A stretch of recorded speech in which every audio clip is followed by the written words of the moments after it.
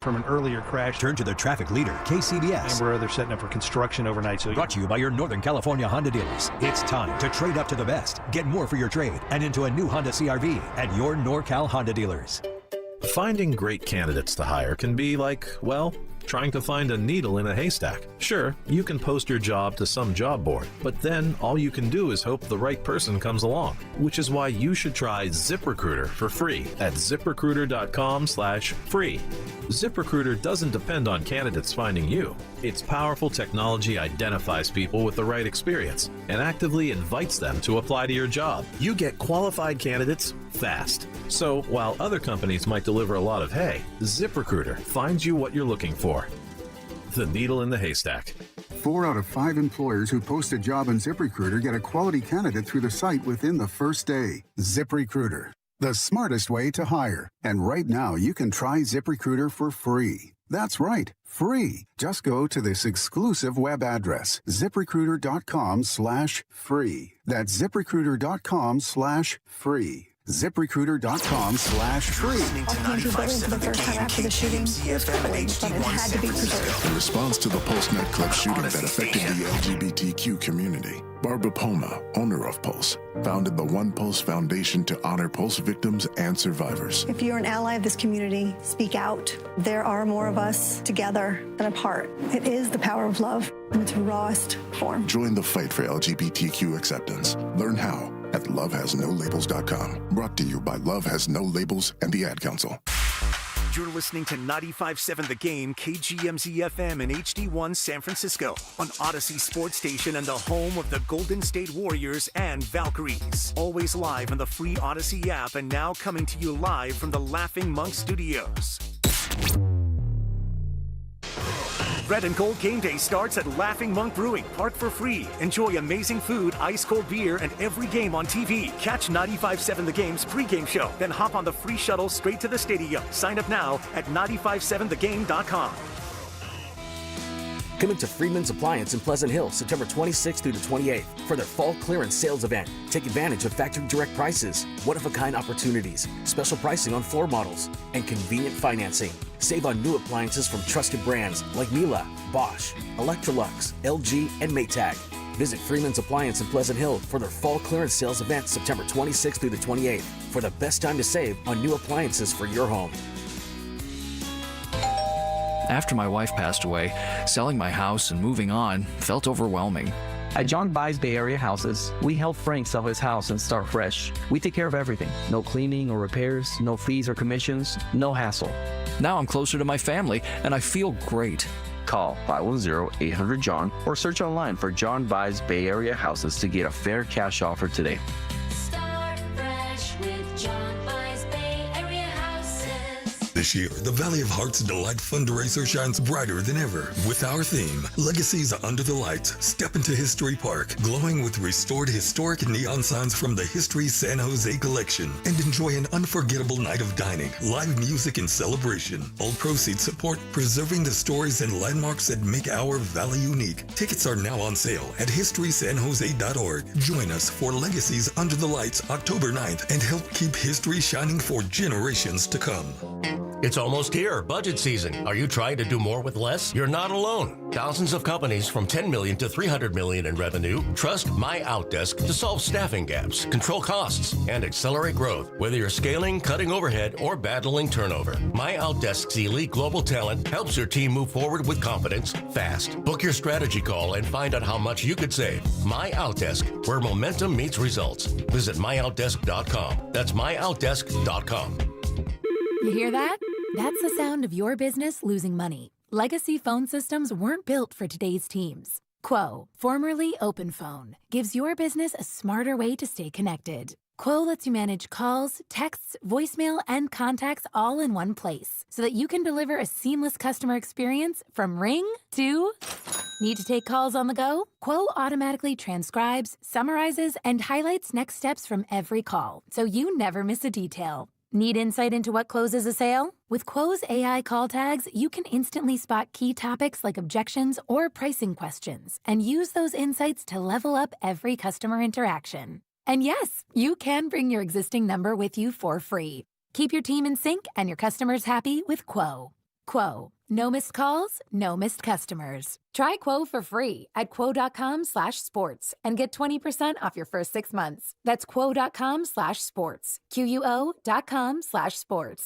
On Saturday, October 4th, Pier 39 is throwing a party on the waterfront. Enjoy drinks to go and activities for the whole family. From live music to special deals, it's all here at Pier 39. Learn more at pier39.com/entertainment zone.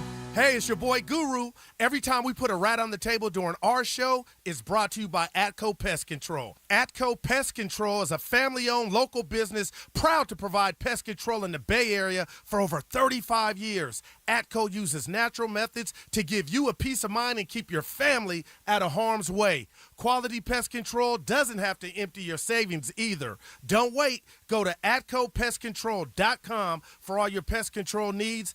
They got you covered. Today, we're constantly taking photos and videos to remember our favorite moments. But what about those captured before the smartphone? What about the memories tucked away on aging VHS tapes, film reels, or in fading photos? These cherished memories are fading away with time, vulnerable to threats like heat, moisture, and mold. But fear not, there's a solution to safeguard your legacy. Hi, I'm Adam. And I'm Nick. Together we founded Legacy Box over a decade ago with one mission, to bring your memories into the 21st century. It's time to bid farewell to old tapes you can't watch and faded photos. Legacy Box transforms them into digital treasures, ready to share with a click. Just like magic, your shoebox of memories is now safely stored in the cloud or on a thumb drive. Over 1 million families have trusted Legacy Box, so you can rest assured your priceless moments are in good hands. Don't let your childhood fade away on old tapes. It's time to digitize those priceless moments. Fast forward into the digital age. Visit legacybox.com/value and unlock 50% off your order. That's legacybox.com/value. Japantown, 57 degrees and clear. Weather brought to you by Staples. Have you heard? The Staples Easy button is back with even more easy. Press it for custom prints, shipping services, even passport photos. Staples. That was easy. Rise. It's time to wake on up. Wake up, wake up, wake up. With a nice cup of Joe. What's up, Joe, bro? Featuring Joe Spadoni. He's an Italian. And Joe, the Butcher Boy Shasky. I am slippery. Oh! The best part of waking up is morning roast in your cup. It is the morning roast, man, on 95.7 The Game. From 52, the kid wobbles, but makes it through. And the Seahawks win it at the gun. Al Michaels on the call for Amazon Prime as the Seattle Seahawks last night eke out a win in the desert, 23-20 over their division rival Arizona Cardinals. Welcome in, ladies and gentlemen, boys and girls. It is the Morning Roast. Joe Spadoni alongside Joe Shasky. And that was a massive game in a variety of ways. And I look at that game now, Joe, as I say good morning to you, Carter, Sam, and all you lovely people just getting off work, getting ready for work, getting ready for the weekend. It is a payday Friday here. You know, both these teams the Niners have beaten. In both of those games, they had no business at one point winning them. It felt like. But this is the NFL. The Seahawks, if Jackson Smith-Njigba doesn't have a hold in that game yesterday, they easily go up 2 scores. The game's over. Night, see you later. If Jason Myers makes a field goal with 3 minutes to go, they go up 2 scores, and the game's probably over then. But they didn't. The Cardinals, who couldn't do anything offensively for most of the night, have an opportunity to tie the game. A guy that couldn't catch a cold for the first half, and we were all questioning whether or not he was a bust in that moment. Marvin Harrison Jr., you could see the confidence waning with every drop, a drop that turned into an interception. I mean, this game had it all, and it was a snooze fest for about 3.5 quarters, but Marvin Harrison comes through, Kyler Murray comes through, and then it comes down to the kickers. The one that made the boneheaded play for the Cardinals, what's my guy's name? Chad Ryland, who couldn't get it past the 20 in the landing zone. It's a penalty, puts it on the 40-yard line. Night, see you later. The Darnold to JSN connection was lethal.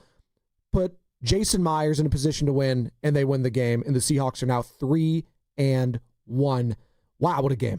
It was a great game. Similar to how I view Major League Baseball right now, with the wild card being what it is and diluting kind of just how I view how difficult it is getting into the playoffs now, just to get into the wild card scenario.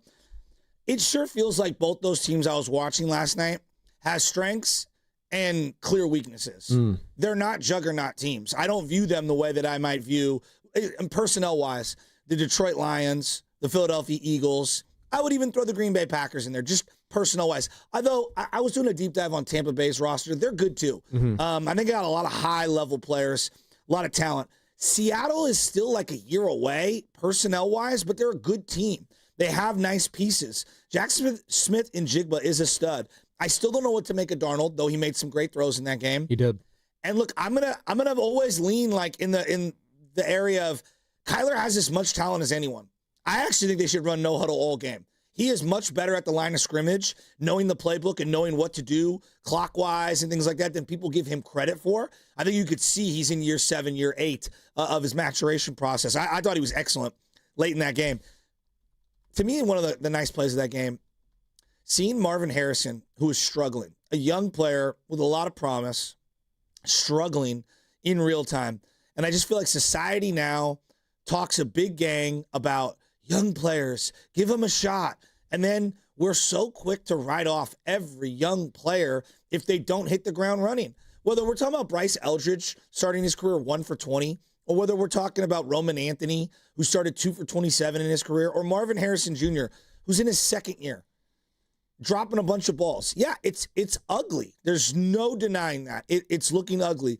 For him to make those plays down the stretch and then catch that ball over Witherspoon, one of the best players on Seattle. And one of the best corners in the league. Weapons in the secondary. Yeah, no doubt. And then he like falls to a knee. You could feel the weight of the world on this young man's shoulders. And it's like I wanted to give him a hug. It felt so relatable. And then he made a great catch to the sideline, falling down later on in the game on the final drive for Arizona. So I just think that in sports now, people talk a big gang about how they want to see young players develop. But then when they see them struggle, because development is not linear, we're just so quick to crush them. Look, Arch Manning, I told you guys before the season started, there's just no way Arch Manning's going to live up to the hype. Now I feel like we're piling on. And I'm not saying he's good. No one's saying he's good just yet. But, like, can we let the season play out a little? Does every individual pass from every quarterback have to be a sweeping indicator of if they're good or great or bad or awful? Why can't we just let like the body of work play out a little? I just... Because it's so much oversaturation with everything now, and we are constantly, I mean, we have the Pro Football Focus, we have every podcaster, we have these shows, we have the national shows. Every single person is watching everything. What's that movie? Everything, Everywhere, All at Once. It's kind of how we view sports right now. It's an oversaturation, and Monday morning quarterback is worse than it's ever been, Joe. It really has. I think it's crazy, and I look, Jaden Daniels is not the greatest football player of all time, right? Had a hell of a season last year. A hell of a season. Rookie of the year. It was incredible. You know, I stand up and applaud him. But I think being reasonable, you're like, hey, you know, do it again. Do it for a couple of years, and we'll see where you're at. Look at C.J. Stroud. We put the crown on the kid's head, and then he's had a couple of down years. Now everybody's piling on to crush him. He's probably somewhere in the middle, right? That's the reality. Kyler Murray was a Rookie of the Year. Like, it took him a while to get to the playoffs with Cliff Kingsbury, and now people are still questioning him after the Cardinals have, by the way, you could not lose 2 games in more horrible fashion if you're a fan of a team. Back-to-back division losses on a last-second field goal. Oof, that's brutal. You know, Kyler's an interesting case study. I think he leaves a lot to be desired, I think, for a lot of people nationally. But when I watch him, he makes a lot of winning plays. And I don't know how much his staff is helping him or the personnel is helping him. I know that organization sucks. I think when it's all said and done, he's played 6-7 years there. I think I said 7. Yeah. Look where he ranks all time in Arizona. They've been a franchise going back 85 years. He's one of the best quarterbacks in Arizona Cardinal history. He is. Going back to the St. Louis years. That's an insane sentence. And yet people talk about him like he's a bust. It's more of an indictment on the quarterbacks that have played Arizona, but I get what you're saying. Like Joe, he's been a 7-year starter for a franchise. Like, that is a pretty remarkable thing. It's Carson. It's like 35-year-old Carson Palmer, 40-year-old Kurt Warner, and then Kyler Murray that have been the best Cardinals quarterbacks in my life now. Yeah. It's not really that's like saying too much, but one of those guys is Hall of Famer, Kurt Warner. That was an amazing run. By the way, I think it was Kyle Madsen, who's a host over at ESPN 1320, used to be a host here at 95.7 The Game, producer, I should say. He tweeted out, Calais Campbell played. He played in that Cardinals-Steelers Super Bowl? Oh my God. We talked to Gamble. He said the same thing last week. Did he say that he played in that Super Bowl? Is that what he said? I was checked out. I was just, I was in awe of the background He was of, a rookie of on when that he was Super Bowl broadcasting. Oh, that's right. Making plays last night. But I guess where I'm going is like, if you talk about Kyler, it's like, he's amazing. He's a bust. I know. It's like, nah, like a 7-year starter for the Cardinals in the NFL is pretty good. He's a pretty good player. I really like him. I told you, if he was given the proper situation, like, and I know maybe I was being hyperbolic. Maybe people think I'm insane when I said, well, because if the 49ers had the opportunity to draft him, like, because he was going number 1 overall before Nick Bosa, and we had the conversation, right? I said, well, maybe if Kyler was drafted to the Niners instead of Nick Bosa, maybe the Niners would have had a Super Bowl by now. I think there could have been a strong possibility. Maybe. Kyler Murray with Kyle Shanahan, what he could do with his feet, I think he could do what Brock Purdy does. Now the difference is coaching, organizations. That matters. And I think he matured. Yes. See, that's the other part. Like, who you are at 21 isn't who you are at 28, 29, 30. He's still doing some knucklehead type of stuff, a la the Michael Vick picture last week. Yeah, that wasn't that wasn't a great look, right, Sammy? No. Did you guys know that Kyler is 3rd on the list of most starts for a Cardinals quarterback? Wow. I don't know if you want to guess the other 2 are above him. It's 2 very obscure names. But. I couldn't. Oh, hold on. One's from like the 70s, right? 60s into the 70s and 80s. Is one of them named Hart? Jim Hart. Jim yes. Hart. He's there you most go. starts at 180. Kyler's 3rd at 85. So Neil Lomax. Neil Lomax. That makes sense. It's a pretty cool name for a quarterback. Yeah, he's 2nd at 101. But yeah, Kyler Murray 3rd overall in career starts for the Arizona Cardinals. I think this is his last year being a Cardinals quarterback. Why do you say that? Because I think they're blowing it up after this. But that would be foolish. Well, John Gannon's in his 3rd year, and they've gone nowhere. Like, I think they're not going to make the playoffs. I don't think, I'm just telling you, I think they're going to do an organizational reset. What are they, 2-2 currently? Kyler's got 2 more years left on his deal. Yeah, I'm not very high on this Cardinals team. I'm not. Not to say I'm not higher on Kyler Murray. I just think he needs to go somewhere else. $57 million dead cap hit next year. Yeah, they're going to eat it. I think they're going to do a reset after this year. I don't think John Gannon's the guy. I don't personally. By the way, that Seahawks win that 49ers win over the Seahawks week 1 is looking better and better. Seahawks look good. But I still don't think they're great. Like I'm not thoroughly impressed with them. Again, I think that there's a high class, the suite of the NFC, and then I think there's the next tier of teams are all very flawed. And not that they're not good, not that they don't have certain personnel, but I think there's a clear distinction between Eagles, Lions, then there's the next group of teams, what I would go Packers, Bucks, maybe I'll put the Niners in there, and who else? It's a good question. I don't think the Seahawks are on those other teams' level. but offensively, since facing the Niners in week 1, they've been pretty freaking good. Now, I know they only scored 23 yesterday. Could have been more, if not for a boneheaded hold from Jackson Smith and Jigba. They could have gotten close to 30. But right after that Niners loss, 31 in Pittsburgh, back at home against the Saints, 44. Could have been close to 30 yesterday. The 49ers held them to 13 points. So I do think the offense is a little bit better than you might be giving it credit for. Maybe. That Darnold, they seem like a very connection. one player pass happy offense. Now, granted, the Niners kind of are currently too, but they've got 2 in McCaffrey and Pearsall. It's just Jackson Smith and Jigba is all their offense right now. I know Kenneth Walker ran really hard yesterday. It's just I'm skeptical on Seattle overall. And you know what? You can feel that way, absolutely. Sam Darnold, I'm still skeptical on. Even though he showed me what he did last year, I think he's a very solid. He's a slightly above average quarterback right now that could tantalize you. Yesterday, he made some dimes. He didn't make the boneheaded mistake that we've seen from Sam Darnold. Now, the question with Sam is, when push comes to shove in those big games towards the end of the season, whether it's to win the division or get a playoff spot, we'll find out more about him. The other team that I've omitted when we're talking about the NFC, as I'm just thinking about it, is the Rams, right? Obviously, I don't really know where the Rams are. I would probably put them, if Detroit and the Eagles, personnel-wise, coaching-wise, I've got them up in the upper echelon. I think that next tier would include Green Bay, Tampa, LA, and then maybe Niners, Seahawks. Well, maybe. Like, that's what I'm saying, though. Like, I think it's wide open in the NFC. I really do. I'm not saying these Philadelphia Eagles team, that Philadelphia Eagles team is some juggernaut. No one has a chance. You know, the Packers, Lions, Niners. Look at Detroit's roster. I know. I know, but then week one, they looked atrocious. I know, but they've got arguably one of the best offensive lines in the game. They've got 3 weapons in the pass game in the tight end and the 2 receivers. They've got 2 elite running backs. They've got a quarterback who statistically, people don't want to hear this, his stats mirror Drew Brees just in his career. Jared Goff? Yes. No, I like Jared Goff. And now it's easier to pass now than it was for him. But I'm just saying, like, and they've got a defense that's coming along. You move him off his spots, though, he'll throw it up. Like, that's what I'm saying with Jared Goff. We've seen it many a time. Obviously, the Lions had a double-digit lead on the Niners once upon a time in Levi's Goff, NFC Championship game. I want to make this clear. Yeah.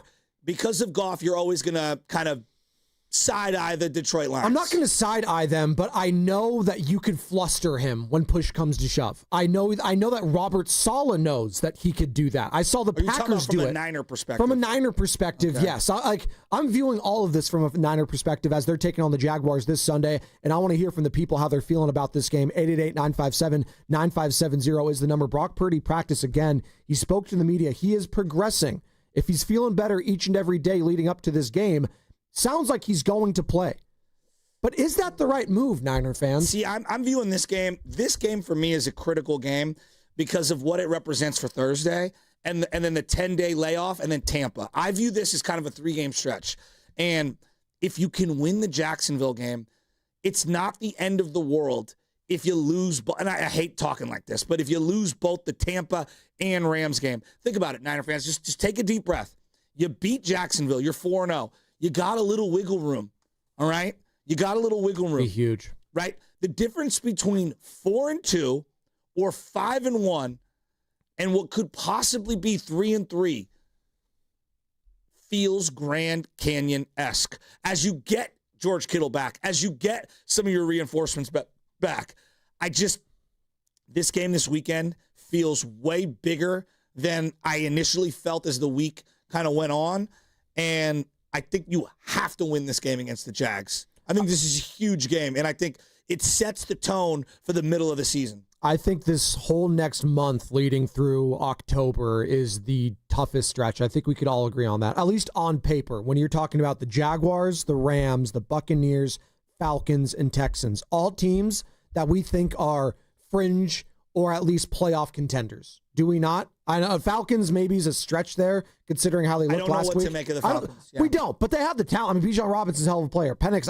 I think, could be good. I don't know. They got humbled. He got benched last week for Kirk Cousins. Do we trust Raheem Morris as head coach? There's a lot of question marks there. But the Buccaneers, they were a playoff team last year, and they are undefeated. And Baker has some swagger right now. And Todd Bowles, whatever you say about him as a head coach, he gets that defense flying all the time. He's a hell of a defensive coach.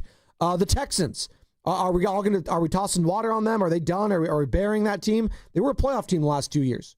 We'll see. DeMeco Ryans knows Kyle Shanahan's offense very well. Again, we're looking ahead here. They have to win this week to feel a lot better about the next couple weeks. Knowing all the of magnitude that. of this, I'm asking you playing Purdy, you playing Mac? I'm playing Mac Jones.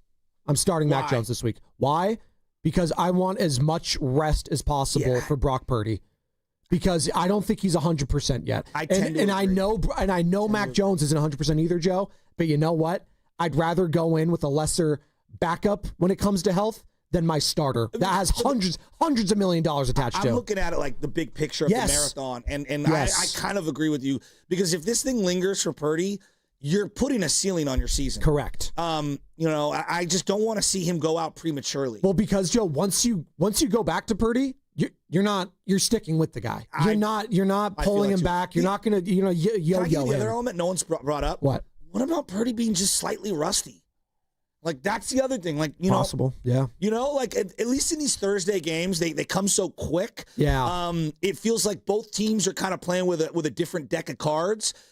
I worry about just a little bit of rust. I'm not saying that he's not going to figure it out or whatever. It's just I just worry about being a tick off in a game like this, holding the ball a little too long. Just I don't know. Yeah. No, I think we're both in lockstep I'd here. probably start Mac too. And I wonder where Niner fans are at. If Brock Purdy is practicing this week and said he's feeling better every day, are you throwing him out there this Sunday against the Jaguars?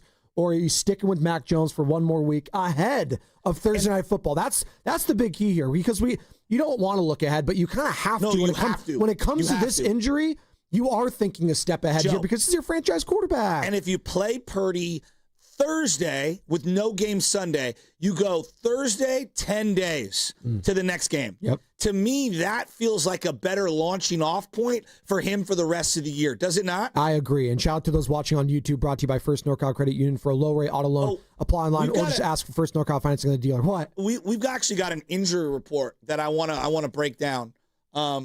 Another one? Yeah, we got an injury report on the other side. We're gonna do something, just since nobody has answers with the Niners and their injury situation, I think we are going to start to do something on the regular here at 95.7 The Game, just to update people on the injury report. It's science. Oh, we in lockstep there. Let's go, Carter. I'm feeling it this morning. It's a payday Friday. I'm feeling fantastic. Here's the thing I don't know. What do you not know? How's Mac look?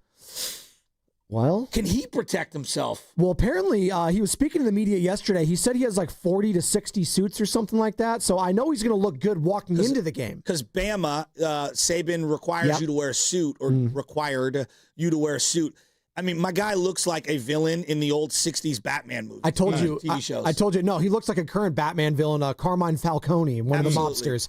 We are coming to you live from the Laughing Monk Studios. Laughing Monk, righteously brewed in San Francisco. I did like the new Batman, by the way. Robert Pattinson, I'm in. Zoe Kravitz as Catwoman, I'm in. I didn't even recognize Colin Farrell as the Penguin. That was incredible. He was great. Did you see the Penguin show on HBO? I'm going to get to it. I need to. I need to finish Righteous Gemstones first, and then I'm going to get to that.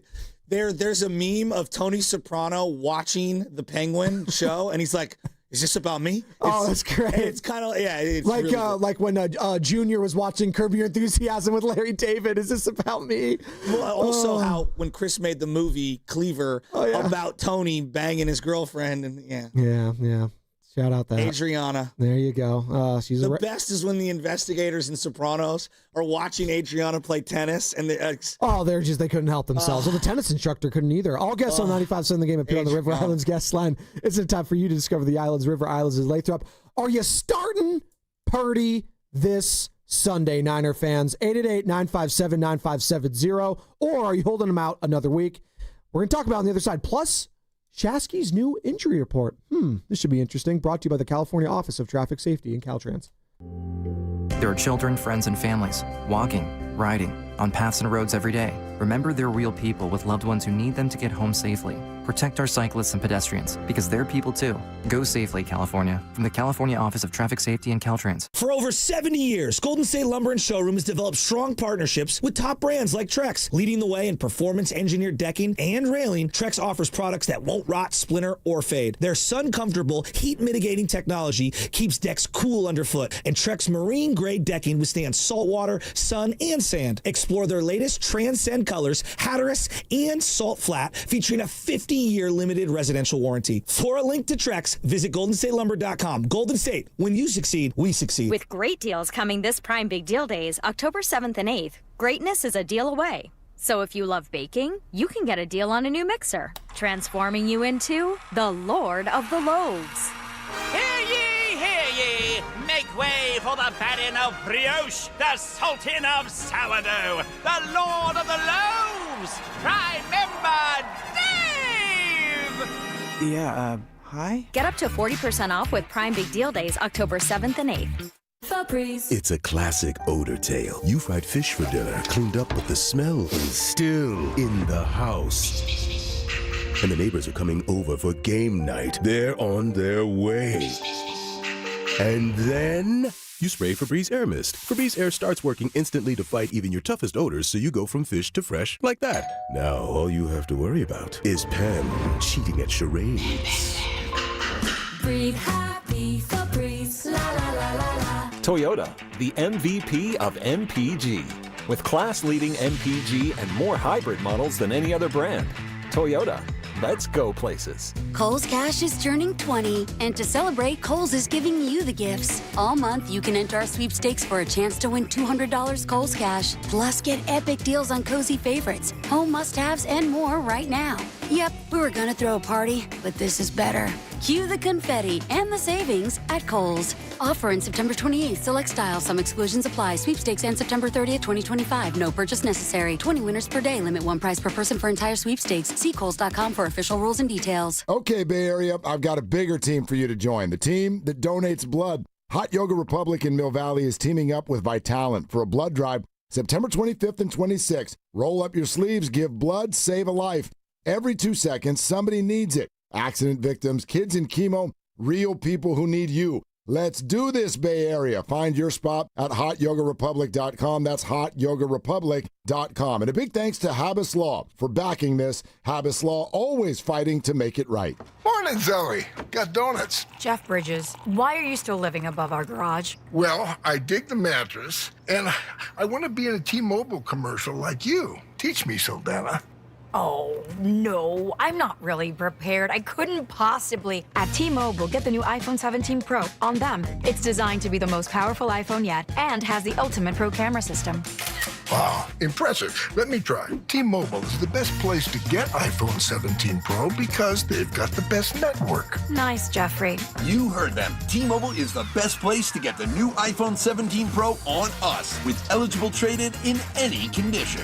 So, what are we having for lunch? Dude, my work here is done. 24 monthly bill credits on experience beyond for well-qualified customers plus tax and $35 device connection charge. Credits ended. Balance due if you pay off earlier. Cancel. Finance agreement iPhone 17 Pro 256 gigs, $1,099.99 and new line minimum $100 plus a month plan with auto pay plus taxes and fees required. Best mobile network in the U.S. based on analysis by Ookla Speed Test Intelligence data 1H2025. Visit T-Mobile.com. Join 95.7 The Game at Pier 39 for a special live broadcast from 12 p.m. to 4 p.m. on Saturday, October 4th. Meet Zaza Pachulia, Festus Ezeli, Kalina Azabuki, Tim Roy, and Bonte Hill. Plus, enter to win Warriors tickets. For more info, visit 957thegame.com.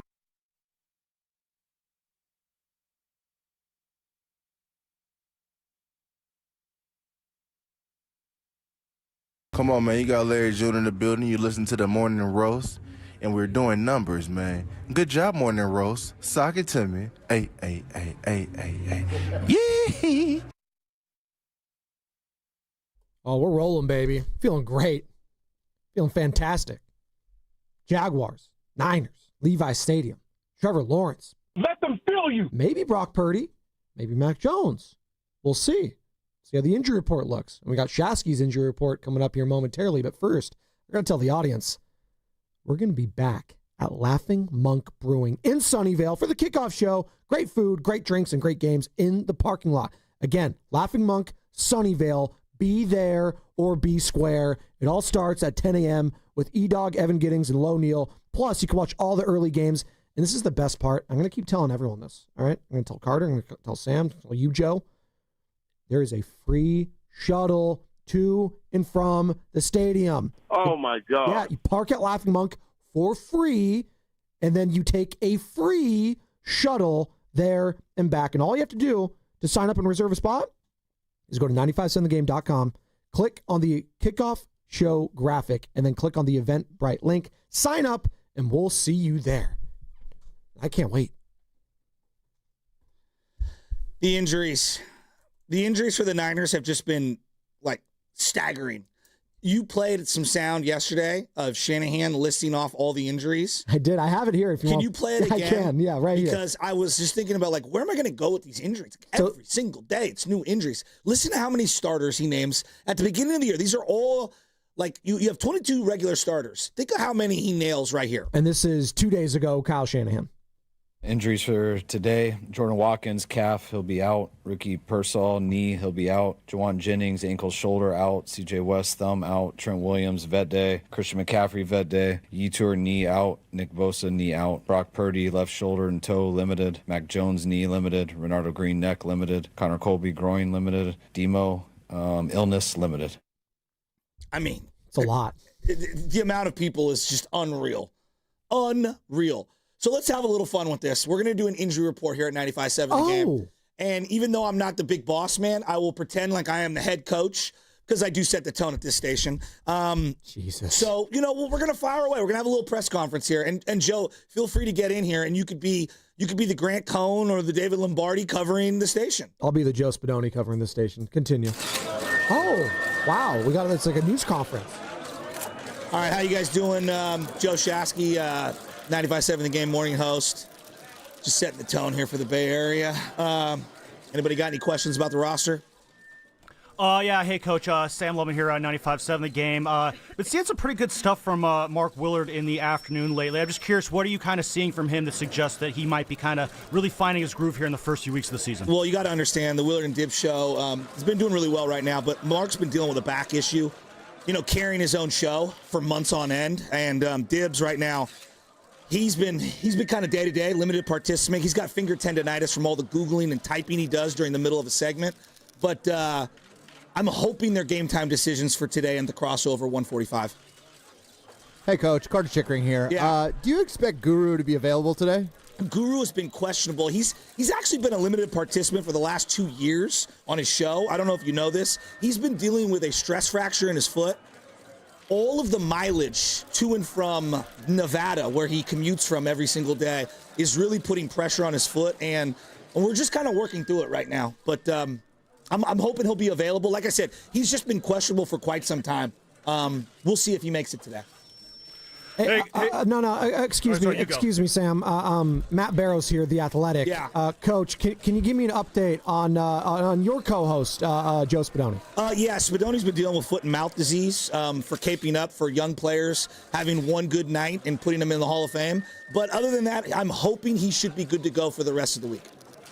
Coach here, David Lombardi, SF Standard. We set the standard for sports coverage here in the Bay Area. Matt Steinmetz has been putting on just a masterclass on the air of late. How is he such a standard setter for 95.7 The Game? Look, Steiny shows up every single day, ready to go. I mean, this guy, he's a leader. 8 o'clock every single morning, he is in that other room eating a croissant sandwich and working on his show. But Steiny's been dealing with general soreness. I mean, I'm going to give this guy a vet day. He needs to go out and golf and hit the cafeteria. Hi, Shasky. Larry Kruger here. I'm curious what you think about Evan Giddings. He was out, I believe, all of last week, or this week. Do you think we're going to see him next week? Yeah, Evan's been a Swiss Army knife for the station as of late. I don't know if you know this. He's out for the week, though, right now. General fatigue for filling in for everyone. Hey, Coach. Tracy Sandler here. Go Dodgers. Just Lucas Alexander. I feel like we get a little bit more from him lately, but what more would you like to see from Lucas here at this point in the season? Lucas has this rare blood disease called alligator arms, where it's tough to get money out of him. And I don't know if you knew this, but he hurt his butt and his pocket betting on Korean baseball over the last 3 months, and he doesn't have a lot to show for it. I got one more for you guys. The big boss man, Matt Nahegan. Is anyone going to ask me about him?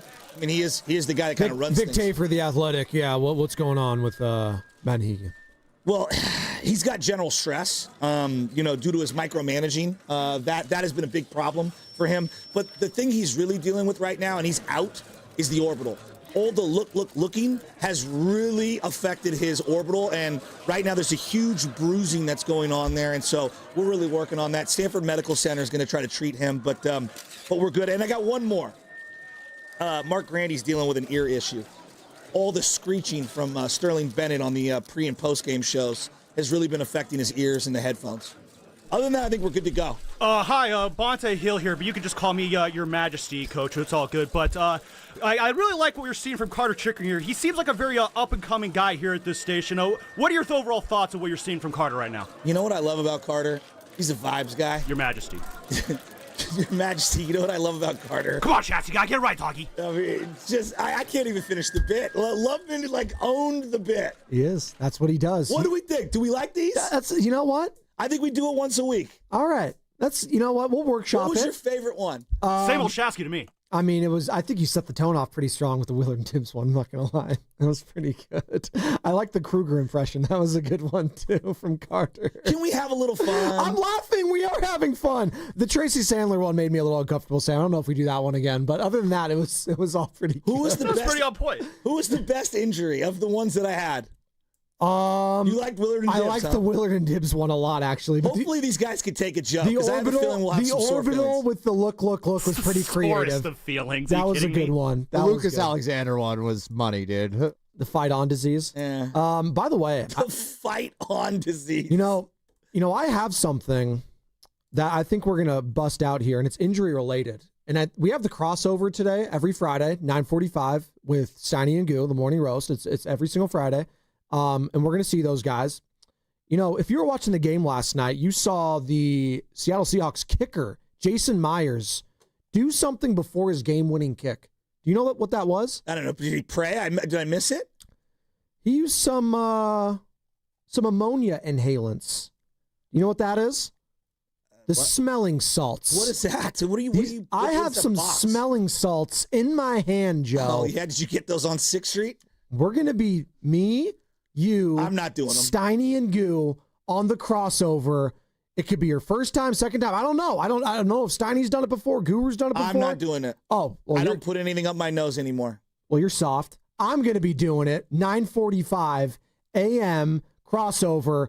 We're going to be doing some smelling salts on the crossover, so be there, be square. You see this honker? Yeah. This is like, putting the premium gas in a Ferrari with these smelling salts. That's what we're going to be doing, baby. Boy, the foot and mouth disease assessment that I had on you is just only kicking in further. You yesterday tripling down on telling everyone Mia O'Brien's age was ridiculous. I said we're the same age if she was in the 6th grade 20 years ago. Doggy. Why? Who cares? Joe, we're in a society now where it's okay to talk about age. All right? Women are our equals. I don't know if you know that. Hashtag me too. All right? There you go. Right, Sammy? You look like you want to jump in there. He's putting his hands up. He doesn't want to get involved. He's scared. He said 2 minutes in my ear. He's like, I can't wait for this segment to end faster. He ripped a smelling salt. A smelling salt right before the kick. Last night. Jason Myers did. Yes, I missed that. Yeah, he did, and it went in. Maybe he should have done that 3 minutes prior, so they didn't have to do it. He did the Scarface in the car. Got some for me. Got some for me.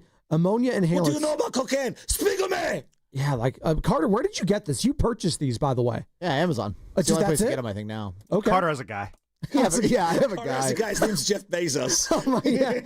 Jeff Bezos. Every now and then he lends him money. 10 single-use Carter capsules, 15% solution. I don't know if that's extreme, not extreme. We'll see. You know what? You guys, we were all watching, speaking of Amazon, the Amazon Prime broadcast last night. Did you see what happened at the end of that broadcast? No, what? The post game? Richard Sherman was talking. Oh, I did see that with Tony Gonzalez. Yeah. Really juicy stuff. Did we get that sound, boys, in the back? We will on the other side. You have got to hear what they were talking about. And I honestly think, I can't think of an individual in sports who has done what this guy did, playing himself out of the Hall of Fame. I can't think of one person who I thought was a lock Hall of Famer, and now I just don't know. And this is not just a off the field issue, a legal issue that takes you out. Like Antonio Brown should be a Hall of Famer on the field, but he's not going to go to Hall of Fame because all the stuff that's happened since then. Probably, I would assume. I don't know. This guy, it's because of his play on the field and how his teammates felt about him. We'll talk about that on the other side, and it's going to be brought to you by Fremont Bank. Here for you, here for good. Boxer & Gerson, Northern California's premier workers' compensation law firm, helping injured workers get their lives back for over 40 years. All right, Butcher Boy here for Ceremony Ford, and let me keep it real with you. If you've been thinking about making the switch to an electric ride, now is the time to pull the trigger because Ceremony Ford in Colma is ending the summer with some heat. So check this out. Slide into a brand new 2025 Mustang Mach-E for just $225 a month on a lease. That's right, $225 a month for 36 months. Or if you're ready, are you ready to buy? Are you ready? If you're ready to buy, lock in 0% APR financing for 72 months and grab a $2,000 rebate. Who else is giving you that? Only Ford. Here's the kicker. The federal EV tax credits on the Mach-E and the F-150 Lightning are about to expire September 30th. You wait, you lose. Don't let Uncle Sam keep your money. Ceremony Ford has one of the biggest inventories in Northern California, and they're ready to hook you up. Find them right off of 280 in Colma or online 24/7 at ceremonyford.com. That's Ceremony Ford, the Bay Area's Mustang Mach-E Superstore. Tell them Butcher sent you. On Saturday, October 4th, Pier 39 is throwing a party right on the waterfront. Now our iconic views and bay breezes come with drinks to go. Grab a cocktail, mocktail, beer, or wine from one of our restaurants and take it with you as you explore the pier. Plus, live music, party games, sea lions. Fun for the whole family. What more could you ask for? Enjoy dancing, street performers, special deals, and that one-of-a-kind Pier 39 flavor. We're bringing the atmosphere, you bring the crew. Pier 39, Pier for the fun. Learn more at pier39.com/entertainment zone. Come into Freeman's Appliance in Pleasant Hill September 26th through the 28th for their fall clearance sales event. Take advantage of factory direct prices, one-of-a-kind opportunities, special pricing on floor models, and convenient financing. Save on new appliances from trusted brands like Miele, Bosch, Electrolux, LG, and Maytag. Visit Freeman's Appliance in Pleasant Hill for their fall clearance sales event September 26th through the 28th for the best time to save on new appliances for your home. When you own your own business, you own every decision. Catch the red eye or take the 6 a.m. Make a new hire or promote internally. Celebrate a win with the toast at the gate or unwind at the lounge. Big props to this team. Some decisions are a win-win. Like earning 8 times points on Chase Travel. Introducing Chase Sapphire Reserve for Business. With $2,500 in annual value, it's the business card that gives back all you put in. Visit chase.com/reserve business to learn more. Cards issued by JPMorgan Chase Bank and a member of FDIC, subject to credit approval. Terms apply. Count on Sundays with the NFL on CBS and Paramount Plus. Here we go. This week, it's a must-see matchup as Lamar and the Ravens visit Mahomes and the Chiefs. Oh, my goodness. Visit ParamountPlus.com/NFL to get started today. You're on the list for Macy's Fall VIP Sale. That means you're invited to save big on this season's top designer looks at prices you'll love. Like an extra 30% off Calvin Klein, Steve Madden, Hugo Boss, and more.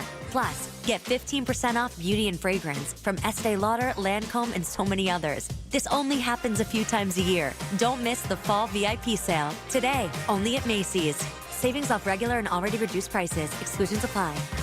This is the story of the one. As a custodial supervisor at a high school, he knows that during cold and flu season, germs spread fast.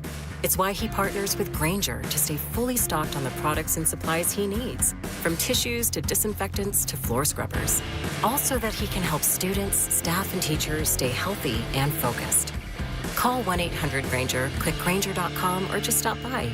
Grainger, for the ones who get it done. Hey, Joy. Oh, you are glowing. Oh, hey. More like Mira joyed that Miralax helped me go. I was so backed up. Tried mega coffees, prune juice, everything. Then Miralax. And hello, gentle relief without the harsh side effects. Ooh, how does it work? It works naturally with the water in your body for constipation relief. Find Miralax today at Walmart. Use as directed for occasional constipation. This is the story of the one. As a maintenance supervisor at a manufacturing facility, he knows keeping the line up and running is a top priority. That's why he chooses Grainger. Because when a drive belt gets damaged, Grainger makes it easy to find the exact specs for the replacement product he needs. And next day delivery helps ensure he'll have everything in place and running like clockwork. Call 1-800-GRAINGER, click Grainger.com, or just stop by. Grainger, for the ones who get it done. Hey, listen to this. All I needed was a new starter. Got a great deal on eBay. Did it myself. Yeah, that's cool. But how about the soft purr of an upgraded exhaust when it fits just right? For me, it's the little things. Like these new windshield wipers from eBay I installed. From small fixes to big upgrades, eBay has all the parts you need at prices you'll love. Guaranteed to fit every time. eBay. Things people love. Eligible items only. Exclusions apply.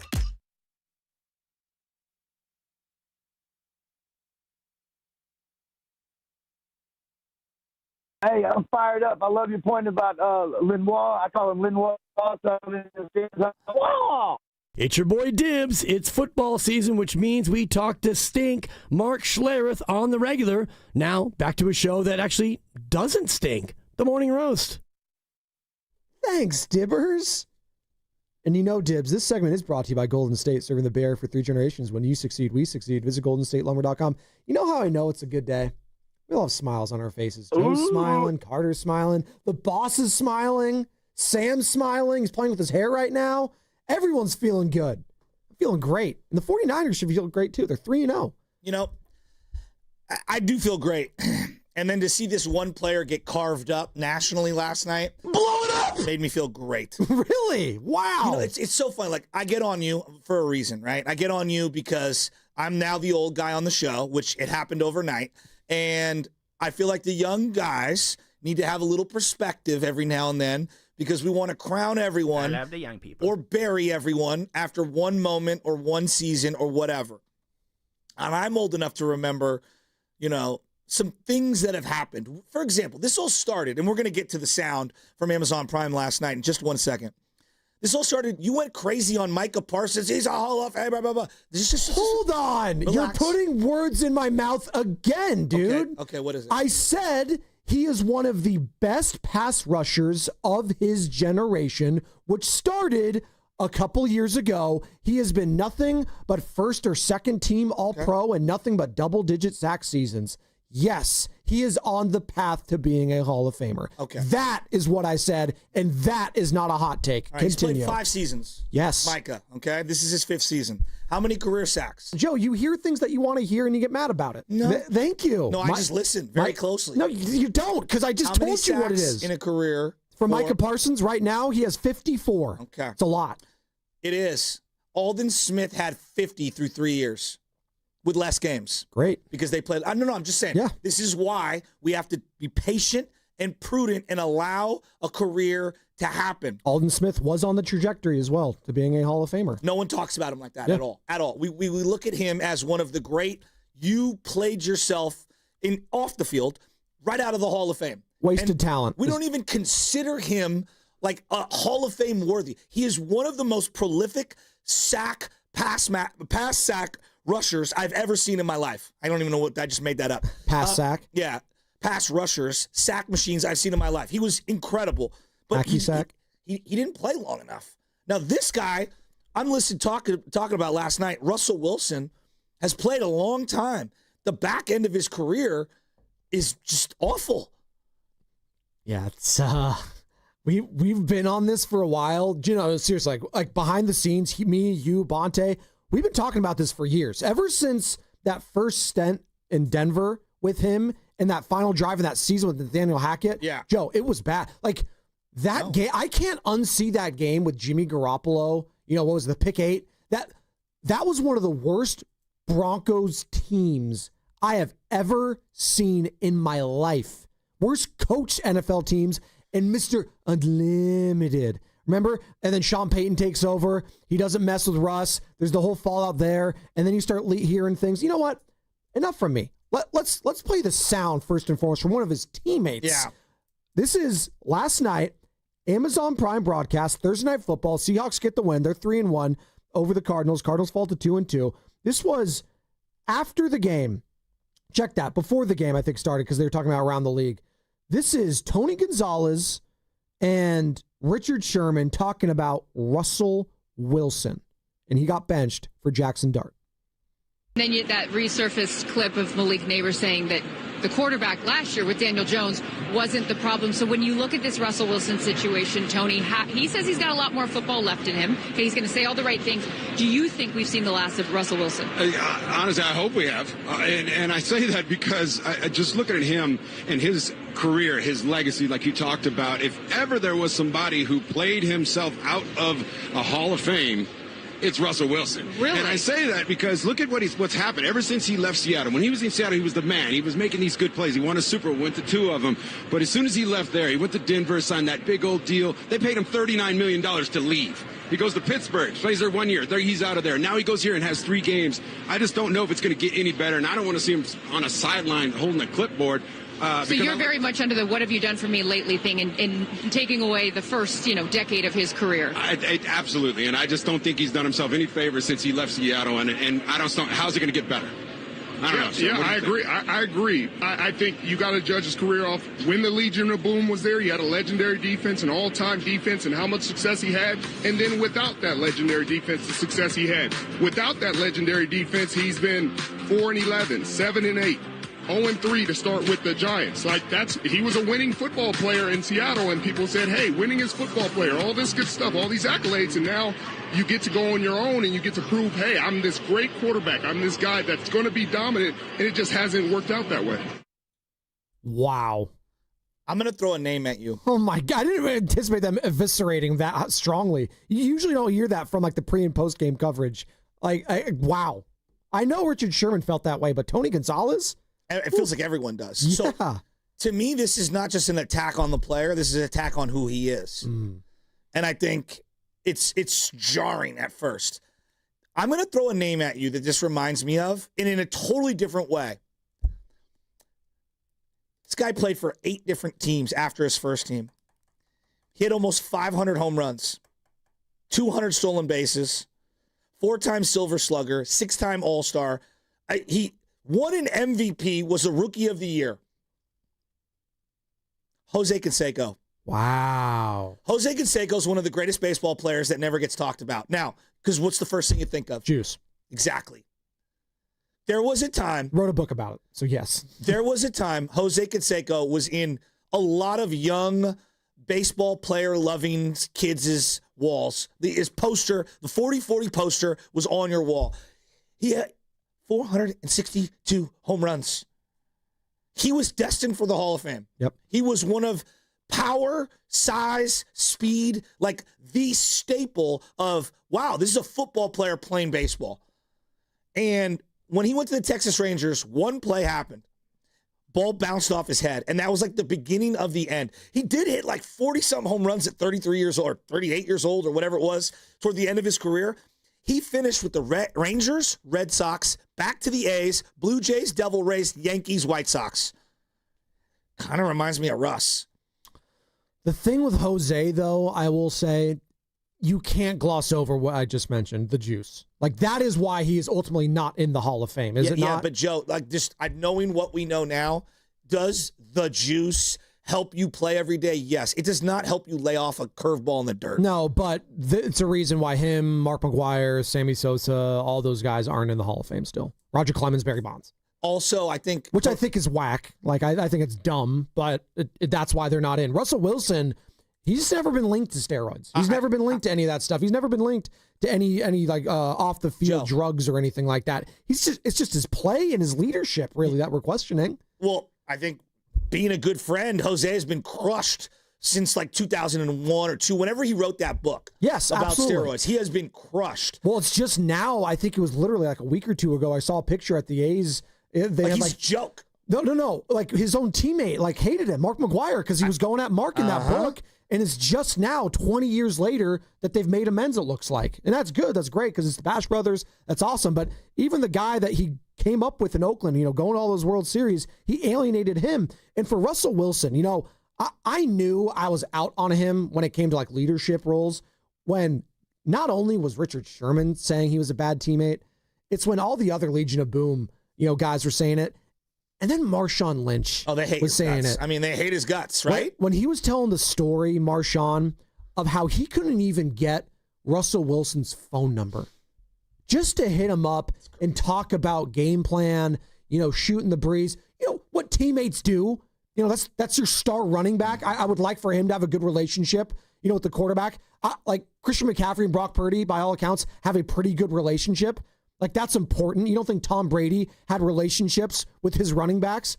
So for Russ to have a blocked number and not give it out to any of his teammates, I knew I was out on him as a leader then, but I didn't even expect his play on the field to drop off, exponentially after that, because I know that Sherman's saying, like, when do you think the Legion of Boom was really over? Well, like, when was that year for you? Like 2016, 17, right? Yeah. He had good years after that. Like 2017, he had 34 touchdowns, 11 picks. I think he's a 10-time Pro Bowler. He is. He is one-time second-team All-Pro. Yeah, but 10-time Pro Bowler, when Pro Bowls were a little more meaningful back then, that's pretty impressive. Well, and that's why, like, he says, like, after Legion of Boom, he sucked. Well, a lot of those Pro Bowls was 4 straight was after the Legion of Boom. 2017 to 2021, he was a Pro Bowler. Now, he was listed as one last year, which, I mean, I don't know about that, with the Pittsburgh Steelers when he had... What am I looking at here? Did he really? He had 16 touchdowns and 5 picks. Well, how many people had dropped out? That's a Pro Bowler? Wait, how many people had dropped out before he was named a Pro Bowler? Oh my! But that's what I'm getting at here. I think what you're saying is like the first chunk of his career was prolific. I mean, incredible. I'll just give you the Oakland years. This is what he averaged from 85 to 92. I'm going to give you Jose Canseco. 39 home runs, 123 RBIs, and he batted .267. And then, by the way, he averaged 22 stolen bases a year. Like, I know, now he's a joke. I get it. I'm telling you, the day he was traded in the on-deck circle, it was like, what? You're trading Jose Canseco away? The Bash Bros weren't just, they were iconic. They were as popular as the Fab Five, as popular as, the Duke Blue Devils at the time. I'm trying to think of some of the bigger things in life at that time. They were a brand. The Simpsons. The Bash Bros were Americana, and he has fallen off the map. And I get it. Like, there's the steroid thing. I get what you're saying. But what I'm saying, Joe, is I think the off-the-field stuff with Russell Wilson as a person and as a teammate is as damaging to his legacy as the Canseco steroid stuff. It feels like. Well, that's literally the reason why we're talking about it, is because it's not only the play, and that's one thing. If your play falls off and like you get hurt and you have injuries, like that's one thing. But it's another thing when people like question you as a leader and as a teammate. That's what you can't, especially at that position. Like Would you rather be considered garbage or a fraud human being? Probably garbage. I just suck. I'm just not good. But you know what? At least he's a good guy. Like, how about Joe? You're the king of this. How many times do you say, you know what? Wilmer Flores, he's a great dude. He is. It's just time to turn the page. It is. So it's like, So you'd rather just be a good vibes guy? But that's I acknowledge important. being a good person does matter to me. Now, I know it's the world of sports, and I think the fact that Russ has been outed as he's not a good dude, he's not real, inauthentic. It's one of the worst things you can be accused of. At that position, too. Yes. Like that's the important part of all this. Yes. It's the quarterback not being a good leader. I think guys that's like a similar player that I think about with this, and I'm not questioning his leadership because I'm sure these guys loved playing for him and with him. But a guy that played himself out of the Hall of Fame, I felt like it was on a trajectory, and he's actually in the news a lot lately because him and Tua were going at it. It's Cam Newton. I think a guy like Cam Newton who, since that year at Auburn, all he knew was success going forward, breaking all these rookie records, being an MVP, Offensive Rookie of the Year, first team All-Pro, going to the Super Bowl. But since that moment in the Super Bowl, Joe, and whether you're going to crush him for this or not, him not jumping on the fumble when it happened, by the way, at Levi Stadium, him not talking to the reporters after the game, him with the towel on his head. Listen, I'm not saying, I'm not crushing him for doing any of that stuff. I'm not in his position. I wasn't in his shoes. I don't know how I would react to it. I just know how a lot of other people acted towards that. They hated it. They hated the look. They hated everything about it. They crushed the guy for it.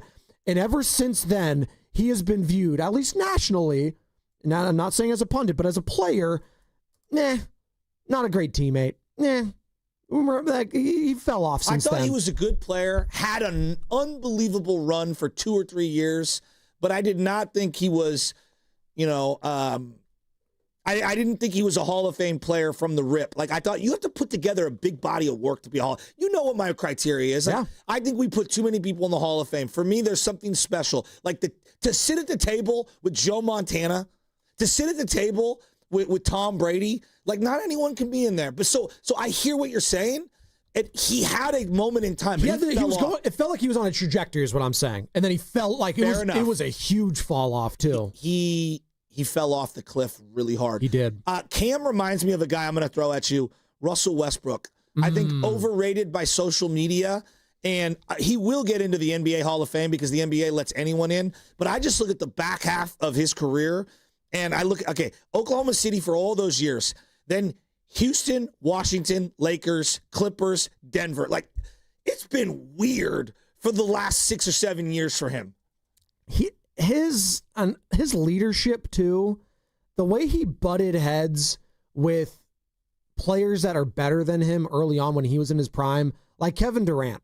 How that went down with Kevin Durant and when he chose, I should say, to go to the Warriors, And then Russell Westbrook is like throwing shade at him, and he's like, I'm staying, and I'm going to average a triple-double, and I'm going to be a first-round exit in the playoffs or whatever they ended up doing. It's like, great, congratulations. Like, do you feel better that you're more beloved in Oklahoma City for a couple more years than Kevin Durant was? You were never the better player, but he acted like he was, and the way he spoke about it was, and that's what was really off-putting for me. And then when he went to the Lakers, and then he tried to have the audacity to, be like, hey, Russ, you're the reason you're losing a lot of these games. It's not LeBron James. I promise you that. It's you, dude. Look in the mirror. Be accountable. He refused to take any accountability when a reporter after a game would question some of his decision-making. And then he'd clap back. I was like, you know what, dude? Talking about needing to take a playoff. He needed to take a playoff. Well, he has horrible self-awareness. Yeah, but he will get into the Hall of Fame. Yeah, well, I don't want to include NBA in this conversation because almost everyone in the NBA gets it. But the NBA has this thing. And it's the Basketball Hall of Fame, not the NBA. There is something unique about the NBA. Chris Paul, Vince Carter, Russell Westbrook, they all hung on for so long and played on so many teams. It just diluted how great they were in their primes. And there are so many all-star appearances. I'm not hating on longevity. Yeah. I'm not hating on the longevity. But if I say Vince Carter to a bunch of young people, they remember him as this old vet bouncing around. Like, I remember him as one of the unique high flyers of all time. He was so fun. He was one of the most fun players. Is a good call. Yeah, he was really fun to watch. So I do believe basketball tends to be very different. Like Chris Paul, the last 7 years for Chris Paul, really? Warrior legend. Never forget it, dude. Stop it. By the way, you're listening to 95.7 The Game, KGMZ FM and HD1 San Francisco, and Odyssey Sports Station, the home of the Golden State Warriors and Valkyries, always live in the free Odyssey app, coming live from the Laughing Monk Studios. We're talking about right now players that have played themselves out of the Hall of Fame potentially, and you could join in the conversation. Hit us up, call or text 888-957-9570. By the way, are we starting Brock Purdy this week, or are we starting Mac Jones and saving Brock till Thursday Night Football next week? 888-957-9570. Just one. I want to go around the room one time, please. A guy like Jose Canseco, I know we view him as a clown and as a whack, but if I say that name to you, what's the first thing that comes to your mind? I think of the Bash Brothers. Yeah. I think of before Juice. Yes. I think of really? him. I think that's unique. Well, I think of him, because, my dad grew up, going to a bunch of A's games. Yeah. I knew, but we're in Northern California, so it's a little bit, more unique for us. He was so good. But he was, one of the players we look at today, talking about the stolen bases and the home run. He was that guy 30 years ago. You don't fake your way to 460 career home runs. No. That's just my belief. And bat 266 as a career. Carter, if I say the name Jose Canseco to you, be real, what's the first thing you think of? I think of him getting beat up in that Barstool Sports boxing match. No, that's totally forgot about that. He threw out his shoulder. He threw the match. Do you remember crazy. That? Yeah. Did you know he was that good of a baseball player? Yeah, of course, because we live around here. Okay. Sam, same thing for you? Aussie, no, for me, it's the ball bouncing off his head. Yeah, there you go. It's crazy. I remember that was the moment. I was he's a clown. Another guy that I'm thinking of, if we're talking about playing themselves out of the Hall of Fame, is Donovan McNabb. Another one for me. I thought he was going to be a Hall of Famer, man. That's a good call. And some people might still think he's borderline. He's not going to get in. People forget how good he was on those Eagles teams, man. 4 straight NFC championships, Joe. 4 straight. You're an NFC guy. You know this. He was so good. I love Brian Westbrook, right? But him and grew T.O. up in the Super Bowl. It's dog, you can't be partying all week. I know. His conditioning was so bad. This is your moment. Again, not caring about your body, taking care of your body, and doing the proper conditioning that you needed to do in those moments. Coming up short the way they did against the Patriots. We should have known the jig was up when they traded him to Washington. And then they got Michael Vick. And you trade him in division? That tells you, hey, we just don't think you're good. I know the exact game where he was buried and we were never going to look at him the same again. It was that Monday Night Football game against the Eagles. And Mike Vick, on the second play, bombed to Deshaun Jackson. They win 50-0 or something. And Andy Reid and the Eagles never look back. And Donovan's there. I think Jim Zorn was the head coach of Washington then. Seattle quarterback. Yeah. It was a bomb. Me some Jim that was Zorn. A bomb. No, I think they tried it twice, Carter. They tried in the very first play and then went right back to it and did it. And it might have been the first one. I could be misremembering. But it was John Gruden, Ron Jaworski on the call. And then that was the moment I was like, oh, Donovan's done. It's over. And Mike Vick looked sweet. He was awesome. It was that was his redemption tour. It was pretty cool. It's just the Russell Wilson saga. it's just been... You're so happy about that, too, because he had so much heartbreak for the 49ers. Oh, my God. He just always came off as a fraud. Because here's my thing. Like, you want to do a bunch of charitable stuff? Dude, by all means, I want you to do charitable stuff. It just felt like every day he was doing charitable stuff in front of the camera. Let me take this photo with this child who's clearly sick. It's like, does the camera have to follow you everywhere? Can you just do, like, this is how I believe, like, does everything need to be broadcast at all times? Unfortunately, in today's society, yes. As I guess, who's the famous YouTuber that's out right now? Speed. He's here in the Bay Area. Hey, dude. Can he come on our show? Can he boost our numbers? Hey, hit him up. Hey, Carter, you have his number, Seriously, right? bro. He's everywhere. Yeah, let's get him. He was doing Speed. the Thizzle dance. What? Yeah, he was shutting things down on like Union Square. No! The mayor met him. He's been in Oakland. Like he's been everywhere in the Bay. He went to a sideshow. Really? Yeah. Was he going dumb at it? He had a Bo Jackson, even though he didn't play for the Oakland Raiders. He played in LA, the yes. Bo Jackson Raider jersey. That's pretty sick, though. He had the Steph Curry Warrior jersey on. That was pretty cool. If he had went Marshawn Oakland jersey, that would have been good. If he would have gone Charles Woodson, that would have been fine. The Bo one's okay. Bo knows. Talking about a guy who was also on a Hall of Fame trajectory, but his body broke down. The thing I would say, he did a backflip off the Golden Gate Bridge. Please, people, wait, what? Don't do that. Yeah, the side rail. He like did it. Please don't do that. Yeah, don't do that. Please don't do that. Don't copy people that are doing crazy stuff on the internet. Yeah. There you go. Yeah, there we go. By the way, we're talking about like teammates and, you know, who's a good teammate, who's a bad teammate, who's a combustible teammate, good leadership. Like Matt Steinmetz, great teammate. Elite teammate. Great teammate. Joe Shasky, just a great teammate, right? Yeah. There you go. Carter. Great teammate. Sam Lubman, great teammate. Do something kind of a me guy.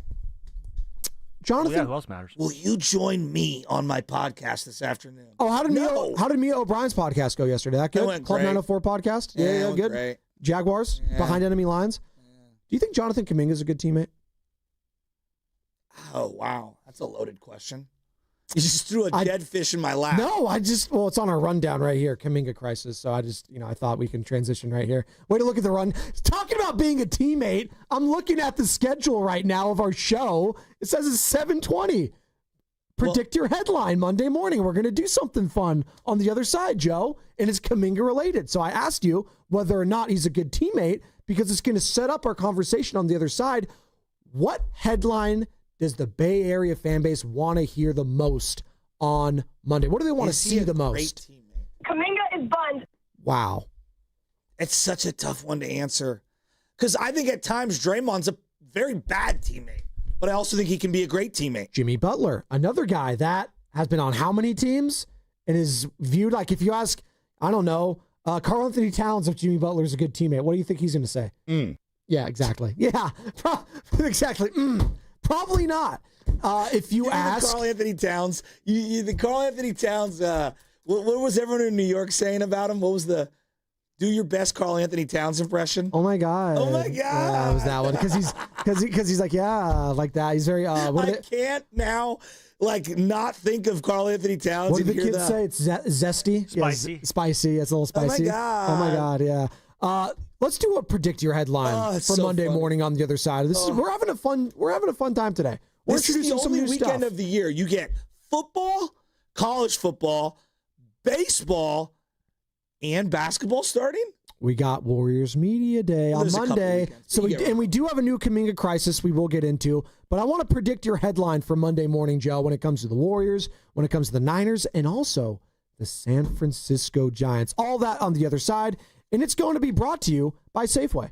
Head to Safeway this week for this amazing deal and more for members. Pepsi, 7-Up, Polar Seltzer, or Pure Leaf Tea, various sizes and varieties. Buy 2, get 2 free. When you buy 4 with digital coupon plus CRV, limit 2 free items. Visit Safeway.com for more details. See you in the aisles. On Saturday, October 4th, Pier 39 is throwing a party right on the waterfront. Now our iconic views and bay breezes come with drinks to go. Grab a cocktail, mocktail, beer, or wine from one of our restaurants and take it with you as you explore the pier. Plus, live music, party games, sea lions. Fun for the whole family. What more could you ask for? Enjoy dancing, street performers, special deals, and that one-of-a-kind Pier 39 flavor. We're bringing the atmosphere, you bring the crew. Pier 39, Pier for the fun. Learn more at pier39.com/entertainment zone. Hi, this is Brian Bakhtiari, Executive Manager of Stevens Creek Subaru. The fall season is upon us. That means football, baseball playoffs, and kids back in school. At Stevens Creek Subaru, this is one of our favorite times of the year. Fall is also when we get our first rains of the year. And that means dangerous road conditions. That is, unless you drive a Subaru with symmetrical all-wheel drive. Subarus are built for any road condition or terrain, whether it's a drive to the coast or up to the snow. The safest pick is a Subaru. This month, lease a new 25 Crosstrek for just $239 per month. Just $239 a month for a new Crosstrek from Stevens Creek Subaru in San Jose. 36-month lease, no security deposit needed. $24.95 due at signing, plus tax, license, and registration fees. Includes $85 dealer documentation fee and first month's payment. Acquisition fee $650. 15 cents per mile over 10,000 miles per year with Tier 1 approved credit. $300 disposition fee. One at this payment. VIN number JF2GU ABC 8SH271247. Stock number 1250885. Offer expires end of month. See Stevens Creek Subaru for details. On Stevens Creek Boulevard or online at StevensCreekSubaru.com. Buckle up and drive safely.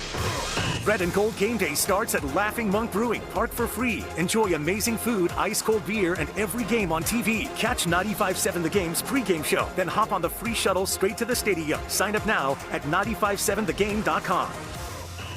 You hear that?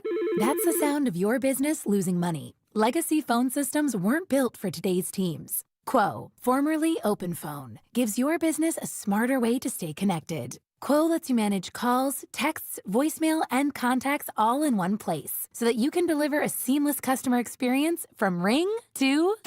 Need to take calls on the go? Quo automatically transcribes, summarizes, and highlights next steps from every call, so you never miss a detail. Need insight into what closes a sale? With Quo's AI call tags, you can instantly spot key topics like objections or pricing questions and use those insights to level up every customer interaction. And yes, you can bring your existing number with you for free. Keep your team in sync and your customers happy with Quo.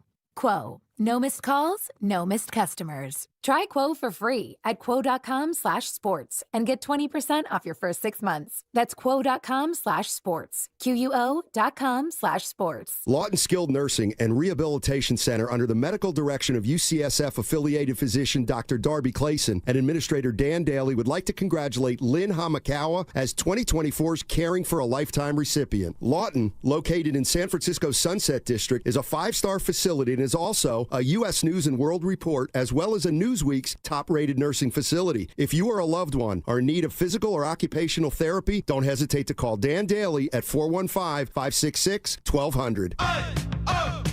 Let's go! You still got it, but your immune system weakens as you age, making it harder to fight flu, pneumococcal pneumonia, RSV, and COVID-19. Ask your doctor or pharmacist which vaccines you need. Sponsored by Pfizer. Score big by saving lives with Stanford Blood Center. Donate blood between September 1st through the 30th and be automatically entered for a chance to win 2 club-level seats to the ultimate Sunday night showdown, San Francisco versus Atlanta at Levi Stadium. It's your chance to make a difference and experience the game like never before from premium seats with an unbeatable view. Every donation helps patients in need and brings you one step closer to the end zone. Learn more at StanfordBloodCenter.org/touchdown. Oh, could this vintage store be any cuter? Right? And the best part? They accept Discover. Accept Discover? In a little place like this? I don't think so, Jennifer. Oh, yeah, huh? Discover's accepted where I like to shop. Come on, baby, get with the times. Right. So we shouldn't get the parachute pants?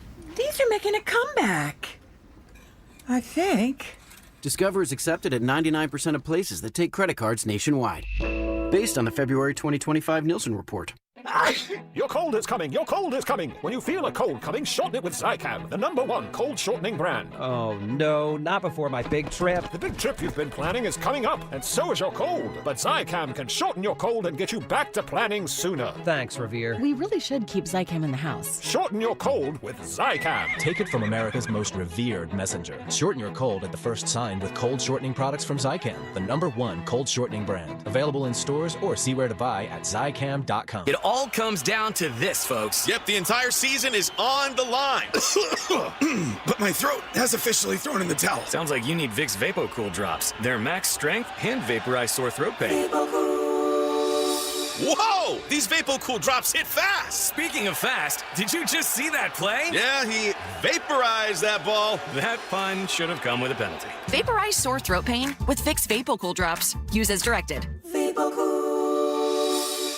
Join 95.7 The Game at Pier 39 for a special live broadcast from 12 p.m. to 4 p.m. on Saturday, October 4th. Meet Zaza Pachulia, Festus Ezeli, Kalina Azabuki, Tim Roy, and Bonte Hill. Plus, enter to win Warriors tickets. For more info, visit 957thegame.com.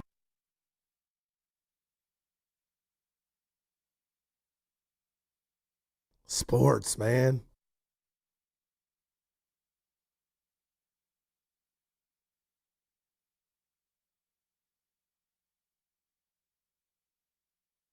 Yo, what it do? It's your boy Pilo, and this is the Morning Roast with Joe Spadoshi and the Butcher Boy. Let's go.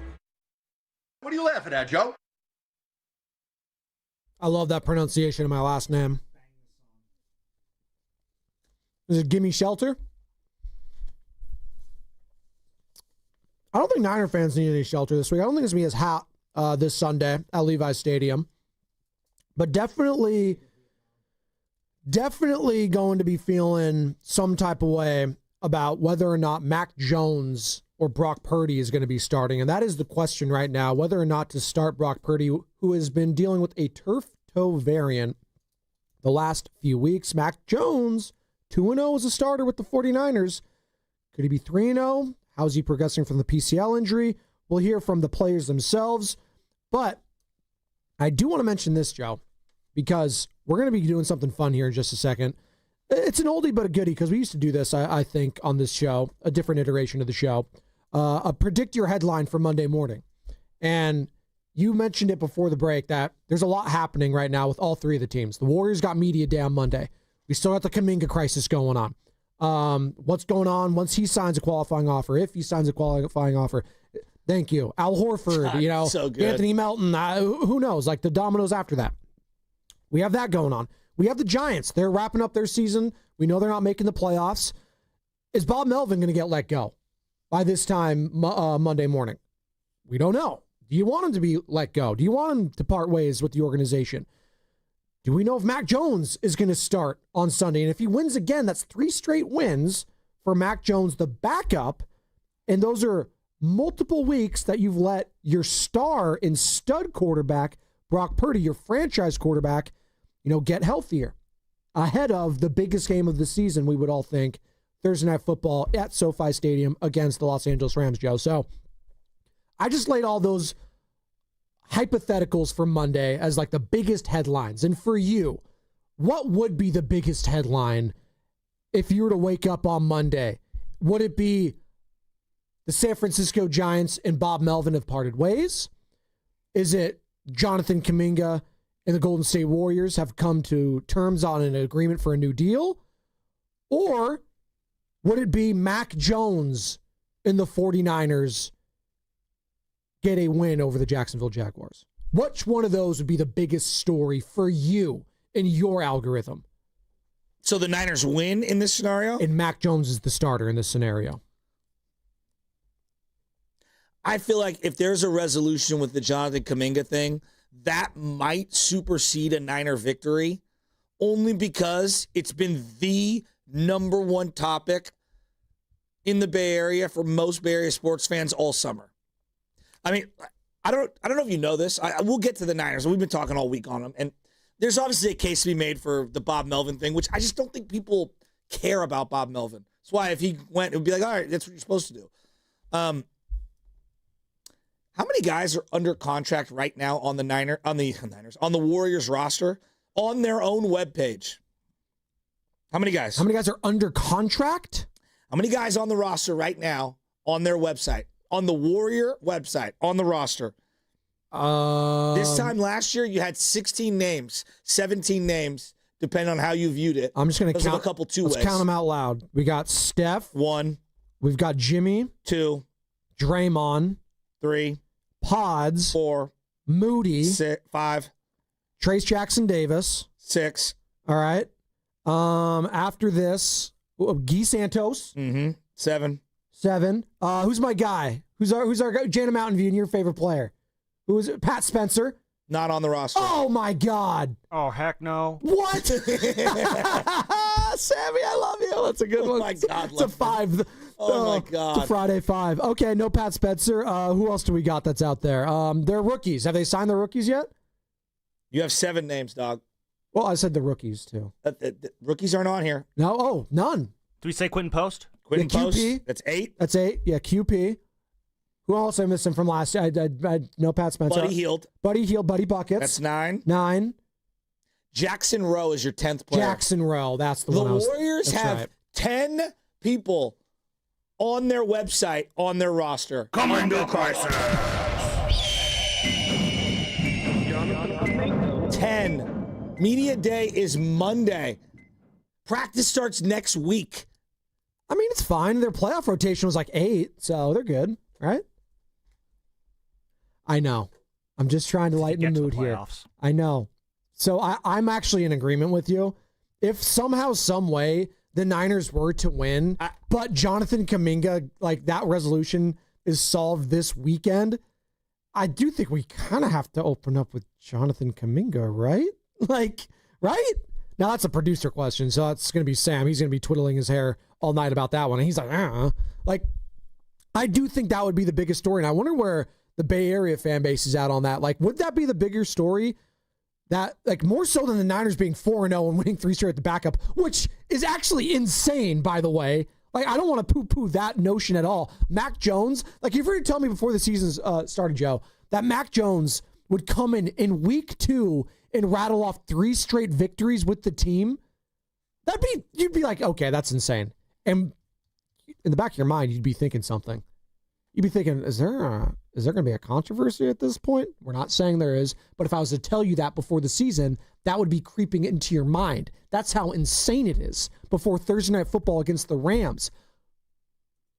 But the Jonathan Kaminga thing has been going on since the season. Since, honestly, he's gotten hurt, Joe. And what was that, January?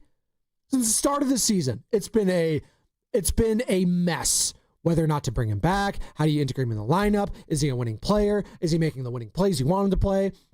Not getting playoff time, and then Steph gets hurt, and then he's thrust into action, and he gets all these minutes, and he's looking good, but they don't win a game. So how important was it really? And then he wants the player option, but the team wants the team option, and it's just been going on for months and months and months. And I think you feel like that dude at the end of Shawshank Redemption, where it's just like it's finally over.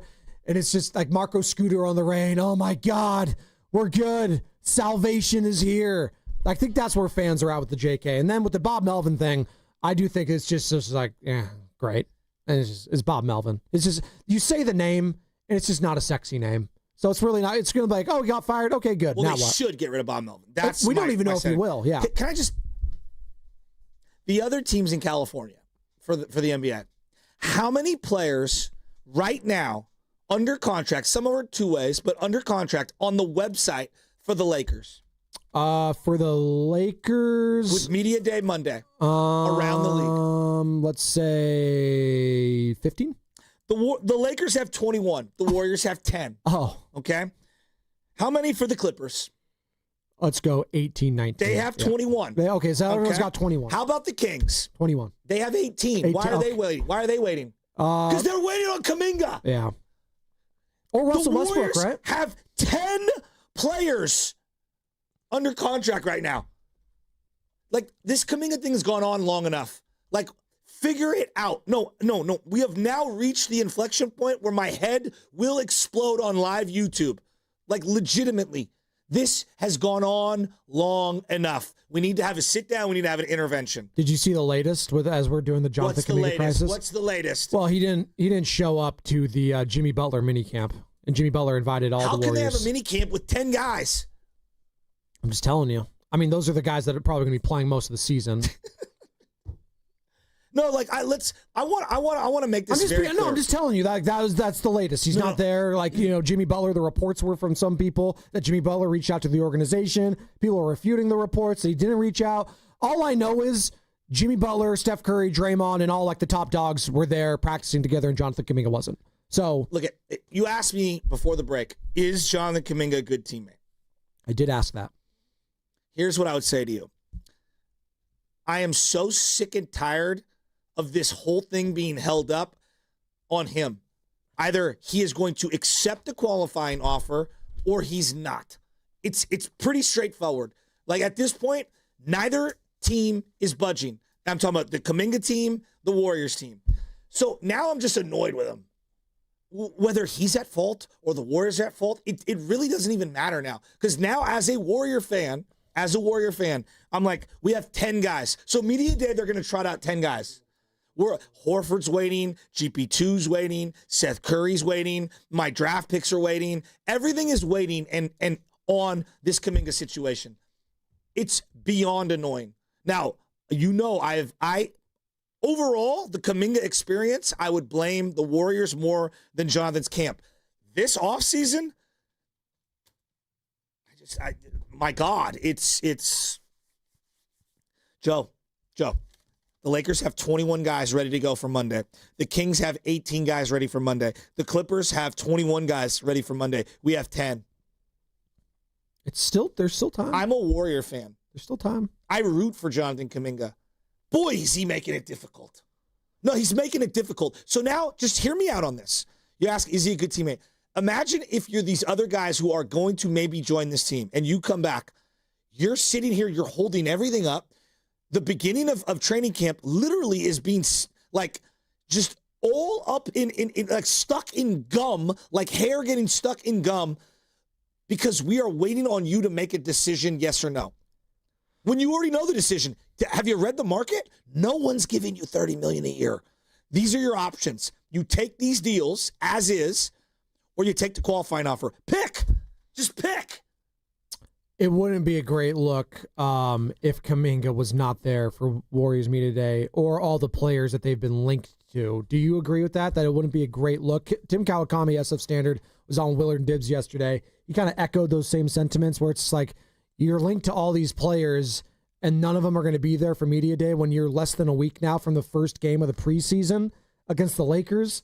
As you mentioned, who have 21 players already there, ready to go. They just locked up J.J. Redick after one season as head coach. They gave him a new contract. We'll get into that at some other point when it comes to Steve Kerr, Kyle Shanahan, some of the other head coaching contracts. But predict your headline Monday morning. And Niner fans, Niner fans, Warriors fans, Giants fans, Bay Area fans, like, in level of importance to you and what you want to see the most on Monday morning for that headline. That's how I want to ask it. Like, do you want to see on Monday the Kaminga crisis resolved? Do you want to see Bob Melvin relieved from his duties? Do you want to see Mac Jones and the Niners getting a win? Or does it matter if it's Mac Jones or Brock? You just want to see a Niners win. Let's go to Steve in Santa Rosa. He has one that he wants to get into. What's up, Steve? Yeah, I don't know. The Melvin thing, I don't think he's really in touch with today's players. I think his day is come and gone. It's time for him to retire and go play golf in Arizona or something. So he just doesn't have any connection with these players, and they're pretty high strung. I wanted to say something. I wanted to throw something else out there too when you were talking about who's going to be in the Hall of Fame. A Jose Canseco story I heard. Well, I learned about. I was playing golf in this tournament and got put out with these guys I didn't know. And the one guy had a World Series ring on. I go, hey, how'd you get that World Series ring? He says, I was the team doctor. I go, are you Canseco's doctor, the guy that worked on him? He goes, yes, I am. And I said, tell me something. You know, he's a good guy, right, in real life. And he goes, he's the nicest guy in the world, would give anybody anything. He goes, the first day I put him in the hospital, I put him in traction for his back. I come in the morning to look at him, and he's sitting there signing balls and bats for his buddy. He goes, what are you doing? He goes, oh, I'm just trying to help out my buddy. He's making some money on the side. Jose Canseco delivered. When he was a player, he was one of my favorite players because you knew he was going to do something exciting. Yep. And he did. He delivered, just like Barry Bonds. So all this, political nonsense about the Hall of Fame and everything and the steroid thing, it doesn't matter to me because the pitchers were doing it too. Yeah. We don't hear about that. Clemens did it, but Barry Bonds, they got a thing online where he's going up against Eric Gagne, who admits doing roids, and Bonds took him deep.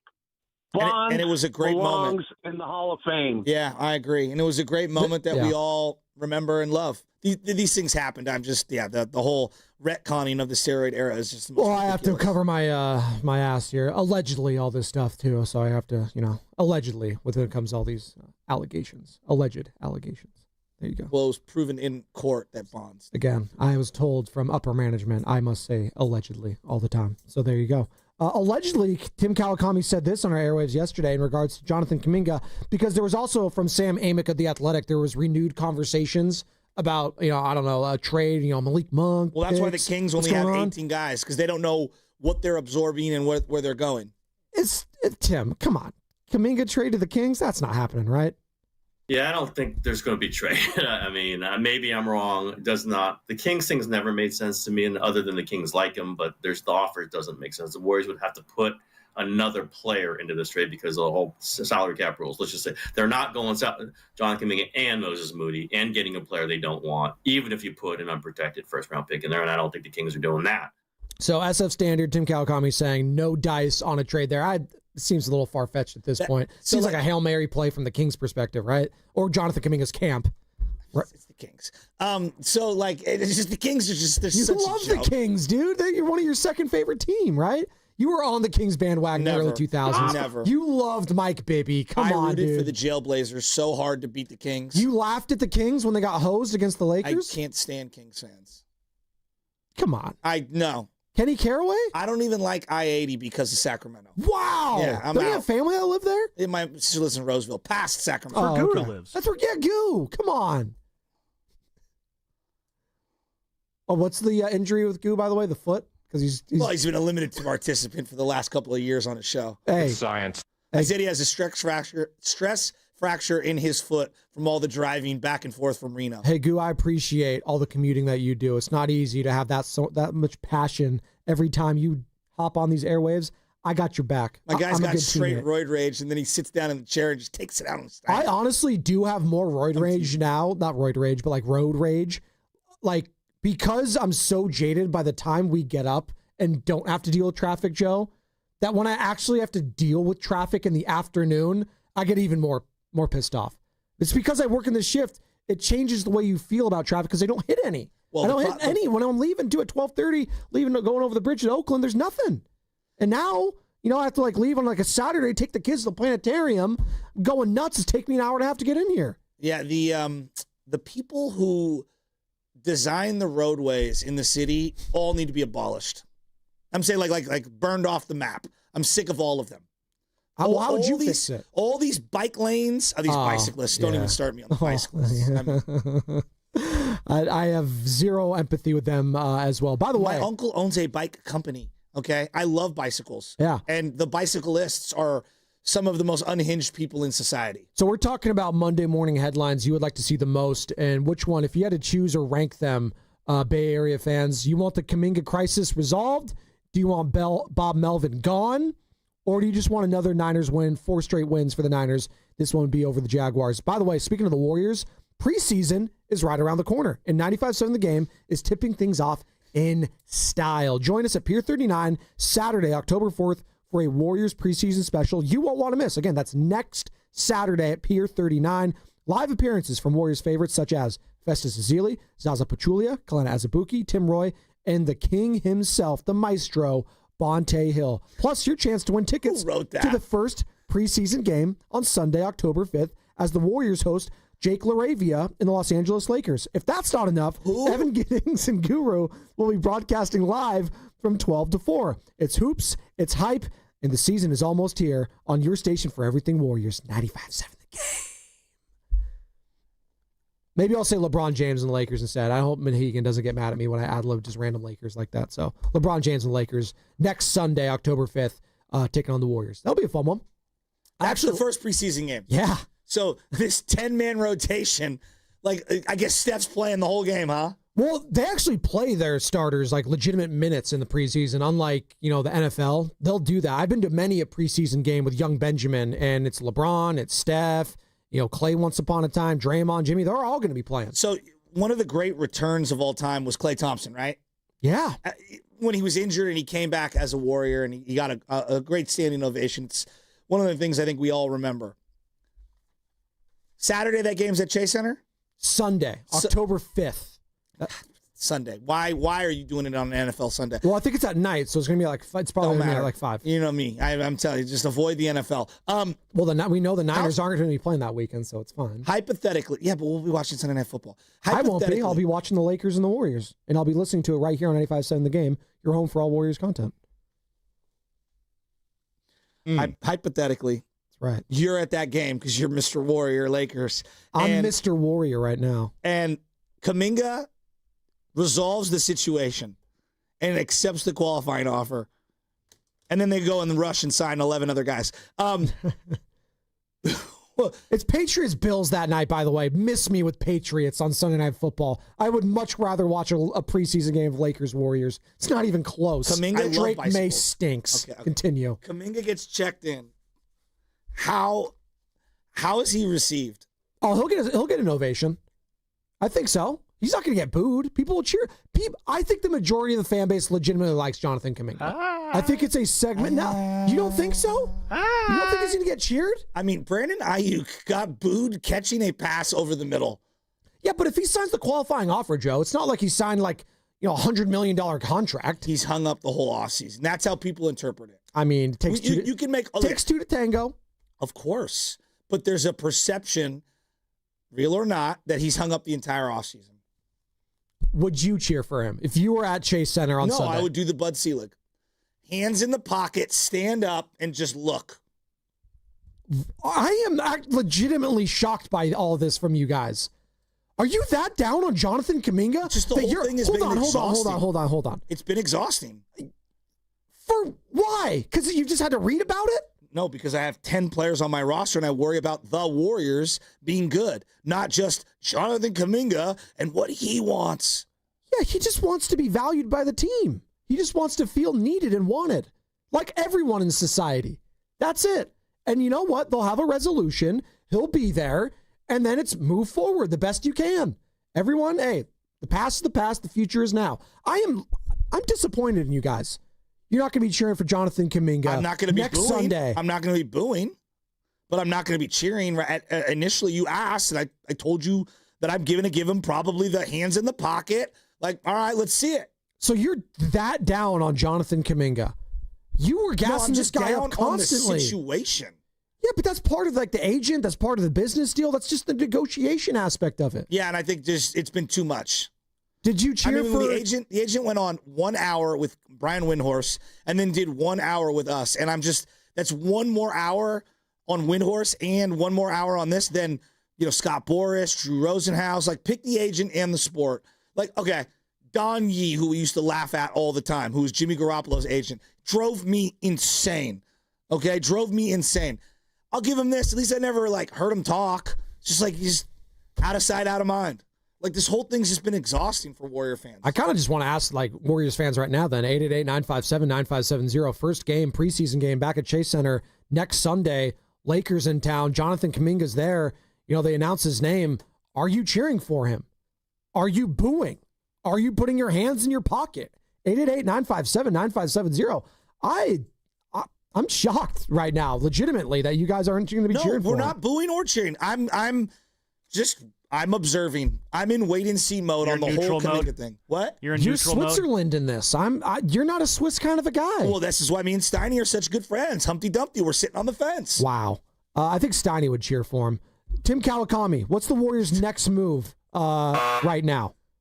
I've been waiting for them to draw the line at some point. Maybe it's this weekend. I think maybe the sign of that would be if we just start hearing Al Horford sign for 1 year, DeAnthony Melton sign for 1 year, just announce them. And now they haven't done that because it would limit the number they can pay Kaminga in the first year. And they don't want that to happen. I might just go ahead and do it. Say, Jonathan, you can sign right now for this number. But if you don't, we want these guys reporting to camp on time. If we don't sign them, we can't have them in camp because they're not on the team. And if you don't take this number, then we're going to give Al Horford this number, Melton this number, Gary Payton II this number, Seth Curry this number, and then you must take this number. He's had a lot of names there. Gary Payton and Seth Curry and Al Horford and DeAnthony Melton.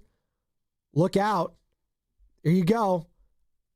This season's going to be fun to watch. I cannot wait for this upcoming Golden State Warriors season. We got Media Day on Monday. We got Giants wrapping up their regular season. What are they going to do moving forward? We got, Mac Jones potentially starting again. Could he win 3 in a row? Or is Brock going to come back? And then he got a short week after that against the Rams on Thursday Night Football. Hey, the Bay Area is popping right now when it comes to this stuff. And I am just perplexed about the whole Jonathan Kaminga and how we're feeling about him. And if he does sign the qualifying offer and the crisis is over, next Sunday, you know what? Some time has passed, right? A whole week would have been passed, Joe. Should be all back in, right? Right? I'm rooting for JK. We should all be rooting for him. If he's going to come back to the Warriors, right? I never said I was rooting against him. I just said I'm in wait-and-see mode. Well, you're not rooting for him. You're just rooting for the team at that point. You're not really rooting for him if you're not. That's who I root for. The team. Like, I think it gets lost in a lot of the NBA rhetoric. It's like, you either root for Steph or you root for nothing. It's like, no, actually, I'm a Warrior fan. So I would like my team to be good forever, but I also recognize, like, kind of this is our window right here. I do recognize. Guys, like the Steph window. The best version of this team includes a good Jonathan Kaminga, I think. I don't think that's not a hot take. If the Warriors want to maximize their potential, Jonathan Kaminga has to be a part of that. Just has to be. He's got the most size and athleticism and youth on this team that is an actual mismatch when you're going up against the likes of the Thunder, the T-Wolves, et cetera, the Nuggets. Like on one level, I respect what his agent is trying to accomplish. He's trying to represent his client. On another level, I don't give a flying rip what he's doing for his player and the individual because it's messing up my team. My team today, 3 days before they're about to report for Media Day, has 10 players on it. I care about my team. I've been a Warrior fan well before Jonathan Kaminga, well before Steph Curry. I'm going to be one well after their playing days. And I root for guys. There's no doubt. I got favorites. I got some that drive me nuts. Like I love Jordan Poole. But when Jordan Poole went to the other side and he went to the Wizards, it's like, all right, I root for you from afar, but I'm not like losing my mind. We'll see what happens. And then Chris Paul showed up and I was like, I'll begrudgingly root for him. And then it was like, all right, get him off my team. And then he was gone. And then I went back to hating him again. That's what I do. Dave in San Francisco wants to join the conversation. I'm not any different from any of you. So Jonathan Kaminga, we're hypothetically, he plays in the preseason game next Sunday. Are we cheering for him when his name is announced? Are we booing him? Or are we having our hands in our pockets? Are you even going to stand up? Yeah, I told you. That's what Bud did. Bud, when Bonds hit the home run, he stood up like this. That's it. Hands in the pocket. Okay, but you won't just sit down. I remember famously Jordan Poole returned for the first time in Willard, and I think it was Evan filling in. They were going at it because Willard's like, I'm not cheering, or I'm not going to clap for Jordan Poole. What? Yeah, that was Willard. He's got a personal vendetta against Jordan Poole or something. I don't know. Dave, what's up, man? What? Hey, what's up, guys? Good morning. I would buy tickets to loudly boo this man out of the arena. Seriously. Why? I just feel like he's held up the whole offseason, and his team and himself have just overplayed the market. Like you guys said, nobody's paying you $30 million, dude. And the crazy part is he doesn't fit what the Warriors do. He doesn't fit the offense. If you look at him, a lot of times when Steph is on the court with him, including with Jimmy, his head is down. He's just looking to create it for himself. It doesn't fit the offense. I don't care about, like, a person's like, oh, I'm going to average 30, but then everybody else suffers. It's just, we need to get him out of here. That's it. Thanks, That's harsh. That's harsh. It's just hard for me in a world of seeing guys like Jamar Chase, who plays a much more volatile sport, be one of the best players at the position for his first 3 or 4 years in the league, show up, didn't get the contract he was looking for, put his head down, participated all throughout training camp, then went out and got rewarded. Yeah, but no one would have batted an eye if he didn't do that, and if he just held out. It would have been like, okay, that's understandable. Yeah, but I respect him showing up and doing it, right? Great. I would have respected him either way. Like, it wouldn't have mattered to me. I respected Ayuk and what he did. People didn't. People wanted to boo him, and they were mad about it. And he showed why he did that, because he immediately got hurt, and thank God he signed that contract. Yeah, so but what about him. being okay, I feel bad empathy-wise for the player, but what about my team that's stuck with one of the worst contracts in the game? How do you compartmentalize reward that? your best players that work out for you. And yes, injuries are a part of it, and it sucks. No one could have predicted it, Joe. But you, as a good organization, you reward homegrown players. Yeah, and that I know, is but what both you can be do. true. Both can be true. You can be frustrated by what ended up ultimately happening. You can, be happy for him individually. Like, I don't think it's always all in or all out on any of these things. There's definitely more nuance to this, but we're not a nuanced society. It's not. I always like to say it's not the morning nuance. It's the morning roast. You got to have a hard line in the sand one way or the other. And I think you and I are in lockstep. I understand the team's perspective on this, and I understand Jonathan Kaminga's perspective on this. Yeah, I like JK. Yeah. But at the end of the day, he's not worth all this hassle for the offseason. That's the part that I think that he's missing in all this. We like you. We're pulling for you. We want you to be your full version of yourself that we envisioned from years ago. But also, hey, doggy, look in the mirror. Like, who do you think you are? Well, he knows that the owner loves him. Okay. He does know that. Okay. So I think that is a huge key in all of this. He knows Joe Lacob, the owner of the Golden State Warriors and Valkyries. Like, he knows that he's got him in his corner. And that's a big deal for him. It. He can sit here He's and not. do a He's not going to do a sugarcoat job. But like, you got to look at beyond just the numbers in your own career. Sometimes you got to think about like the work environment, the quality of life. Like, I've discussed this in many things. At the end of the day, does the money dictate a lot of things? Of course it does. I'll make the quality of life better if you're giving me $5 million a year. Like, I'll figure that out. You know what I mean? But the reality is like, there are other work elements, fit, camaraderie with the guys. Like, there's a lot of things that go into these decisions. And I just feel like it's been way too much JK. And it's like, dude, you're not really worth all this drama. It's just not. Like, I like you. I'm pulling for you. I'm rooting for you. I think you could be a really good player. I think you could be good for this team. I think you can be good beyond Steph Curry. But at some point, like, dude, enough is enough. So how do we get to this point? We started off this segment saying, what's the Monday morning headline you want to see the most?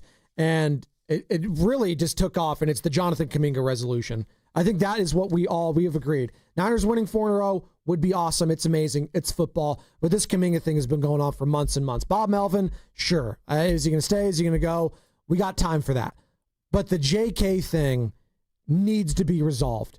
And the fact that preseason game 1 is next Sunday at Chase. And we got a producer here. We got a host here that's saying, yeah, I'm not going to be like clapping for this guy when his name gets announced. I think that's interesting. What are you going to do, Warriors fans, if you're going to be at Chase Center next Sunday and Jonathan Kaminga is going to be a part of it and he gets announced, whether it's off the bench or not, you going to be standing up and cheering? Or are you going to be booing like Dave in San Francisco? Or are you just going to be sitting with your hands in your pockets?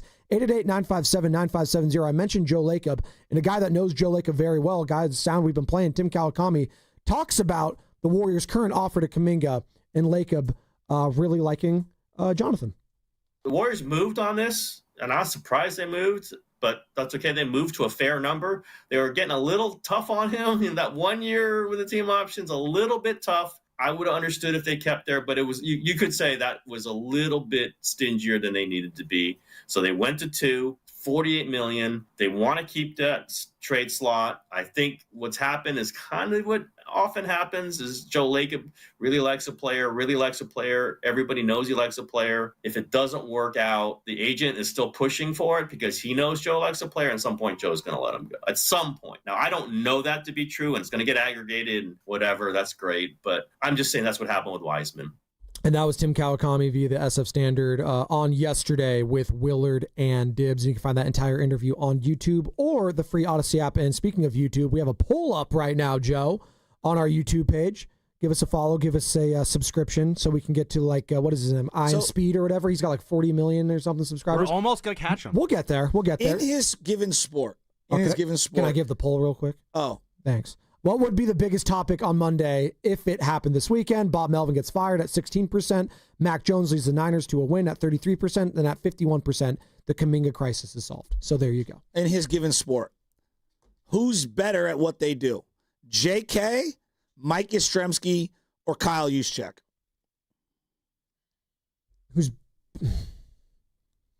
Well, Kyle Juszczyk is comparing to how many fullbacks in the league? Like, I would argue Yaz and Juice are better at what they do than what Kaminga is at what he does. And it's not saying much, but it's the equivalent of those other two guys holding up the entire offseason for their team. And we would say the same thing, like, hey, dude, you're a good player. We like you. We believe in you. This is too much. This whole thing, like, figure this out. Yeah. What are we doing? I'd probably put Jonathan Kaminga, and he's been more. I think he is more important to the success of his team this season than those other two guys are, whether it's the Kansas City Royals, Giants, Okay, or the then what is the 49ers. equivalent on the Giants? Well, what is it? What is the Giant equivalent? Patrick Bailey? No, I'm serious though. Like if Patrick Bailey could hit, like seriously, like just think of Patrick Bailey. If he could hit, how much of a boost that would be for the team? Was that like the 7th, 8th best player on the Giants? Jonathan Kaminga right now is what on the Warriors? How is he the what? 1, 2, 3, 4. I don't know. Maybe the 5th, 6th best player. Okay, so the roster's so smaller. you want us so who's the 5th, 6th on the Giants right now? Who's exactly Jung-Hoo Lee? Exactly. Maybe a Jung-Hoo Lee. Yeah, but and I would say Jung-Hoo Lee should not be making or breaking my entire offseason with his individual demands. That's where I'm going at with this. Well, that's the Warriors that put themselves in this also position. Like that's what I'm getting at here. I'm not just blaming JK. I'm just saying like this whole thing needs resolution. Look, the options are there. We are going to give you $75 million, or you take the qualifying offer. Choose. By the way, did you see the ESPN's top 100 for the top 100 NBA players? There's 4 Golden State Warriors. Want me to give you the names and the numbers of where they are on this list? Steph Curry, ranked 7th. Again, this is the top 100 NBA players according to ESPN. Top 100. Steph is ranked 7th. I'm just giving you the Warriors. Okay. Jimmy Butler, 18th. It's a little strong, but keep going. Draymond Green, 51st. Okay. Yeah. Jonathan Kaminga, 83rd. So the Warriors have 4 players in the top 100. Can we just... He's got to be the only top 100 player in the league getting DNPs. Right? I'm going to give you some of the names that he is ranked ahead of and see if you're going to agree. He's over Pods, which is kind of crazy. RJ Barrett. You taking JK over him? RJ plays a lot, though. Stephon Castle. No, I'm taking Castle. Walker Kessler. I'm not a huge Walker Kessler, but he's better. Right now, he's better for his team. Peyton Pritchard. I love Peyton Pritchard. I should have been 6th man of the year. I mean, don't hate on Peyton Pritchard. I love my backup white boys. Nikhil Alexander Walker. I think he's better than Jonathan Kaminga. PJ Washington. Depends on the fit. I like PJ Washington though. All these guys understand their role. Notice the one thing that sticks out is all those guys have accepted where they are in the NBA. Jakob Poeltl. I'll lean JK.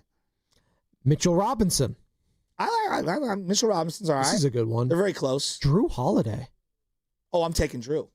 Even though he's old. First. Nas Reed at 90. Come on, dog. If that trade was on the table, we're all taking Nas Reed. 89. Andrew Wiggins. No way. Andrew Wiggins. I figured he'd disappear from this list. There was a moment in time where I think we were talking about in the summer, we would trade Kaminga for Wiggins, try to get him back. Do you remember that? We had the conversations here. We're like, we do it. Bring Wiggs back. He's perfect if he's the 4th or 5th guy. Wiggins. And then you got Zach Edey. Zach Edey above JK? I don't know about that one. Jonas Valanciunas? Valanciunas is done. Bradley Beal? Yeah, Bradley Beal stinks. He's cooked. How much money is Bradley on the hook? Oh, it's great. Jaden Ivey? I like Jaden Ivey. Tobias Harris? And then Tobias Harris sucks. Then you get to Jonathan Kaminga at 83. Do you right see above who's Norman after Powell. Kaminga? Yeah, Norman Powell. That's unbelievable. He was leading the league, top 10 in scoring. He was an all-star. Yeah, he was awesome. Yeah, he was pretty good. Pretty good. And he was awesome down the stretch. Who did that list? ESPN. Evan Turner, the agent? No. Aaron Turner. Keep calling him Evan. I think it's because his hair kind of looks like Evan Giddings. Right here. It's the ESPN NBA rank panel. It's an expert panel of the experts at ESPN. So there you go. That's all it says. It's injury report, Carter. Let's just go to that. Finger slipped. Jingle bells? That's what I said to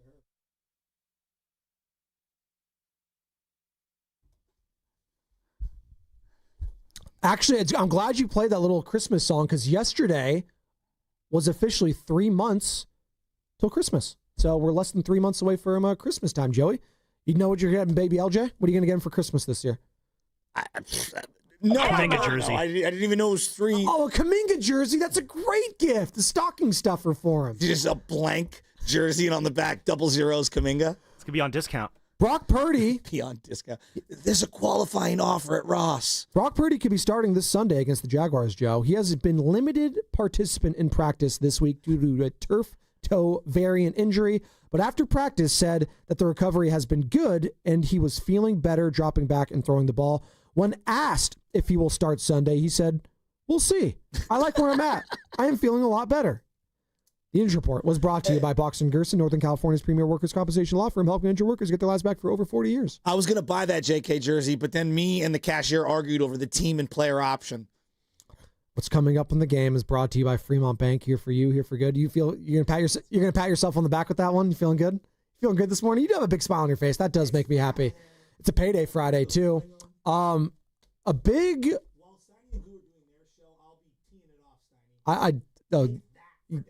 There you go. Were you even talking to the mic? Who were you talking to right there? Oh, I guess I was talking to Carter behind the scenes. Yeah, what are you doing? Are you okay? No. Get out of here. Just like 2 hours of sleep. Go get your coffee. Joe, good luck finding some friends. Thank you. Steve Kerr. I want to get into him. I want to get into Kyle Shanahan because there was a coach in the NBA that was extended yesterday after just coaching for 1 year.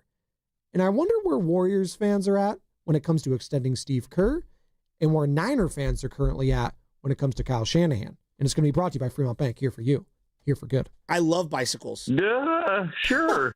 On Saturday, October 4th, Pier 39 is throwing a party on the waterfront. Enjoy drinks to go and activities for the whole family. From live music to special deals, it's all here at Pier 39. Learn more at pier39.com/entertainment zone.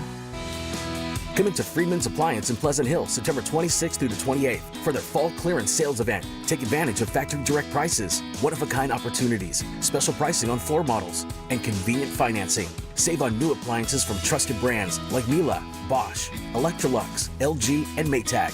Visit Freeman's Appliance in Pleasant Hill for their fall clearance sales event September 26th through the 28th for the best time to save on new appliances for your home.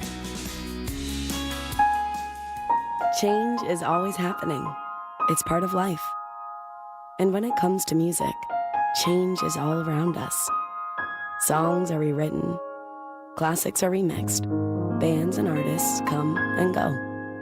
Even our taste in music changes.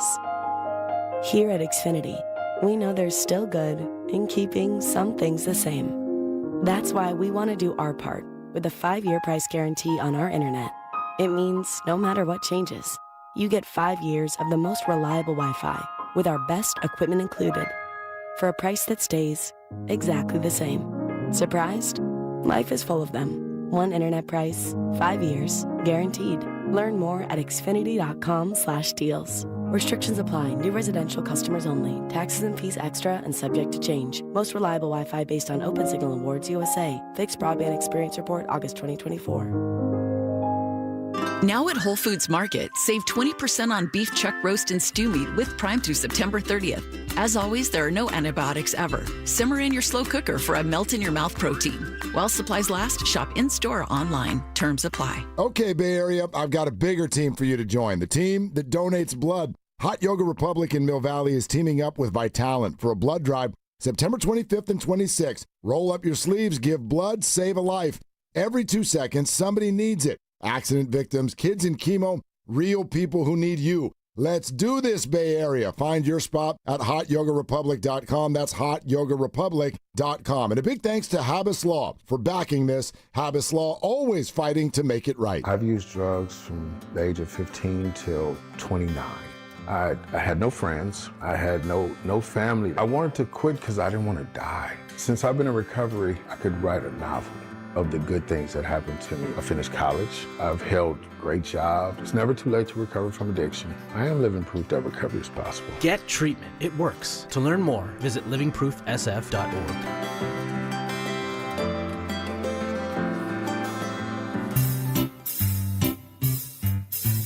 One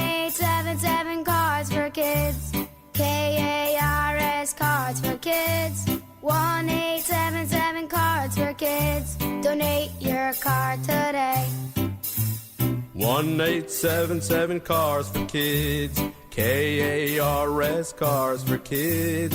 1-877 Cars for Kids. Donate your car today. Ready to get rid of that old car? Donate it to Cars for Kids. Call 1-877-CARS-FOR-KIDS to reach a friendly live agent. Donation's super easy, and your car can be picked up as soon as tomorrow. Call us now, 1-877-CARS-FOR-KIDS. That's Cars with a K to donate your car today. 1-877 Cars for Kids. Donate your car today. Did you know you can donate real estate too? Go to carsforkids.org. That's carsforkids.org. Tulsa is my home now. Academy Award nominee Sylvester Stallone stars in the Paramount Plus original series, Tulsa King. This distillery is a very interesting business. And we gotta know the enemy. From Taylor Sheridan, co-creator of Landman. What are you saying? I'm all right. If you think you're gonna take me on, it's gonna be really difficult. Tulsa King. New season now streaming exclusively on Paramount Plus. Huge savings on Dell AI PCs with Intel Core Ultra processors are here, and they're newly designed to help you do more faster. They can generate code, edit images, multitask without lag, draft emails, summarize documents, create live translations, and even extend your battery life. That's the power of Dell AI with Intel Inside. Upgrade today by visiting Dell.com/deals. That's Dell.com/deals. Finding great candidates to hire can be like, well, trying to find a needle in a haystack. Sure, you can post your job to some job board, but then all you can do is hope the right person comes along, which is why you should try ZipRecruiter for free at ZipRecruiter.com/free. ZipRecruiter doesn't depend on candidates finding you. Its powerful technology identifies people with the right experience and actively invites them to apply to your job. You get qualified candidates fast. So while other companies might deliver a lot of hay, ZipRecruiter finds you what you're looking for. The needle in the haystack. 4 out of 5 employers who post a job on ZipRecruiter get a quality candidate through the site within the first day. ZipRecruiter, the smartest way to hire. And right now, you can try ZipRecruiter for free. That's right, free. Just go to this exclusive web address, ZipRecruiter.com/free. That's ZipRecruiter.com/free. ZipRecruiter.com/free. You're listening to 95.7 The Game, KGMZ FM and HD1 San Francisco on Odyssey Sports Station and the home of the Golden State Warriors and Valkyries. Always live on the free Odyssey app and now coming to you live from the Laughing Monk Studios. Rise. Wake up. It's time to wake on up. Wake up, wake up, wake up. With a nice cup of Joe. What's up, Joe, bro? Featuring Joe Spadoni. He's an Italian. And Joe, the Butcher Boy Shasky. I am slippery. Oh! The best part of waking up is morning roast in your cup. It is the morning roast, man, on 95.7 The Game. The standard is the standard. Damn right it is. Setting the standard high. Set the tone for the weekend. It's a payday Friday. Halfway home here. We got Niners, Jaguars, week 4. Is Purdy going to start? Is it going to be Mac Jones? Is Jonathan Kaminga crisis going to be resolved over this weekend? Warriors Media Day is on Monday. What's going on with the Giants? Is Bob Melvin going to last through Monday? That's the last really question. They're not playing for a playoff spot, I'll tell you that. Is Kyle Freeland pitching this weekend? Oh. Saturday. Oh, that's must-see. Devers taking him deep. I just hope he pimps it out afterwards. Let's hope. Joe, I'm feeling good this morning, even though we're getting a little upset about the whole Jonathan Kaminga crisis. The situation, not upset. The frustration is about. It's I'm not palpable. upset. How are they going to run practice on Tuesday with 10 guys? Well, we'll ask Steve Kerr. 5-on-5. No. See, so you're just going to go 5-on-5. Got it. Okay. Got it. What is this, the CYO St. Brendan's Bears? You can do like 3-cone drills and stuff, Work on the free throws. Q Frazier's going to D up Steph. I see it I see it before the game all the time. It's what he's doing. The first 5 fans that show up can take part in the practice. Bruce Q Frazier's got the greatest beard in the NBA. It's not even close. It's true. I'll take it over James Harden. By the way, you can watch us And I don't have a beard anymore. I shaved it. You can look at this glorious mustache. What are you talking about? That's not shaved. There's like I got stubble. Yeah. Oh, I grew some then, I guess. You can watch this on YouTube. Brought to you by First Norcal Credit Union. For a low rate auto loan, apply online or just ask for First Norcal Financing the dealer. And Joe, we're coming to you live from the Laughing Monk Studios, Laughing Monk, Righteously Brewed in San Francisco. So I teased a conversation about head coaches. I don't know if you saw the news yesterday, but one of your favorite head coaches in the NBA got a raise and got an extension. Do you know who that is? No. J.J. Redick got extended. Yeah, I know. J.J. Redick. Let me guess, his podcast deal got extended with Draymond? No, a 4-year, $32 million extension with the Los Angeles Lakers. Wow. There you go. Wow. So he got extended there. Lakers had a solid first season, although they were one and done, and he played his starters an entire game, and that ended horribly, and they lost to the Minnesota Timberwolves. So that happened. He gets rewarded. It got me thinking, though. What? Steve Kerr. Hold on. 1 year. It's just, I'm just like, wow. I don't know. It's very curious. I like how he had his naps timed out. He did have his naps timed out very well. If Steve Kerr were to sign an extension today, how would you feel about it? I don't know. How does Steph feel? If Steph's in, I'm in. That's it. I'm doing what Steph Curry wants to do. I'm just going to do what Steph wants me to do now. That's exactly it. That's kind of my setting. Well, what if Steph's only here for 2 more years and Steve Kerr signs a 4-year contract? Well, I'll, worry about the other couple of years after Steph. Now, the reason I asked that is because of the timing, and timing is everything in life, as you know, Joe. Could you imagine if Steve Kerr signs an extension today before Jonathan Kaminga's resolution? No, I just they give him a coach option. That's what I'm saying. Hilarious. He's got a player coach option, right? Like, I was just thinking about the absurdity of it and how everyone, because I know it's the Lakers and it's down there, but like the whole thing with this offseason has been LeBron, he doesn't feel valued. He wants to be rewarded more. I was like, dude, you're like 40. Like, it's great. You're still playing at an elite level and you're great. Joe, like, that's awesome. I heard from a birdie that there are guys in town waiting for Jonathan Kaminga to figure out what he's going to do so that they could walk right into the Chase Arena headquarters, whatever you want to call it, and just sign their deal. Wow. Everyone's waiting. Everyone. You're laughing. It's like now. So I just want you to think about this. Jonathan shows up on Tuesday after finally accepting whatever it is. Hey, guys, how you doing? Hey, Al Horford, nice to meet you. Sorry I made you wait at the JW Marriott for the last 8 days trying to sign your contract as I figured out my situation. Al Horford's a professional. He's not going to care about that. He knows all these guys know the business of the NBA, yeah, Joe. But there is a human element to this. But I don't want to hear if it's like Jimmy Butler. I don't want to hear if it's Al Horford. I don't want to hear from anyone new that's getting upset about this. It's not upset. It's just, again, like... Then what is it? I think there's a hierarchy in any industry of, where you stand. And when you're the guy making a ruckus and maybe you think higher of yourself than your peers do, I think it would be naive to think that there's not a human element of like, really, this guy? Like we do it in every industry. So the reason I brought up Kerr, because I don't think you could talk about Jonathan Kaminga without talking about the head coach in this scenario, because everyone that is either, I'm not calling everyone a Jonathan Kaminga stan, or people that defend him or try to gas him up. You heard the Aaron Turner interview the other week. It comes back to the head coach because he's in charge of playing time. I still can't believe he did a full hour with Steiny Guru. It was very long. Incredible. It's incredible. Some of the answers were like 10 minutes, it felt like. I was so jealous. Really? What? I don't know. I listened to the entire thing. I'm not poo-pooing the interview I'm jealous itself. because I think it's that is a feather in the cap moment. You got someone's agent on for an hour. I'm not going to lie. It kind of lost the luster for me when he went on like 6 or 7 podcasts again. Like it kind of was just like, oh, so he's just doing the rounds with everyone. I thought it was a special 95.7 The Game exclusive, and it was. He did it with Brian Windhorst. How long have you been listening to radio in this market? Long time. Yeah, I have too.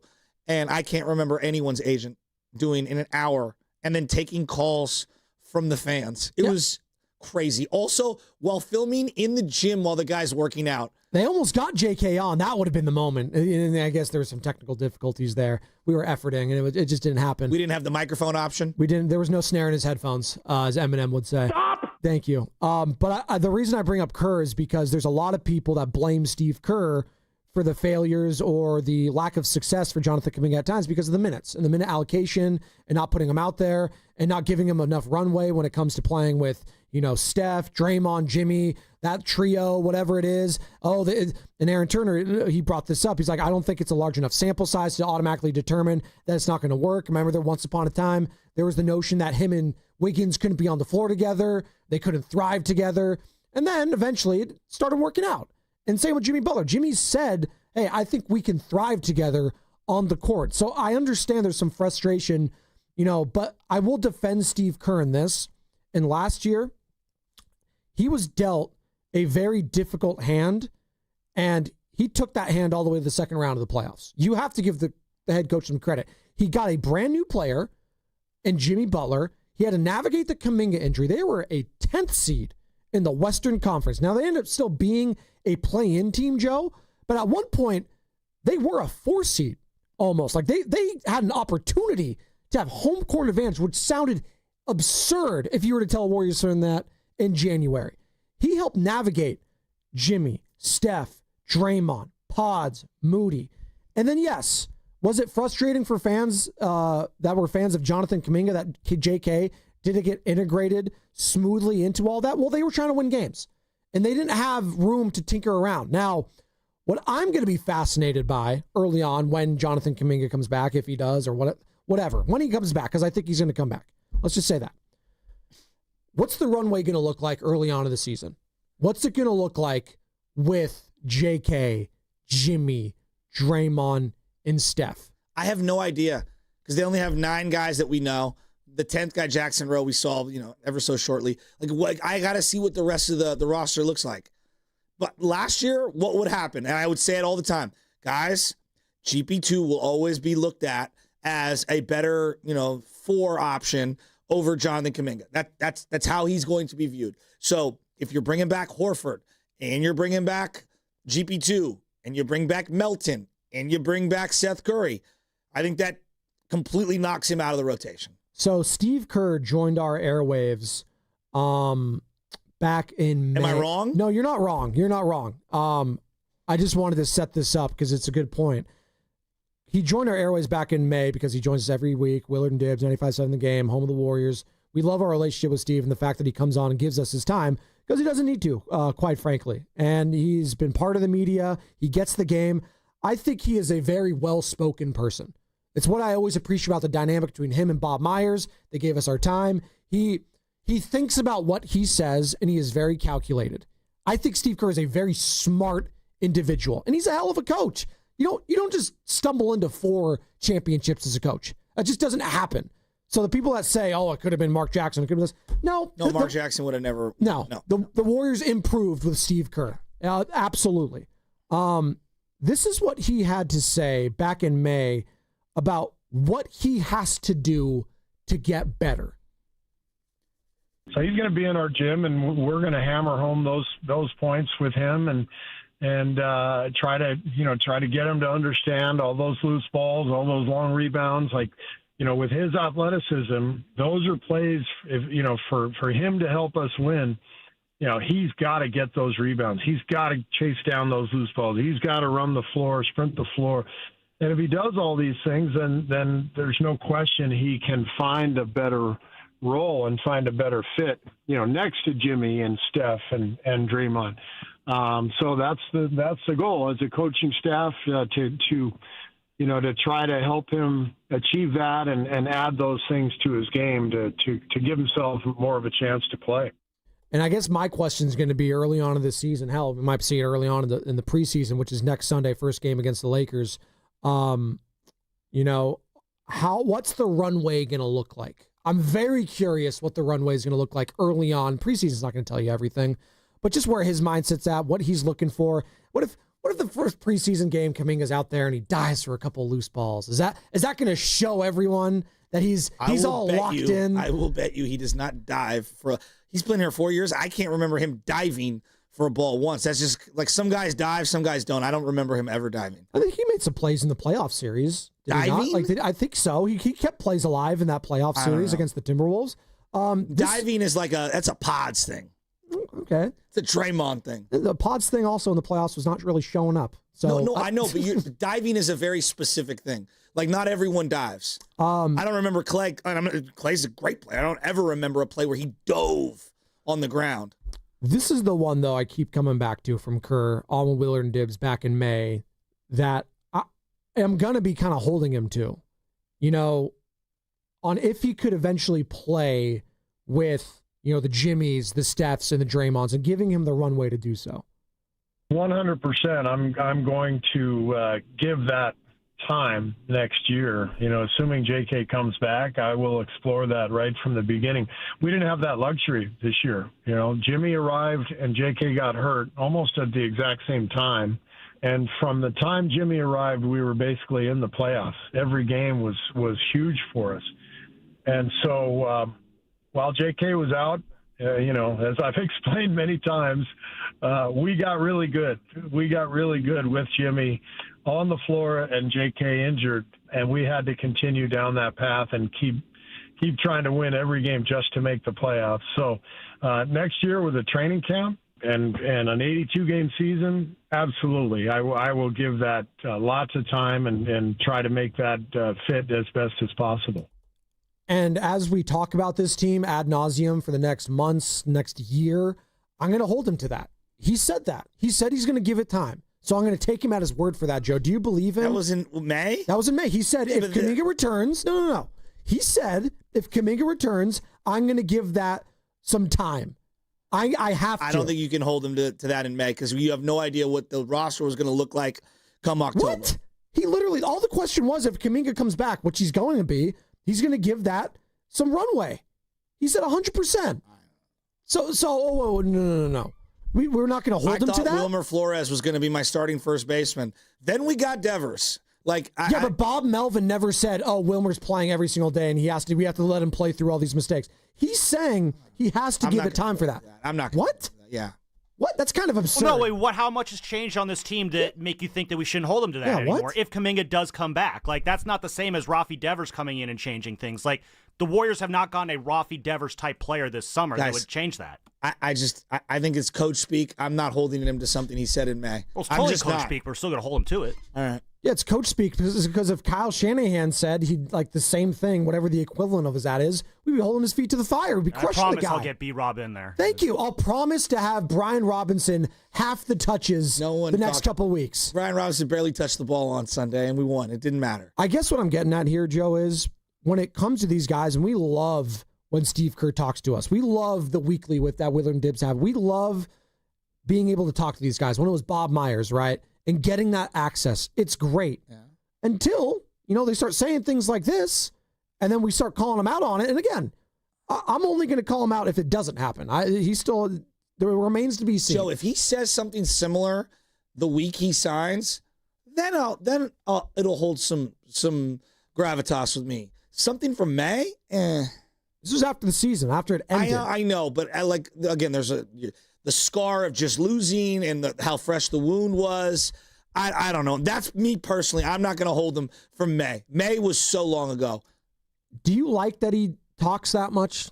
Do you like that Steve Kerr is part of the job now? Well, we had Mark Abanias on, KTVU sports anchor and legend, former anchor, obviously, Bay Area sports icon.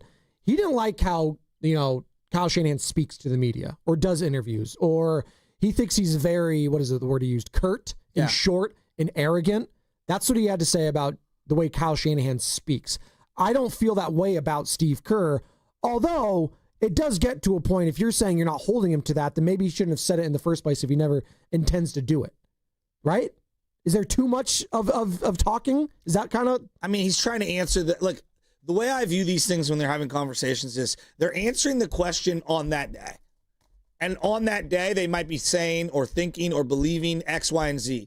And then months go on, okay, and your thought process might change. I guess that's where fans start to lose faith in their head coaches then. If you're just going to blatantly lie to me. I don't think it's lying. I think it's adjusting based on new information. Again, back May 22nd, Steve Kerr on Willard and Dibs on Jonathan Kaminga. That was a week after the season ended. There you go. Okay. 100%. I'm going to give that time next year. Assuming JK comes back, I will explore that right from the beginning.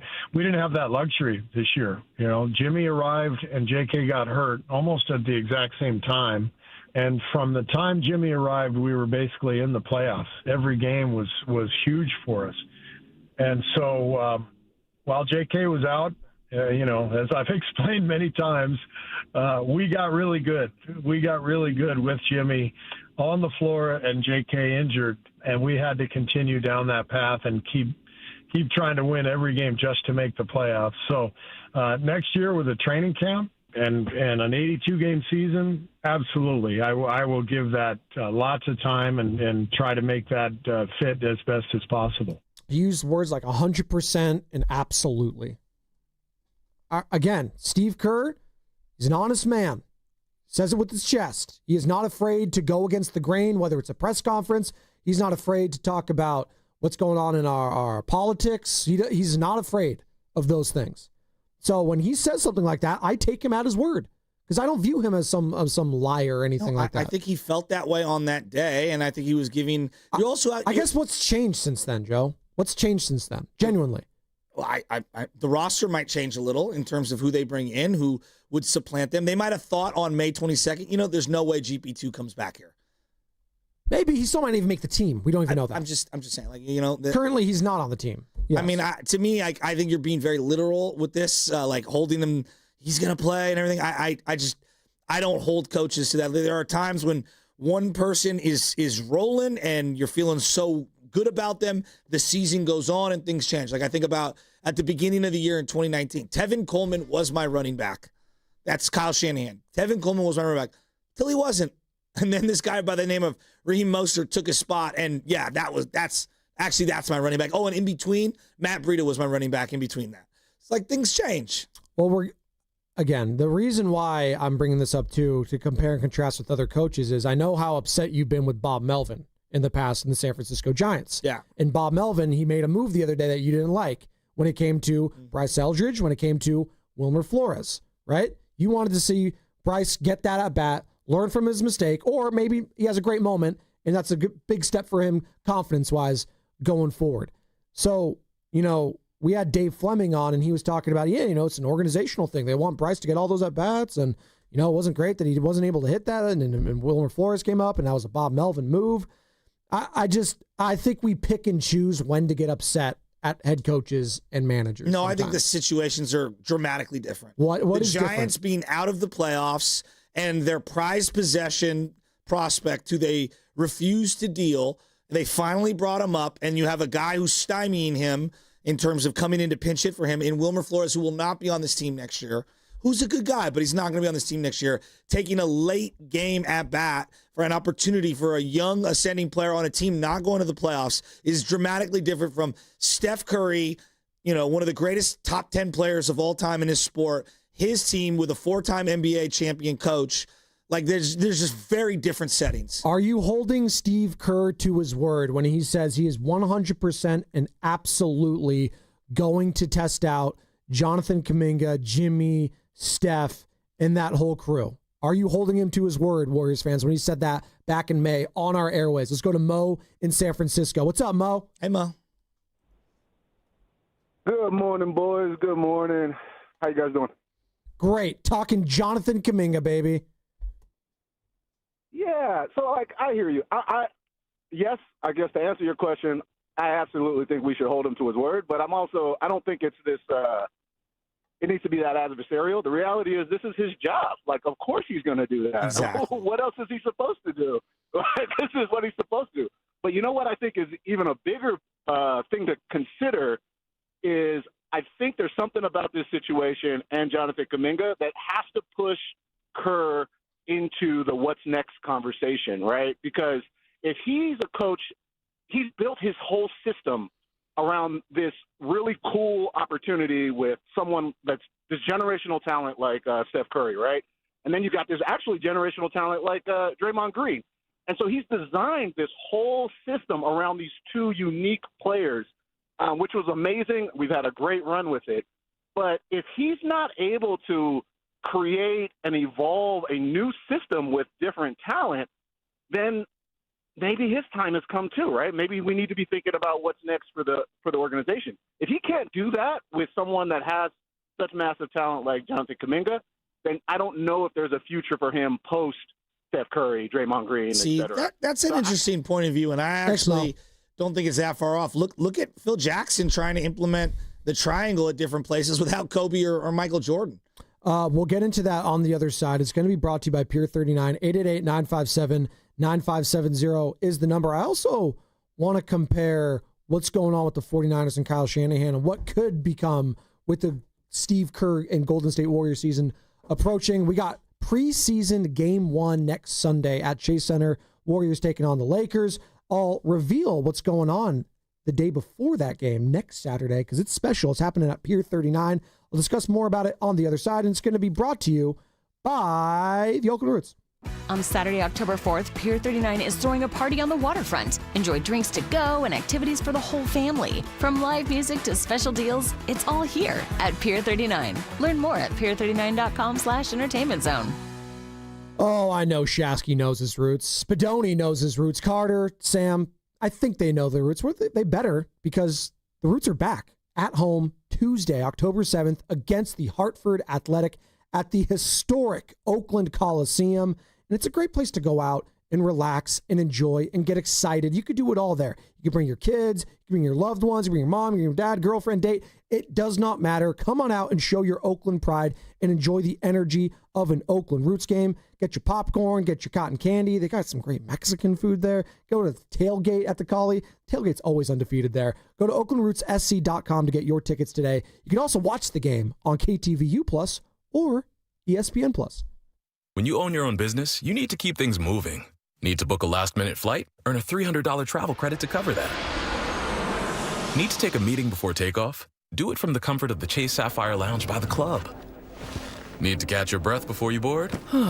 Done. With $2,500 in annual value, the new Chase Sapphire Reserve for Business is the card that gives back all you put in. Visit chase.com/reserve business to learn more. Cards issued by JPMorgan Chase Bank and a member FDIC, subject to credit approval. Terms apply. Change is always happening. It's part of life. And when it comes to music, change is all around us. Songs are rewritten. Classics are remixed. Bands and artists come and go. Even our taste in music changes. Here at Xfinity, we know there's still good in keeping some things the same. That's why we want to do our part with a 5-year price guarantee on our internet. It means no matter what changes, you get 5 years of the most reliable Wi-Fi with our best equipment included for a price that stays exactly the same. Surprised? Life is full of them. One internet price, 5 years, guaranteed. Learn more at xfinity.com/deals. Restrictions apply. New residential customers only. Taxes and fees extra and subject to change. Most reliable Wi-Fi based on Open Signal Awards USA. Fixed Broadband Experience Report, August 2024. You're on the list for Macy's Fall VIP Sale. That means you're invited to save big on this season's top designer looks at prices you'll love. Like an extra 30% off Calvin Klein, Steve Madden, Hugo Boss, and more. Plus, get 15% off beauty and fragrance from Estee Lauder, Lancome, and so many others. This only happens a few times a year. Don't miss the Fall VIP Sale. Today, only at Macy's. Savings off regular and already reduced prices. Exclusions apply. For over 70 years, Golden State Lumber and Showroom has developed strong partnerships with top brands like Trex. Leading the way in performance-engineered decking and railing, Trex offers products that won't rot, splinter, or fade. Their sun-comfortable, heat-mitigating technology keeps decks cool underfoot, and Trex marine-grade decking withstands saltwater, sun, and sand. Explore their latest Transcend colors, Hatteras and Salt Flat, featuring a 50-year limited residential warranty. For a link to Trex, visit GoldenStateLumber.com. Golden State, when you succeed, we succeed. You hear that? That's the sound of your business losing money. Legacy phone systems weren't built for today's teams. Quo, formerly OpenPhone, gives your business a smarter way to stay connected. Quo lets you manage calls, texts, voicemail, and contacts all in one place so that you can deliver a seamless customer experience from ring to... Need to take calls on the go? Quo automatically transcribes, summarizes, and highlights next steps from every call, so you never miss a detail. Need insight into what closes a sale? With Quo's AI call tags, you can instantly spot key topics like objections or pricing questions and use those insights to level up every customer interaction. And yes, you can bring your existing number with you for free. Keep your team in sync and your customers happy with Quo. Quo. No missed calls, no missed customers. Try Quo for free at quo.com/sports and get 20% off your first 6 months. That's quo.com/sports. QUO.com/sports. Nationwide is so much more than a great insurance company. They're one of America's largest financial services companies. Like how I'm more than Saquon Barkley, the NFL's reigning leading rusher. I'm also the NFL's leading husher. Shh, hush up back there. Wow, I might have just set the hushing record. Well, almost. For your insurance and financial needs, Nationwide is on your side. Nationwide Investment Services Corporation, member FINRA, Columbus, Ohio. Your cold is coming. Your cold is coming. When you feel a cold coming, shorten it with Zicam, the #1 cold shortening brand. Oh, no, not before my big trip. The big trip you've been planning is coming up, and so is your cold. But Zicam can shorten your cold and get you back to planning sooner. Thanks, Revere. We really should keep Zicam in the house. Shorten your cold with Zicam. Take it from America's most revered messenger. Shorten your cold at the first sign with cold shortening products from Zicam, the #1 cold shortening brand. Available in stores or see where to buy at Zicam.com. Welcome to Dugout Radio, the undisputed home of Boomtown baseball. The Wi-Fi is booming with Xfinity, baby. Our next caller is Stacy. How do you stay locked in on every pitch and play? We stream it all live on Xfinity Internet with low lag, 99.99% network reliability, and speeds faster than a base runner beating the throw to home plate. I stream on my TV, tablets, even my smart fridge. Smart fridge? With all those games, we gotta refuel. Stream live baseball with Wi-Fi built for the biggest moments. Xfinity. Restrictions apply. Actual speeds vary, not guaranteed. Join 95.7 The Game at Pier 39 for a special live broadcast from 12 p.m. to 4 p.m. on Saturday, October 4th. Meet Zaza Pachulia, Festus Ezeli, Kalina Azubuike, Tim Roy, and Bonte Hill. Plus, enter to win Warriors tickets. For more info, visit 957thegame.com.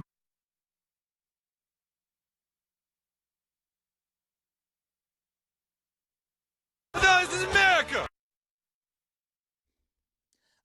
Hey, it's Sarah from Alice. Welcome back to the JoJo Show, the morning roast at the game. God, that was like Inception, Sarah from Alice. What's up, Sarah? She's out of this world. Sarah and Vinny. Running a million? Well, I heard the drop, too, from Randy Marsh from South Park. I thought this is America. Yeah, America's getting clapped right now, the Ryder Told you Cup. guys, Europe. When did you tell us that? I said it 2 weeks ago. I said Europe will beat the USA in the Ryder Cup. See, that's what you need to start doing. I just need to say something and say, I said you like 2 or 3 weeks ago, so no one remembers. No. I besides Rory, I like the European team better than the American. Hey, guys, I said a month ago, Europeans were going to dominate and this this is who I'm like mad at specifically. Who? Brandel Chambly is one of the biggest clowns on television. Steiny loves him. Him going at Bryson about the bots on YouTube was driving me insane. He's basically the Skip Bayless of golf, except a little more informed. Sounds great. Sounds like America probably loves him then. By the way, you know what America also loves? Dub Nation. Preseason's right around the corner. And 95.7 The Game is tipping things off in style. Join us at Pier 39 on Saturday, October 4th, for a Warriors preseason special you won't want to miss. Live appearances from the likes of Festus Ezeli, Zaza Pachulia, Kalina Azubuike, Tim Roy, and our very own Bonte Hill. Plus, your chance to win tickets to the first preseason game on Sunday, October 5th, as the Warriors host Bronny James and the Lakers. If that's not enough, Evan Giddings and Guru will be broadcasting live from 12 to 4. It's hoops, it's hype, and the season's almost here. On your station for everything Warriors, 95.7 The Game. Was Bronny on the top 100 list? No, he just missed out. He was an honorable mention. No, he was not. No, I got you there, though. I got you. He's on the there. top 100 honorable mentions. I do think Pods was an honorable mention. He just missed it, I'm pretty sure. But why are you guys looking at me like, no, I'm serious. I'm just because last year I think he was in the top 100 because of his rookie season. You guys are all looking at me like I'm just following along. Okay, like it's not that great. Pods he was good. You're enthralled with your dialogue. Dude, at one point last year, you guys remember that stretch? It's cool, Evan. We know you like Pods. Well, I don't have my thesaurus isn't as large as Evan Giddings. I like Pajemski. I can't spell his actually I can't spell his last name. Podziemski. Pajemski. There you go. Don't hit the bell. If I was Pajemski, you know how we're like telling Kaminga what to do? If I was Pajemski, hey Dougie, watch Peyton Pritchard tape. That's it. Just watch that tape. That's who you should be right there. And he's going to say, I'm more than that. Dude, Peyton Pritchard's a hell of a ball player. Well, Steve Kerr said he wants Pajemski to be Austin Reeves. That's what he said in the past. He's not big like Austin Reeves, though. I think they're listed. He can't get his own shot like him. It's funny because I think they're listed at similar height, but Austin plays a lot taller. Are they the same height? They're listed. He looks way longer. Maybe it's the hair for Pods, and it's giving him a couple extra inches. And he has an uncanny ability to draw fouls. He does. It's the Laker uniform, I think. There you go. Miles is in Fort Mason, wants to join on the Steve Kerr conversation. 888-957-9570. Steve Kerr said back in May to Willard Dibs that he is 100% and absolutely going to give the runway for JK, Jimmy, and Steph to play together. Are you holding him to that, Warriors fans? What's up, Miles? Hey, guys. Good morning. And on that note, Spadoni, actions over words. Steve Kerr, I'm so sick of off-season talk of, building up the next season. Look at the NFL, of how certain teams had all the hype in the world, Denver Broncos, that haven't really panned out. And so with the Kaminga situation specifically, when I initially saw his agent went on Windhorse podcast and aired out their grievances, I initially rolled my eyes and said, oh, God, this is so embarrassing. But then actually listening to it, the agent was pretty fair in understanding of the situation, and I think, showed how the Warriors were being a little bit unreasonable in the name of quote-unquote cap flexibility. Sure, it's good for teams to have cap flexibility, but they were also being, taking advantage of the situation. There was no space for other teams for restricted free agents, and so they wanted Jonathan to take a discount when Kerr had mismanaged his career. DNPs in the playoffs for someone as talented as Kaminga, get out of here. So Kerr being so hard on him when, Pajemski and Wiggins for so long could be so unproductive, I think has been, to the team's detriment. So sure, say all the things that you want, but I wish it could work with JK. It obviously hasn't. It's time to trade him. All this stuff about Malik Monk, I don't really care what the details are, but if we don't trade him, it's going to be drama in the preseason and early season, which I don't think is good for our team. If we get a couple picks, send him on it out of town. I love you, JK. But they can't lose the slot. See, you're thanks, Miles. I get it. Whenever you bring up finances, people roll their eyes. Especially in the NBA. But the CBA has, kind of locked them in. And he's saying, they wanted him on a discount. Yeah, every team wants to get as many guys on a discount as possible. Newsflash, so does your employer. Yes. No. So does every employer. It's a good point on the salary slot. And Tim Kawakami on yesterday at Willard Dibs talked about that very thing. That's the main reason why they want him back is to keep said slot. The sense I get, other than we know that Joe Lacob likes Kaminga, is that they're not completely saying this is our greatest player and Joe loves him, so we're never, they're not doing that. They're doing, let's maintain the trade value. And the way they maintain the trade value in their minds is to stay at 2 years, 48. Now, could they go to a third year guaranteed? Yes, they could.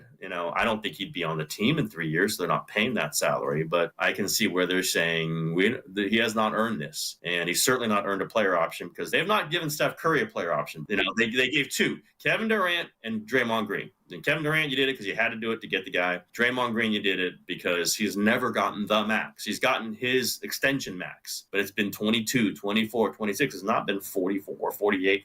So it's the salary slot that's the main thing over the player at this point. And him defending Draymond because he didn't get the max is kind of funny. Wow, I mean, I'm not mad at Tim. He got that from someone probably very credible regarding the ins and outs of that. Draymond was never worth the max. I love Dre, but he's never worth the max. We don't pay max contracts in the NBA for defense. We just don't. That is the league. He's according to ESPN Top 100, the 51st. Best player in the NBA heading into the season, so that's something. Yeah, I don't know what to make of that list. I have to chew on it a little. Got to chew on it. Who's number one?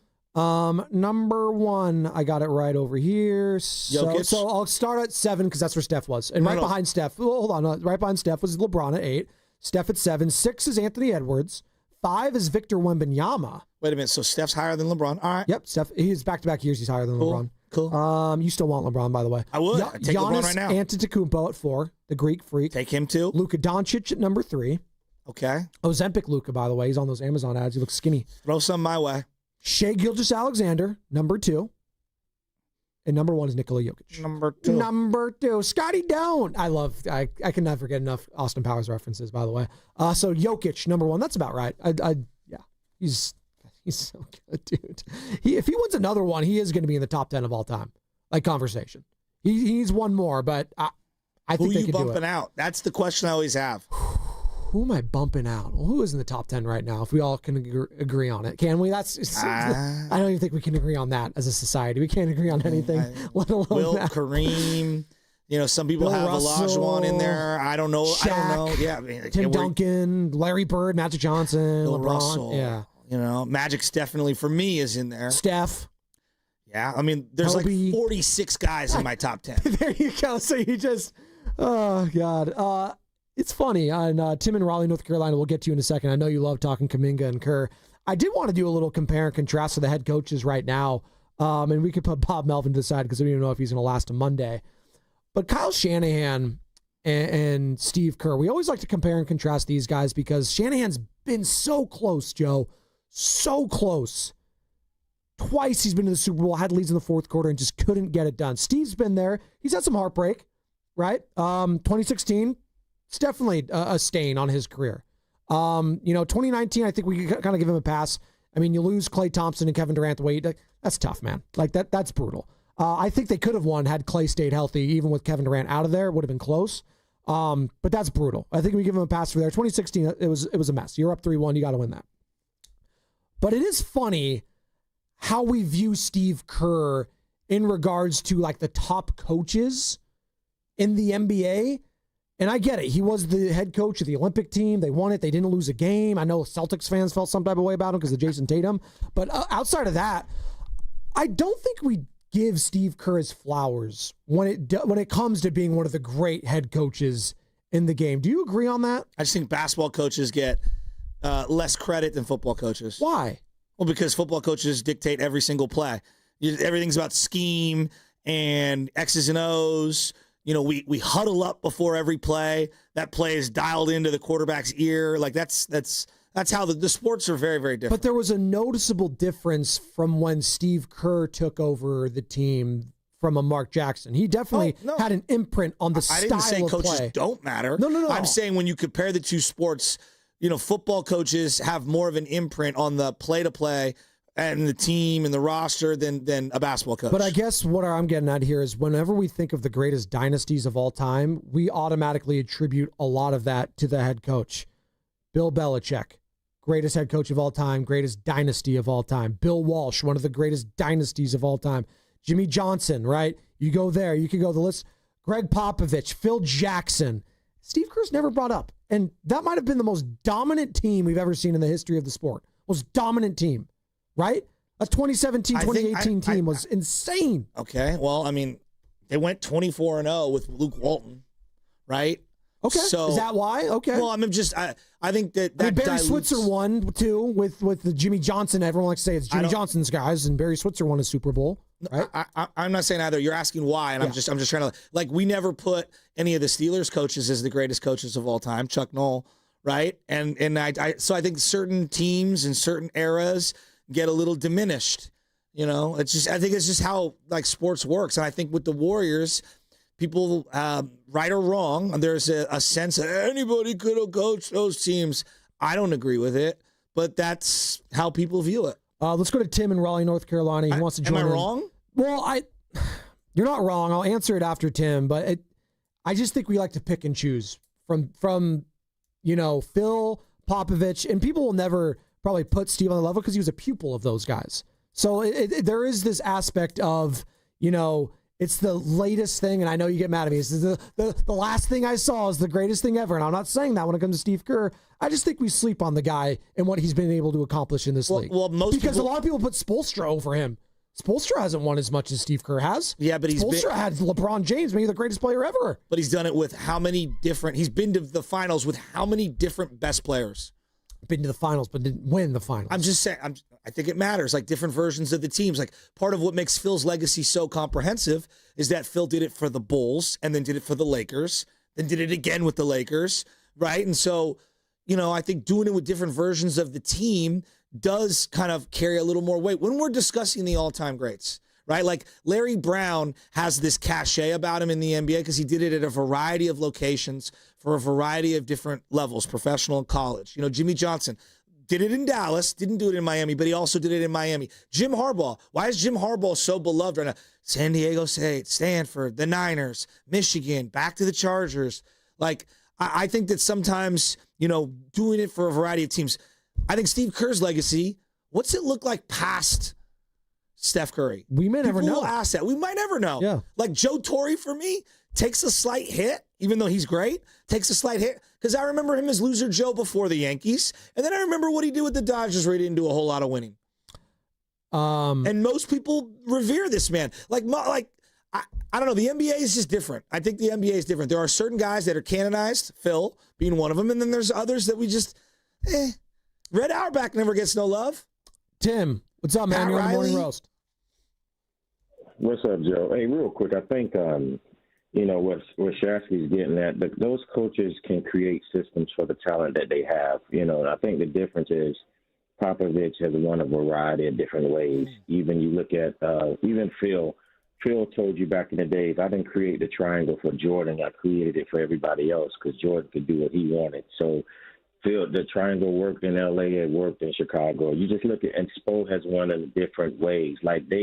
You look at Belichick back when he had the 2 tight end system. He created a system around that, and then he created a system with the Randy Moss teams, right? Like the great coaches can create system based on the talent. So when you look at Steve, no disrespect, but look at that World Cup team without Steph, and they came in 6th place. Or look at last year. Imagine that Olympic team without Steph. Steph won those last 2 games. So his system is Steph. So no disrespect, but his system is Steph. But in fairness, Tim, if we're using that, the system is Tom Brady then. The system is Michael Jordan. The system is Kobe Bryant and Shaquille O'Neal. They ran the ball. And yes, Tom threw it. They were a defense lead. Like, he evolved over time. The book is out on Bill Belichick right now. No. We have seen, as soon as Tom Brady left, it has been a dumpster he was the fire architect for him. of the Lawrence Taylor defense in New York that Parcells won championships with. Come on. I don't think Tim was done. If he calls back, we can put him on. He didn't get back to his call. It's okay. You got to give Bill Belichick respect. Everyone's giving him respect. That's fine. Everyone's going to tell me he's the greatest head coach of all time. He doesn't need me to cape up for him. I'm telling you, it's more because of Tom Brady than it was Bill Belichick. That's not fair. What's up, Tim? What's up, Tim? Tim? He coached Lawrence Taylor. Come on. You guys, can y'all hear me? Yeah, you're back. You're back. Hello? Okay. Yeah, but that wasn't really what I wanted to talk about. I really wanted to say, it's not about Steve doing what he says with JK. I think he'll definitely do it. It's about what he's going to tolerate. As soon as he looks off Steph, he's going to be on the bench. As soon as he goes ISO when he shouldn't, he's going to be on the bench. He always does what he says he's going to do. It's just what is he going to tolerate? And I think to what Shasky's point earlier about how the teammates may feel because of JK stalling them and all of that, I think we got to remember who JK's vets were when he came up on this team as a rookie. The young man named Andre Iguodala and Kevon Looney. And what did Kevon Looney say when he left? The Warriors always lowball you, and it's hard to play here. That was Kevon. And we know what Iggy is about. Iggy is about his money. He has used the other teams to leverage to get money from the Warriors forever. This was who his vets were coming up. And we know Draymond. Draymond is about the money. So Draymond ain't going to hold nothing against this kid. I mean, at the end of the day, he's got to do what he's got to do. I hope to God this is my last call ever about JK being a Warrior. I hope in the next 3 days, some way, somehow, he is not, so we can move on just for the betterment of this kid and the betterment of this team. And I just, hopefully it's coming to an end, fellas, quite honestly, because it's old at this point. Just let the guy go. Get whatever you can and let him go. So, but that's all I have, fellas. Thanks, Tim, in Raleigh, North Carolina. By the way, Sports Talk on 95.7 The Game is presented by Paramount Plus. Sylvester Stallone is back in the original hit series Tulsa King. This season, Dwight faces his most dangerous adversaries yet, forcing him to fight for everything he's built and to protect his empire. Watch the new season of Tulsa King, now streaming exclusively on Paramount Plus. Joe. Yes, Joe. We have to give some respect to Bill Belichick for a second. I know it's a dumpster fire now. I know Phil Jackson ended awful in New York. I remember it. Trust me. I know it was crash and burn. I do. But, like, Belichick started in the 70s as a special teams coach and was the architect of not, like, any defense. One of the greatest defenses to slow down the other greatest coach. He's the greatest head coach in the history of the sport. He's one of the greatest coaches. Yeah, I just said he's in any sport. There you go. It's fine. He doesn't even caping up for But him. I don't think it's all because of Brady. That's just so... A lot of it is, though, I think we learned. A lot of that second half, I'll give the first half, those first 3 Super Bowls, I'll give that to Bill. The last 3 was all offense and all Tom Brady. What he was able to do, you reference it all the time. In the fourth quarter against the Legion of Boom, oh my God. Malcolm Butler, that play they rehearsed. Belichick was on it for like 2 straight weeks. He was like, this is what they're going to do. Let's be honest. That was more of a Pete Carroll faux pas. Just give the ball to Marshawn and they're not stopping him. Like, come on, man. Come on. It was almost his defense pooping itself. So let me get this straight. So in your personal record book, Bill has the 3 rings. And Tom has the other 3. That's exactly right. I mean, he's still a Hall of Fame coach. Come on, dude. He's still a Hall of Famer. Come on. But Tom gets the credit for those other ones. Come on. But like, no, before we continue, part of what's made Andy Reid so great, right, and is he did it for so many different teams in so many different ways. I respect longevity and the ability, like you referencing Pete Carroll. Yeah. Pete Carroll was good in the 90s, and it wasn't great, but he was good in the 90s as a defensive coordinator and then became a head coach. Didn't work out for him, but he was solid. And then he ended up going to USC and was incredible at USC. And then he went to Seattle and he was incredible there and had a great run. Like that's a great comprehensive career. He did it in a variety of ways. Like, we don't need to just crush him because if he sucks with the Raiders, he was always terrible. It was the Legion of Boom that carried him, even though he drafted them all. It was Russell Wilson who carried them. It's like everybody should get a little bit of credit when you win it all. I will give you credit on this one. It's taken me 3 weeks to be over Chip Kelly. Guy stinks. Done with him. He's awful. He compared Jordan Meredith, who is the worst center in the NFL, to Jason Kelsey. I'm done. I'm over it. By the way, you know, I want to compare Kyle Shanahan to what Steve Kerr is going through right now because Kyle Shanahan has not won the big ones. And yet, I think the league circle of the NFL is higher on Kyle Shanahan as a head coach than the league circle in the NBA is higher on Steve Kerr. Does that sound insane to you? I think I think the NFL league circles, GMs, owners, what have you, think more highly of Kyle Shanahan in his sport as a head coach than the GMs and owners and governors in the NBA do of Steve Kerr. I think the NBA as a whole dilutes coaches.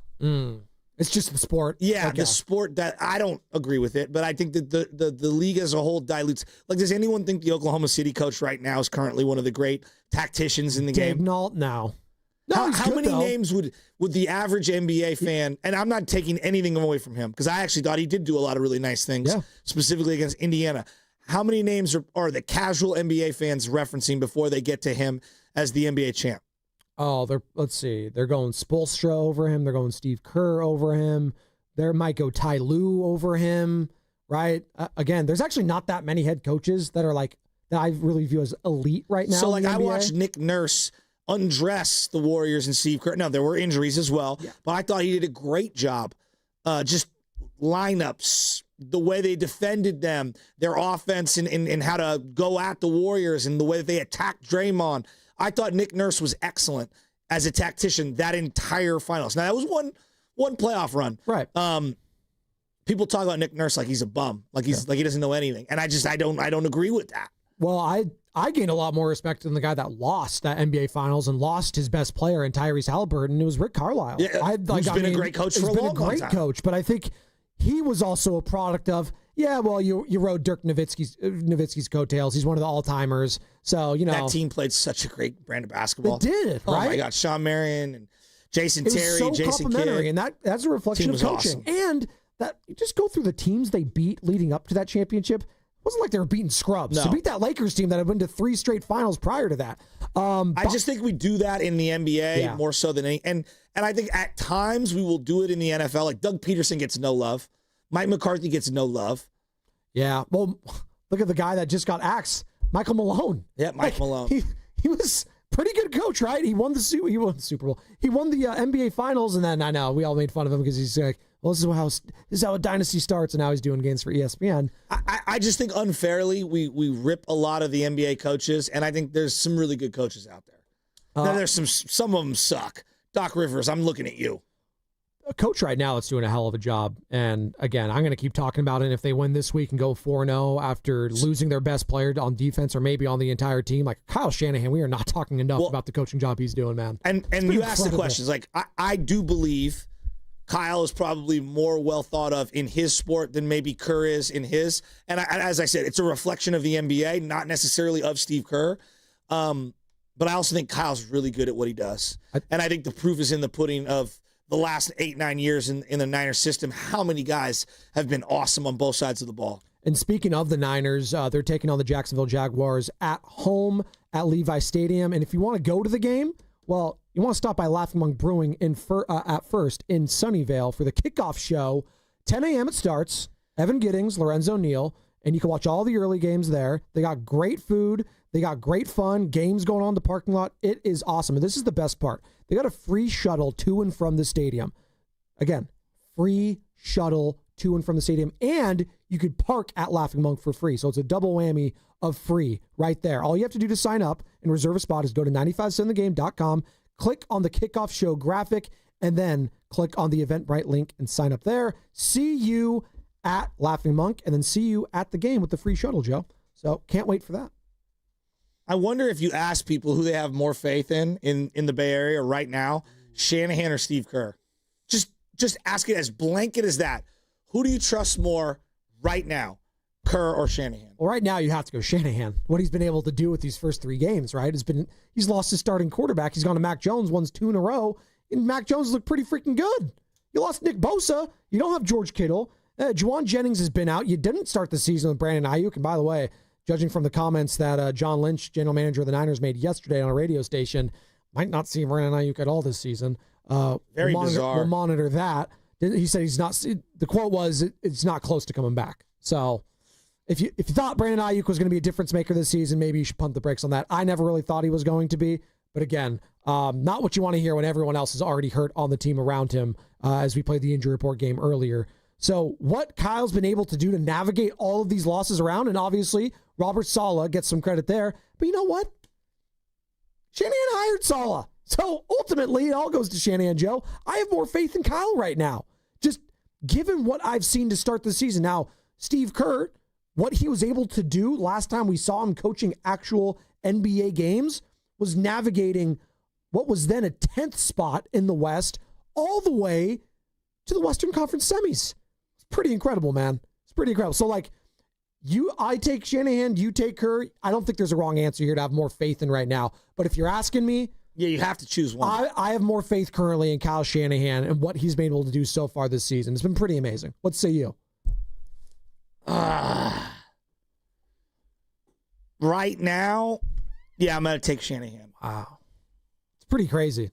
I don't think it's a knock on Steve, though. No, but you're with me. What he's been able to navigate so far, and I think you're thinking what I'm thinking. I think they're going to be 4-0 after this week, and this is one of the best coaching jobs ever. Like, for a first month of a season, it's been incredible. What are you looking at? I just got a notification. What? A 9 a.m. Google Calendar notification. What? Do you know whose birthday is today? Who? Bring him in. Carter? Matt Steinmetz. What? No. No wonder he's in such a good move. Open the door. Steiny, get in here. My calendar just notified me on my watch. Where's he at? Oh, he's probably doing a show meeting right now. As you're listening to 95.7 The Game, KGMZ FM and HD1 San Francisco. It's his birthday? An Odyssey Sports Station in the home of the Golden State Warriors and Valkyries. Always live with the Fantasy app. Coming live from the Laughing Monk Studios. It's your birthday. Well, he's going to be joining us in 45 minutes at the crossover. Oh, that's I was going to say, just what he wants, more airtime. I mean, he'll be with us. Hey, perfect we'll do president. it in 45 minutes. Just what he wants. 45 more minutes. He's the anti-Stephen A. Smith. Well, In fact, I'd like to work less and get paid exactly the same. You think who do you think Steiny would say he has more faith in right now as a head coach? Is it Steve Kerr or is it Kyle Shanahan? If Steiny was an NFL head coach, who would he be? Belichick. I don't think so. No, he'd be Belichick. Brian Daboll? No. Daboll looks horrible, by the way. Looks awful. Whenever I'm seeing him at the presser. Going looks. I was just going I'm not like that he's like an ugly person. Like you can see the life draining from his soul. That's the New York Giants have just destroyed his confidence. Oh my God. If Goo is a coach, he might be Man Campbell. Yeah, but he has a smile on his face. Who's like a quirky NFL head coach that you just gotta love? Goo is Mike McDaniel? No, he's too quirky. That's too much. Hell no. Although they are both black, so that's good. If we're gonna go there. Mike McDaniel, what? If you're just doing, he's a brother? Yes, but he's black. Yeah, man, see, there you go. Who would you be? Shane Steichen. Shane Steichen, does he have a schnoz? Whoever's got a big nose. You'd be LaFleur. Matt LaFleur? No, he's too clean. He gets, that's Nash Solomon is Matt LaFleur. That's a deep cut, by the way. LaFleur gets very upset very quickly. Have you noticed that about him? Yeah. He's got little man syndrome, and I don't have that. So Lucas. No, let's fight on university. Dude, he's so much more well kept than Lucas. Good point. Who'd Shasky be if he was a head coach? McVay or Pete Carroll? Liam Cohen. No way. Duval. That's so disrespectful. Honestly, the way that he was yelling at Trevor on the sideline, it's like you yelling from the stands. Not a bad comp. See, Sean doesn't get that angry on the sidelines, Joe. He doesn't get that angry. Honestly, you know who I'm thinking Steiny is as a head coach? Andy Reid. No, Kyle Shanahan. It's Kyle Shanahan. He could be a little funny. He could be a little, some dry humor. He gets very upset, though. And very particular about personnel. Yes. You know what? Steiny is Shanahan. And he has to have the play sheet. Yes. Matt Shanmetz. Yeah, he has to. And he's very worried about who his assistants are. And he does this all the time. I hear this all the time when I'm listening back. I'm heading back over the bench. Shanahan's doing on the sideline whenever Pinheiro or Moody's missing the kick. When you're in that Steiny doghouse. No, you don't want to be in that. Well, Goo's been in that for years. Goo built it. There you go. Oh, my God. I kind of like this as comps. Who's you said Dayball. I think Dibs is Dayball, right? Same hairstyle. Dude, Carter laughing as Sam cracks the mic. So who's Willard then? Do we do Willard? I was looking for Steiny, by the way. I can't find him. Who's the most optimistic head coach in the NFL right now? It's got to be Pete Carroll. Yeah, smartest but head coach, he's too old, though. He's too old. Maybe Kevin O'Connell. I mean, Pete Carroll actually acts younger than Mark Willard, so I don't think we could use that one. No, yeah. That's not a knock on. McVay's a really optimistic dude. That's not a knock on Willard. No, I don't see McVay. I want Kevin O'Connell. Kevin O'Connell's a good one. I think Willard. I think he'd take that. Doesn't like young players. well, no, he does. He went to J.J. McCarthy and then immediately pivoted to Carson Wentz. And this is real Vikings football. Goose Sirianni? That's what people are suggesting? Someone in the chat said Willard is Jim Harbaugh. No. Nobody is smarter than me. No, definitely not. I would not now. Harbaugh's his own. No one could come close to that guy. I love Steiny as Shanahan, by the way. I'm taking that one. You said him Shane Steichen because he's got a big nose. I kind of respect that. That's fine. Well, that's why I laughed. Is because whoever said Dayball for Dibs, he looks just like him. That's so mean. That is. No, Dibs would take offense to that. Who's our coach at 95.7 the most like? Who's Nahigian? Oh, man, that's a great question. I know he's loving this segment, by the way. I actually think it's fun. I love this. 888-957-9570. He's Dan Campbell. Roger Goodell. No. Oh, no. He's Dan Quinn. Oh, Dan Quinn's a good one. Yeah. I like Dan Quinn. Mike Tomlin? Better as a DC than he is as a head man. No, I'm just teasing. No, he's not Mike Tomlin. Tomlin blinks too much. No, he's not. And Tomlin worries about how he looks. Our boss wears the same thing every day. The Patagonia looks good on him. And his hair is immaculate all the time. It's actually a different Patagonia he's sweater. He's kind of like day. Andy Reid. He'll chest bump you when he's mad. By the way, we'll ask the boys what do they think their comps are and the other comps. Steiny and Goo joining us in about 40 minutes for the crossover every single Friday. Goo is Aaron Glenn dancing on the sideline. See, why does it have to be like a white guy for a white guy, black guy? He doesn't have to be Raheem Morris. He doesn't have to be Aaron Glenn. I kind of like the Sirianni one. Sirianni's not bad. I'd tell you who Goo does not want to be is Brian Schottenheimer. That's the guy you don't want to be.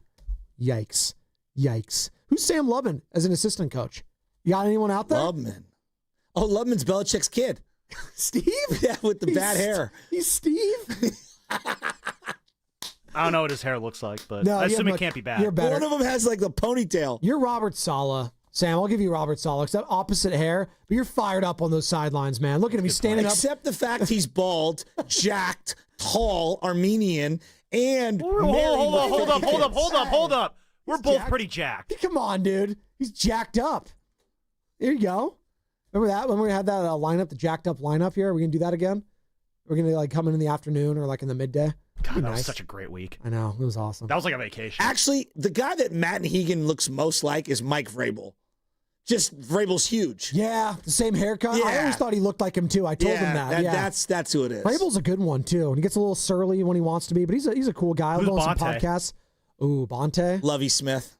Lovey? Hey, Lovey's got the sick when he beard, had the though. beard. The when beard he had the beard. Lovey-dovey. As a joke. Buddy Love. Oh, no, Bonte thinks he's Tomlin. That's who he thinks he is. No. I mean, Bonte is the standard. No, but Bonte would wrap his arm around someone. He's that kind of a coach. He'll come over, put his arm around someone, get a nice pulse for them.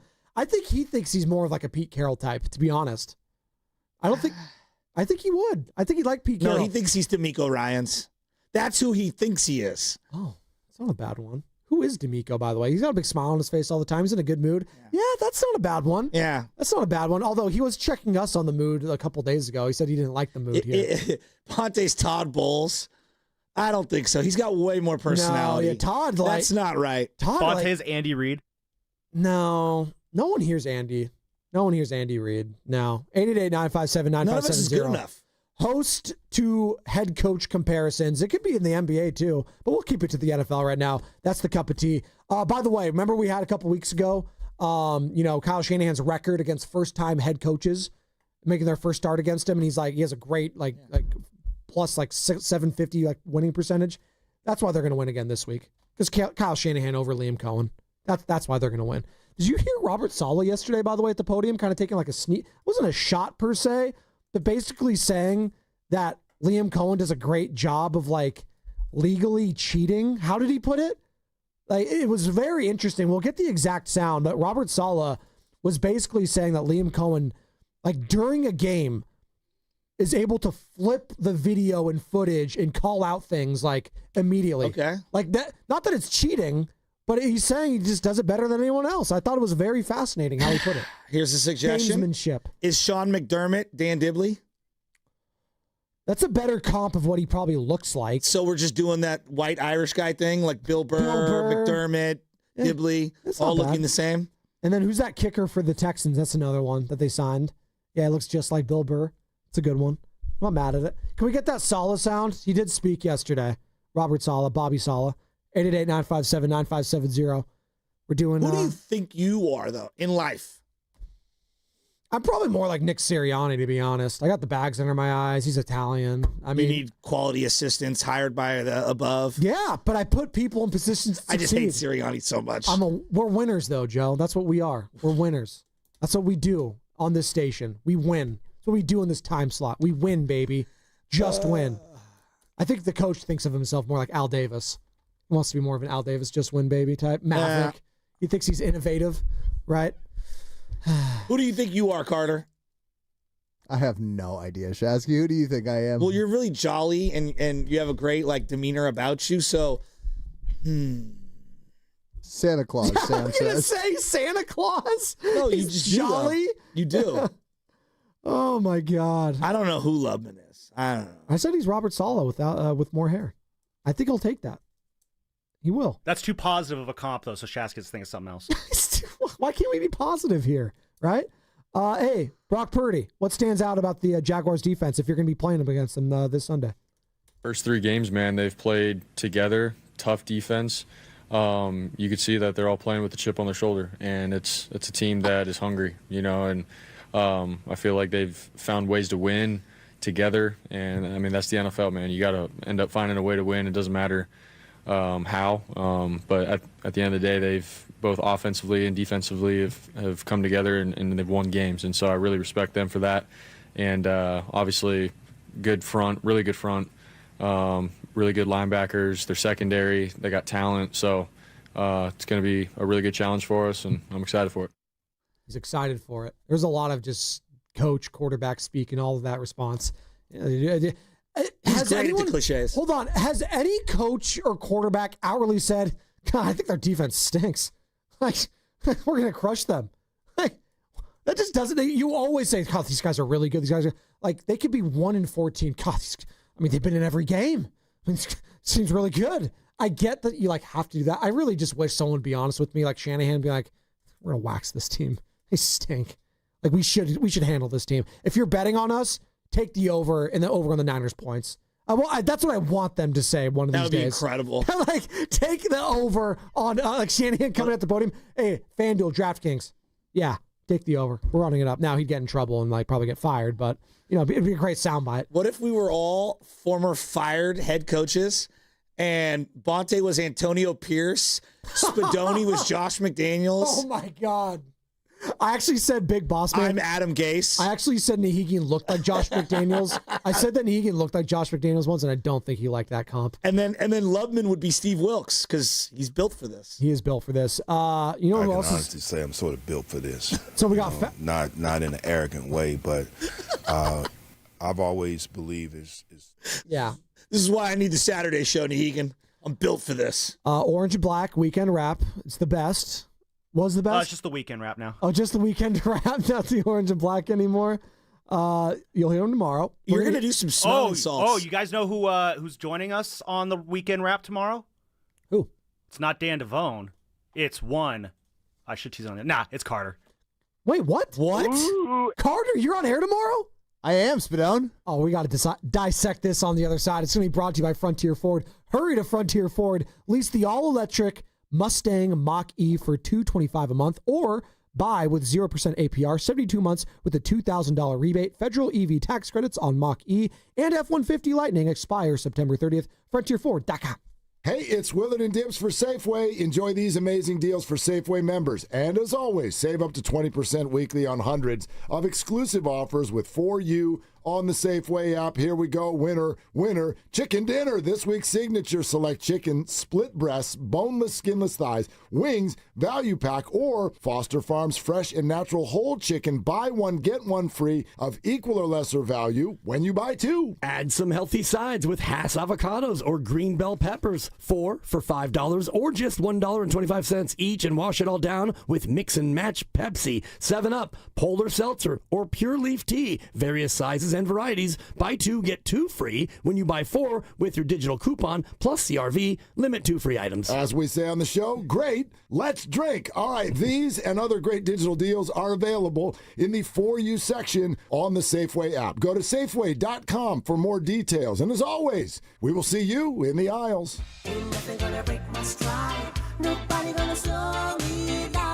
Don't let pneumococcal pneumonia break your stride. If you're 50 or older, you're at increased risk. So be proactive with Capvaxive pneumococcal 21-valent conjugate vaccine to help protect against invasive pneumococcal disease and pneumonia caused by certain types of pneumococcal bacteria. Capvaxive helps protect against the strains of bacteria that cause about 30% more IPD cases than any other pneumococcal conjugate vaccine in adults over 50, according to national-level CDC stats. Regional variations may exist.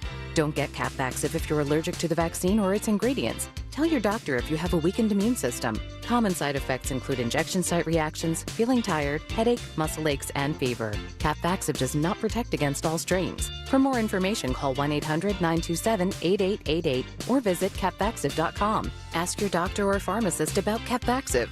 Need help paying for your Merck vaccine? Visit merckhelps.com. Sponsored by Merck. When you own your own business, you own every decision. Catch the red eye or take the 6 a.m.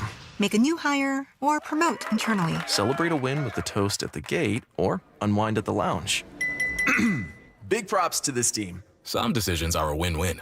Like earning 8 times points on Chase Travel. Introducing Chase Sapphire Reserve for Business. With $2,500 in annual value, it's the business card that gives back all you put in. Visit chase.com/reservebusiness to learn more. Cards issued by JPMorgan Chase Bank, NA member FDIC, subject to credit approval. Terms apply. Sean Aries has arrived. Hostiles. Repeat, we have hostiles. Mayday. Oh my God, there's hundreds of them. On October 10th, we came here from the digital world. The war for our world begins. What in God's name is that? In IMAX. This is the end for this world. No, it's not. But I can help you. Tron Ares, rated PG-13. May be inappropriate for children under 13. Only in theaters October 10th. Get tickets now. You hear that? That's the sound of your business losing money. Legacy phone systems weren't built for today's teams. Quo, formerly OpenPhone, gives your business a smarter way to stay connected. Quo lets you manage calls, texts, voicemail, and contacts all in one place so that you can deliver a seamless customer experience from ring to... Need to take calls on the go? Quo automatically transcribes, summarizes, and highlights next steps from every call so you never miss a detail. Need insight into what closes a sale? With Quo's AI call tags, you can instantly spot key topics like objections or pricing questions and use those insights to level up every customer interaction. And yes, you can bring your existing number with you for free. Keep your team in sync and your customers happy with Quo. Quo. No missed calls, no missed customers. Try Quo for free at quo.com/sports and get 20% off your first 6 months. That's quo.com/sports. QUO.com/sports. On Saturday, October 4th, Pier 39 is throwing a party on the waterfront. Enjoy drinks to go and activities for the whole family. From live music to special deals, it's all here at Pier 39. Learn more at pier39.com/entertainment zone. Do Crohn's disease or ulcerative colitis symptoms keep coming back? Tremfya guselkumab may help, with rapid remission achieved at 12 weeks and lasting clinical remission at 1 year. Some even saw visible improvement of their intestinal lining at 12 weeks and 1 year. Tremfya is a prescription medicine used to treat adults with moderately to severely active Crohn's disease and adults with moderately to severely active ulcerative colitis. Serious allergic reactions and increased risk of infections and liver problems may occur. Before treatment, your doctor should check you for infections and tuberculosis.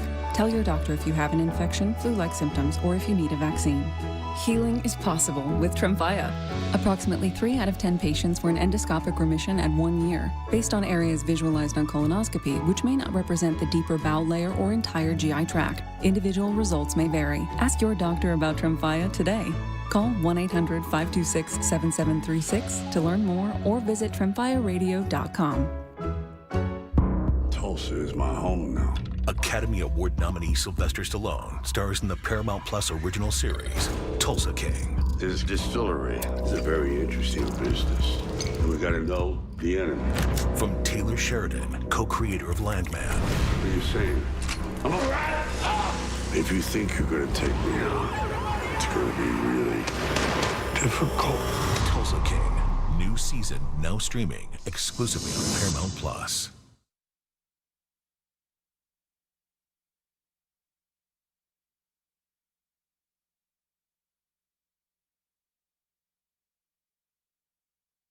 This is San Jose Jazz fan, and I wake up with the Morning Joes, Spadoni and Shasky on 95.7 The Game. They're doing a great job. Are we? I think we are. We're doing NFL head coach and 95.7 The Game host comparisons. Guru just gave the greatest answer of all time. Ever.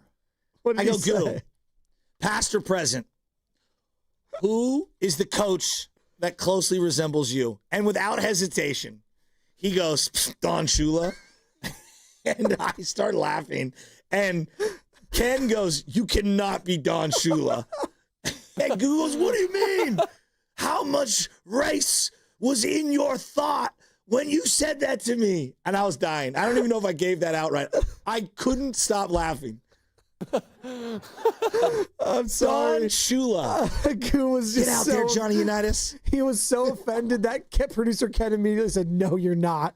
He's like, why was he so dismissive?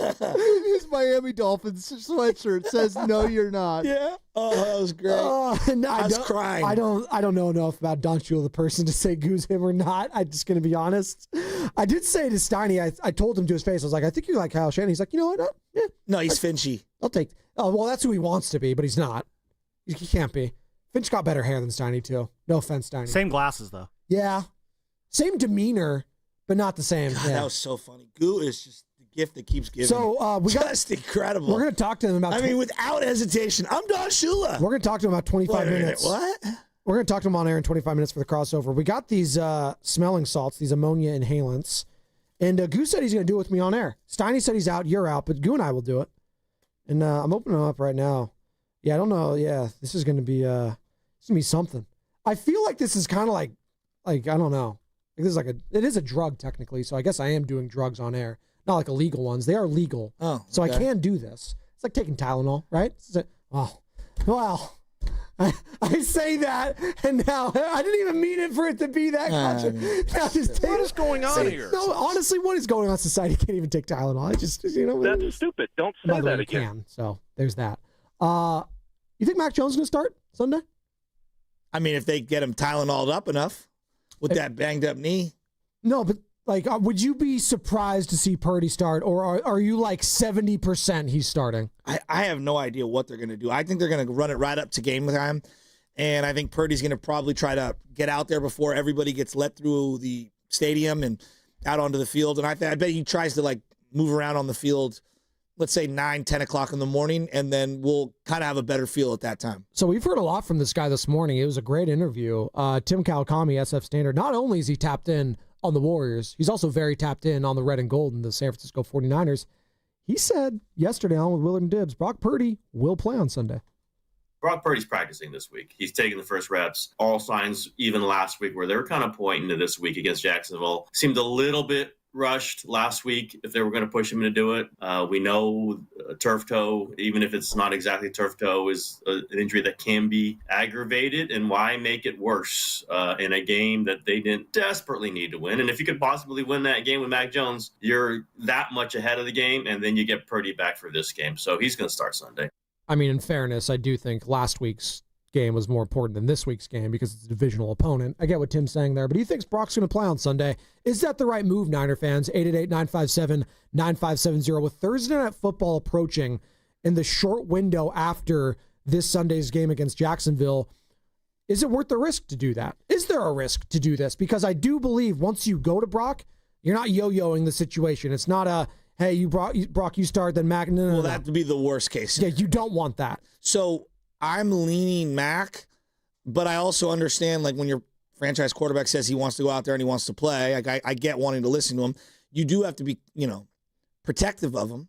I do think in certain situations you need to protect the player from themselves, and this might be one of them. It's tough for me to say, hey, lean on the doctors with this team, and their doctors can't get on the same page with Nick Bosa's ACL injury. I'm a little skeptical of things that are going on when it comes to the medical team. I don't even know if that's fair. It's kind of just my setting right now. I have the sound that you're referring to right there after the confusion of the initial testing, because Shanahan didn't think it was an ACL because of the initial testing on the field. This is what Shanahan had to say a couple days ago speaking to the media about that. I think it's the process of however they check it with their hands on the sideline. There's a test that they can do that can show whether it definitely is or not, and it didn't show that. But Nick was adamant that it was, so that's why when I was told hey, his ACL tested out clean, but Nick's pretty confident he has one, so we're pretty worried. I think that was the case. It's all of the player, and he's doing some high knees just to make sure, but he confirmed it didn't feel right. And they did say when you do have had it before, sometimes it doesn't tear as clean. So the hand test doesn't work, and you got to wait for the MRI, and pretty much exactly what happened in his situation. Nick knew immediately. Yeah, he did. Nick was like, dude, I've had this injury. The athletes know. He knows. And a guy that is that in tune with his physique and the workouts and the training, he knew immediately. Which is pretty alarming. Yeah. And then this thing, I'm seeing people online, well, it's a clean one, so it's good. And, Ayuk's wasn't clean. And, dude, none of these injuries are clean, quote unquote. We talked to Dr. Narapan, and he's like, we don't use in the medical fields the term clean or not. Well, because you can't tell until you open up the body. There's a reason you have surgery. You have to get in there and actually see it. There's only so much you could see, whether it's an MRI, an ultrasound, whatever, X-ray, right? There's only so much you can see until you have to actually open up the body and look inside, and then you'll determine it. There's no such thing, again, as you mentioned, and Dr. Narapandia, UCSF Health did, as a clean tear that's totally without any complications. It doesn't happen. I know we want to find silver linings in anything, but sometimes things just are what they are. It's a crummy injury. It's a torn ACL. Yeah, exactly. There's no sugarcoating it. Exactly. It is what it is. Speaking of not sugarcoating anything, I referenced before the break Robert Saleh on the Jaguars, and this was the term. I said cheating, all right? That was the wrong word to use. It's not what Robert Saleh said at all. I apologize. He said legally stealing signs. So, sign stealing is a thing we like to usually attribute to what? Baseball, right? Stealing signs, runner on second. You have the pitch comm now, so you'd think that that's pretty much gone away, but there's still some gamesmanship when it comes to that stuff. Obviously, the Astros are very well aware of that. Trash cans on line 1. Or if you're the Michigan guy who is stealing signs. There in the you stands. go. This is what Robert Saleh had to say yesterday on the Jaguars legally stealing signs. Jacksonville, this is a very young, but it's a very talented group. Liam and his staff, a couple of guys coming from Minnesota, they've got legally a really advanced signal stealing type system where they always find a way to put themselves in an advantageous situation. They do a great job with it. They formation you to try to find any nugget they can. So we've got to be great with our signals, and we got to be great with our communication and combat some of the tells that we might give on the field. So they're almost elite in that regard. That whole entire tree, from Sean to Kevin O'Connell to all those guys, they all do it. So there's challenges. They're going to catch us in some situations where they have the advantage, and we just got to play good, sound, fundamental football and do our best to execute them. Interesting how he said it was Sean, Kevin O'Connell, and Liam Cohen, obviously all offensive guys, obviously run the same or similar types of offenses.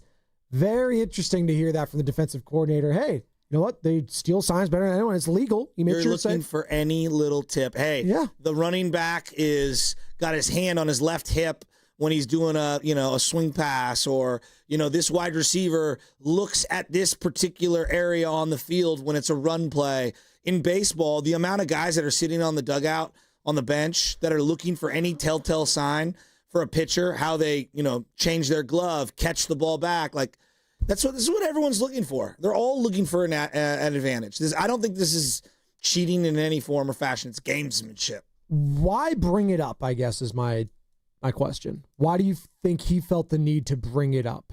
Is it giving him compliments? I don't know. Is it to kind of put him down a little? Yeah, well, they're doing these things that are technically legal, but it's, they're kind of, it's the gamesmanship of it. I don't know if it's clean per se.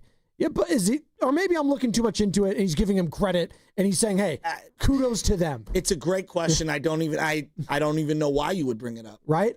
This is what also he expounded on it. Maybe he wants the league to look into it. I don't know. Yeah, maybe he's doing that. Robert Saleh on who the Jaguars are sign stealing from.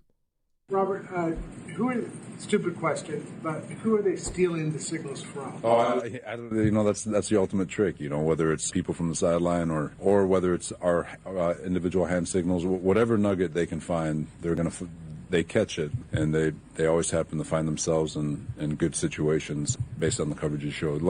And there's nothing illegal about it, and I'm not suggesting that. It's just you can tell that they've got a can system that's getting them into a very advantageous position multiple times during the course of a game. Now, what you don't want to do as a reporter, and God bless, I think it was Eric Branch there. Stupid question, but Joe, what are you eating for lunch today? Like, come on, But Sam, say the one you said in my ear while this was happening. Just do it. Like if someone tonight, it's like, hey Bob, stupid question, you gonna be here on Monday? Bob Melvin. You won't, Sam. Are you covering the game this weekend? You don't have the guts. That's a let John Shea ask that question. You don't have the guts. You don't want to step on the toes there? From the guy who's never been in a media scrum. I never said that I wanted to be. Wait, I thought we were all having a good time. Hey, we don't need to take shots anymore. Yeah, hey, we just have it. You guys need some smelling salts in the back? We're going to do some in about 20 minutes on air. As a connoisseur of journalism, I just wish that the profession was more honored. Hey, no, you're right. I don't. I let the bigger writers do that question. Hey, Robert Saleh, has any other team ever stolen signs? Were there findings? I was like, damn, how'd they know to get to that play? Yeah, we dealt with it in Minnesota last year. They got us into a couple of situations. You can see it on tape when they're studying. It's like, damn, how'd they know to be in that call at that time? And we've experienced it with the Rams a little bit, but it's not a uncommon thing. They're just this group of people. They're pretty damn good at it. Sam just triggered me on something. Oh, great. One thing that I've learned, and I get everyone comes up their way, and I understand that. Frank Sinatra. What makes me is the ability to be able to let it loose on whoever I want, whenever I want. And if I have relationships with someone, I'm less likely, in a good way, I'm less likely to be honest with the audience about them. That's just human nature. when you introduce yourself to someone and when you meet someone and you break bread or you hang out or they're decent to you, you're less likely to be as critical of them. I don't care what industry you're in. Or you could do both. Brian Baldinger does it very well. He's very critical and tight with all these players, is he not? He's told us about it. No doubt, but he's also got access and levels of credibility very few people can reach. Okay. So I think it's a little different, right? Radnich said years ago, I stopped going into locker rooms because I realized I couldn't rip. It's like a joke because he didn't really rip anyone, but I couldn't rip anyone and be honest and say how I wanted to feel. So I had to take a step back, and it allowed me to be able to have more candid conversations about the teams and the individuals. And again, everyone has their own algorithm. Like when I used to listen to Bob Fitzgerald on his show, I knew Bob was going to be very, glowing when it came to how he spoke about the Warriors, right? Like I know who I'm talking to. When we bring Dave Fleming on, Dave's a Giants employee. Like Dave's going to give you... I live with these people. Exactly. I love these people. They're part of my family. Like Dave's going to give you only so much, and that's not a knock. I think that's just the reality. If someone meets me on the street and they go, hey, what's up with 95.7? I can't stand, I'm just going to throw out, I can't stand Lubman or Steiny or Guru or Spadoni or whatever. Like, I'm not going to be like, yeah, I can't stand them either. Like, even though I can't stand Lubman, I'm like, dude, I love Lubman. Yeah. Or that was a joke there, Lubman. You didn't get that. Or you say, hey, I just appreciate that you're listening. And like feel some like that's what I would say. It's like I've met people, Joe, to your point, that say, dude, I freaking hate your takes. Exactly. And I hate all of it. But I listen to your show. I was like, you know what? I think that's all I want. So Thank you. To each their own. Like I always know the source that I'm going to. When I click on the Rogan channel on like a stream, like I'm doing it because I kind of know what he's going to get into. You know what I mean? When I click on David Lombardi's stream, I kind of know the angle that he's going to go with. And Grant Cohn's stream, I kind of know, I have an idea of the angle that they're going to go with, right? And so, like, you see it with Bob Myers on ESPN. Like, I love Bob Myers. And it's one of the people, like, he smartly buttered me up. It's hard for me to criticize him. But when I hear him talk about the Warriors on ESPN, I know that, like, he's going to see things through a glowing prism. He's not going to crush them. That's life, everyone.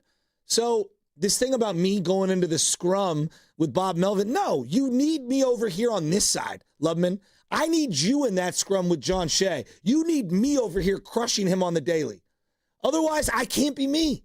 Who else is going to call him out first at the trough about him pinch hitting with Wilmer Flores and not having Bryce Eldridge there? No, Shasta, you give a good point. I give you a hard time about it. There are snipers in the military, and then there's infantry. Like, everyone has their job and their duty, all right? I'm part of the media wing, but me being on the front lines of the scrum probably is not best served for our audience. You're Chris Kyle? Is what you're saying? I'm more of like a lieutenant. Well, no, again, I think Shasty's making a good point, and yeah, I'm probably a little too intense. And yeah, we rib each other about that stuff like that. We're both on my side of it, it's like, yeah, like I'm not gonna just go up to someone and be like, hey, you gonna be here on Monday? Because that's it's unprofessional. It'd be like tact. Like for me, like I'm one of the few people who talks on air and gives opinions about this team, and then goes into the clubhouse. Like not very many people do that, and so like there is a level. Like I'm never gonna just come out and be like, insert person here should not be here, because I still have to go into the clubhouse and be around that person. Now, if they come up and confront me on it, that'll be a very not fun thing for me, and maybe that'll happen someday. So, yeah, there is two sides. Like, I'm one side of the how it all works. Shasky, you are the other side, and yeah, it's a symbiotic relationship that makes this whole thing go. I'm going to give a couple of people some credit here, right? Chris Haynes, who does the NBA. Yes. I know he's very tapped in, but it's through the LeBron clutch prism. He's got a bunch, sources from a particular individual or set of individuals. Right? Yes. Like, I just know that, okay? Dave McMenamin has been covering the NBA forever. He's never going to say anything negative about LeBron. Yeah. Ever. And, like, that's fine. That doesn't mean that he's not useful and doesn't play an important part in the media. I understand where the source is coming from. Yeah. For the longest time, people said that about Brian Windhorst. And then, LeBron went at him, I guess, like a year or two ago, and was like, Wendy, we're not best friends. And then Windhorst was like, I never said we were best friends. I was just reporting on you because you were giving me information. I was reporting upon it. And Windhorst, to his credit, he's actually become a really good, like, senior NBA reporter. After coming up of just being the guy that covered LeBron, he's actually got a very diverse set of sources all around the league. He's very tapped in. He was the one, I mean, hell, the literal meme we all make fun of is the one that's like, his fingers pointed up, What's going on here? Because he knew something was happening. Yes. About with the Jazz, and they made a big trade, and Rudy Gobert and everything. So like I always find it interesting, like, and like I've done it. We'll criticize various branches on the media tree, and well, you're not doing your job, and you're not doing this, and you're not doing that. It's like everybody plays an important role, and I view it as a buffet table. If you're a part of the audience. How do you want to consume the food? What are you looking for? Do you want hash browns today, or do you want diced potatoes? Oh, I can go for some home fries. Do you want eggs Benedict, or do you want sausage links? Can I get an omelet? Exactly. Denver. And so I think the discerning ear now has so many options, and I'm grateful for those that tap into this show. And me not being in the scrum allows me to crush Bob Melvin and say that the Giants should have fired him during the middle of the season and should fire him on Sunday. I like him. He's a good dude. He's done. He's done. We need to go in a different direction. Liam Cohen responded, by the way, to Robert Saleh. We'll get to that in a second. But first, before we get to Fast Five, Joe, that was well said. I appreciate your perspective on this. I'm doing this big journalism presentation tomorrow. Where? At Reardon High School. Oh, I saw Steven Risotto's a part of that, too. One of our producers here. Cool. Nice. Yeah, and I don't consider myself a journalist. I mean, you guys have worked with me long enough. I don't consider myself a journalist. I know I do. Well, there's media and then there's journalists. Yeah, I do media. I don't do journalism. There's a difference between being a broadcaster and being a broadcast journalist. Like, no one's calling Dave Fleming a journalist. Yeah, but like, is a food critic a journalist? No. I don't think they are. I don't know enough about the food critic in the world. journalism field somewhere. I just don't know where. I'm kind of like a sports critic. I don't hate that comp. I don't know, to Sam's point, I don't know enough about food critic like backgrounds to like give that any credence. But I'm assuming it's similar because you're giving an opinion on something and people value said opinion. So yeah. Steve's in San Francisco wants to talk like before. That, huh? I made you think a little. It got me thinking. I like the food critic, sports critic one. That's a good one. Like they're part of journalism, but they're not necessarily a real journalist. I'm just so hungry, Joe. Because why? Food's subjective. I'm hungry for it. And you know what? I'll say this about my food criticism. I'm not above talking glowingly about a McDonald's order sometimes. Sometimes, this is why I loved, and rest in peace, Anthony Bourdain, he didn't feel he was good enough. Like he was too good for like the dirty water hot dog. He didn't feel like he was too good for that stuff. He knew his roots, and he stuck to them. Shout out the Oakland roots, right? There you go. Oh, not enough time for Steve? Sorry, Steve. Steiny Guru will get to you in about 30 minutes. Before that, Fast Five.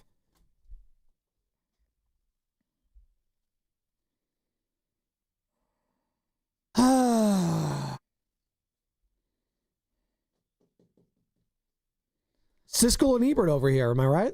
Movie critics. There you go. I mean, this is what I do, dude. There is an indie wrestler, independent, it's like, backyard style wrestling. His name is Jesus, and he wrestles without ever touching his opponents. So, like, imagine from across the room, you're doing like choke slams, and the person's jumping in the air and falling on their own. I have to go see Jesus. The wrestler. I think this is such a great character. He's dressed in exactly what you think Jesus would be dressed in, with long hair, kind of looking like Lubman's hair. It's incredible. Did you see the video? No, it's like South Park Cartman when he's like, when he's a psychic. That's one of the best episodes ever. It's so good. All of their episodes are the best. Do you see? I'm making you pick one character from South Park. You can only pick one. I think we all are going to take the same one. Randy Marsh? It's Randy Marsh. It's Randy Marsh. It's Randy. He's the best. Although Cartman's a close second. And an honorable mention to a newer character, because it's hard to introduce like a recent character and have him be like PC Principal's all time. And the fact that PC Principal is like not PC anymore. He's not woke. It's not woke. It's the funniest part of it all. Nah, dude. He's bent the knee principal. What is he? Bent the knee principal. Bent the knee. Yeah, he bent the knee. Strong woman. What do you got, Sammy? My final thought is I want to give a shout out to a guy who has done a lot of journalism over the last 40 years, and that is our friend over at KCBS, Eric Thomas, who is, after 40 long years, is finally calling it a career. Of course, he's been at KCBS for a while. He was on the Channel 7 Morning News for a while as well. I used to watch the news in the morning, before school as a kid, because I was one of those weirdos. And Eric, he was on my TV screen every morning on Channel 7. So shout out to you, Eric. Have a very happy retirement. So you actually woke up and watched the news in the morning? Like I said, I was a weirdo. Oh my God, I'm watching this Jesus video. It's hilarious. That is incredible. It's hilarious. The fact that he did like the invisible choke slam and the guy did it at the same time. And the crowd's going crazy. They say this finisher is called the WWJD. What would Jesus drop kick? That's so good. That's all time, Carter. That's all time. Yeah, my final thought of the day is very simple. The Team USA has got to pick it up. I mean, we are getting smoked in the Ryder Cup. We won 1 today to 3, and we lost the last Ryder Cup. I'm over it, man. Let's figure this out. I'm dogging Rory McIlroy before the show. I'm like, shank it, shank it, shank it. And like all of a sudden, these guys are like, nah, he's not going to shank it. He hits one within what, inches? It's like a kick in. 6 inches. I mean, gee, I hate Rory. 6 inches. It's pretty big, some say. That was the Fast Five brought to you by Xfinity, introducing the 5-year price guarantee. One consistent internet price for the next 5 years guaranteed. The crossover with Steiny and Goo is coming up next. Shula. We got some smelling salts. Goo said he's going to do them. I'm going to do one. I wonder if Steiny and Shasky are. Brought to you by Don't Fremont get Bank. high off your own supply. Here for you. Here for good. I'm tired of getting pushed around. Ready for the ultimate red and gold game day? Laughing Monk Brewing is the place to park, party, and ride. Skip the traffic. Forget the expensive parking. Park for free and dive into an epic tailgate with mouth-watering food, ice-cold Laughing Monk beer, and every game on TV. Catch 95.7 The Game's pregame show with Lorenzo Neal and Evan Giddings. Then hop on the free shuttle minutes away from the stadium. Shuttles are first come, first served. So head to 957thegame.com to sign up and join the party. Toyota's legendary truck event is on, and the deals are legendary. Just announced, get low APR plus 500 bonus cash on 2025 Tacoma, or get low APR or an incredible 3,000 cash back on 2025 Tundra. Get to your Toyota dealer now, because this truck event is gonna be Toyota. Let's go places. Offers available through TFS to buyers with premium-ready credit cashback available through TMNA and cannot be combined with other offers since 9/30/25. Okay, Bay Area, I've got a bigger team for you to join. The team that donates blood. Hot Yoga Republic in Mill Valley is teaming up with Vitalent for a blood drive September 25th and 26th. Roll up your sleeves, give blood, save a life. Every 2 seconds, somebody needs it. Accident victims, kids in chemo, real people who need you. Let's do this, Bay Area. Find your spot at hotyogarepublic.com. That's hotyogarepublic.com. And a big thanks to Habas Law for backing this. Habas Law, always fighting to make it right. With next-day delivery available straight to your job site, it's easy to keep jobs running smoothly with the Home Depot. Plus, with pricing benefits for pros and top-quality brands, you only have to make one stop for the whole job. The Home Depot. How pros get more done. Hi, I'm John Ray, your friend and jeweler at Shane Company. Getting engaged? So friends in the Bay, listen up. Shane Company engagement rings are protected with our all-inclusive free lifetime warranty. We stand behind the same quality we've offered since 1929. Our rings are crafted to last. It's why our warranty is the only one that protects your center stone. We also cover repairs, resizings, cleanings, and so much more. That's money you keep for you and your family, because a friend always has your back. Shane Company, your friend and jeweler. Change is always happening. It's part of life. And when it comes to music, change is all around us. Songs are rewritten, classics are remixed, bands and artists come and go. Even our taste in music changes. Here at Xfinity, we know there's still good in keeping some things the same. That's why we want to do our part with a 5-year price guarantee on our internet.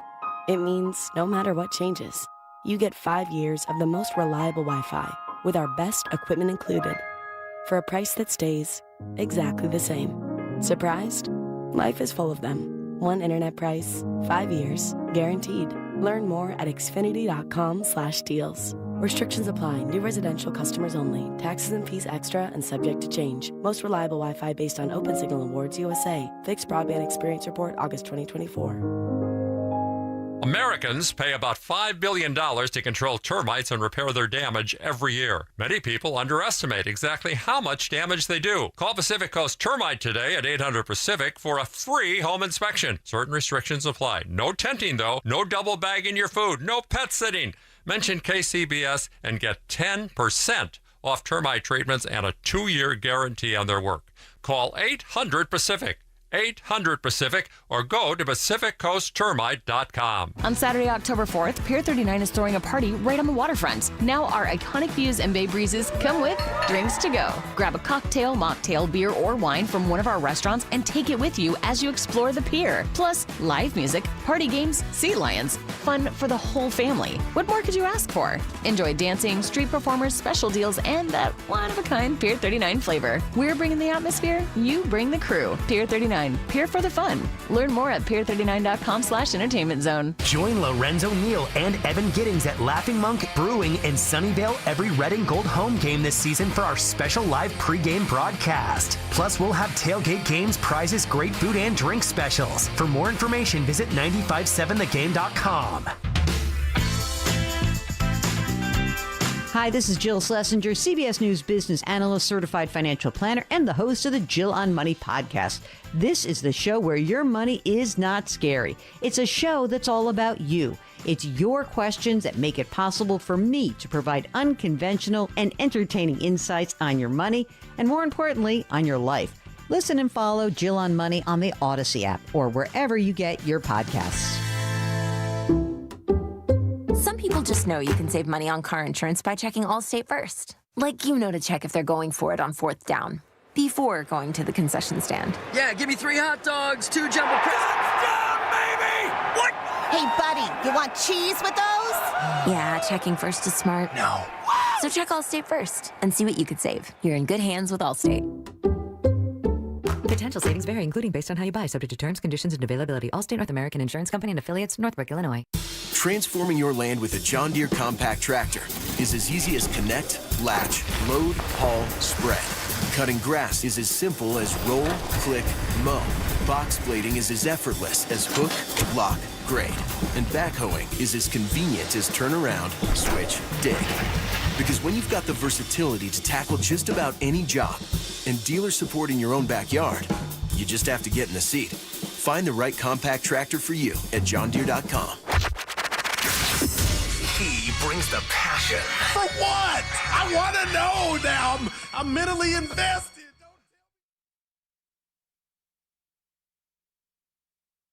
Remix. When you say it like that, it sounds like Diddy. Stop. Bad boy. We're back, Carter. Don't even hit the rejoin. Whoa. We're back. It's okay. You know, it was a premature show open. That happens to some guys. And there, you know, you can take something for that. It's okay. Yeah, they got Steiny stuff for Guru's that. here. Gilligan's Island theme. Yeah. And Ginger. That was my Yeah, one. but this is actually called I don't like this. It's Big Timers. Okay. He's old, probably 20 years old. I like it. Your rejoins are second to none, Shasky. What do you we mean? ain't heard one for you, Spadoni. Oh, I need to record them. That's why. Well, thanks a lot. But when you go back to Steiny and Guru with the good, yeah, that real. I'm going to redo it, though. No. Back with Steinmetz, a.k.a. Finchy, and Don Shula. I can't The believe you black thought Don Shula. I like the Is Mike there any other McDaniel kind? I mean, he's an Italian.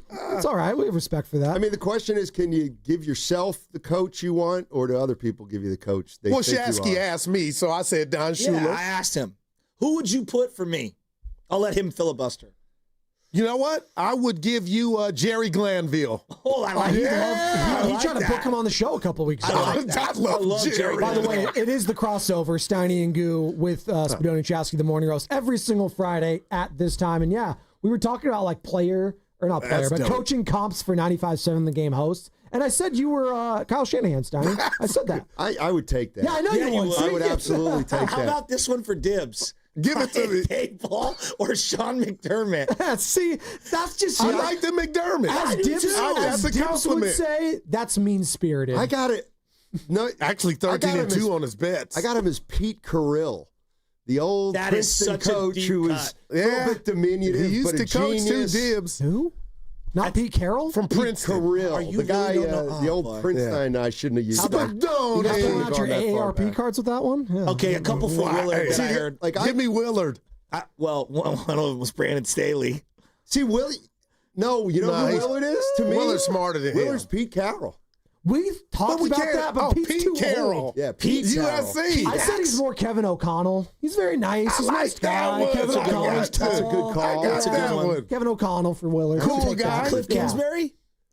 That I don't know. No, Cliff's way too cool for any of us. Let's be honest. The guy's going like Thailand with like no socks on. He's pretty Who cool. did you get Spadoni? Oh, I say it's Josh McDaniels. Josh McDaniels. No, I got Shane Steichen. I got Shane Steichen because of his schnoz. Jay Mack.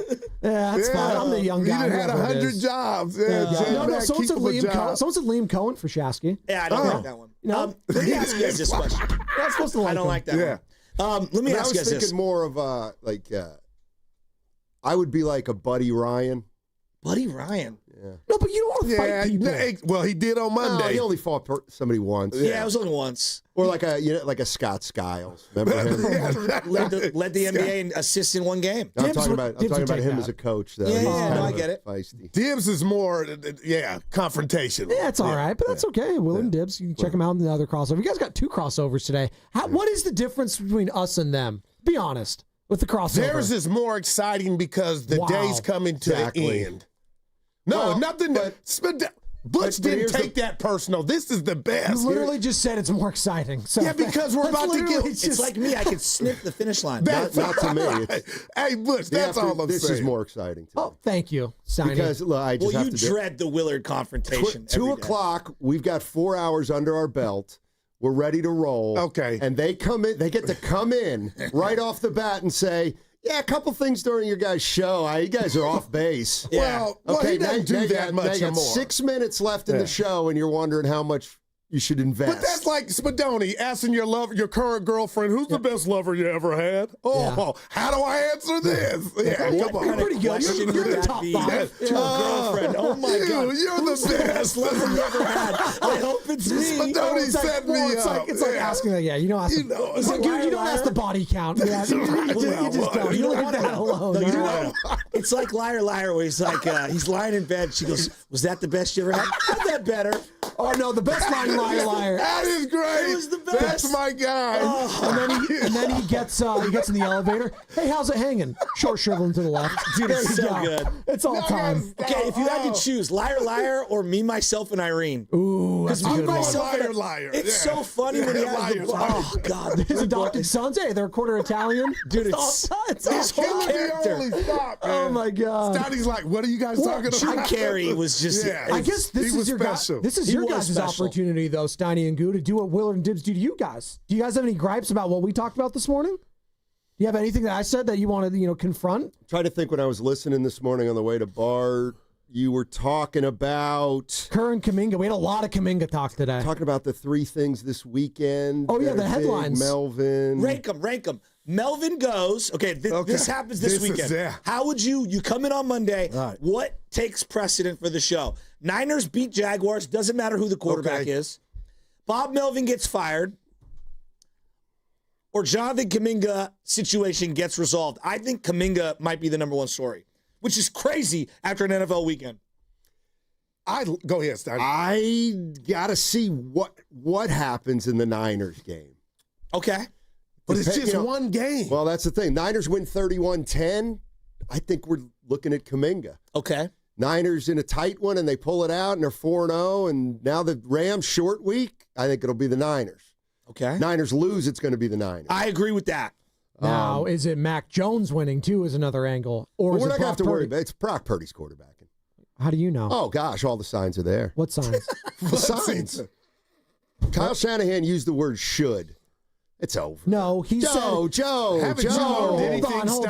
Hold on. He said if he continues to progress... Oh, he's progressing. Which means if you're progressing means you're not healthy then. You're progressing. Like what it means is they can pinpoint the exact point before the game where he'll be 100%. Was he progressing last week?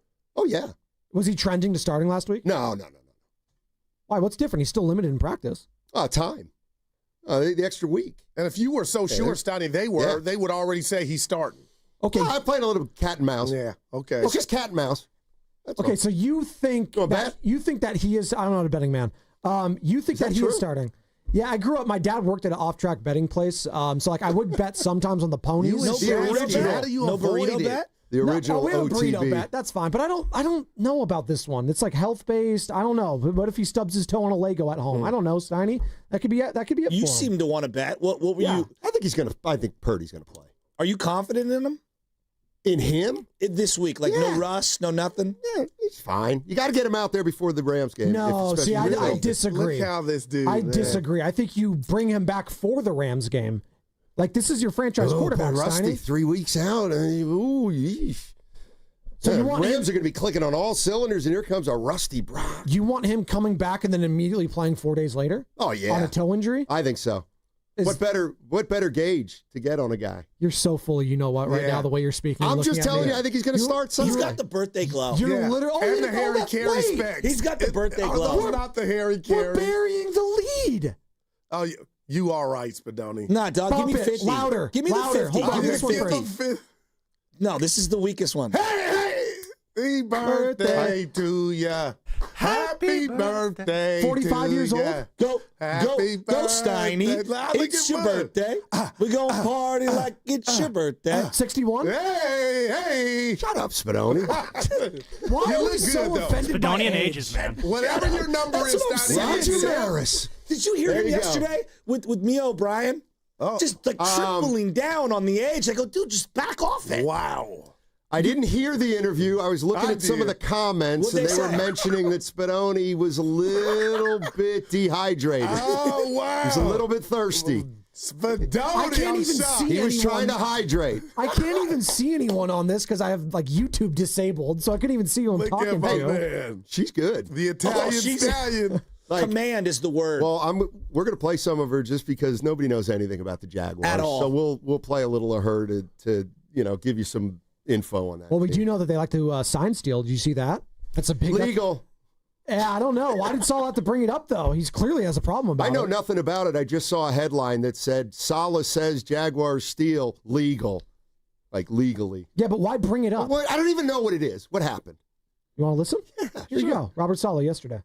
Jacksonville, this is a very young, but it's a very talented group. Liam and his staff, coming from a couple of guys coming from Minnesota, they've got legally a really advanced signal stealing type system where they always find a way to put themselves in an advantageous situation. They do a great job with it. They formation you to try to find any nugget they can. So we've got to be great with our signals, and we got to be great with our communication and combat some of the tells that we might give on the field. So they're almost elite in that regard. That whole entire tree. All right. So he's but the way he went legally signs it. But what does that mean? Like, what does that mean practically? What are they doing? They're looking at Shanahan when he's hand signal audibles, yeah, things like that, checks.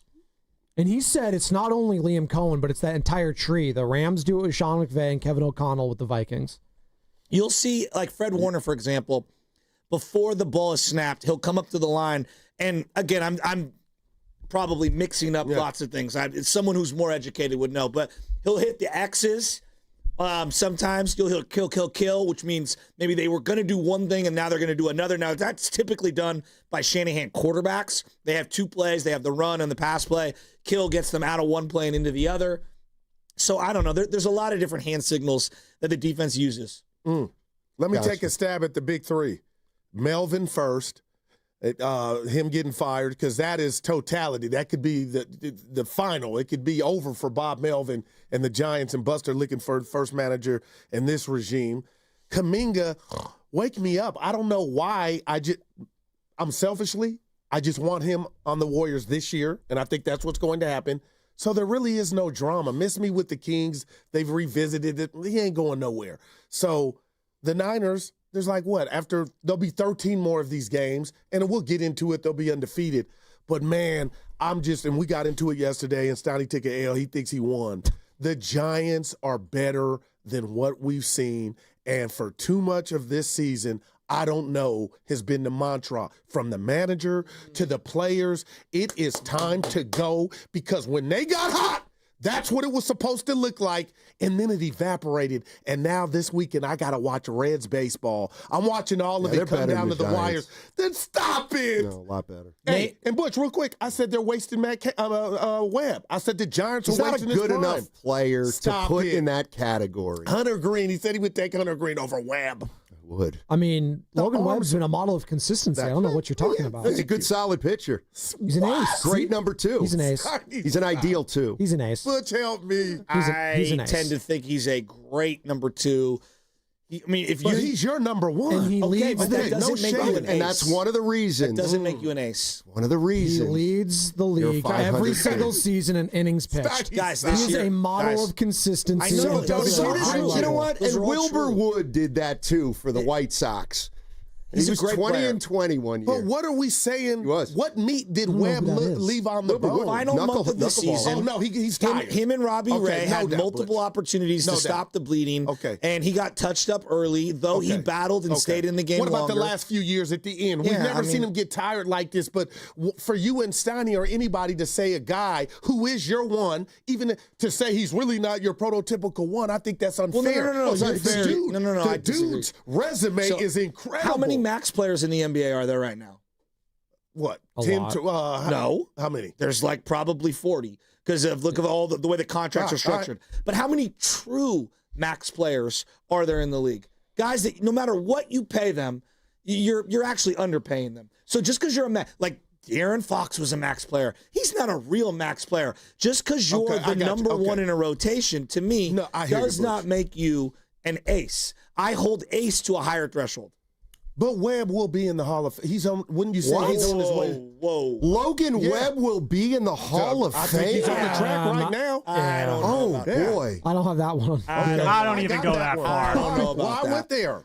I'm The asking problem what is more you could go he there do and then for I'm you? stuck with that, and these guys all get to leave. I feel like you guys are underselling. If you're not going to win the prerequisite now, probably 225 to 250 games, you better have specific hardware, and he doesn't. So would you say they've wasted a majority of his prime? No, it has not been like he doesn't get a lot of run support. He's a really good player. This feels like I'm diminishing him. I that's not it. Like I love Ayuk and I love Debo when they were in their primes. Right. I never thought they were true number one wide receivers because I only had like 5 or 6 guys like that. By the way, you're listening to 95.7 The Game, KGMZ FM and HD1 San Francisco, and Odyssey Sports Station in the home of the Golden State Warriors and Valkyries, always live on the free Odyssey app, coming live from the Laughing Monk Studios. It's the crossover with Steiny and Goo every single Friday at this time, starting around 9:45. Talking about it all. Did you guys watch the game last night? Seahawks? All of it. Cardinals? I love those Cardinal uniforms. I was following it. Which I did. Okay. Following Marvin Harrison. How? Oh, he finished on a good note. On the iPhone. He finished on a good note. Oh, do you have him on fantasy? You know what? He's like Adamas. Go ahead and play 3 terrible quarters. Just make 3 catches in the fourth. you're You're a tough fine. cookie, man. Don't worry that you got us down. No, but he scores. ended with a touchdown. he made the one that mattered, The right? arsonist and the firefighter. What's that? The arsonist and the firefighter. Exactly. Oh, We call that the Todd Linden. He'd take a bad route and then make a diving catch. You go, look at that diving catch. Well, yeah, he took 7 steps in the wrong direction. Well, did you guys see what the Seahawks kicker did before the game-winning field goal, Jason Myers? Took a smelling salt. I've never done that. And he succeeded. Do you guys want to take one right now? I have some. I'm in. I'm out. They're I'm called trying to think. ammonia Peer pressure inhalants. get me. But I why will are you let out? you. What's your Steiny, No. It's your birthday, so no I'm gonna let chance. you do. I'm gonna let you do this. Wow. You could crack it, and if you want, just a little, a little bit. I'm in See, for I got a that. schnoz. I'm not It's your allowed to do birthday. that. Get loose. Yeah, come on. Get loose, baby. Casa for me. Look at him. No. He dipped it. You don't want to? I don't. What's the best cocaine movie of all time? Jesus. What is going on here? Oh, it's Scarface? Scarface. Blow? What do we think? Oh, that's up Johnny there. Depp. What's the movie with? Oh God. Oh, I liked. Goodfellas? Wall Street. Was it Hustle and Flow about? Kinda. Yeah. Kinda. I love that. I More love that drug movie. use in No, general. that was more about music. Yeah. And pimping. What's the movie with? Whoop that. Yeah. God, I can't remember it now. It was it's like a film noir. I want to say it had the famous line in the movie was, "It's always bad luck to leave a hat on the bed. You never want to leave a hat on the bed." That was. What is that? Somebody will be great. It's But it's Tony dark Montana. Show me back.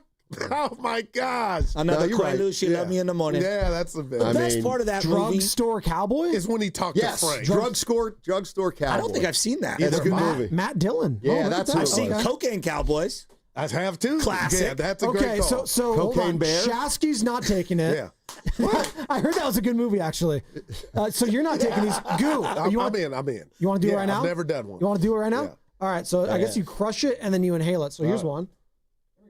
All right, we're doing this. So this is going to be how many people we got on the YouTube chat? Okay, it turned red, Spadoni. It's supposed to. If you gotta, okay, wait. These guys are actually going to do smelling salts on the YouTube. Okay, what do we got going? Put it up on the thing. So it's like so it's a little you can packet. get this on Amazon. It says It looks like a sugar packet that you would put for coffee. And remember, smelling salts are allowed in the NFL still, but the teams in league is no longer supplying them. Okay. But you could bring your own brand. So I've never played with my nose, so I just sniff it. Thanks, Messy Marv. Okay.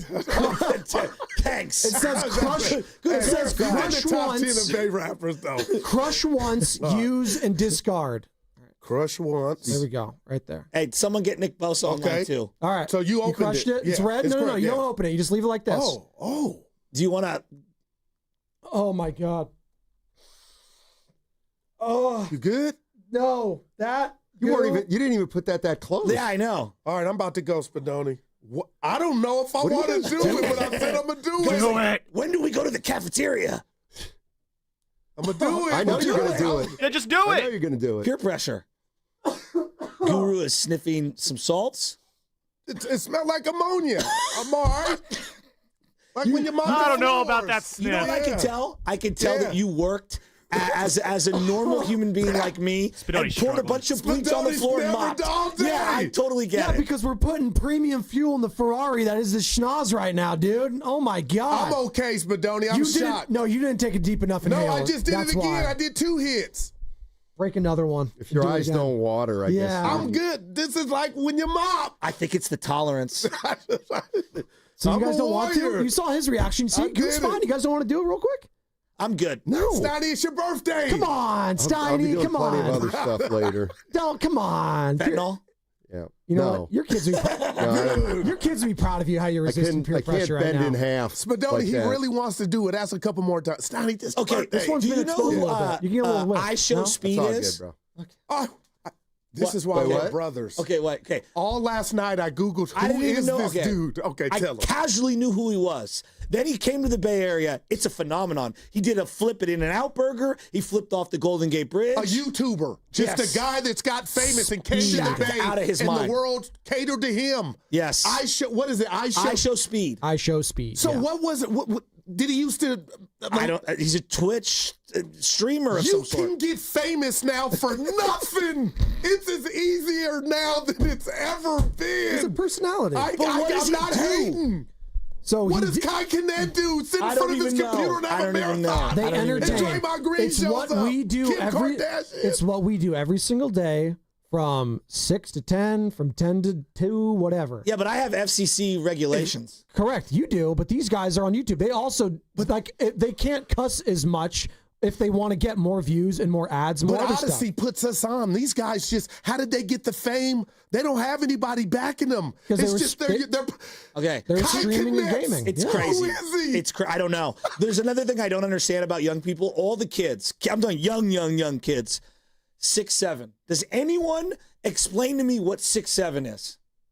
What? You don't know one of Lil Wayne's best songs. 6 foot, 7 foot. Yeah, No, but 6'7", like all the kids are saying it right now, and I don't understand the reference. Steiny? What are you asking me for? You got 3 daughters? I don't It know. means indecisive or a state of disorganization. This is from the Gen Alpha Reddit subchannel. So there you go. Okay. I would have went to the what's the one, the ghetto one? Urban Dictionary? Yeah, I love Urban Dictionary. So, Steiny, did I ruin the whole 6'7"? thing right now? I'm just disengaging you with the 6'7" talk? No, not at So all. I I'm have listening. it's in the Merriam-Webster dictionary. I know Steiny's all about that. A nonsensical expression connected to a song and a basketball player. Interesting. What basketball player? So when teens and adults alike have tried to explain it, some say it means so-so, especially since kids often pair the phrase with an up and down hand motion. Is that what they do? 6'7", your kids? They were trying to get my kid to do it.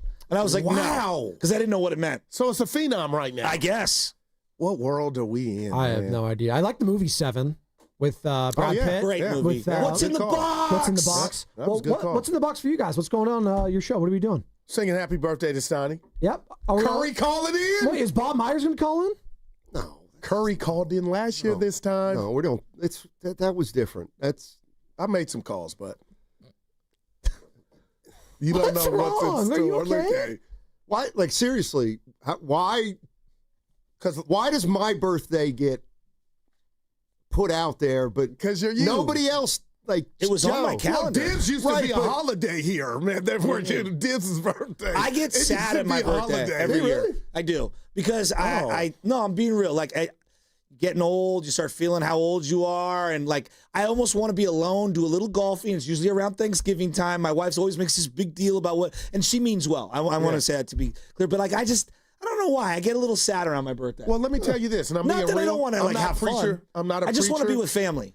The next time you're in a hospital, just take a trip around and look at what's going on. Trust me. And I'm telling you, that's why I'm letting my gray on my chin come in. Yeah. It's a blessing to be a year older. No, in this I hear you. world, Look, my dad man. just lost. Well, my dad lost his life, but my dad's R.I.P. friend just passed away, and it was like, damn. Like I'm seeing all the people about his age, going through stuff right now, and it's real. It is. It is. And so it's like, man, it makes you appreciate all the good times. And Steiny, real quick, and the boss and I said this last night. Something's coming here. No, it's kind of scary that year went that fast. Oh, yeah. With Curry calling in and getting a jersey. And to Butch's point, man, that's why I try to maximize and enjoy myself. Who would make you smile in the entire world? A random person that you admire. What? Oh, I thought you said something. Someone that you admire in pop culture, history. Who would what would make you smile if they called in randomly? Van Morrison or Bob Dylan. There we go. I mean, I got Curry.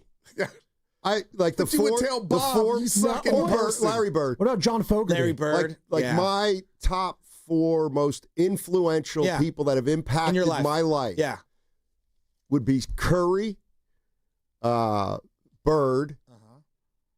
Dylan and Van Morrison. Wow. I owe Curry nothing. Steiny, no women. No. On 95.7, the game. So I've never played with my nose, so I just sniff it. He brings the passion. For what? I want to know now. I'm mentally invested. Don't tell me to pray and you don't say what for. He brings the perspective. Yeah, I think they both have great points. Get off me, text line. He's truly one of a kind. That is whack. Oh, my God. And he's doing a great job. I need you to man up and say what you really want to say. Diamond, you're doing a great job. I did 2 hits. And together, they're Steiny and Guru. Yeah. On 95.7. All righty. That was fun. Have a great weekend, guys. Spadoni and Shasky. What do you got going this weekend, Goo? Oh, not ready yet. Before I answer that, hey, Spadoni, got any more of those things? I can say it like, hey. Yeah. Steiny, I'm doing everything but watching 1 inning of the Giants and Rockies. I'm done. I am finito with the Gigantes. Okay, so they're off the docket. You're not going to watch the most meaningful weekend of the season to find out if this team has quit or not on Bob Melvin. The answer to that. Oh, he can save his job here. Steiny, stop. Do you realize if they sweep, they're a 500 team? Steiny, stop. Again, please. Well, they were 80 and 82, I think, last year. Happy birthday, bud. Thanks. Seriously. Thank you. And I was going to surprise you. I didn't know everybody was going to remember, but they did. That smelling salt, man. Yeah, leave another one. I could have used it Monday when you yelled at me. I did 2 hits. No, you were already wound up enough that day. So hey, I'm sorry, too. Hey, by the way, so am I. All right, by the way, so we just had a visual of guys doing smelling salts. I was given something yesterday. This is unreal. I was given something yesterday. Now, I'm gonna show it in about 5 minutes on the YouTube. Oh, somebody gave you something. Yeah. This guy gave me one of these things. I haven't seen one of these things in, I would think, 3 decades.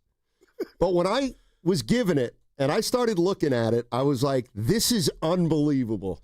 I not only haven't seen one of these in about 30 years, this one is so much more comprehensive than the last one. You got me excited. I saw 30 years ago. And not only that, even though it's been around forever, it's still functional. Like, I could do something with it. Right. I'll tell you about it in about 5 minutes, but it's got me excited. And I want to know the origin of who gave it. You got to share with us who I gave will. it to you. In fact, I may have to give it back to him today. A transaction? Yes. Okay. Yes. All right. Assuming the the law doesn't feel like they need to get involved. I have to do this. We'll get to sports. But I almost wanted to hug Joe Shasky, our brother, about how he feels on his birthdays. But, Steiny, how you feel this morning on your birthday to be working? Just how do you feel in general with your life and who your partner is outside of Monday? Pretty good overall. You look good. Yeah, pretty good overall. I feel like I'm winding down a little bit. Now, what does that mean? It means, I'm not afraid to say that I'm like Curry. I'm winding down here. I don't know. Who knows how much longer Curry's going to play? In life, you mean? Not here. I'm a good guy. Dude, you live for this stuff. People retire at my age. People retire. It's time. This is not a real job. This is the toy career's- department of life, Steiny. We talk about what we see. I got real people doing real jobs that they hate, but they got to pay the bills. Right. And I'm they hate their thankful. coworkers. Right. And We don't have that. I'm thankful for this job. I enjoy it for the most part, but I would much prefer not working if I have enough Could money. you golf every day if you? No, I would. If the bills were, if you had that taken care of, you could golf every day. 5 days a week. Yeah. Wow. 5 or 6, for sure. Absolutely. All right. But by and large, I feel pretty good. You look great. I've got, I'll tell you, when I was toughest, as long as we're doing this. And Ken, are you 30? You're a little older than 30. 37. Okay. What a compliment. You got to be feeling good. I feel good every day. when Worst people say years of my life were like 24 to 33. You didn't know where you're going? No, had no clue. Agreed. No clue. There was so much angst. Where were depression. you? When did you get here? How old were you when you got to the Bay? 25. Ooh, Steiny, so 8 years in the Bay, you didn't know what it was. You know what? That's a little unfair. Yeah. But, I kicked around here in the Bay, not really having a lot going on until something broke. So how soon did you, real quick, this is your day. It's our show. We go down, Steiny, we go down swinging. How soon did you get the Warrior job after you came to the Bay? 5 years. Oh, so it wasn't. No, I got here in 90. I did a lot of blue collar stuff for, painted and landscaped. And I was 25. Yeah, came out here with $3,000, 1990. $3,000. Which was like 10 then or 12. Yeah, 13. I ran out. Don't get me wrong. I got here on, funny thing is, I got here on April 1st. So there's a joke there. Oh, man. Then I was out of my done with the $3,000 over that summer. I'd spent it all, and then I was just kicking around, and then I got a job. Then I got the worst job in the history of mankind, but I did it for 3 years. Give it to me. I worked for a legal publisher, Matthew Bender and Company. So it's not hard labor. How could that be the worst job? I was basically what they called an inputter. Okay.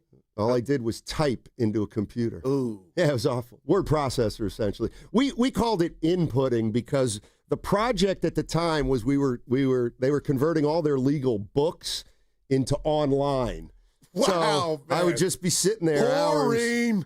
If the complaint it was awful. How much did you make? I can tell you exactly how much I Back made. then, I'm doing the inflation. Go ahead. Well, first of all, it came with angst because I had to pass a drug test to get the job. Nailed that, thank God. Look at him. And then I signed a contract for $18,800. Let's go. 1991 or 2. My man is balling. 18.8. And I remember after taxes, I think I was bringing home like $1,200 a month. But and I split a big studio with my buddy Andre, and my rent was $400. So this is pre-kids. Oh my! This is pre everything. My man, Hey, Austin in San Jose said Steiny has family money, but no, go ahead, actually, kid. both my parents were high school English teachers. I don't have family. But that's money. when teachers really got respected and got paid. Oh yeah, they made $42,000 back in Pennsylvania. They were killing it. So a little secret here, but my mom's a word processor. But she actually loves her job, though. Does she? She's been doing it for almost 30 years, and she makes really good money off of it. She wear glasses? I mean, now, damn good. What does that mean? Because of the job, you got to. Yeah, you're looking at a screen for that's all I was asking. 9 hours a day. Right, It's rough. But yeah, she's a word processor. So that's funny you were one, Steiny. Yeah, for about a year. No, maybe 2. It was a slog, boy. One good part about the job, though, you could determine your hours. You had 35-hour work week, 7.5 hours. Oh, come on. So you could start at 7:15 in the morning and go till 3, or you could start at 10 and go to like 5:45. What'd you choose? 7:15. Because I was gone at 2, and then I could get back to the city to play pickup basketball. My man. 5 days a week. Yeah. In the marina. Some of you guys listening out there, maybe in the marina, probably kicked your ass back in the day. Seriously. You probably got a good look at me from behind as I was going by you. Wow, my man, confident. All right. Let's see. Well, now we got about 4 minutes. Yeah. I got a bunch of stuff that let me tell you what. This is about worth 5 minutes. You realize we're undergoing a change in football right now. I don't like it because I think I know where you're going. Go ahead. That kickoff rule. Let me tell you something. I'm coming around on it. Okay. Can I say something? Sure. My father and I know we got 3 minutes now, because the kicker kicked it to the 21 and not the 20. Mm-hmm. The Seattle Seahawks got the ball, and this is the tragedy of it all, at the damn 40. My father asked me, how'd they get down there? I said, the cockamamie rule. It is ruining the sport. And what are we doing with making the field cherishing the 100 or 80 yards? Why do you got to get it at the 40?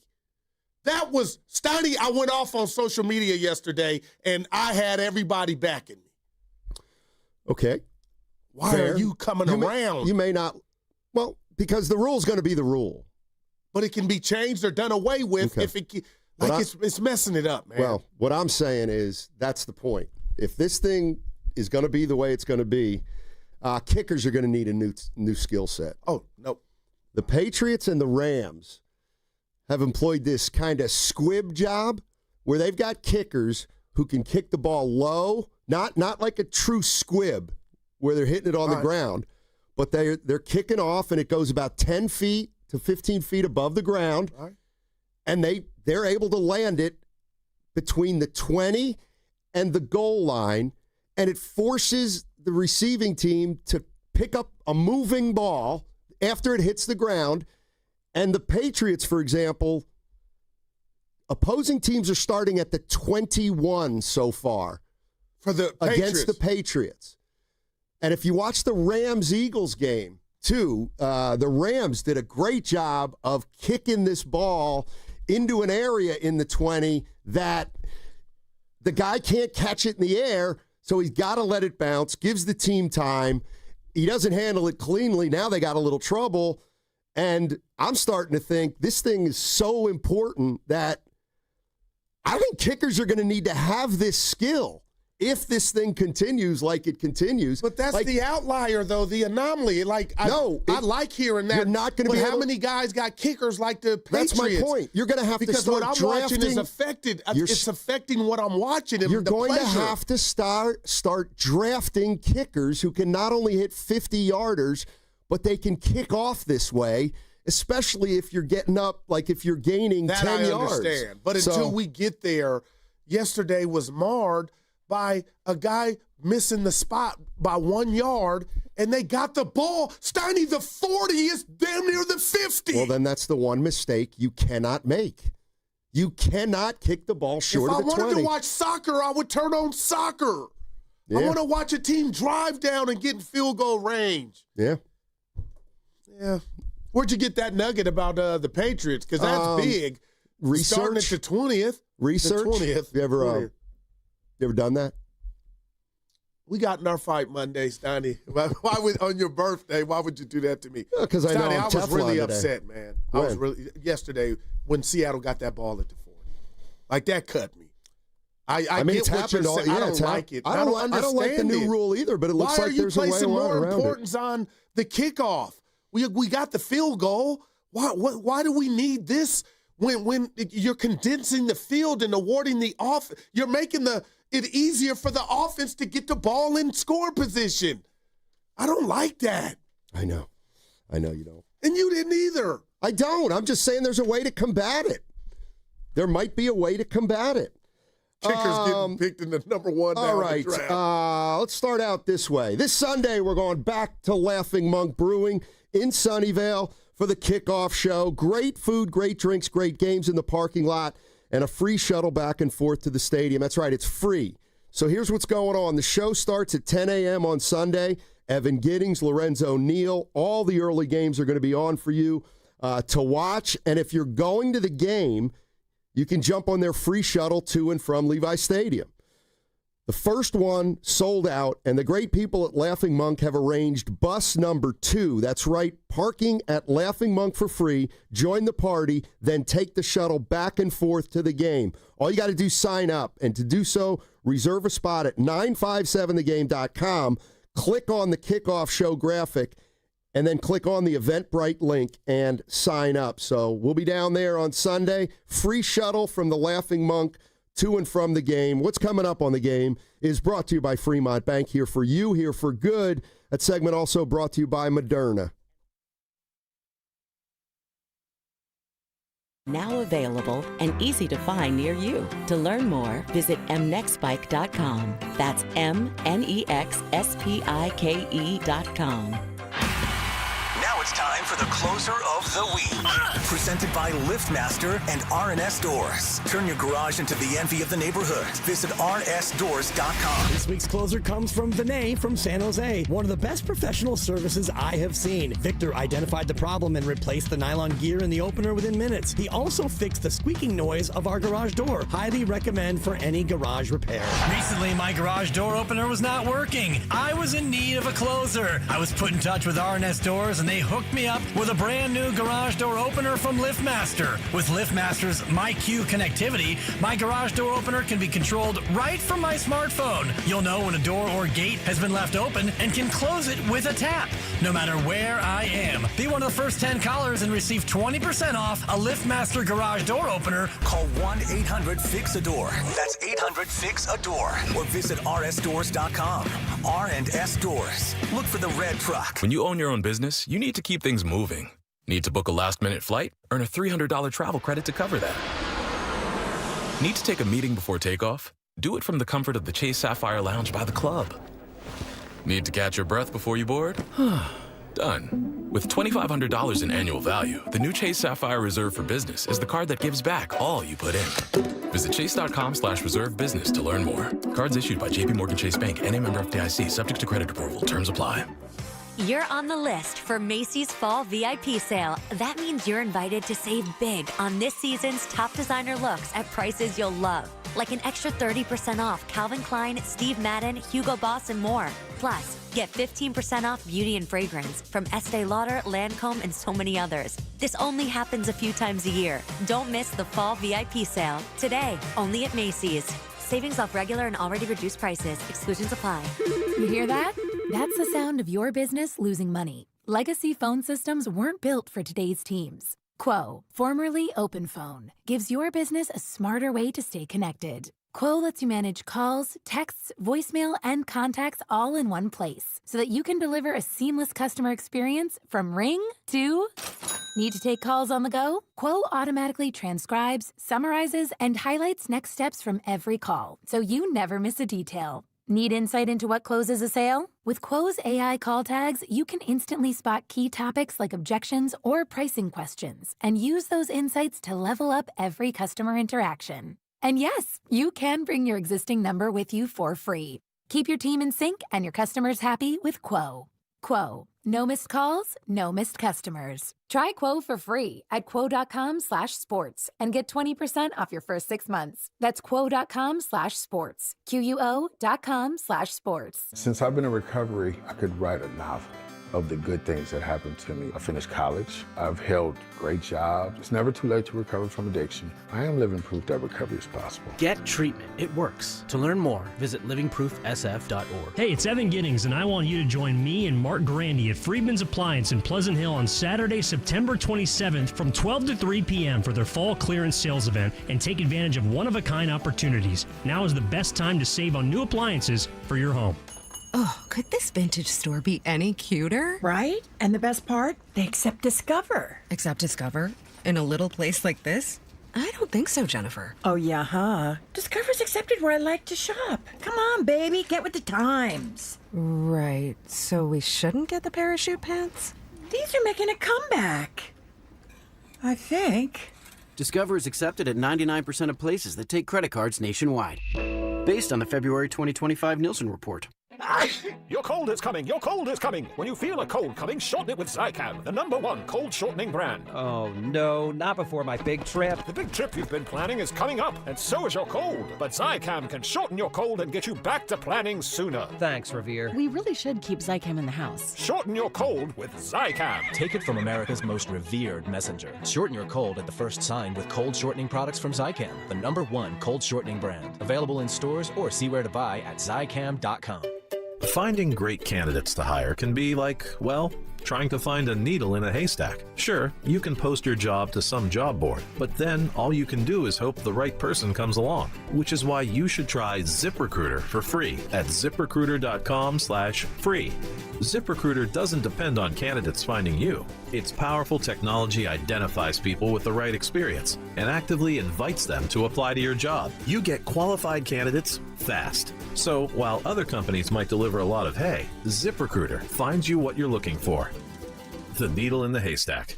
4 out of 5 employers who post a job on ZipRecruiter get a quality candidate through the site within the first day. ZipRecruiter, the smartest way to hire. And right now, you can try ZipRecruiter for free. That's right, free. Just go to this exclusive web address, ZipRecruiter.com/free. That's ZipRecruiter.com/free. ZipRecruiter.com/free. Join 95.7 The Game at Pier 39 for a special live broadcast from 12 p.m. to 4 p.m. on Saturday, October 4th. Meet Zaza Pachulia, Festus Ezeli, Kalina Azabuki, Tim Roy, and Bonte Hill. Plus, enter to win Warriors tickets. For more info, visit 957thegame.com.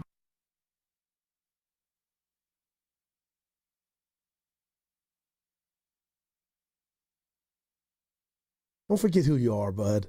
I've forgotten who I am. Now, back to Steiny and Guru on 95.7 The Game. All right, good morning, everybody. Steiny and Guru with you. I got to show our listeners something on the YouTube chat. Oh, yeah. This is unreal. I showed my boy Squirt. He's he's blown away. Like, I didn't give him the backstory. I'll let you do it. All right. So yesterday after work, I bumped into a couple guys, 3 actually, plumbers. After getting your haircut? Got my haircut Wednesday. Yeah, you look sharp. So this was yesterday. Oh, okay. My bad. And these 3 guys were doing a job near the place I was at, and they come sit down, and we start chatting. And they listened to the show, and we started talking about football, and one guy pulls out of his pocket something that I'm going to show on air. I haven't seen one of these in 30 years. Check this out. That's where it all started, baby. Check this out. Look at that. This is the way we used to do it. Yeah. It's called a football ticket. We call it cards, Steiny. Okay. A card or a ticket. All right, the long one. And look at it. They used to not quite be this comprehensive, but the original gambling was just gambling on a football ticket. That's it right there. So my guy gives me the football ticket. Which they're still using. They're using it. Wow. They're using it, and they got action. And I'm like, hey, he gives it to me. He's like, well, I can tell you what, we're doing the same job tomorrow. We'll probably be here tomorrow. So why don't you take it home? If you want to fill it out, fill it out. I think I'm going to fill out a football ticket. Look at him. Now you just got to catch up with him. The minimum usually is 3. Yeah, usually 3. If you go 3 for 3, it was $5. You guys got to put some respect on my gambling. If you put $1 on it and you go 3 for 3, then you win $5. You go 4 for 4, you win $10. That's where it all started, my man. Yeah, it really is. 49 Frankie you young generation. In the game. He used to be the owner of those cards. Yeah. Yeah. Oh, thank you, 707. You're right. I should say this. For entertainment purposes only. Oh, there we go. Real quick about your hooping. Philmo Mike texted me and said, did you ever ball at the Moscone in the marina? Always. There's 3 courts there. Also. There's the upper. He's listening. There's the upper, the lower, and then there was the indoor. The indoor was a short court. That's where we played in the afternoons. On the weekends, I would use. Okay. What do you want to know about any court in the city? I know everything about every court in the city. Are those 3 still there? Because that sounds attractive. Well, I don't know that because I don't. But the upper court had the double rims, the worst rims you can possibly shoot at. Yeah, I'm out. So the routine for me on a Saturday was I'd get up at like 7 and I'd play a game or 2 on the double rims. But then the better games were down. So guys were hooping that early. Oh yeah. Oh man, I missed those days. I know. I'll tell you this: if we want to compare, you had the better college career. Well, it was yours to none. But I played in a pickup game in front of my kids and missus and scored 2 buckets at Venice Beach in a game that was competitive. I don't know if you could top that, Steiny. And I don't know if the city has courts like that to where you could see the bay in the water. Or are there any? Yeah. Oh my gosh. No, I'm Stewart Hall School for Boys. Curry, it's such an iconic spot. Curry did a commercial there. So there's a basketball court behind. Stewart Hall School for Boys. Okay, I got to check it out. When is it? Go ahead, Carter. It's on Broadway and Fillmore. Right, it's in the back, so it's not. You can't see it from the street, but you have to walk through it. Okay. Then it just opens up, and the Golden Gate Bridge is right in front of you, and there's a pickup basketball court there, and it's above everything. It's just incredible. We need to go. Just shoot around. Now, I don't know. I don't know if you could just walk in there, because it's a school, but you can with me. Carter said you can with him. Did you go there? No, but I went to the high school, so I know all of them. I got you. Dude, I'm getting goosebumps thinking of that scenery. Seriously, the city? Yeah. Oh, boy. Yeah, it's pretty incredible. Yeah. I'm sure you've seen the Curry commercial. I can't remember what it's for, but he does a commercial out there. Let's go to Devin in an Uber. What's up, Devin? How you doing, man? Gentlemen, how y'all doing this morning? Hey, pretty good. Man, as the head of Steiny Secret Service, I just want to win. And if you want to become Steiny Secret Service, man, Steiny and I will talk. We'll see if you have, the guts of what it takes. We got to talk to Goo, too, because Goo's his right-hand man. But I just want to say on behalf of Steiny Secret Service, brother, happy birthday, man. You make 24 look good. That's all. Oh, you're the man. Thank you, Devin. Appreciate that, man. D in the Uber. Appreciate that. Go ahead.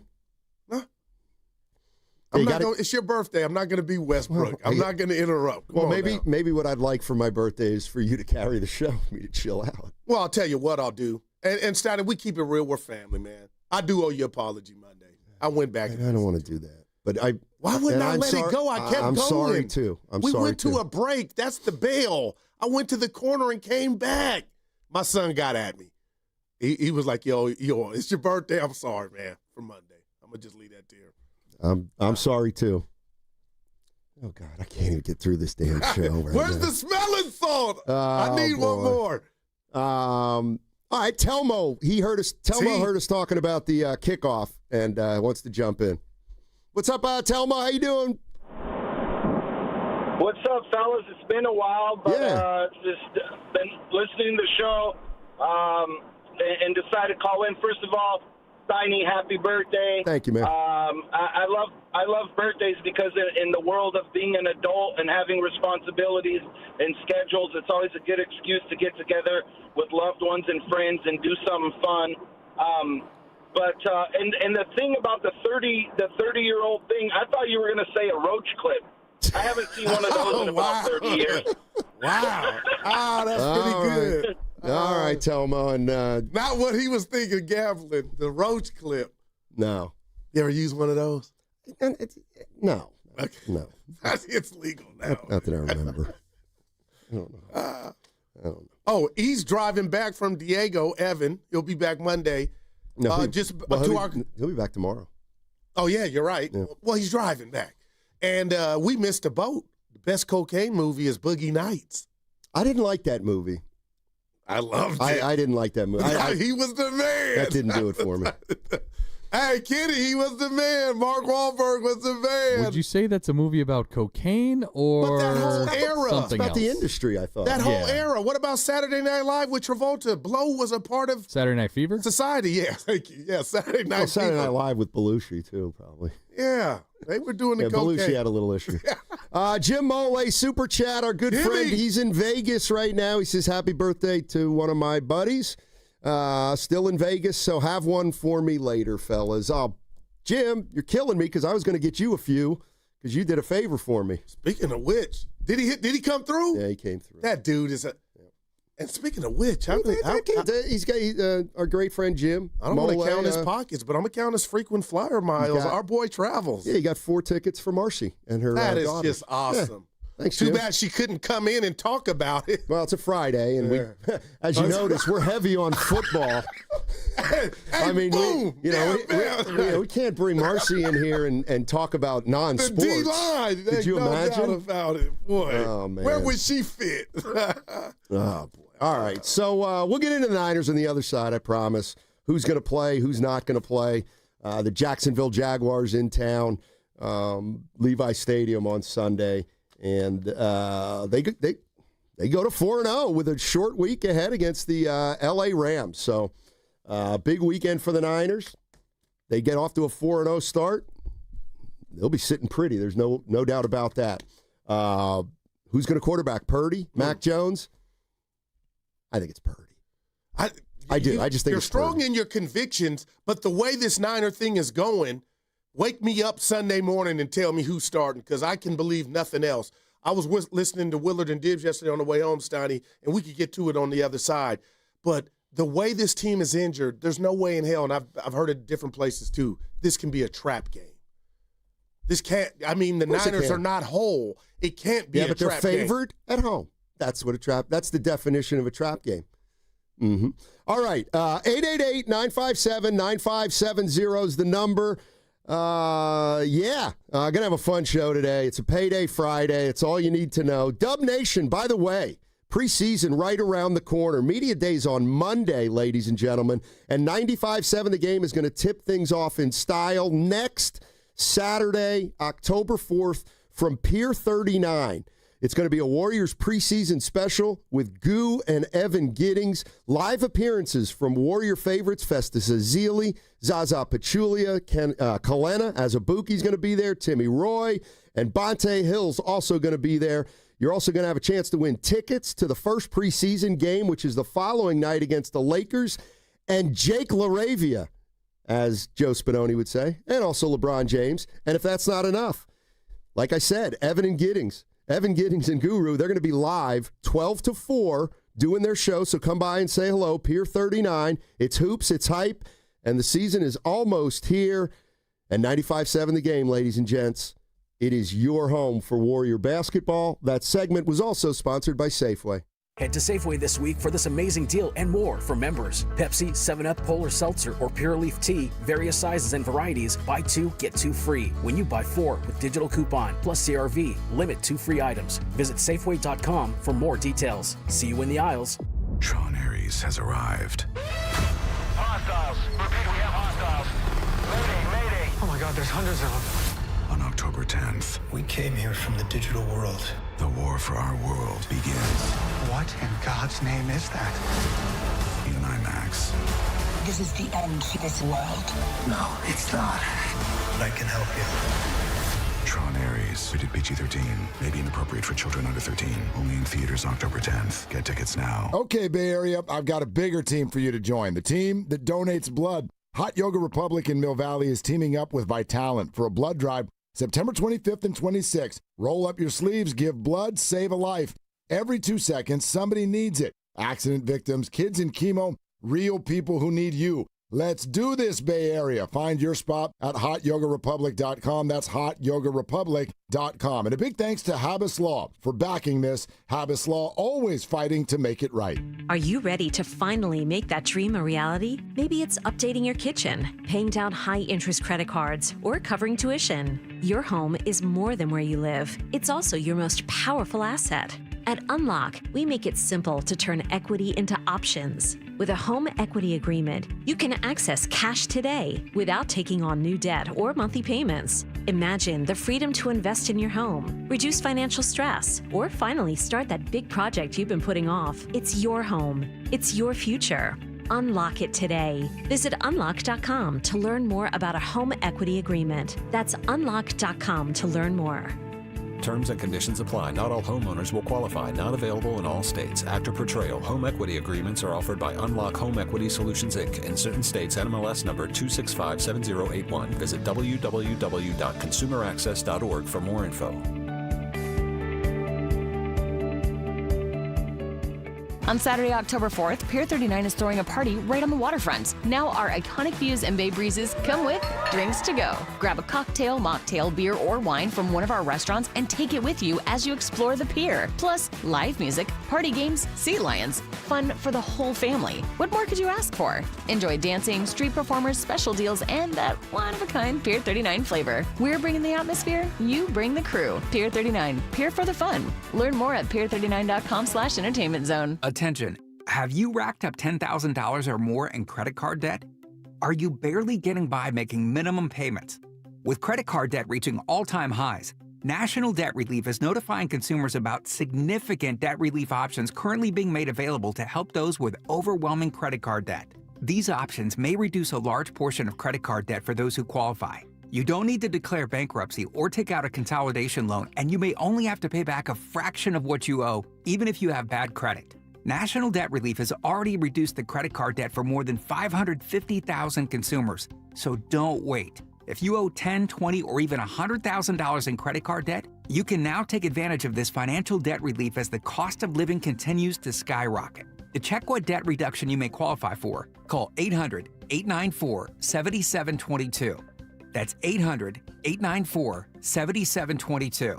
Again, 800-894-7722. The following is an attorney advertisement. If you get sidelined by your workplace injury, the workers' compensation attorneys at Boxer and Gerson can help you get back in the game. Our team of skilled attorneys will fight by your side for the treatment and compensation you deserve. We care about justice for injured workers. That's what makes us Northern California's premier workers' comp law firm. Call Boxer and Gerson at 510-835-8870 or visit boxerlaw.com for a free consultation. Boxer and Gerson, your life is worth the fight. Hello, it's Lena Dunham. I host a podcast called The C Word with my dearest friend and historian of bad behavior, Alyssa Bennett. What is up? It's a chat show about women whose society is called crazy. We're going to be rediscovering the stories of women's society dismissed by calling them mad, sad, or just plain bad. Listen to and follow The C Word with Lena Dunham and Alyssa Bennett. Available now wherever you get your podcasts. Some people just know you can save money on car insurance by checking Allstate first. Like you know to check the weather first, before wearing face paint to the game. Bro, your Go Cats is dripping into your nachos. Oh, and now paint is in my eyes. Interception! Did you see that? No! Yeah, checking first is smart. So check Allstate first and see what you could save. You're in good hands with Allstate. Potential savings vary, including based on how you buy, subject to terms, conditions, and availability. Allstate North American Insurance Company and affiliates, Northbrook, Illinois. Huge savings on Dell AI PCs with Intel Core Ultra processors are here, and they're newly designed to help you do more faster. They can generate code, edit images, multitask without lag, draft emails, summarize documents, create live translations, and even extend your battery life. That's the power of Dell AI with Intel Inside. Upgrade today by visiting Dell.com/deals. That's Dell.com/deals. Join Lorenzo Neal and Evan Giddings at Laughing Monk Brewing in Sunnyvale every red and gold home game this season for our special live pregame broadcast. Plus, we'll have tailgate games, prizes, great food, and drink specials. For more information, visit 957thegame.com.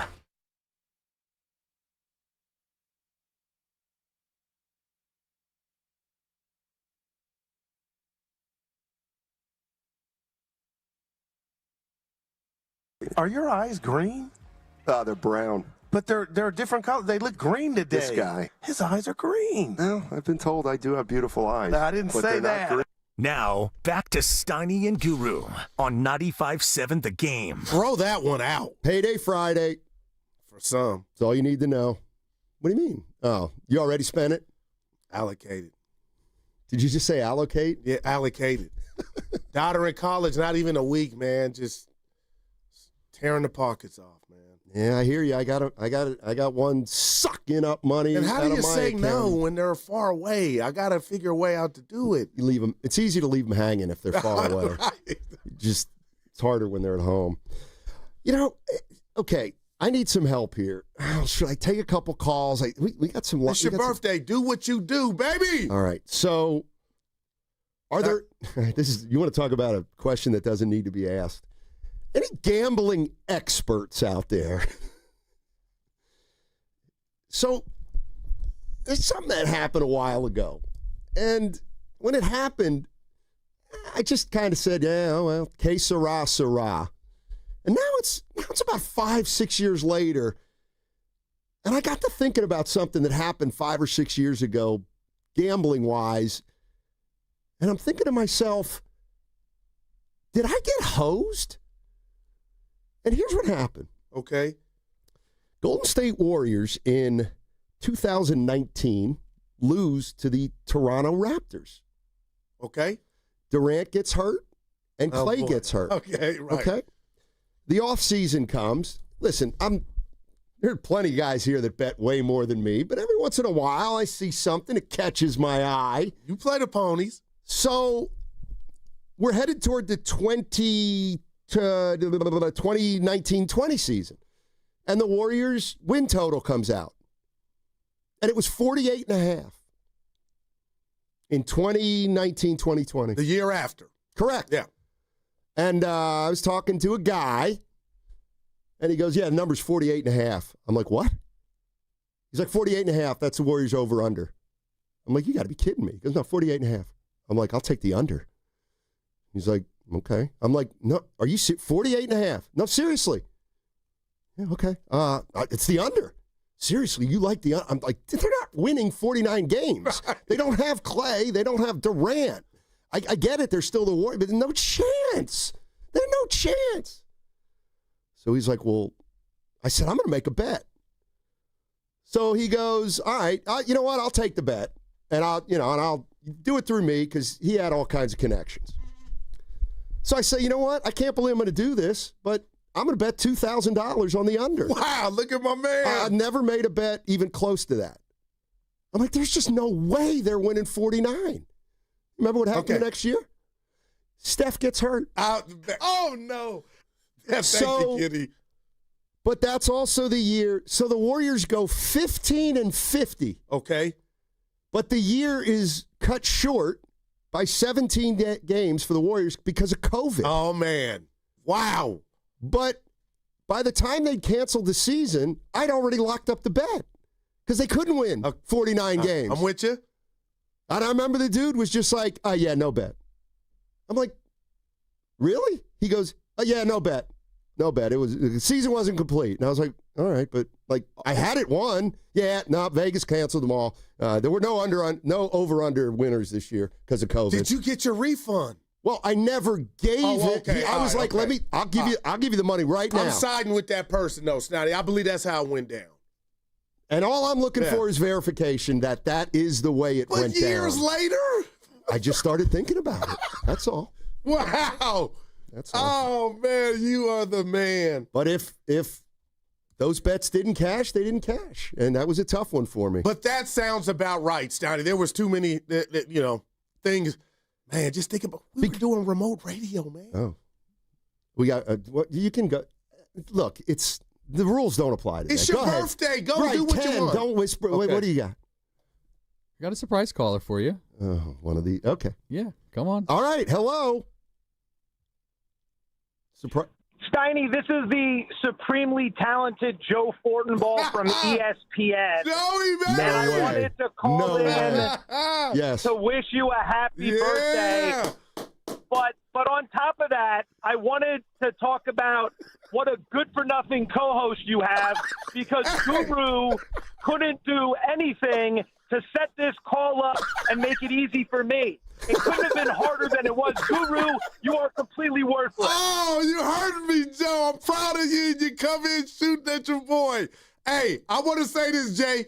I'm proud of you, man. Keep doing your thing. And I love you for calling in, dude. I forget, man. This is your guy. Talk to him, Joe. Steiny. You got a little connection or two to Vegas. I was just sharing the story of when I had the under Warrior bet during the COVID year, and everything got knocked off the board. Oh, well, the interesting thing about this story that people might not know, it almost ended our friendship because you thought I was trying to cheat you. No, I just was asking. It was Joe. That's why this can't be. We just saw you on TV in the studio, Fortenbaugh. Joe, I swear to God, told the story. We just saw you on TV, and I was like, that reminds me, I let me get some verification 6 years later that this is the way it went down. So I never had a doubt.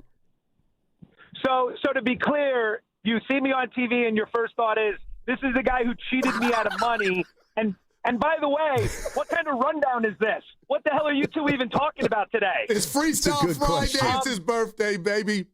No, that was one of the all-time worst beats of my career because Steiny and I talked about that. That's right. That's fair. That was coming off the season where the Warriors lost in the finals to Toronto and Clay was hurt, and you just knew it was going to be a transitional year. And before the season started, Vegas had the win total priced way too high. So we were talking about how we were going to get this done. And, I mean, we're talking about it now. I mean, apologies, Warriors. Didn't mean to bet against you. Oh. But, I bet on you plenty, too. So we talked about it. Yep. We got the number down. They get blown out in game one by the Clippers. I remember being at that game. And it ends up being a struggle. So that under bet cashed before COVID even hit. That thing was done. Yep. But the problem was when COVID hit, it derailed the season, and the sportsbook's rules were like 80 games for action. You needed 80 games. So there were a lot of people that got bailed out, and there were a lot of people that got screwed. Steiny and I got screwed. Yeah, that is what? wild. I forgot to add that. I forgot. You jumped on it with me. That's true. Look at him. That is true. No. It's not just that I jumped on it with you. You needed someone to get your action down. That was me. Yeah, that is correct. If you're just listening, we got Joe Fortenbaugh on the radio right here. ESPN. Good reset. ESPN gambling sports expert. He's Used to the work man. here at 95.7 The Game. And too bad, but a fellow East Coaster. No doubt. Hey, Joe, I got to do this because I'm a man of the people. They want me. I'm looking at the YouTube chat. Ask them, Goo, and I'm going to ask you. What's up with the lip sweater, Joe? Oh, very good question. Very good question. It's a bit I do every year. It's tied to my Survivor pick. So as I rock the mustache as long as my Survivor pick in football is still alive. For those who don't know Survivor, you pick one winner every single week. If your team wins, you advance to the next week. If your team loses, you're out. The one catch, you can't pick the same team more than once. So, for example, I use the Broncos in week one. They win. We advance to the next week. Funny story about the mustache. I've been knocked out of Survivor in week one 2 of the last 4 years. So, the fact that I made it to week 4 is a huge accomplishment for me. You are the man. This is our guy, Joe man. Fortenbaugh joining us on 95.7 The Game. Works for ESPN. You Never can see too him. big for us, No. Shoot, what was I going to That's say? not true. I am absolutely too big for you, Guru. Absolutely. Hey, Joe, slow down, baby. He's too big for you, Goo. He's a little too big for you. Yeah. That's all. Yeah. Steiny, what birthday is this, by the way? How old are you now? Roger Maris. Oh, you told him. Oh. Yeah. And you look good. No, he You does. surprisingly look good for that age. Hey, it's California. California treating me right, Yeah. buddy. Hey, I got a question that for you. lifestyle out there, it's definitely, dude, I'll tell you, being back, I'm in Connecticut now, and the second winter comes, you can just feel the life being taken from your blood. Damn, I'm sorry about that. That was cryptic. Here's one thing, and this is going to be funny. Well, I don't know. But Guru claims, Fortenbaugh, my guy. Fortenbaugh, my guy. Fortenbaugh, my guy. Okay, well, if you know Joe Fortenbaugh well, you would know that apparently, and I learned this about 5 years ago, that every year, Joe Fortenbaugh apparently challenges himself to do something, like different, if I'm not mistaken. I heard him talking about it, and the one year he had decided he was, I believe, going to run a marathon. Okay. And then he spent that year, and then Joe ran a marathon. But my understanding is he's got one of these every year he does. Am I right, Joe? Kind of. I did 2 in a row. I ran the marathon, and then I went to Washington, and I climbed Mount Rainier. Yes, Joe Fornball's a mountain climber. No big deal. 14,440 feet. No big deal. No big deal. Like I said, no big deal. Anyone can climb mountains, Guru. Anyone can go do it. Actually, I'm joking. It is a huge deal. Not all of you can do it. You're not me. All right, I'm out here climbing mountains. Jokes aside, no, I wanted to keep up with that because it was a really good way to keep yourself focused on life, living life, going out and doing things and exploring the world. And then, again, I moved to damn Connecticut, and I just stopped because I was trying to figure everything out here. I had 2 kids yelling at me because I moved them out of their school in Las Vegas. Believe me, son, if blackjack school is not for you, you want to do something else. But yeah, no, I got to get another one. I got to get another one on the books. I don't know what it's going to be, but I highly recommend it to anybody. Like, go out, bust your butt, do something really hard so that the next time you face a modicum of adversity, rather than crying and complaining about it, you realize you went and climbed a mountain one day and that this isn't really all that bad. You can push yourself through it. Joe, you're the man. Hey, before we let you go, I got to flex on him because when Bob Myers invited me to the NBA Countdown Studios to meet Stephen A. and Perkins and the rest of the gang, everything was tight. Then I dropped Joe Fortenbaugh as my guy to Stephen A., and I was in. So I text you that. So I appreciate you, buddy. I appreciate that, too.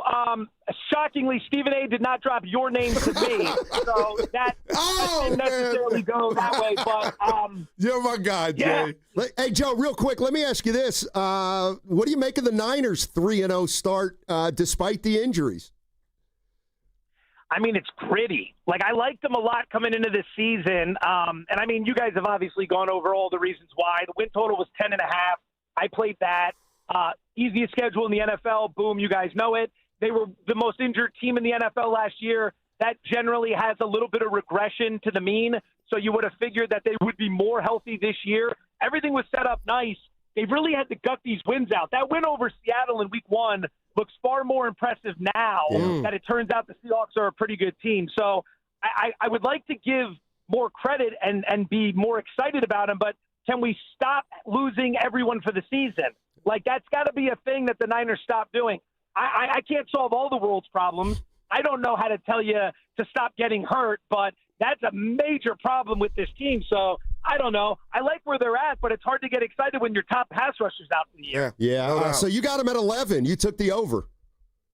I went over 10.5. Yeah, there were a ton of regression indicators that pointed to them having a bounce-back year. I've always been a fan of the coach. It's a smart quarterback. There was a lot to like, and there still is with the schedule, but like, how far can you really go when you're losing this many guys? Kittle coming back will help. The NFC's kind of wide open. I mean, naturally, as it always does, it runs through Philadelphia. I don't want to have to turn this into Philadelphia, but you can. The Giants smiling. are down. The Giants are down. The Phillies are up. The Niners are down. The Eagles are up. It's a really tough spot to be in if you're a Bay Area fan having to listen to Joe Fortenbaugh talk like this on your own airwaves. Hey, we'll leave you with this. I said that I'm going third person. Guru's gripes. Joe, I mean this. My father's down. He's despondent. What the hell is going on with this kickoff rule? The fact that Seattle got the ball because it landed on the 21 and not the 20, they had a short field. I think that sucks, man. I like the kickoff rule. I like what they're doing here. The touchback puts it at the 35-yard line, so it encourages more scoring. It also forces the kickers to try to put it in the landing zone. Kicker's got one job. What, you can't get it inside past the 20-yard line? That's on you, pal. I'm not going to feel bad for you. Wow.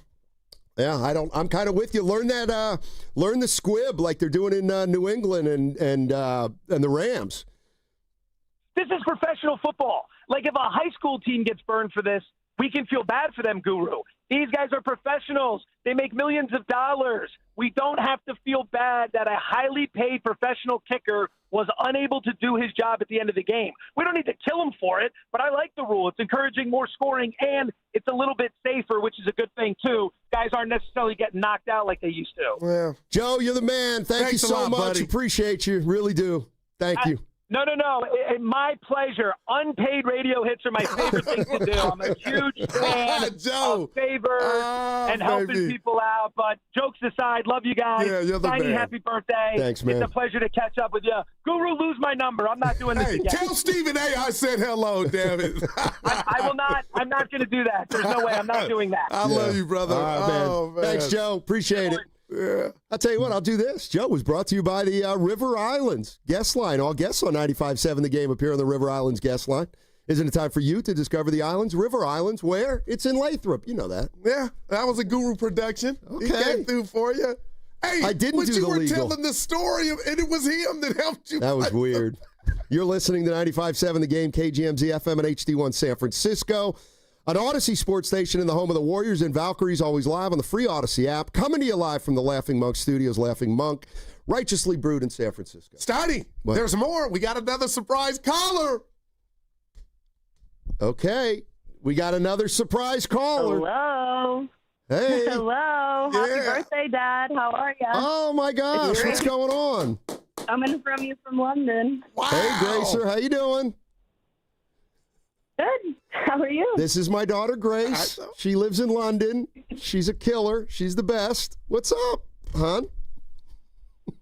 Not much. Okay. How's the birthday going? So far, so good. Say hello to Uncle Goo. Yeah, hey, how you doing, young lady?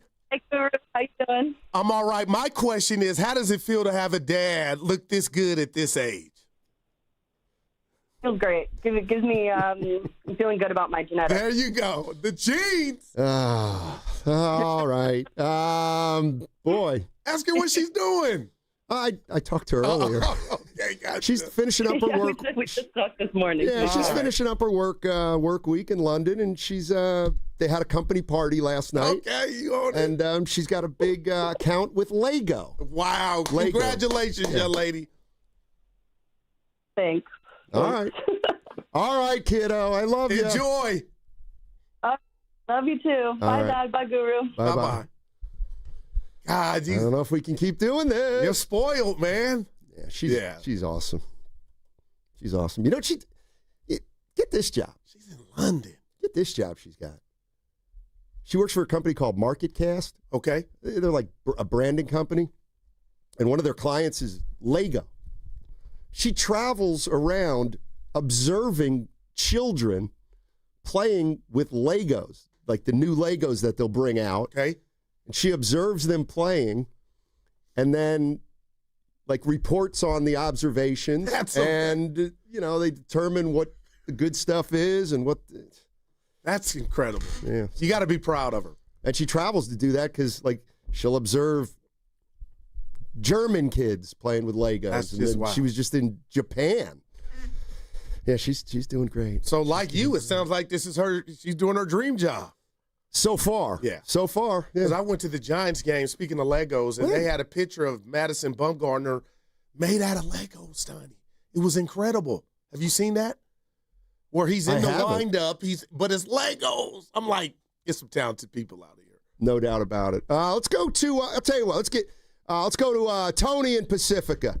Wants to talk about Mac Jones or Brock Purdy. We got to get a little bit into that, obviously. What's up, Tony? How you doing? Happy birthday, Steiny. Thank you, Good man. to see you. Good to talk to you. Thank you. Obviously we're going to start Mac Jones this weekend. I would think they would Steiny anyway, doesn't because believe he's that. got the hot hand. Yep. And he's a better quarterback, and anybody who thinks different is kind of weird, in my opinion. But the other thing is, you know, I was on here 5 years ago when they were going to draft Mac Jones, and they took Trey Lance. Yeah. And Lance didn't make anyone dance. So I don't know what happened there. And just like, the Niners are a running team. So you pay Ayuk, and they shouldn't have paid Brock Purdy last year. They should have just brought in Mac Jones. That's my opinion. But, everybody has their own opinions. I'm just a guy who watches football. Well, you know what, Tony? I appreciate the call. I mean, if Mac Jones continues to start, we got something to compare Brock Purdy too, but they put a ring on Brock's finger. He's got him do a Super Bowl. Oh God, come on, bro. Come on, bro. No, I'm just saying. If Mac Jones would have been with Kyle Shanahan, I get you. I got you. But if I was Jay-Z, I would be married to Beyonce. I'm not. I wasn't there. I get what you're saying, but it is what it is. They just paid Brock Purdy. He's their guy. I get you. I hear what you're saying, but it didn't go down that way. Now, there's no way in hell, Steiny, or any Niner fan out there, because I think Brock's coming back sooner than later, and if you're right, it's this week. Nobody, it'll never manifest to that. Even if Mac Jones, yeah. The only reason why they have Brock Purdy and they have their job is because they drafted Brock Purdy. If they didn't and they had that Trey Lance debacle, they would have been fired, dude. I give you that all day long. Yeah. Thanks, Tony. Appreciate the call. But Tony doesn't change the now. They got married. They put a ring on the hand of one Brock Purdy, Steiny, and said, I do. Yes. Here comes the bag. You've taken us to 2 NFC championship games and 1 Super Bowl.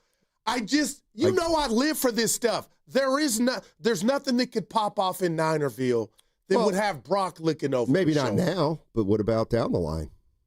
I mean, the reality is that they pretty much had made Garoppolo this kind of quarterback, and they moved off him. Then they said, our next quarterback project or our next guy is going to be Trey Lance, and they moved off him.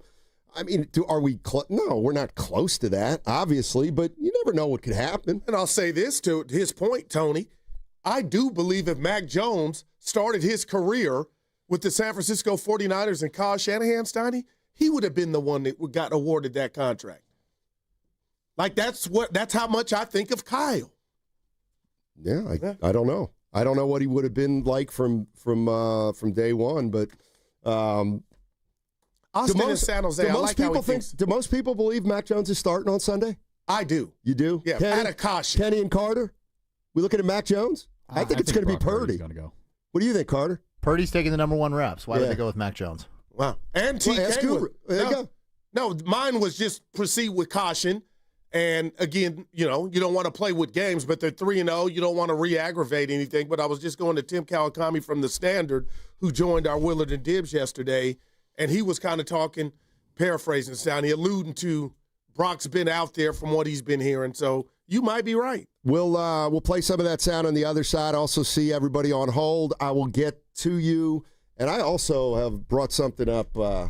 Talk a little bit about this wide receiver that the 49ers got on their roster. And mix it up a little bit in the next segment. All right. What's coming up on the game is brought to you by Fremont Bank. Here for you, here for good.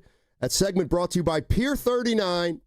On Saturday, October 4th, Pier 39 is throwing a party on the waterfront. Enjoy drinks to go and activities for the whole family. From live music to special deals, it's all here at Pier 39. Learn more at pier39.com/entertainment zone. Toyota's legendary truck event is on, and the deals are legendary. Just announced, get low APR plus 500 bonus cash on 2025 Tacoma, or get low APR or an incredible 3,000 cash back on 2025 Tundra. Get to your Toyota dealer now, because this truck event is gonna be Toyota. Let's go places. Offers available through TFS to buyers with Premier-ready credit cashback available through TMNA and cannot be combined with other offers since 9/30/25. When you own your own business, you own every decision. Catch the red eye or take the 6 a.m. Make a new hire or promote internally. Celebrate a win with the toast at the gate or unwind at the lounge. Big props to this team. Some decisions are a win-win. Like earning 8 times points on Chase Travel. Introducing Chase Sapphire Reserve for Business. With $2,500 in annual value, it's the business card that gives back all you put in. Visit chase.com/reserve business to learn more. Cards issued by JPMorgan Chase Bank and a member of FDIC, subject to credit approval. Terms apply. Change is always happening. It's part of life. And when it comes to music, change is all around us. Songs are rewritten. Classics are remixed. Bands and artists come and go. Even our taste in music changes. Here at Xfinity, we know there's still good in keeping some things the same. That's why we want to do our part with a 5-year price guarantee on our internet. It means no matter what changes, you get 5 years of the most reliable Wi-Fi with our best equipment included, for a price that stays exactly the same. Surprised? Life is full of them. One internet price, 5 years, guaranteed. Learn more at Xfinity.com/deals. Restrictions apply. New residential customers only. Taxes and fees extra and subject to change. Most reliable Wi-Fi based on OpenSignal Awards USA. Fixed broadband experience report August 2024. At Shane Company, we've been engagement ring experts for almost 100 years. We have the largest selection of diamonds and gemstones in stock. You don't have to wait to compare them side by side. Find the one that speaks to you at shaneco.com or in store. Shane Company, your friend and jeweler.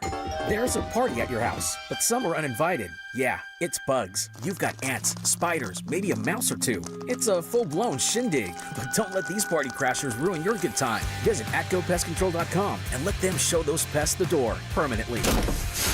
Because when the only guests you want are your friends, leave the pests to them.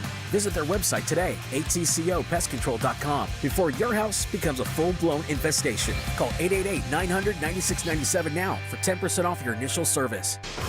Red and Gold Game Day starts at Laughing Monk Brewing. Park for free. Enjoy amazing food, ice-cold beer, and every game on TV. Catch 95.7 The Game's pregame show. Then hop on the free shuttle straight to the stadium. Sign up now at 957thegame.com.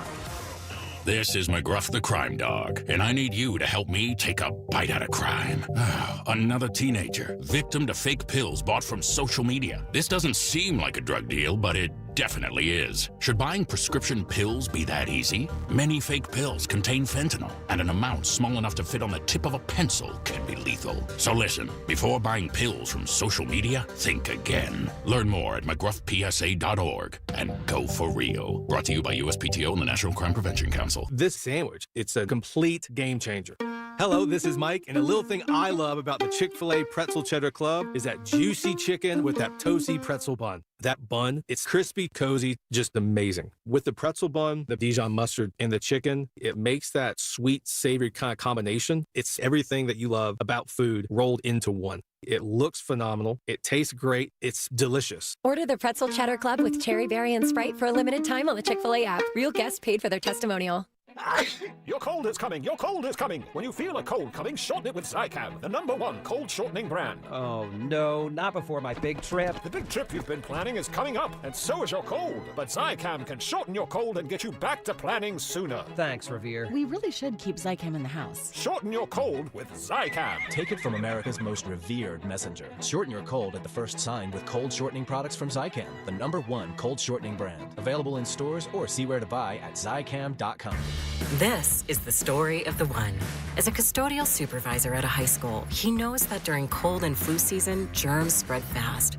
It's why he partners with Grainger to stay fully stocked on the products and supplies he needs, from tissues to disinfectants to floor scrubbers. All so that he can help students, staff, and teachers stay healthy and focused. Call 1-800-GRAINGER, click Grainger.com, or just stop by. Grainger, for the ones who get it done. Join 95.7 The Game at Pier 39 for a special live broadcast from 12 p.m. to 4 p.m. on Saturday, October 4th. Meet Zaza Pachulia, Festus Ezeli, Kalina Azabuki, Tim Roy, and Bonte Hill. Plus, enter to win Warriors tickets. For more info, visit 957thegame.com.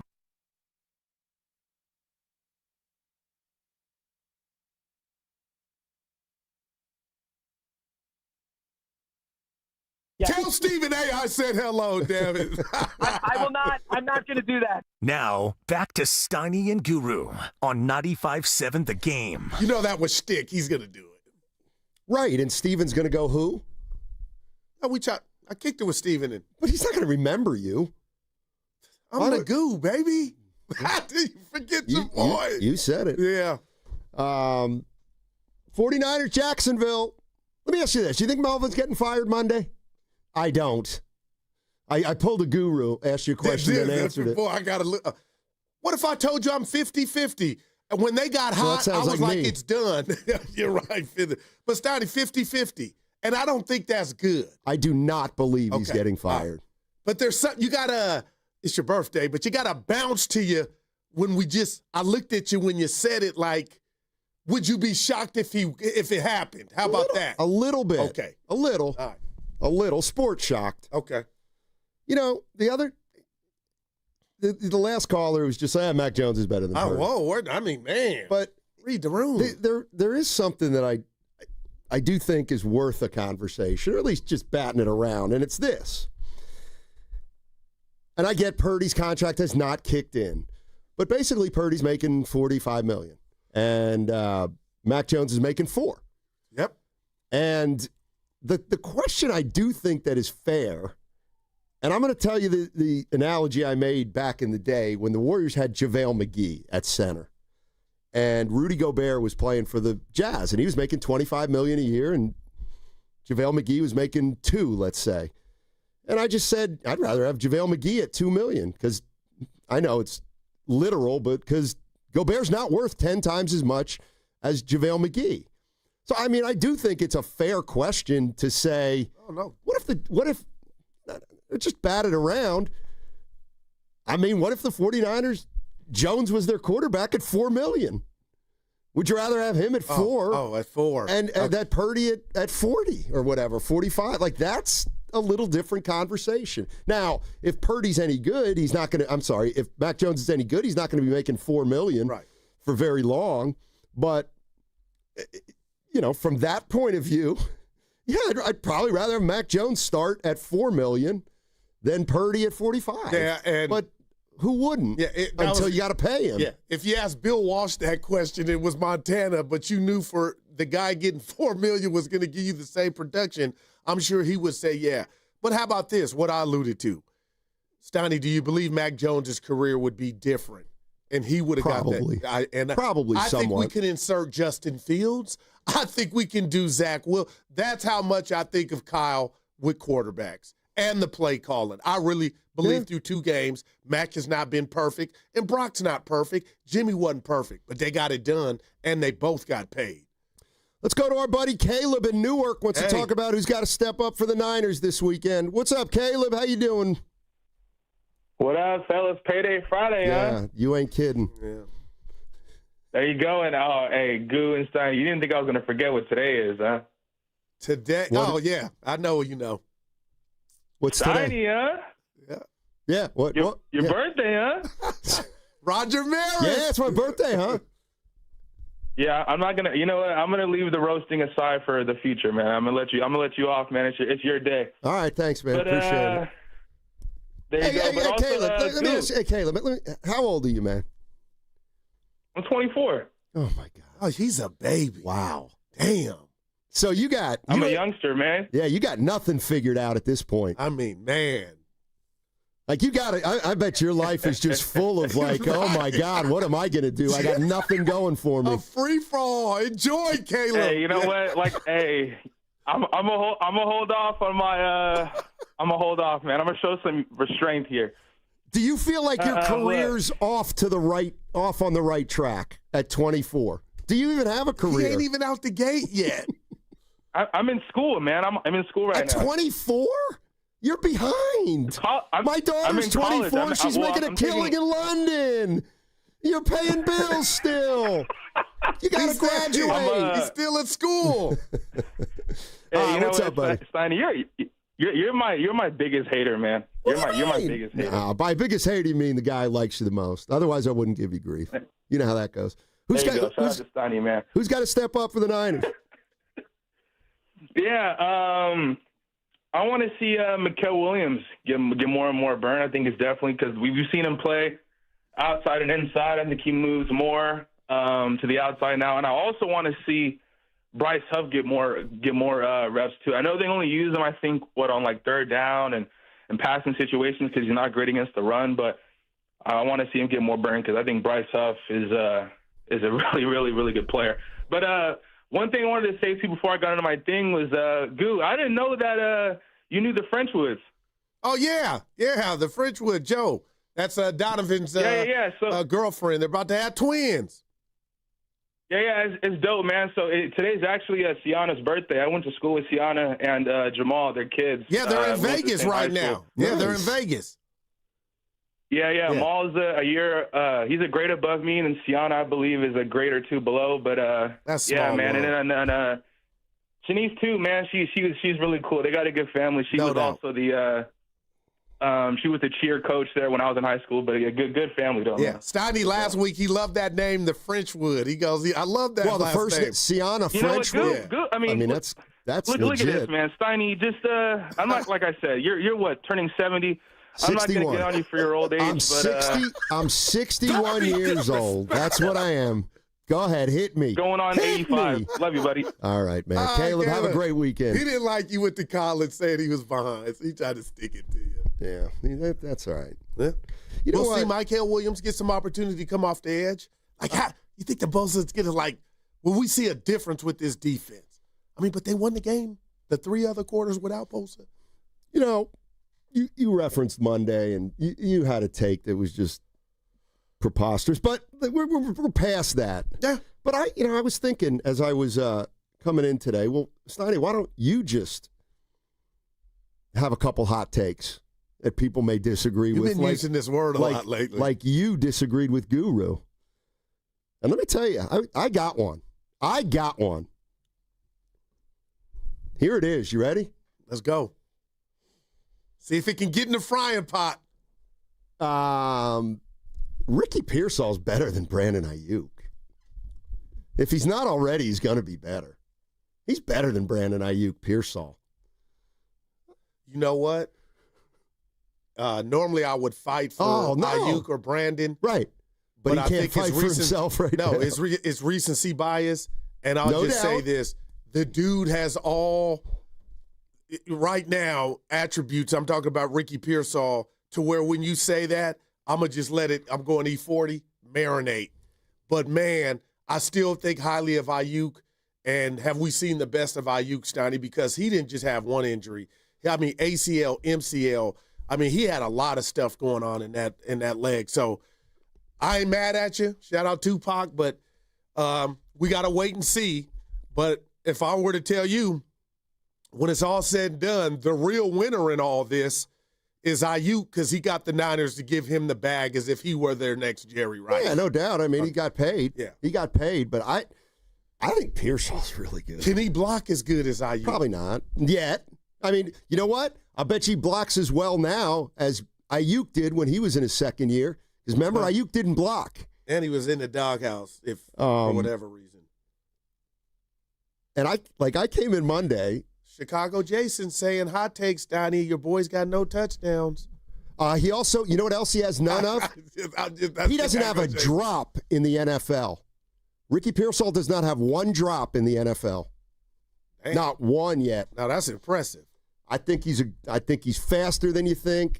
I think he's he'll not catch big time balls. I mean, I don't think he's going to be the guy who gets 50-yard receptions, but he's going to get a lot of 10 to 15 and a lot of 20 to 25. Well, what about 34? 4th and 2. Who is that? No, 34-yard pass reception. Exactly. And then the one, how far was that one doesn't in make Seattle? That catch. I'm not seeing that. Pearsall's better on the sidelines. He's better tiptoeing. He runs more precise routes. His hands are better.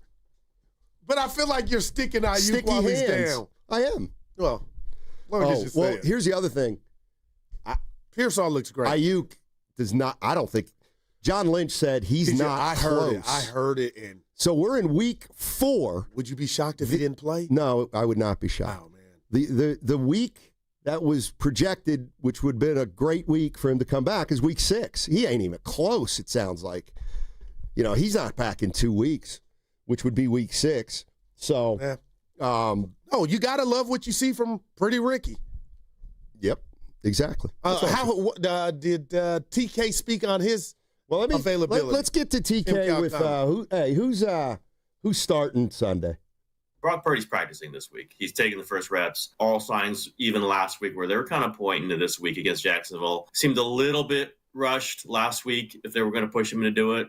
We know turf toe, even if it's not exactly turf toe, is an injury that can be aggravated. And why make it worse in a game that they didn't desperately need to win? And if you could possibly win that game with Mac Jones, you're that much ahead of the game, and then you get Purdy back for this game. So he's going to start Sunday. Oh, that's definitive. I agree. And I told you I'm kind of over the Mac Jones experience. Now that I've seen, the 8 quarters of them, I want to go back to Brock and see Not can he, because Brock set the bar. But the bottom line is, are they going to throw the pigskin around the yard like they did with Mac Jones under center? So, again, and Joe Fortenbaugh, we just had him on, Steiny. He was blown away at how this Niner team, I know it's only 3 games, 3-0 with all the injuries. Let's go to Steve. Steve's in San Francisco, wants to talk about Purdy and Mac Jones, what the Niners should do. Hey, Steve, how you doing, man? Hey, how's it going, fellas? Happy birthday, Steiny. Thank you, man. I think what this decision comes down to, their hand is kind of forced here, and I think the situation to start Purdy or Mac Jones really hinges more on Mac Jones's PCL sprain. I think not many people seem to be talking about that. He aggravated it in the summer. He re-aggravated it. Purdy's taking all the first-team reps. I think the Niners, unfortunately, don't have the luxury of deciding. I think it comes down to you have to play the lesser injured quarterback, or the flip side of that coin is you have to be you have to play the guy that you're willing to spare the most, because, again, this kind of depends on the severity of the toe and the knee, and then which one poses greater risk. Now, if Mac is more hobbled, are they better off saying, you know what, we'd rather risk Mac blowing up his PCL than we would Purdy re-aggravating the toe? I think that's really the kind of risk-benefit sort of situation that they're in, and it seems to be the case that Purdy's going to be the one that ultimately goes, but it definitely opens up that level of concern, because turf toes already really, can be really rough. And then if you're going to blow it up further, it's brutal. And they've got the game on Thursday. I think if Mac is fully healthy, I don't think there's any question that they take the more conservative approach with Purdy. I think why wouldn't they?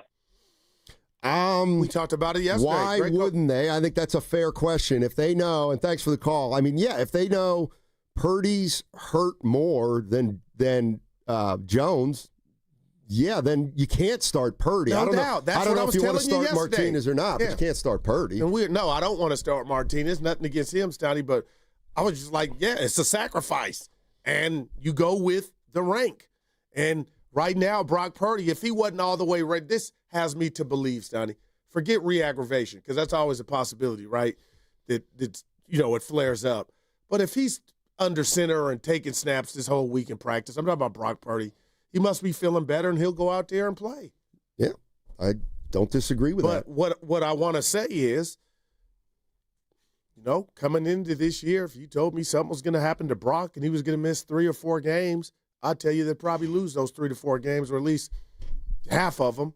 Now I feel like you got the best Geico going.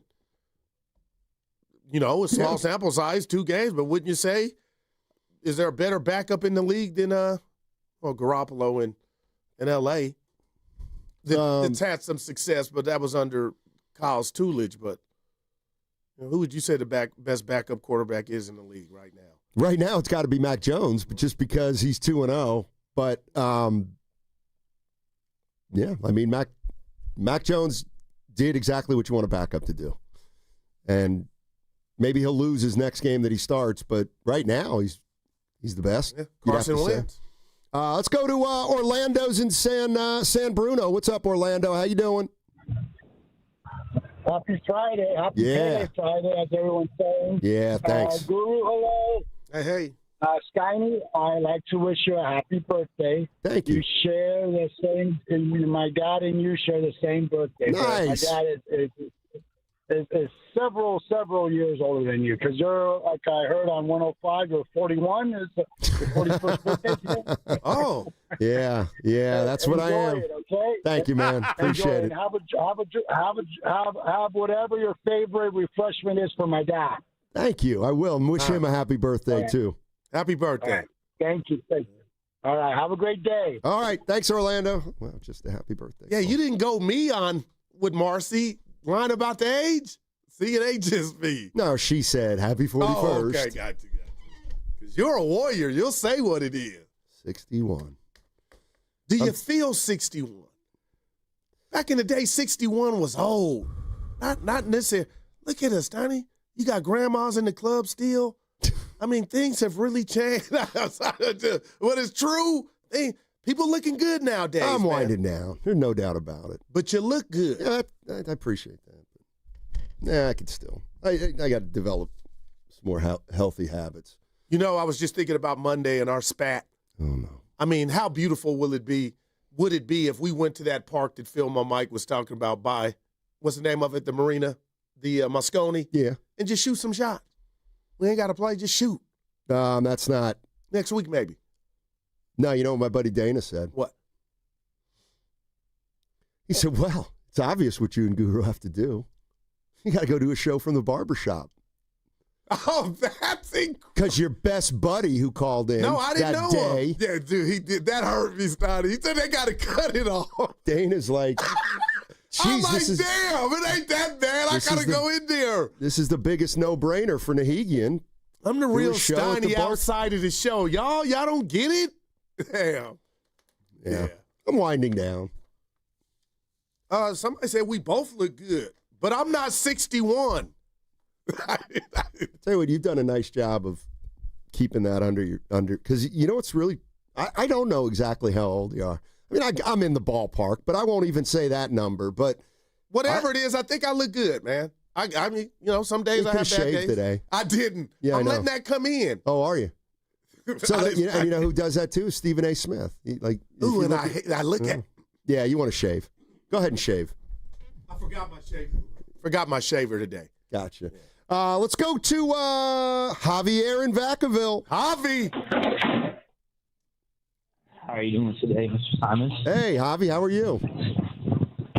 All right, well, I just wanted to make sure before the day was out. You know, wish you happy cake day. Boy. My birthday's tomorrow, so we share birthdays, you know, a day apart. And my big brother's birthday is today as well. Hi, brother's my big brother. So the only thing I wanted to say, I don't mean to be the bearer of bad news, but, you know, Mr. Darrell Guru Johnson, you know, hello. I don't know why we think that, you know, Kaminga's going to be a Warrior in 3 days. You said the Kings came with an offer. Well, sorry to break it to you, pal, but, you know, if they don't have him extended with a qualifying offer by Monday and he doesn't get the extension he wants, you guys are going to have somebody who accepts the QO that's going to be dismantling your guys' rotation and your overall, chemistry. And Malik Monk is a guy that averaged 17, 3.5, and 5.5 in a 7-game series against the Warriors. And he's the best guard on your roster outside of Stephen Curry that can do that in a 7-game series and then average 17, 4.5, and 3.5 last season.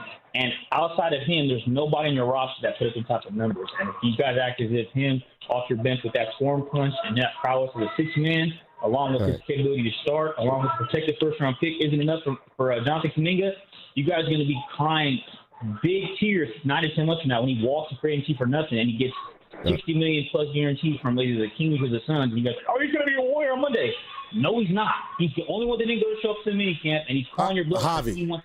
Javi, we got to ask him where he was at. Javi, he had to be at the zoo. I don't know where he was, but it was a tough listen, Javi. But and if Monk was going to be a Warrior, that would have already popped off. That's all I'm looking. That's all. Well, I mean, I'm sure if the Kings take the protection off that pick from 220, but let me help you out. Why would they do? Why would they? I don't know why they would do that. I don't know why I'm taking Kaminga for granted. Like, all I wanted, Steiny, me personally, was he'll be back for this year. I think he'll be back. We'll find when I see you again. Okay, and is that good or bad? Good. No, it's not. Why? Because he's been disgruntled. If that's what's right. Everybody's, you're inviting a problem. He's been a problem. But what more do you need to hear than Kaminga's agent saying if he comes back on the qualifying offer, he's not going to be happy? I got you. I mean, what? All right, maybe he comes back. It's not that, and he plays. They trade. He'll be a Warrior when they play the Lakers on TNT opening night. That's fine. Or it won't be TNT. That's fine, but that's still not good news. Yeah, it's just not. But I think it's the least of your problems. If he takes that qualifying offer. It's over. Gotcha. It's over here in the Bay. What do you call it now? Well, he could still theoretically. The Warriors could give him a player option. What if they give him a player option? Do I think they will? I was just going to. That's what I was following up with. I mean, what if the Warriors are looking at this the way it may very well be, and that is if this kid signs a qualifying offer, he's gone. Like, he's gone. Yeah. Then we get nothing for him. So. And that is the worst case scenario to me. Yeah. 888-957-9570 is the number. And I heard the morning show today, Morning Roast, talking about this today. Just when we talk about the weekend, we got three things, kind of pressing issues, it feels like. One, of course, is Jacksonville at San Francisco Sunday. The Warriors still have this Kaminga situation unresolved. They've got to figure that out. Yep. And will the Giants make a move on Bob Melvin? If that's the case, it would probably happen Monday. And we're doing the show from Chase on Wednesday. Yeah, we are. Oh, we going to have stuff to react to. So you've made it clear. You would like the Niners to win, Kaminga to sign the qualifying, or I guess ideally a long-term contract, right? Yeah. I mean, in theory. Okay. And you want Melvin fired. I would like just a new – and Melvin's been good to me. Gave me love on my pitch, my first pitch I threw out, Steiny. I just think this team just needs a new voice, and that's all. So I would like to see them do that, and I'm also excited to see who Buster would choose. Because, Melvin he inherited Melvin. I did see a headline today. Do tell. Bruce Bochy's future with the Rangers is uncertain. I turned on Texas radio, and they're not at Steiny. Boy, it could happen. Could it? Hello, who is this? That's awful. Yeah, that's terrible. That was one of the worst. That was don't terrible. Don't let him influence you, that Kenny. Was awful. Was that bad? Well, Kenny, don't forget, understands acting in the theater. And his head popped up immediately. He thought it was so awful. It wasn't bad, but it wasn't good. What's that make it? Mediocre. Oh, wow. Just like the Giants themselves. Hey, seriously, where do you think Javier was at? That was a lot. Animal noises, kids. I'd say the zoo. I'd say he was at work, but I don't think he's employed. Now, why would you say that? Just to give him a little grief. Okay, I got it. That's my way of saying, Javi, thank you. And his birthday's tomorrow. You guys are the same sign. Yeah, Libras. You a big Zodiac guy? I think there's something to it. I always hated Moonchild. Like some people got that as a. Could you imagine if that was your sign? What does that mean? Moonchild. That's not a Zodiac sign. It is Moonchild, son. No, you got to be like a Libra, a Taurus, I'll have it a for you on the Capricorn, other a side. Cancer. I'll have it for you. I think this one's been butchered. No, I'm telling you. I've always hated it. Like, thank God I'm a Taurus. I'm willing to say this now, and if I'm wrong, I'm wrong. Moonchild is not a sign of the Zodiac. Right. That's what I would say. I could be wrong. I'll give it to you. We'll find out the answer on the other side. 888-957-9570 is the number.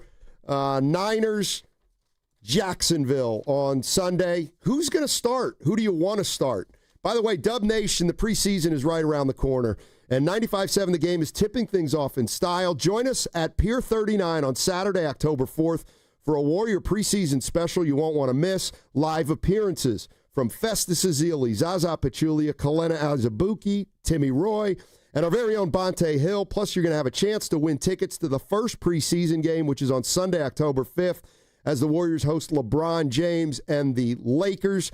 And if that's not enough, Evan Giddings and Goo, they're going to be broadcasting live from Pier 39 from 12 to 4. It's hoops, it's hype, and the season is almost here. On your station for everything Warriors, 95.7 The Game. And that segment sponsored by Moderna. Mnexspike COVID-19 vaccine mRNA by Moderna has arrived. To learn more and find it near you, visit mnexspike.com. That's mnexspike.com. On Saturday, October 4th, Pier 39 is throwing a party right on the waterfront. Now our iconic views and bay breezes come with drinks to go. Grab a cocktail, mocktail, beer, or wine from one of our restaurants and take it with you as you explore the pier. Plus, live music, party games, sea lions. Fun for the whole family. What more could you ask for? Enjoy dancing, street performers, special deals, and that one-of-a-kind Pier 39 flavor. We're bringing the atmosphere, you bring the crew. Pier 39, Pier for the fun. Learn more at pier39.com/entertainment zone. Come into Freedman's Appliance in Pleasant Hill September 26th through the 28th for their fall clearance sales event. Take advantage of factory direct prices, one-of-a-kind opportunities, special pricing on floor models, and convenient financing. Save on new appliances from trusted brands like Miele, Bosch, Electrolux, LG, and Maytag.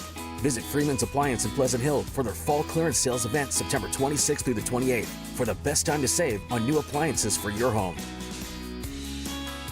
Oh, could this vintage store be any cuter? Right? And the best part? They accept Discover. Accept Discover? In a little place like this? I don't think so, Jennifer. Oh, yeah, huh? Discover's accepted where I like to shop. Come on, baby, get with the times. Right, so we shouldn't get the parachute pants? These are making a comeback. I think. Discover is accepted at 99% of places that take credit cards nationwide. Based on the February 2025 Nielsen report. You hear that? That's the sound of your business losing money. Legacy phone systems weren't built for today's teams. Quo, formerly OpenPhone, gives your business a smarter way to stay connected. Quo lets you manage calls, texts, voicemail, and contacts all in one place so that you can deliver a seamless customer experience from ring to... Need to take calls on the go? Quo automatically transcribes, summarizes, and highlights next steps from every call, so you never miss a detail. Need insight into what closes a sale? With Quo's AI call tags, you can instantly spot key topics like objections or pricing questions and use those insights to level up every customer interaction. And yes, you can bring your existing number with you for free. Keep your team in sync and your customers happy with Quo. Quo. No missed calls, no missed customers. Try Quo for free at quo.com/sports and get 20% off your first 6 months. That's quo.com/sports. QUO.com/sports. I knew that I was not living the life that I wanted to live, but I didn't know how to get back on track. It gave me the time and space to take life one step at a time. I have a life beyond what I could ever dream. I know that anyone can recover. I am living proof that recovery is possible. Get treatment. It works. Learn more. Visit livingproofsf.org.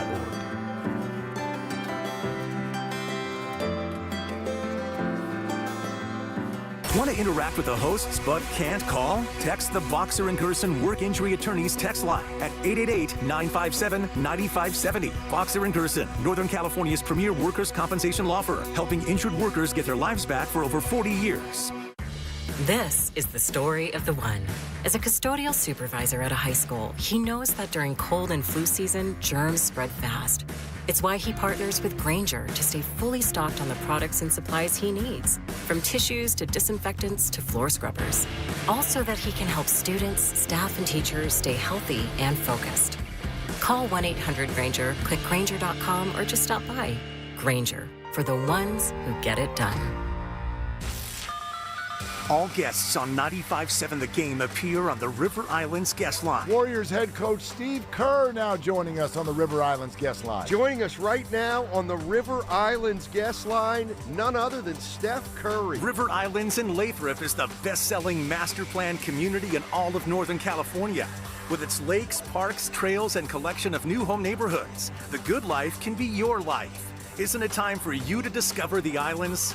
Today, we're constantly taking photos and videos to remember our favorite moments. But what about those captured before the smartphone? What about the memories tucked away on aging VHS tapes, film reels, or in fading photos? These cherished memories are fading away with time, vulnerable to threats like heat, moisture, and mold. But fear not, there's a solution to safeguard your legacy. Hi, I'm Adam. And I'm Nick. Together we founded Legacy Box over a decade ago with one mission, to bring your memories into the 21st century. It's time to bid farewell to old tapes you can't watch and faded photos. Legacy Box transforms them into digital treasures, ready to share with a click. Just like magic, your shoebox of memories is now safely stored in the cloud or on a thumb drive. Over 1 million families have trusted Legacy Box, so you can rest assured your priceless moments are in good hands. Don't let your childhood fade away on old tapes. It's time to digitize those priceless moments. Fast forward into the digital age. Visit legacybox.com/value and unlock 50% off your order. That's legacybox.com/value. East Oakland, 57 degrees and clear. Weather brought to you by Robert Half. Our recruiters' expertise and award-winning AI will find you the skilled candidates you want.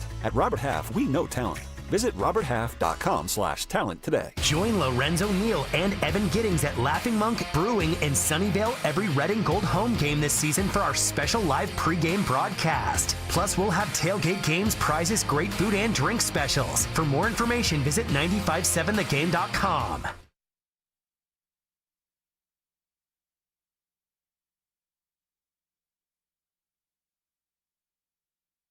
Back in the day, 61 was old. Look at us, Steiny. You got grandmas in the club still. Now, back to Steiny and Guru on 95.7 The Game. By the way, let me clear something up. And I got to do that too. Javier in Vacaville is fully employed. He's both a teacher and a football coach. We love you, Javi. You were just playing one. Of course. Back to Moonchild. Yeah, you're wrong again. No, I'm half 50-50. No, you're wrong. Steiny, a Moonchild refers to a person born under the zodiac sign of Cancer, as Cancer is the sign ruled by the moon, making it the ultimate Moonchild in astrology. So chalk one up for the goo. Just 12, the Cancer. There are 12 signs of the zodiac. Moonchild is not one of them. Aries, Cancer, Libra, Capricorn, Taurus, Leo, Scorpio, Aquarius, Gemini, Virgo, Sagittarius, and Pisces. But it may be a subgroup, but it's not. If you're in a bar and somebody says, hey, I'm a Moonchild, the goo taught you today that, oh, you're a Cancer. Because that's what Moonchild is under the Cancer. All right. Can you talk about what Carter sent us during the break? Why don't you talk about it? Okay. So we know Jimmy Butler and the Warriors are, what was it, Southern Cal? San Diego. And they're having their version of their, mini training camp. And Kaminga can't be there, and we understand why. So Aaron Turner, who was awesome and joined us last Friday at this time, Steiny, put up a video of Kaminga at open gym, and I'm looking at the video of who the open gym is with, and it looked like they were playing full court, Steiny. It looked like you and I out there. Yikes. Don't know if that's the best competition. You don't think he had the ha-ha? It ain't about the ha-ha. Who you doing the ha-ha with? You don't have the ha-ha. Well, it looked like he was doing it with a guy that kind of looked a little like me. Serving him up an easy block. Hey, here, Jonathan, let me do this layup, and you pin it. And then we'll send that out on social media. Get him to Diego as fast as possible. I don't know, man. I didn't like that, Steiny. Yeah. Let's go to Doug in Berkeley. Get back to the Niners. Hey, Doug. Doug in Berkeley, going once. He's done. Yeah. It wasn't going to end well anyway. We haven't heard from Brock Purdy. He met the media yesterday, and it feels like he's would it be accurate to say it feels like he's trending toward playing? What did he Brock say? Purdy? I love words. I'll be able to tell you. Here we go. It's been good. Really like where I'm at with the progress with it healing up and feeling better and dropping back, throwing, and like where I'm at. So it's been good. You're playing Sunday for sure. We'll see. Yeah, I'm taking it day by day still, but feel a lot better. Okay, go ahead. Go ahead, Mr. Interpreter. I'm going to do you. I don't feel any more confident that he's playing Sunday, so I'm asking you, what did you get from that to where you're like, I feel it? Yeah, he's playing.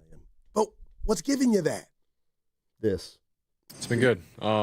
Really like where I'm at with the progress with it healing up and feeling better and dropping back, throwing, and like where I'm at. So it's been good. You're playing Sunday for sure.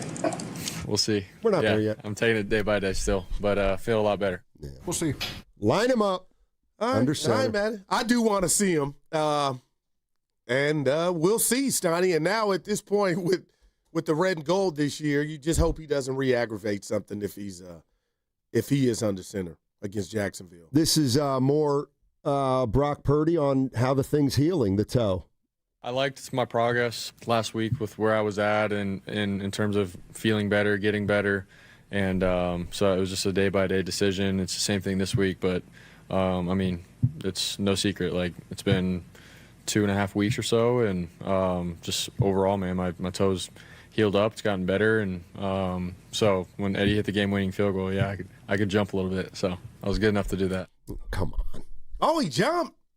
Well, he also jumped to throw the worst pass of the season. Grandy and I had fun with that, Steiny. That's something I've never seen. That was something weird. out of a Mario Kart video game. That was weird. That was so weird. Anyway. Yeah. So I don't know. I think he's trending toward playing, but we'll see. Got a game after that. That like this is a doubleheader almost, it feels like. This is more Purdy talking about if he's gotten enough practice time in. Definitely. Just dropping back and throwing and feeling good about, playing the position of quarterback. And, for me, it's still a day-by-day thing, going up to game time and see how I feel. But I really do think that it's been good progress, good work, and I just feel better overall just with my body and mentally of attacking this game plan and being ready if I'm able to go. All right, that's Brock Purdy. We'll find out Sunday. Yeah. And like I said, I got my Mac Jones fix in the Kyle Shanahan offense for 2 games, Steiny. I do want to see Brock back under there. And I'm sure Kyle does in the rest of the game. All right, I guess we got another caller. Uh-oh. We got another caller. Hello. Hello. Oh. Hey, Mom. How's it going? Hey.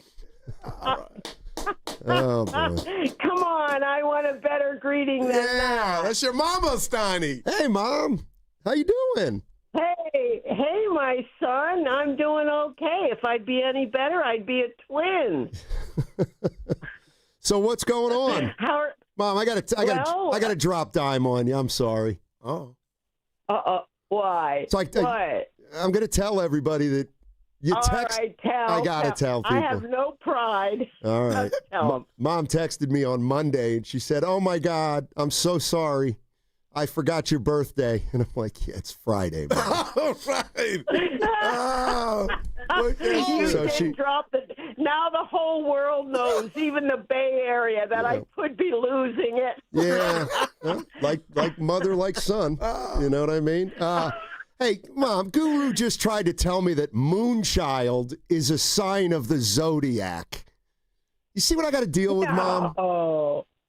No, I don't think Mom, so. Guru, you're my son. I love you and have your back, but I don't know. I don't think so. But I got it in front of me. It's under the umbrella of Cancer. So a Cancer can also be referred to as Moonchild. So really? Yeah, you learned something today. A Moonchild, Mom, refers to a person born under the zodiac sign of Cancer, as Cancer is the sign ruled by the moon, making it the ultimate Moonchild in astrology. Oh, my. Are you into astrology, Guru? A little bit. And the older I get, Mom, I'm trying to tap back into it. I'm so crazy about you, but you know what? The last time I was on the West Coast, you went AWOL. Yes, you did, Goo. You know what? Some things were going on. Mom, I needed this call today. You're right. I had some things going on family-wise, and I wasn't there, and I didn't want to be a poo-pooer around you. I should have called you. Yeah, well, that's okay. I still love you, and it's not a shame thing. I just wanted you to know that, so the next time we can get no together. doubt. I'm there. Okay. And I'm going to say this to you. Let me say this to you. Say it. Your son and I got in a big fight on air Monday, but I've since apologized, and we're going to go have fun after the show. And in life, some of the best relationships are when you do apologize. You know what I mean? Yes. It's like a cleansing, isn't it? I feel Fred, exactly. So does he. I'm looking at him. No, you're right. Even if you don't mean it. Oh, you're the best, Mom. Well, what do they say? Fake it till you make it, right? Exactly. What do you got going this weekend, Mom? Well, I have a couple things going. Yeah. But nothing too eventful. I'm having dinner tonight with some friends. Nice. And at this very moment, I'm sitting in my digs with my favorite surrogate daughter, Erin Belsterling. Oh, hi, Erin. How are you? Hi, Erin. Happy birthday, buddy. Thank you, Erin. Wow. Oh, my gosh. This is so nice. I adore your mumsy. Yeah, she's the best. And She so is the best. And so was yours. Oh, thank you. We're very lucky, aren't we? Yes, we are. No doubt about it. Yes, we are. Blessed. Yeah. Many levels. I hope you have a great birthday, Matt. Thank Do you. something fun for yourself. Thank you so much. All right. And the other coincidence is it's her dad's birthday today too. Bucky was born. You have this. You share the same birthday. Oh, so I didn't know kinda, that. It's cool. Yeah, Okay. yeah. I'll explain to So- everybody back here after you get off, that connection. Okay, so we're on the air, right? Yeah, exactly. Oh, God. All right. Well, to all the Bay Area friends from everybody in PA, Mom. we love you even out here. Mom, do I shouldn't say that. do me one favor. Give me an What? EAGLES. Give me one, Mom. EAGLES. Eagles. All right. Now everybody can't stand you. Now everybody can't stand you out here. But love you, Mom. I'll talk to you this weekend. Love you too. All Bye-bye, guys. Bye. Man. Thanks, Mom. That's pretty good. You're listening to 95.7 The Game, KGMZ FM and HD1 San Francisco, an Odyssey sports station, and the home of the Warriors and Valkyries, always live on the free Odyssey app, coming to you live from Laughing Monk, Righteously Brewed, Laughing Monk Studios, which is Righteously Brewed in San Francisco. Yeah, the young woman with my mom, her mom and my mom were best friends, and her mom passed last year, and her dad passed about 5 years ago. But they're doing good. Yeah, she's got company. That's awesome, man. People calling out, showing out for you. That's what it's about. It's nice. It's definitely nice. Okay, where do you want to go here, Gil? Football. Okay. Yeah. Can you be a little more specific? You want to talk about Pearsall? Let's talk about Pearsall. He's good. Did you really mean what you said about IU? Well, you've all right. always been Now down that on IU. Okay, now that you he's balling. have brought Monday to the fore, Okay. there was something that really bothered me on Monday. Shocker, but you got to tell me. It was the idea that I came in not wanting to celebrate the 49ers win. Because let me tell you what happened. I got to tell you what happened. 9 o'clock, I pop into the studio with Shasky and Spadoni. And I go, Shasky, Pearsall is great. And he goes, yeah, I kind of like him. I'm like, dude, he's Steve Largent. Number 80. A little bit of a hot take, obviously. And he's like, Steiny, come on. I was like, yeah, I know, but man, he's faster. Largent was a bad dude. I know he was. He was one of the greatest of all time. So I was being a little hyperbolic, which of course I'm allowed to do, but you're not in my book. But no, I was coming in, I'm like, Pearsall, he's like Largent. He's faster than you think. He's got great hands.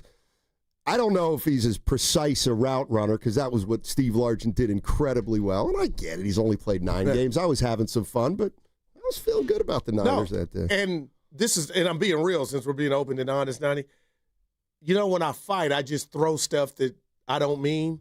So I threw that in there. But you were happy about the Niners 3-0 start. But I'll give you a little trivia on your birthday. You brought up Steve Largent. Can you name 2 of his quarterbacks that he caught passes from? Yeah, Jim Zorn and David Craig. There you go. Oh, yeah, I'm tapped in. I don't think Kitty would have been able to get that. No. 2 Seattle old school quarterbacks. He just told us he's in his 30s. I mean, I know Steve Largent. I don't know who Well, he's played closer to quarterback. 40. No gloves. I know that. No, yeah, never. And you know Dave Craig, what honor he holds. David Craig, quarterback, number 17, Seattle Seahawks. He's got an he's got a stat. I don't know. It's not a good stat. Most interceptions in a season? Most fumbles from NFL. I thought that was Roman Gabriel. No, man, look at that's a great call. Huh. I like Pearsall a lot, but you know what? See, and this is where again, Mark Willard, a guy like Mark Willard, is why he's a better person than me, because Pearsall's really his guy. Willard likes Pearsall. Why are you giving him? And Will's our guy. No, but because he just said it first. Yeah, he said it first. I remember too. But the reason Willard's better than me is because he'll allow me to also claim Pearsall if I'm on the same bandwagon, whereas I would never allow him to do that if I had discovered Pearsall first. So that's why, Willard's better guy than me. But you understand that's why there's 50, 60, 70,000 people rooting for the same entity. You get so territorial with players and teams. Yeah, I know. There's more the merrier. So No, I don't we think can so. all like Ricky Pearsall. I It's would okay. rather like a guy, have everybody else hate And him, that- and then that. 2 years later, Who everybody, wants to live like that? realizes that I was right. Hey, nobody asked, and I know Kenny's like, come on, go get back to sports. I had to make a stop at Foster City, Redwood City yesterday. Meet For my what? girl Jewel. Had to pick something up at Wait, the that's Grill House. That's the one from the Olympic Club? Yeah. Okay. And Explain I who walked she in. is. Nobody knows who she is. Jewel. She does a lot for the community here in San Francisco, and she put on and helped with the Petnelli golf tournament that they have every year for autism, the Bay Area chapter. All right. So she's just a gem. And I went and met her. I had to pick something up at the Grill House in Redwood City. So I walk in. I'm loud, naturally. 4 people come up to me and say, "Are you Guru? We listen to the show every day." One guy told me to give you a knuckle sandwich. Older white guy. And see, that's the other thing. No, but he did say it, but I go, that's my guy. But then they come tell me that's Willard's spot. So we take a picture, Mark Willard. Okay. And then I send it to Will. He was on air. But they love the station and the host. What did Willard have to do with this? He had been there about a week ago. Trying to steal your thunder. No, that was it. That's his neck of the woods. Shout out Redwood City. His neck of the woods is Marin. Well, Foster City, too. He doesn't get the whole peninsula and Marin. Nobody gets that much. They knew him, but they brought you up. Anyway. Yeah. Jules They said brought me hello. up because somebody wanted to punch me in the face. What a friend. What a friend. I go, Hey, you must have been listening Monday. there was one thing I wanted to just ask our listeners. Because, look, our listeners are heavy into football with the Niners and Warriors, obviously, Giants. If you're like a major sports fan, okay, do you have any interest in the Ryder Cup? Like, let's say you're not typically someone who watches a lot of golf, and which is me, but I'm in. But that's what I would say. If you're not into golf, but you kind of want to check it out, you got to check out the Ryder Cup. And why do we stink? And is Scheffler, is 'Cause Jordan, we're or selfish. Tiger? That's why can't why. we get it? Why can't he take us to the promised land? Or is he just one like Devers in the lineup? Like you said, Guru Baseball, it's only one guy. Like, why do we stink? Okay, we don't quite stink, but Europe pretty much owns us. We haven't won in Europe since '93, but we're not in Europe this time. We're in New York. But you know how on a Saturday you'll go watch golf and they'll say, Scheffler, from 115 yards, it's going to be a gap wedge. Pretty good. Right. It's not like that. It's cheering. It's bantering. There's like a lot. So nobody's taking it serious? Oh, my God. No, that's why we don't win. We don't know how to compete like Europeans in golf when it's a team game, period. That's the bottom line. Wow. And the other thing is, what do you make of this? So if you get selected to the European team, it's an honor. You play and you get paid squat. They don't get paid. So you're doing it for your country. We get paid. Our guys have to get paid. Okay. Yeah. Right. So let me just ask you a question. You got one team that's playing for free and another team that needs money. What team do you think's hungrier? What team do you think really wants to win? I got it. I get your drift. But All right. And, Scheffler already lost today in the team competition, I believe. It was him and they got beat. So who's the captain or coach of these? Keegan Bradley for the U.S. team. So has he been for the last couple years? Do we need to look into him like we need to look into Melvin? Pick a different. Pick a different captain. It happens every 2 years. They pick a different captain. I guess you could be a captain two times in a row, but this is Bradley's first. Well, it sounds like we're not taking it like, hey, yeah, you guys own us, Henley. but we don't care. What's that? Sounds One more like time. Americans are saying, yeah, you guys own us, but we don't play like this. That's right. It's kind of beneath us. Well, he's not sharing everything, though, because Keegan Bradley did say it's all about we. I've never felt closer to a group or people in my entire life. So what is going on with the golf to where they're just handing it to us?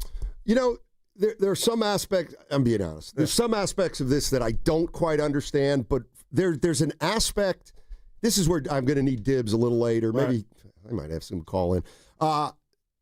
there's teamwork involved in this event. I love it. Because you have to, you can't just play your game. You have to take into consideration, let's say it's me and you. We're a team. Yeah. And you have a strength that when you get to 100 yards in, you're automatic. You're gonna give yourself a shot at a birdie. It's called strategy. Okay, so now and it's called, and they have alternate shot, I think. So my shot, if I can't get it onto the green, I need to put the ball to 100 yards away to set up your strength. Let's go. Well, what? U.S. guys they're not used to playing that way. They don't play that way. A U.S. guy doesn't think like that. They would think my next shot's got to be 200 yards because I like to be at 120, not 100. So they got to change just a little bit because the next shot isn't theirs. It's their playing partners who's got different strengths and weaknesses.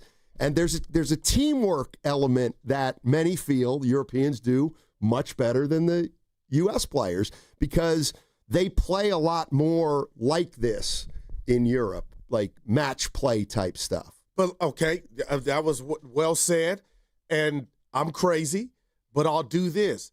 It sounds like you're telling me a solo tennis act, let's just say Johnny McEnroe, takes so much pride in his solo act and winning Wimbledon and all that stuff, and then you ask Johnny Mac to go play doubles, he's going to go play.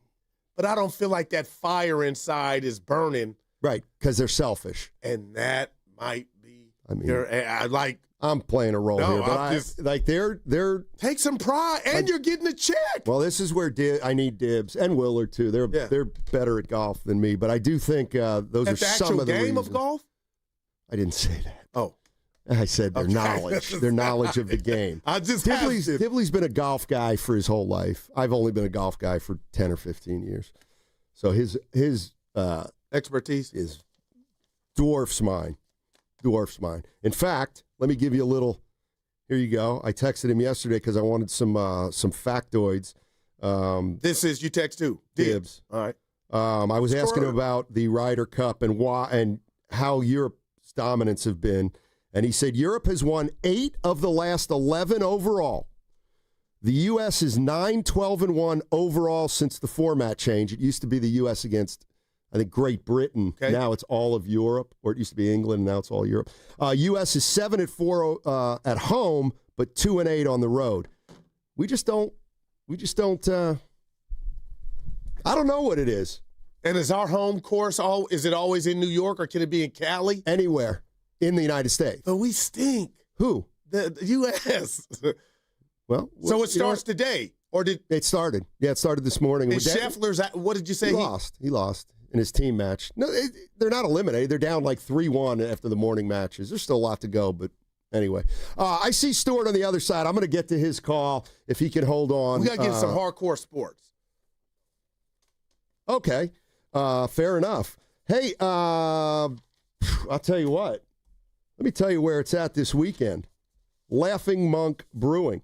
We're going back there this Sunday in Sunnyvale for the kickoff show. Great food, great drinks, great games. We'll have games in the parking lot. And here's the thing, we have a free shuttle that goes from Laughing Monk Brewing to Levi Stadium. The show starts at 10. Evan Giddings, Low Neal. All the early games are going to be on for you to watch. And if you're going to the game, here it is, a free shuttle. It's going to take you to and from the stadium, and it's free. The first one sold out, and now we've added a second bus, so that's good for you guys. And all you do is park at Laughing Monk, hang out for a while, enjoy the games, listen to Evan and Lo, have a couple beers, and then the next thing you know, you're off to the game on the shuttle. All you have to do to sign up is go to 957thegame.com, click on the kickoff show graphic, and then click on the Eventbrite link, and that's how you sign up. We're going to be down there. Again, for the early game starting at 10 o'clock. And what's coming up on the game is brought to you by Fremont Bank. Here for you, here for good. Help me out with a Ryder Cup. That segment brought to you by Life Source Water Systems. He looks great for his age. You think so? Yeah.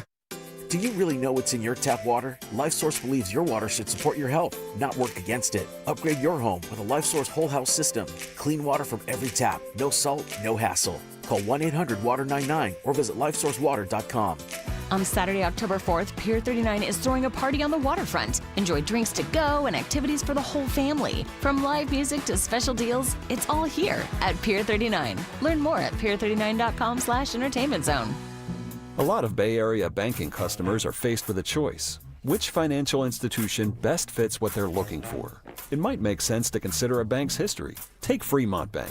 For 60 years, we've provided stability and consistency with an emphasis on relationships. We've grown one customer at a time, not through mergers or acquisitions, because that's how you can do business when you're independently owned and community focused. Fremont Bank. Here for you, here for good. Welcome to Dugout Radio, the undisputed home of Boomtown Baseball. The Wi-Fi is booming with Xfinity, baby. Our next caller is Stacy. How do you stay locked in on every pitch and play? We stream it all live on Xfinity Internet with low lag, 99.99% network reliability, and speeds faster than a base runner beating the throw to home plate. I stream on my TV, tablets, even my smart fridge. Smart fridge? With all those games, we gotta refuel. Stream live baseball with Wi-Fi built for the biggest moments. Xfinity. Restrictions apply. Actual speeds vary, not guaranteed. Okay, Bay Area, I've got a bigger team for you to join. The team that donates blood. Hot Yoga Republic in Mill Valley is teaming up with Vitalent for a blood drive September 25th and 26th. Roll up your sleeves, give blood, save a life. Every 2 seconds, somebody needs it. Accident victims, kids in chemo, real people who need you. Let's do this, Bay Area. Find your spot at hotyogarepublic.com. That's hotyogarepublic.com. And a big thanks to Habas Law for backing this. Habas Law, always fighting to make it right. You hear that?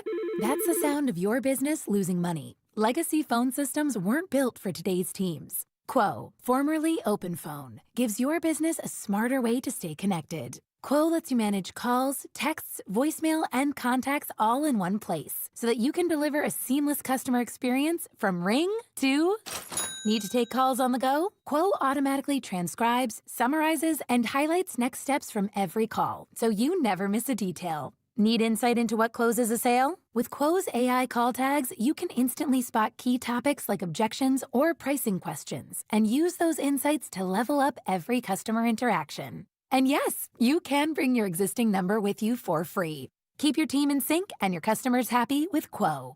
Quo. No missed calls, no missed customers. Try Quo for free at quo.com/sports and get 20% off your first 6 months. That's quo.com/sports. QUO.com/sports. Red and Gold Game Day starts at Laughing Monk Brewing. Park for free. Enjoy amazing food, ice-cold beer, and every game on TV. Catch 95.7 The Game's pregame show. Then hop on the free shuttle straight to the stadium. Sign up now at 957thegame.com. When you own your own business, you need to keep things moving. Need to book a last-minute flight? Earn a $300 travel credit to cover that. Need to take a meeting before takeoff? Do it from the comfort of the Chase Sapphire Lounge by the club. Need to catch your breath before you board? Done. With $2,500 in annual value, the new Chase Sapphire Reserve for Business is the card that gives back all you put in. Visit chase.com/reserve business to learn more. Cards issued by JPMorgan Chase Bank and a member FDIC, subject to credit approval. Terms apply. eBay has reinvented vehicle buying. From click to curb, everything's covered. Ever try to buy a car online and end up in a parking lot with a stranger and some blind trust? That era is over. Now with Secure Purchase, eBay isn't just where you find your car. It's where you buy it, start to finish. Title, financing, registration, delivery, it's all built in. This is the modern way to buy your next ride on eBay. eBay. Things people love. Secure Purchase is powered by Caramel Dealer Services, LLC, an eBay subsidiary. If Old Spice Deep Sea Super Hydration Body Wash were music, what would it sound like? Start with the deep sounds of Old Spice's ocean waves and kelp. Layer on the smooth, renewing moisture. You wouldn't hear any parabens or phthalates because Old Spice Deep Sea hasn't got any. But you would hear that vitamin B3 for healthier looking skin. So while your regular body wash sounds like this, Old Spice sounds like this. Sounds like it smells amazing. Morning, Zoe. Got donuts. Jeff Bridges, why are you still living above our garage? Well, I dig the mattress, and I want to be in a T-Mobile commercial like you. Teach me, Saldana. Oh, no, I'm not really prepared. I couldn't possibly. At T-Mobile, get the new iPhone 17 Pro. On them, it's designed to be the most powerful iPhone yet and has the ultimate pro camera system. Wow, impressive. Let me try. T-Mobile is the best place to get iPhone 17 Pro because they've got the best network. Nice, Jeffrey. You heard them. T-Mobile is the best place to get the new iPhone 17 Pro on us with eligible trade-in in any condition. So, what are we having for lunch? Dude, my work here is done. 24 monthly bill credits on experience beyond for well-qualified customers plus tax and $35 device connection charge. Credits end and balance due if you pay off earlier. Cancel. Finance agreement iPhone 17 Pro 256 gigs, $1,099.99 and new line minimum $100 plus a month plan with auto pay plus taxes and fees required. Best mobile network in the U.S. based on analysis by Ookla Speed Test Intelligence data 1/8/2025. Visit T-Mobile.com. Join 95.7 The Game at Pier 39 for a special live broadcast from 12 p.m. to 4 p.m. on Saturday, October 4th. Meet Zaza Pachulia, Festus Ezeli, Kalina Azabuki, Tim Roy, and Bonte Hill. Plus, enter to win Warriors tickets. For more info, visit 957thegame.com.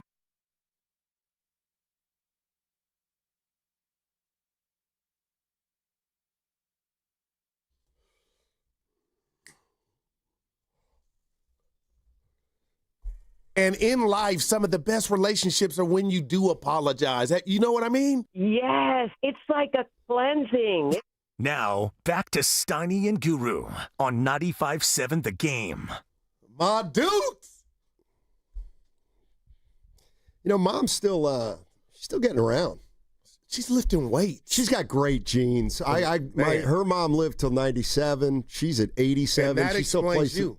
She still plays some golf. That explains you, bro. It's that Italian blood. Look at you. He's an Italian. Yeah. I'm half Italian. He's an Italian. I relate more to being Italian. My dad's mother, Inez Johnson, lived to 100. Oh, my. 100. Well, did you hear about, what's her name? The human fossil from that college, the nun, sister somebody. She's 107 now. Come on, man. She's part of the school that's been to the NCAA tournament a couple times. Sister Jean? Yeah, not St. Mary's, but it's, what is it? Yeah. In Chicago. Loyola? Yeah, I think you're right. Loyola Marymount? Anyway, 107. she's still alive, but she's stepping away from Loyola Chicago. That's whatever the hell she was doing. Like as their number one fan. I don't know. But yeah, she's 107, I think. What do you do? What does your day look like at 107? I think you sit around a lot. Yeah, no, I get you. Like it. You know, you sit around a lot. Give me that. You take things in and watch a game or two. 107, guys. 106. 106. Oh, 106, then she might be up and around moving. Cowboys might have a Super Bowl by then. It's over. 106. Damn. That's a blessing. A couple texts here from the YouTube chat. It would be radio gold today if Harry called in. Harry said he may call in to talk to Guru at some point. So we're not speaking. Harry's not talking right now. Right now. He's like, he heard Harry should call in. And he emailed me and said maybe at some point I will. He's not ready yet. And then secondly, from 4 Chips, Steiny, let me be as clear and concise as humanly possible. Nobody cares about the Ryder Cup. I don't know. Let's go to Stuart. Stuart's on 680. Hey, Stuart, how you doing, man?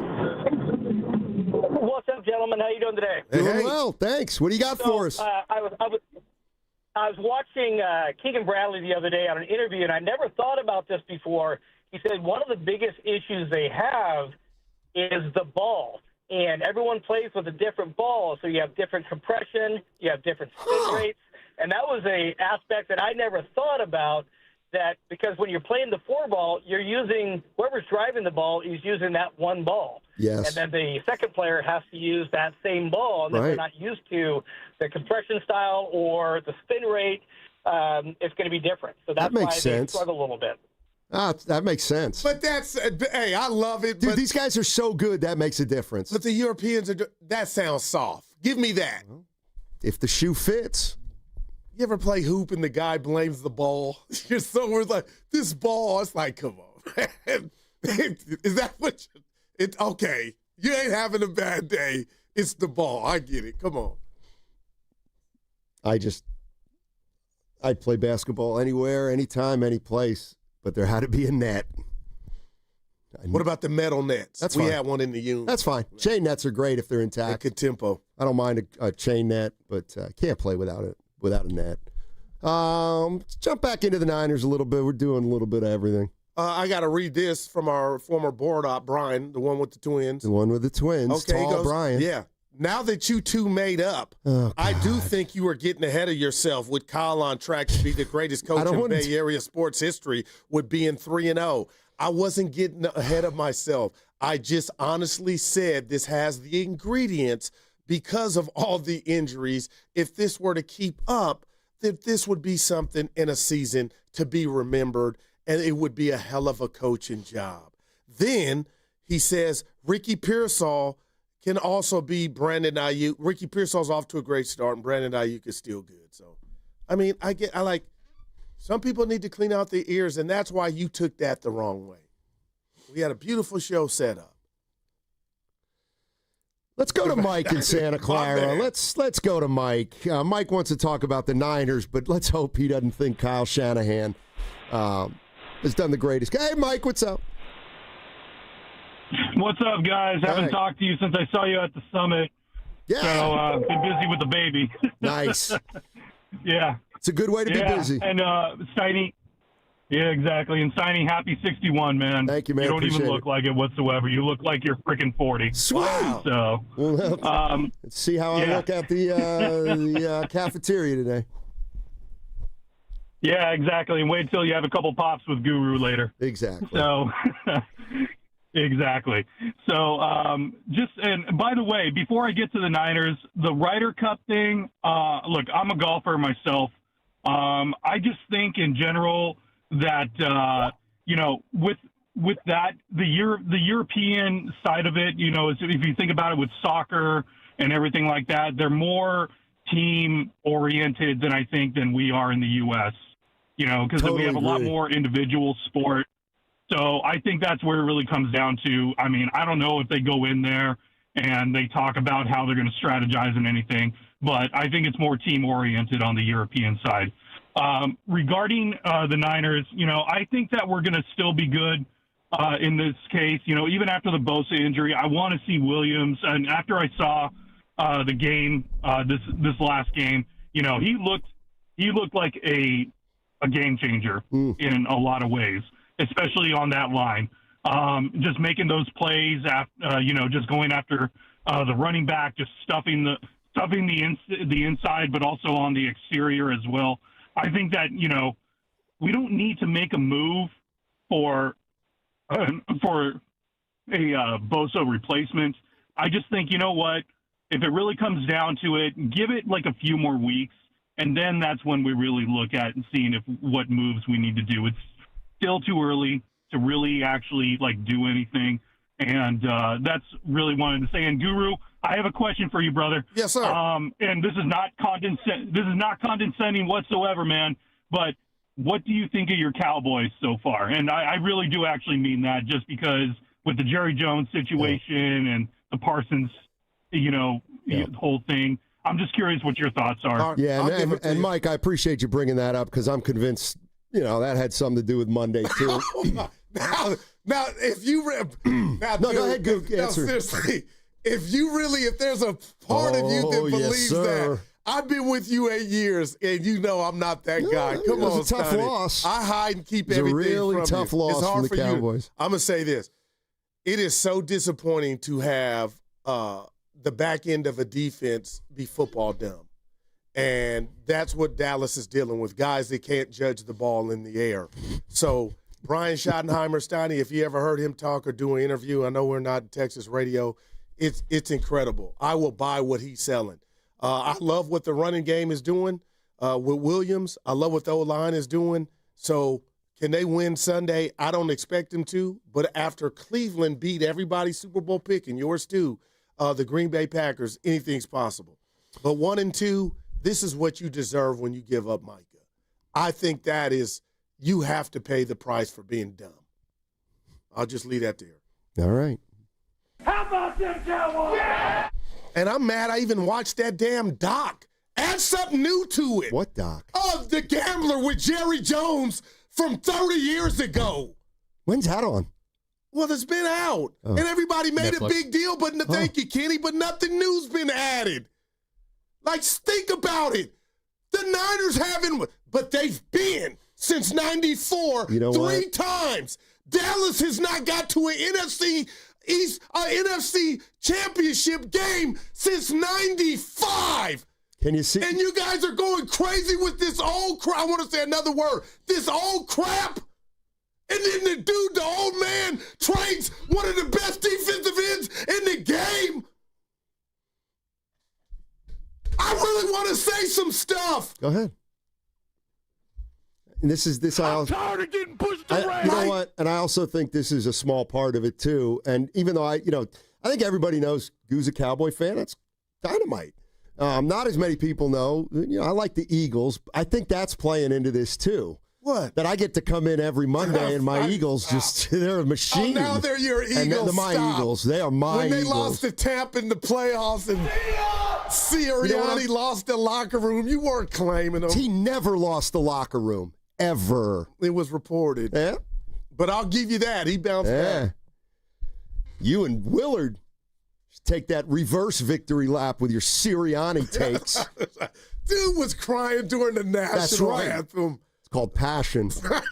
Hey, Sports Talk on 95.7 The Game is presented by Paramount Plus. Sylvester Stallone is back in the original hit series Tulsa King.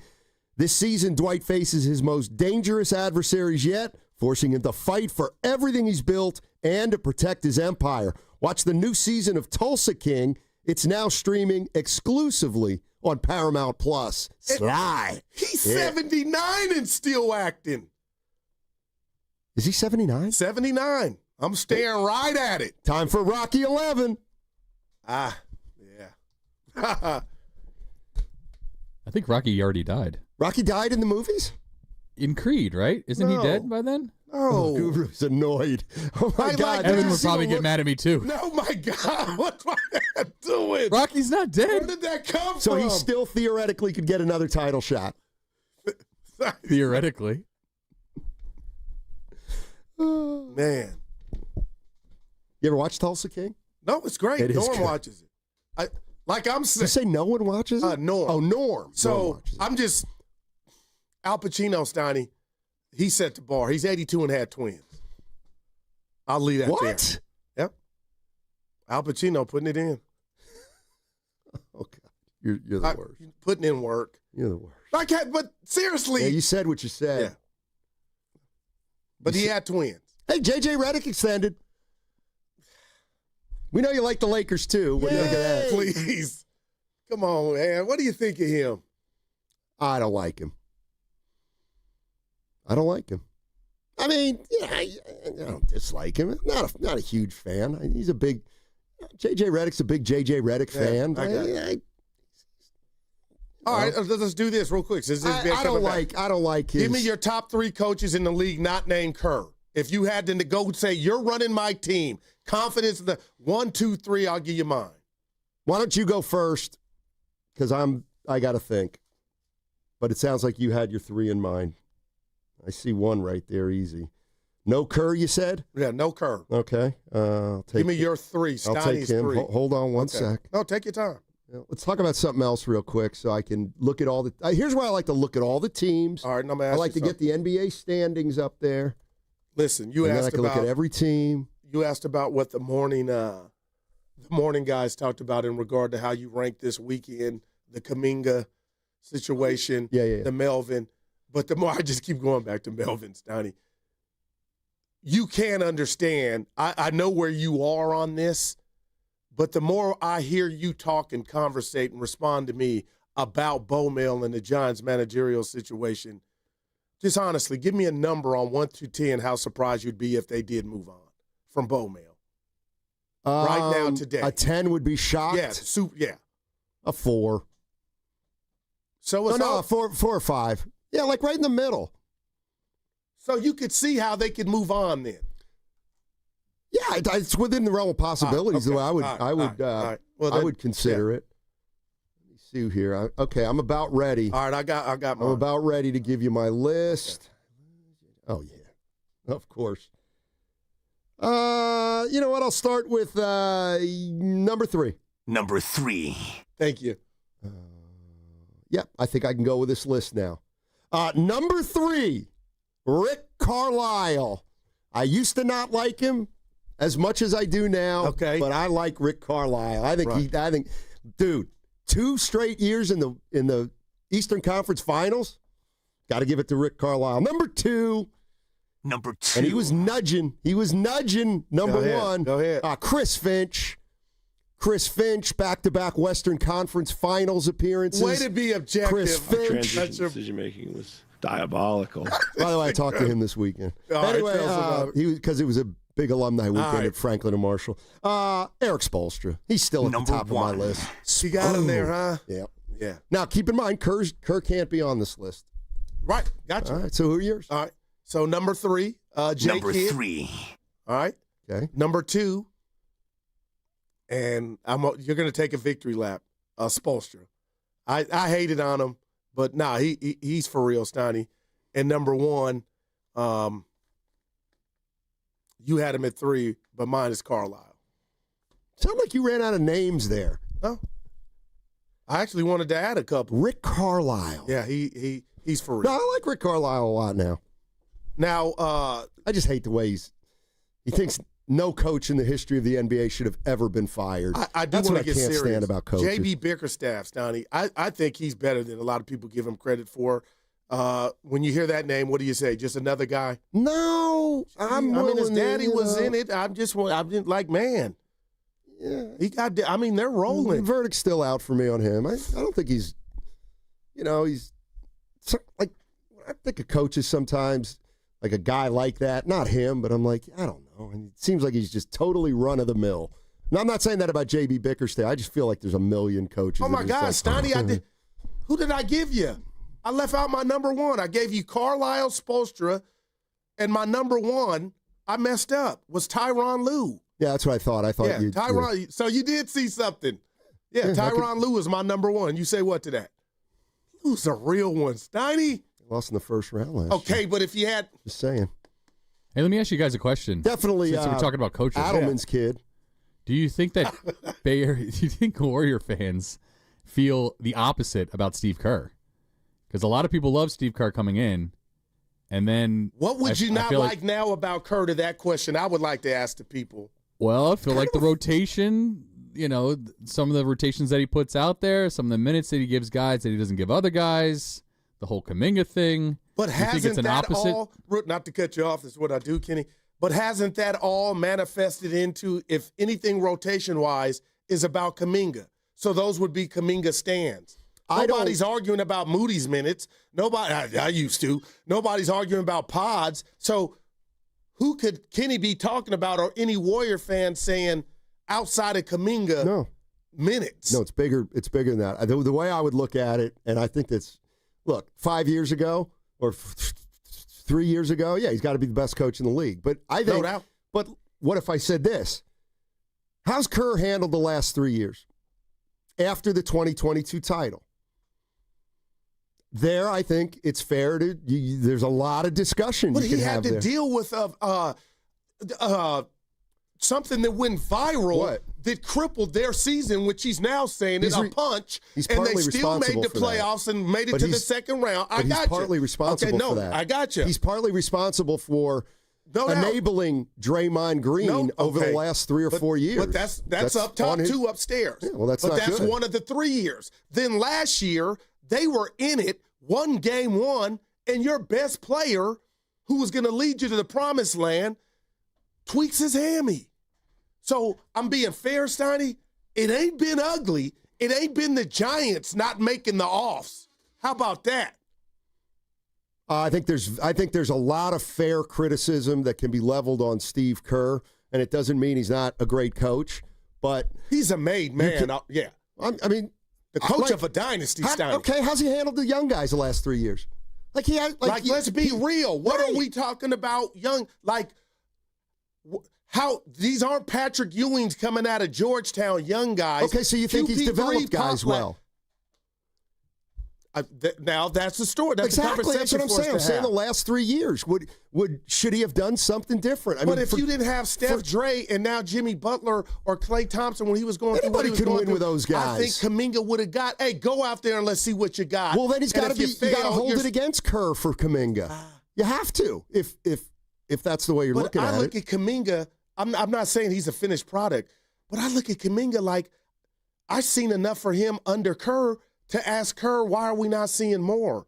Why did he hold it down when Wiggins was out? And then this is how you reward him. Wiggins comes back, night-night. That's like part when Draymond of it. was dealing with the back issue. Kaminga was balling. Draymond comes back, it's night-night. Like, I'm just saying, I'm Team Kaminga on that's what I would Team Kaminga and Team Kerr. Well, I can when Kaminga holds it down, and then his reward is when guys come back, he's for afterthought. Right. That's a criticism of Kerr for sure. I mean, like, I think a fair criticism about Steve Kerr is, do you think that he caters too much to the veterans after in the last 3 years? My answer would be, I could see people thinking that. But he comes from that school, I believe. Well, that's fine, but Phil Jackson, the Pop. Okay, how did Phil Jackson do late in his career when he didn't care? Well, I'm just saying, like, yes, Steve Kerr's got 4 titles. He's going to go down. He's going to the Hall of Fame, all that stuff. I'm talking about 23, 24, and 25. What kind of job do you think he did there? I mean, I think he did pretty, like, kind of an ordinary job. The last 3 years, they've been 46, 44, 48. But does that supersede? Do you think they're better than that? I would think that you would think they should have been better than those. But I guess what I'm saying, when you get to the plateau and the status of 4 chips. But that's what I mean. I said the last 3 years. Yeah, I got you. I just said the last 3 years. But we got what's bugging you at 2, and I don't want to blow it for me, Steiny. But I guess I'm just, it goes with Shasky and Spadoni and you, this conversation this morning during the crossover is, the morning crossover is, can guys really play themselves out of, the Hall of Fame? I'm hearing Tony Gonzalez, this is hashtag random, and we can get into it on the side a little bit, tell me that Russell Wilson's playing himself out of the Hall of Fame. You mean like Buster Posey? What about Aaron Rodgers? Add Aaron Rodgers to that damn list. Don't just put it in Russell Wilson. And can you play yourself out of that?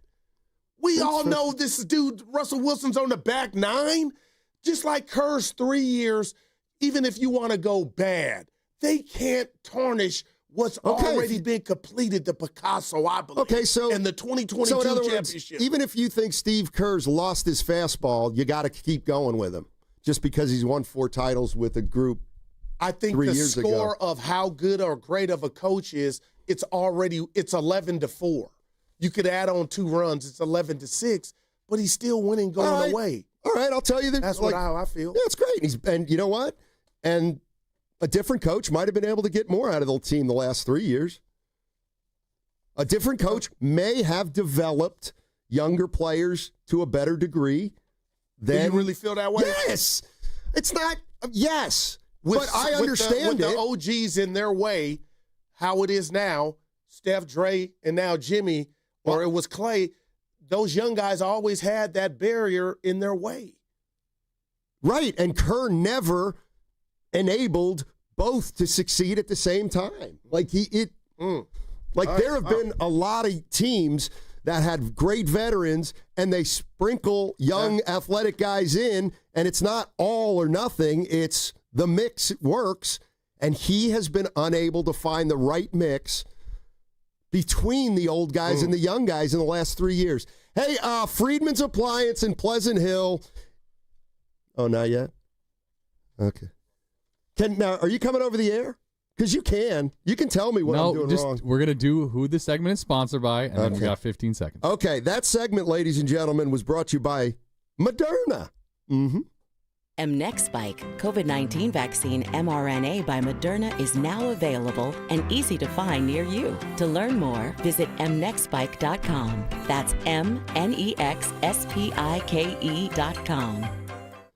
All right, it's their fall clearance sales event, and it's on right now at Friedman's Appliance in Pleasant Hill, and it runs all weekend, today, tomorrow, and Sunday, and this is their big event. You can take advantage of factory direct prices, one-of-a-kind opportunities, special pricing on floor models, and convenient financing. Save on new appliances from trusted brands like Miele, Bosch, Electrolux, LG, and Maytag.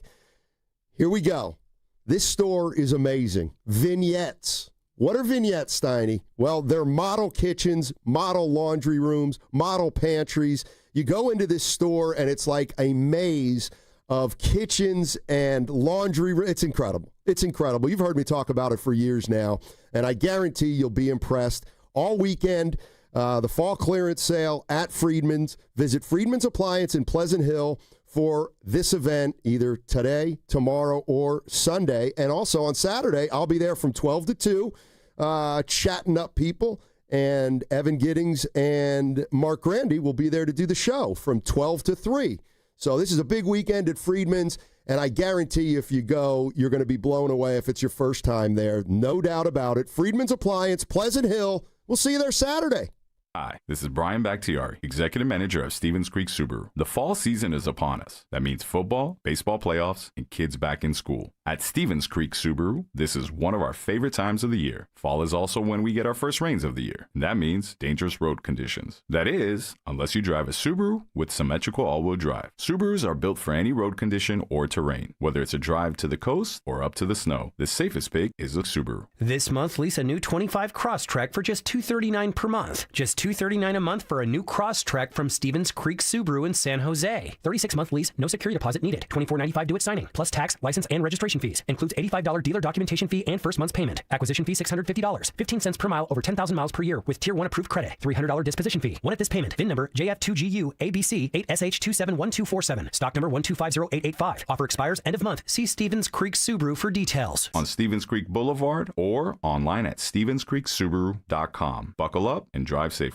On Saturday, October 4th, Pier 39 is throwing a party right on the waterfront. Now our iconic views and Bay Breezes come with drinks to go. Grab a cocktail, mocktail, beer, or wine from one of our restaurants and take it with you as you explore the pier. Plus, live music, party games, sea lions, fun for the whole family. What more could you ask for? Enjoy dancing, street performers, special deals, and that one-of-a-kind Pier 39 flavor. We're bringing the atmosphere, you bring the crew. Pier 39, Pier for the fun. Learn more at pier39.com/entertainment zone. The following is an attorney advertisement. If you get sidelined by your workplace injury, the workers' compensation attorneys at Boxer and Gerson can help you get back in the game. Our team of skilled attorneys will fight by your side for the treatment and compensation you deserve. We care about justice for injured workers. That's what makes us Northern California's premier workers' comp law firm. Call Boxer and Gerson at 510-835-8870 or visit boxerlaw.com for a free consultation. Boxer and Gerson, your life is worth the fight.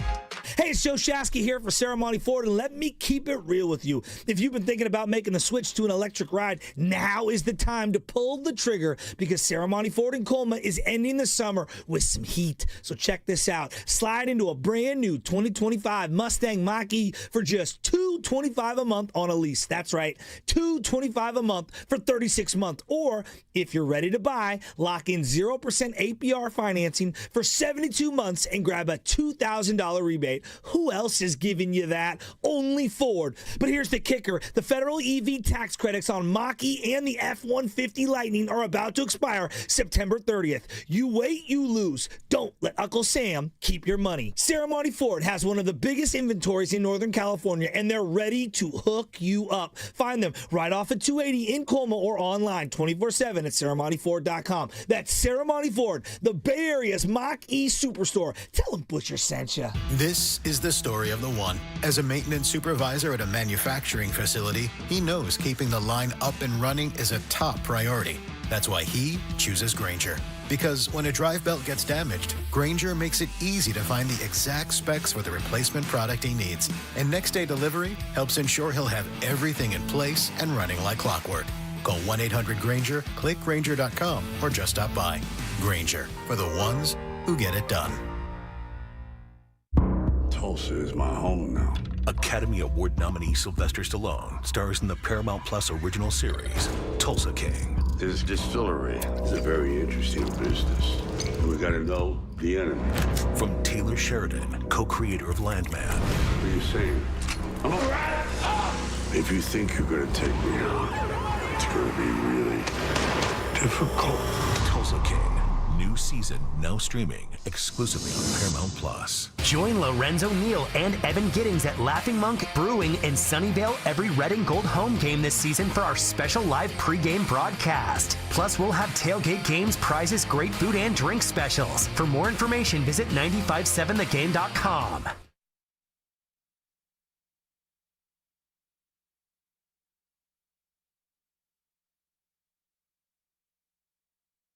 Steiny, he overthrew Emmanuel Sanders. Then Steiny signed the contract. You're a grown-ass man. Now, back to Steiny and Guru on 95.7 The Game. All righty. It's your birthday. You should have been played. It's your birthday. 61. 6-1, baby. Anybody got a problem with that? I didn't think so. You look good. I know. Hey. Whoa. I know. Pick a team. Well, I'm battling Ken, and he doesn't even know it. Oh. You know how you and I know Evan better than anybody, right? And he has those irritated eyes when we can tell he's like, oh, my God, what are they? But as long as you brought up Evan. Yeah. Ken, I'm going to get to you. And how much we know him.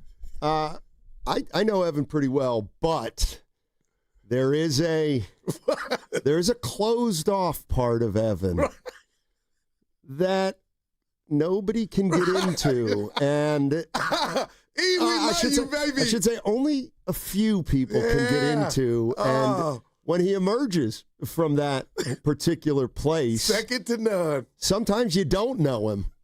It's great. Go ahead. What's up I'll with look Kenny? over to Evan sometimes, and I go, he's out on whatever we're doing. And I don't say anything to him, Ken. I just keep it moving. But, Ken, I've been looking at you during this show, and we've been free-falling. Shout out to Tom Petty. But, yeah, I know you're there like, oh, God, what are they doing? And tone it down a bit. I think you're doing that look too much. I don't even know what to call the look, Steiny. I don't like it. I don't know what you're talking about. Yeah, I'm over here working for you guys. What? That's what I'm doing. And you might be. I'm paying attention. I'm locked in. You know I'm what, also Kenny? I owe putting you a an lot of- apology. Yeah, you do. And you There's owe a lot me of another those. apology about the mug, because that really hurt. Oh, that was so weird. Nah, Hey, look at this mug. Dude, that's uncalled we for. got the Bay Bridge and Treasure Island over there. Ooh, you've been And picking this at me is- a lot. Have I? Yeah. Right now. Yeah. I'm sorry, Kenny. I love you. Yeah. Oh, that's nice. What gift did you get for your birthday? Anything you can share? No, I didn't get anything. Well, you woke up to something. A gift. Oh, God. You know what I got? You ready? I'll be honest with you. Happy birthday. That's what I got.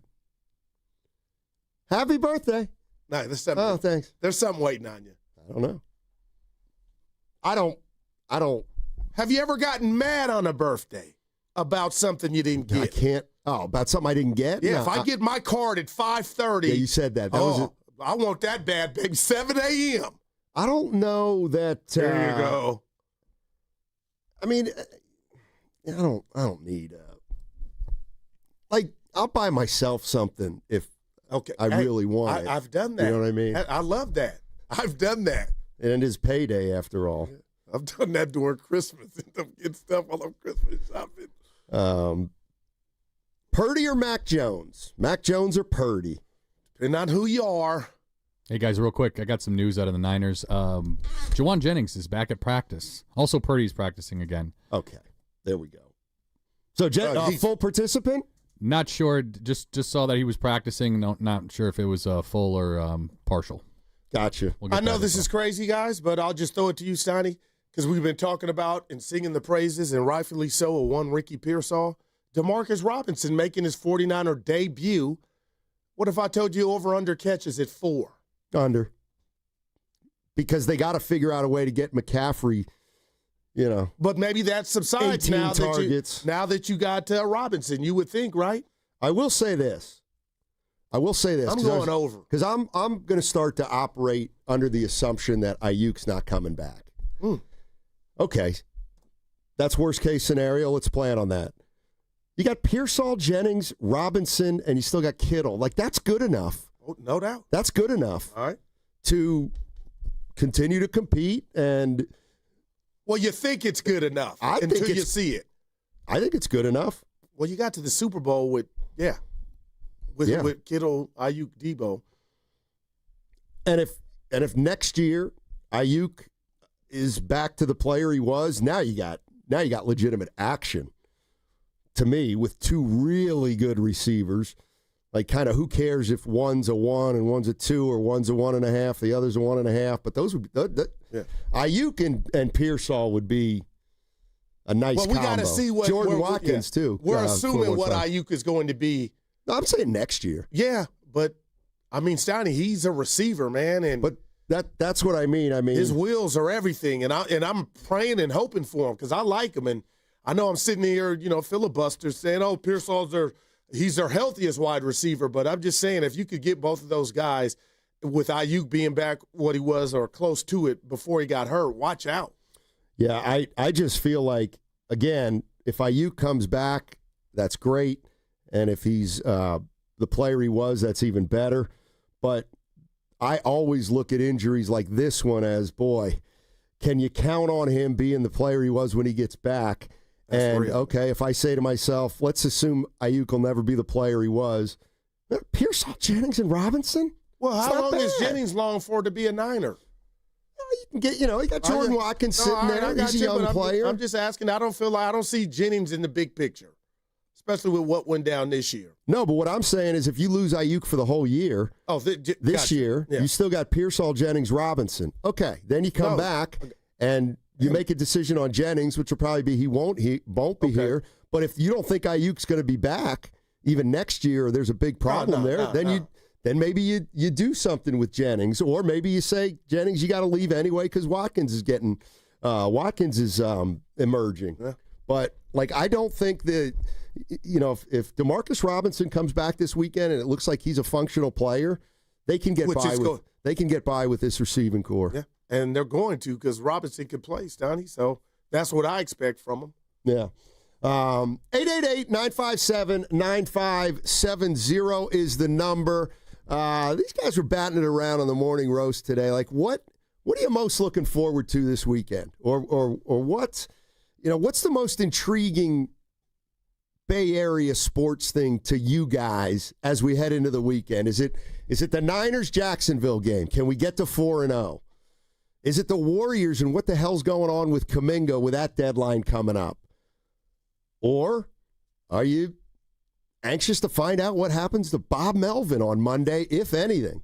Now, I'm so real. Shasky put it this way, which I thought was kind of interesting, is what are we going to talk about Monday if all those things happen? 49ers are going to play. There's resolution to Kaminga some way, and let's just say a guy getting fired. Let's just say Melvin either gets fired or they say Bob's back. No, Bob's back don't count. Bob being gone, I think, comes to the forefront. That's how I think, okay? And I do understand a lot of people, Steiny, that will say, Goo, we're not into Melvin like that. I agree. But to me, if we got that, if he were gone and now Buster's about to embark on his first journey on getting a manager, I think that would be the hot stuff right then. Let's have fun here with some listeners. All right, so just make a prediction for the 49er game. Just make it. Niners win 21-13. Okay, if the Niners win 21-13 and Bob Melvin's fired at 8 a.m. on Monday morning, we're coming out talking about the Niners. I'll bet you. I don't think we will. Don't you? I don't. If Farhan was still running everything, I believe you would be right. But now that Buster just did his first firing and now is about to embark on his new manager, I don't know, Kenny. I just think that would get the lead, not the whole show by any stretch. I was going to say, because you would talk about both. No clearly, doubt. But somebody losing their job when it looks like, Kenny, do you expect Melvin to be gone? If I've been hearing the more I think about it, the more he might be. But I honestly don't think because of Posey. Okay. If it wasn't Posey there, I think he would be. But Posey gives Bob hope. Shout out Bob Hope. I guess what I'm saying is hey, we're fueled by our listeners. Yeah. What are they saying? Well, that's what I want to ask them. All right. And the Kaminga thing. Kaminga on Sunday signs the qualifying offer. He's back for 1 year, which means he's probably gone. And that happens Monday morning. See, the 49ers are coming off a 21-13 win. Brock Purdy played, and he looked pretty good. All right. Bob Melvin gets fired. See, here's the thing. What would our listeners want us to come out with on Monday if and when those three things happen? And here would be my thought on it. And by the way, we talk about this every single show, like what we would come out with. Here's my thing with Melvin. If he gets fired Monday, in a weird way, what's the conversation? Who's the next manager fine. So that'll become Golden Boy. Okay, so that'll become a conversation about Bruce Bochy. No doubt about it. We're not going to be talking about other manager candidates that nobody's heard of. Bochy would be a part of that, no doubt. Yeah, and the first firing by Buster. It's not doing it for me. For me, he let you know. Okay, you know. You think he deserved it, Goo? You know what? I'm disappointed with this season. I can see it. And then if you allow me to go revisit the season before this season, that wasn't anything to write home about. But, now you got me thinking if Kaminga signed the 7.9s coming back and then he's, lame duck, I could see how. Or what if he's traded? And we're going to talk about it all. But is this going to be the Luka trade? Is this going to be the Micah? Remember how I told you he'll never get traded? That's how I'm talking about Kaminga, and maybe I need to be careful. Only you know how I was telling you it will never happen, and it happened. See, this is an interesting point from Theodore Rand.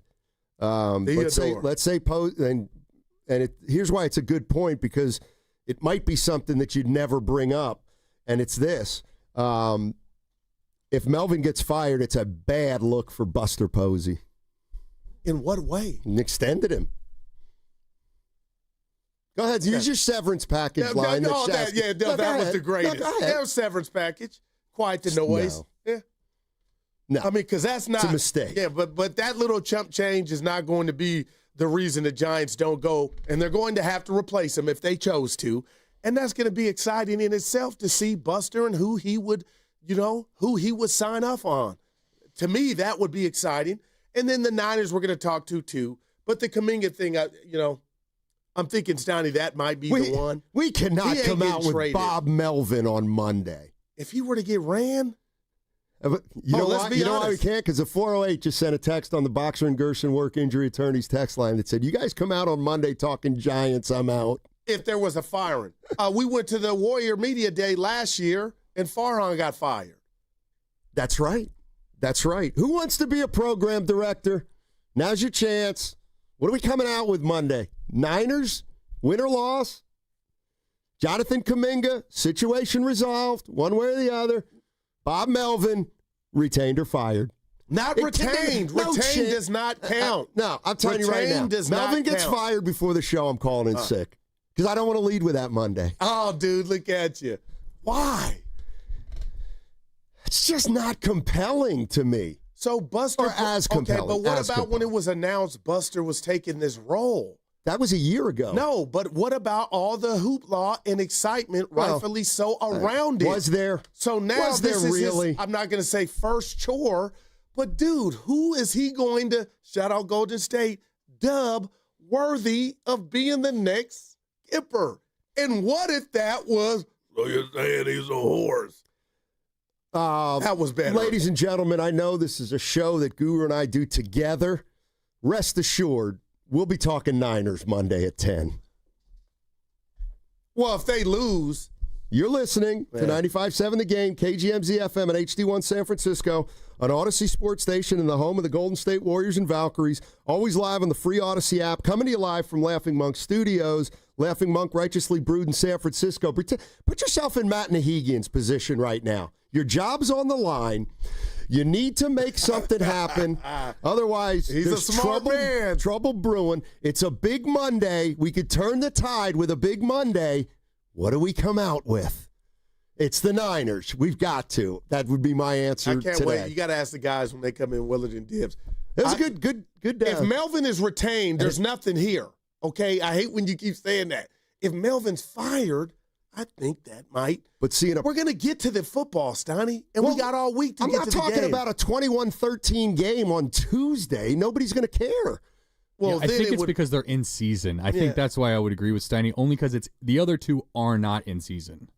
I kind of think it's got to be monster on a Monday to go other than football.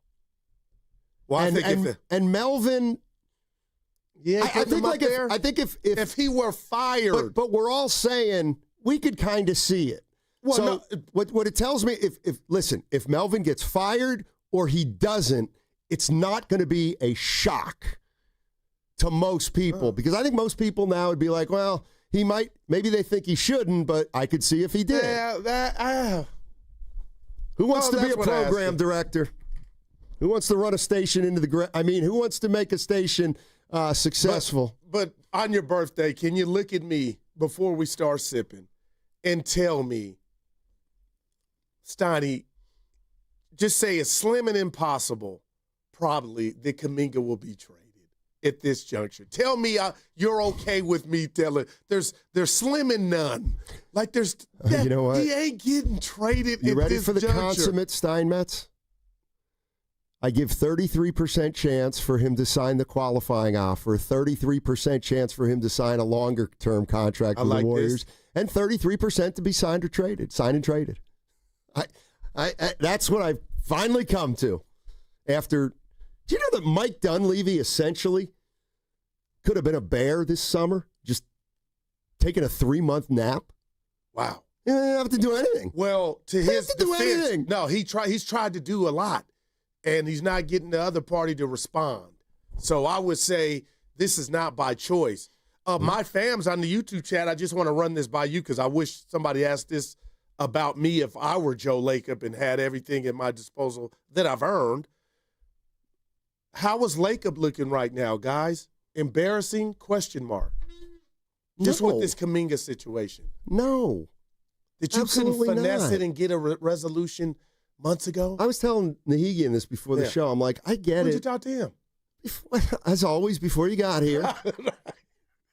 And so I said to him, I get it. Kaminga's, we got to figure it out here, and he's a player, and he's on the flagship, and this, that, and the other thing. But I said, this is just business. Just business to Joe Lacob.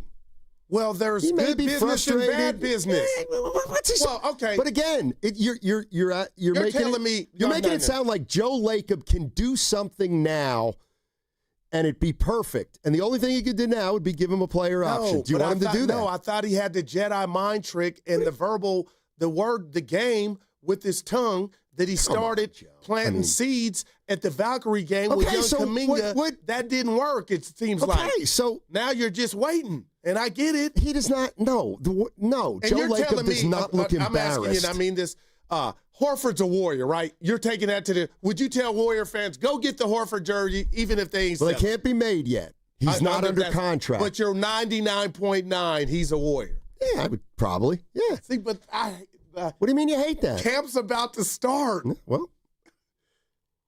And you can't, you feel it, but you can't taste it. 925 on the Boxer and Gerson Work Injury Attorneys text line says 95.7 the game's the Warriors' flagship.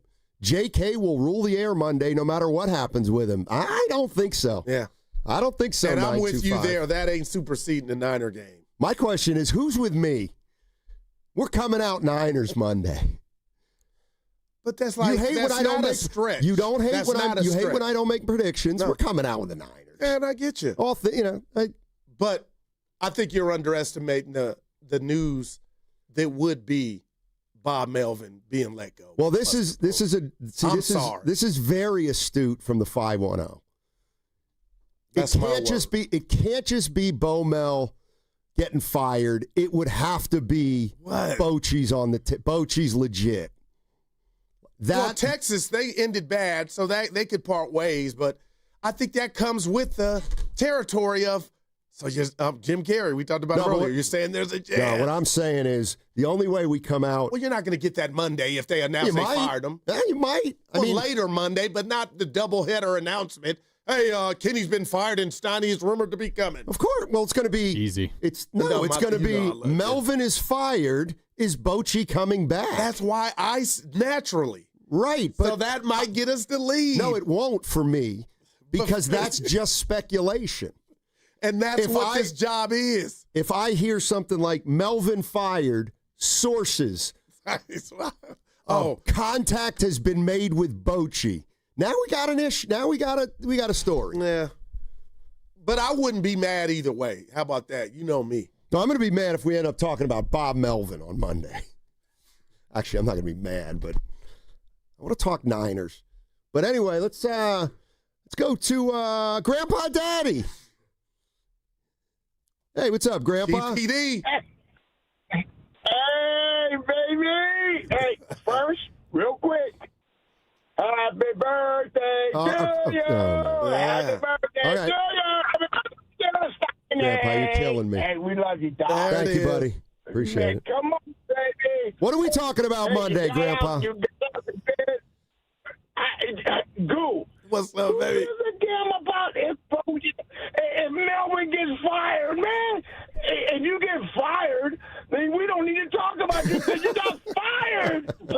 Oh.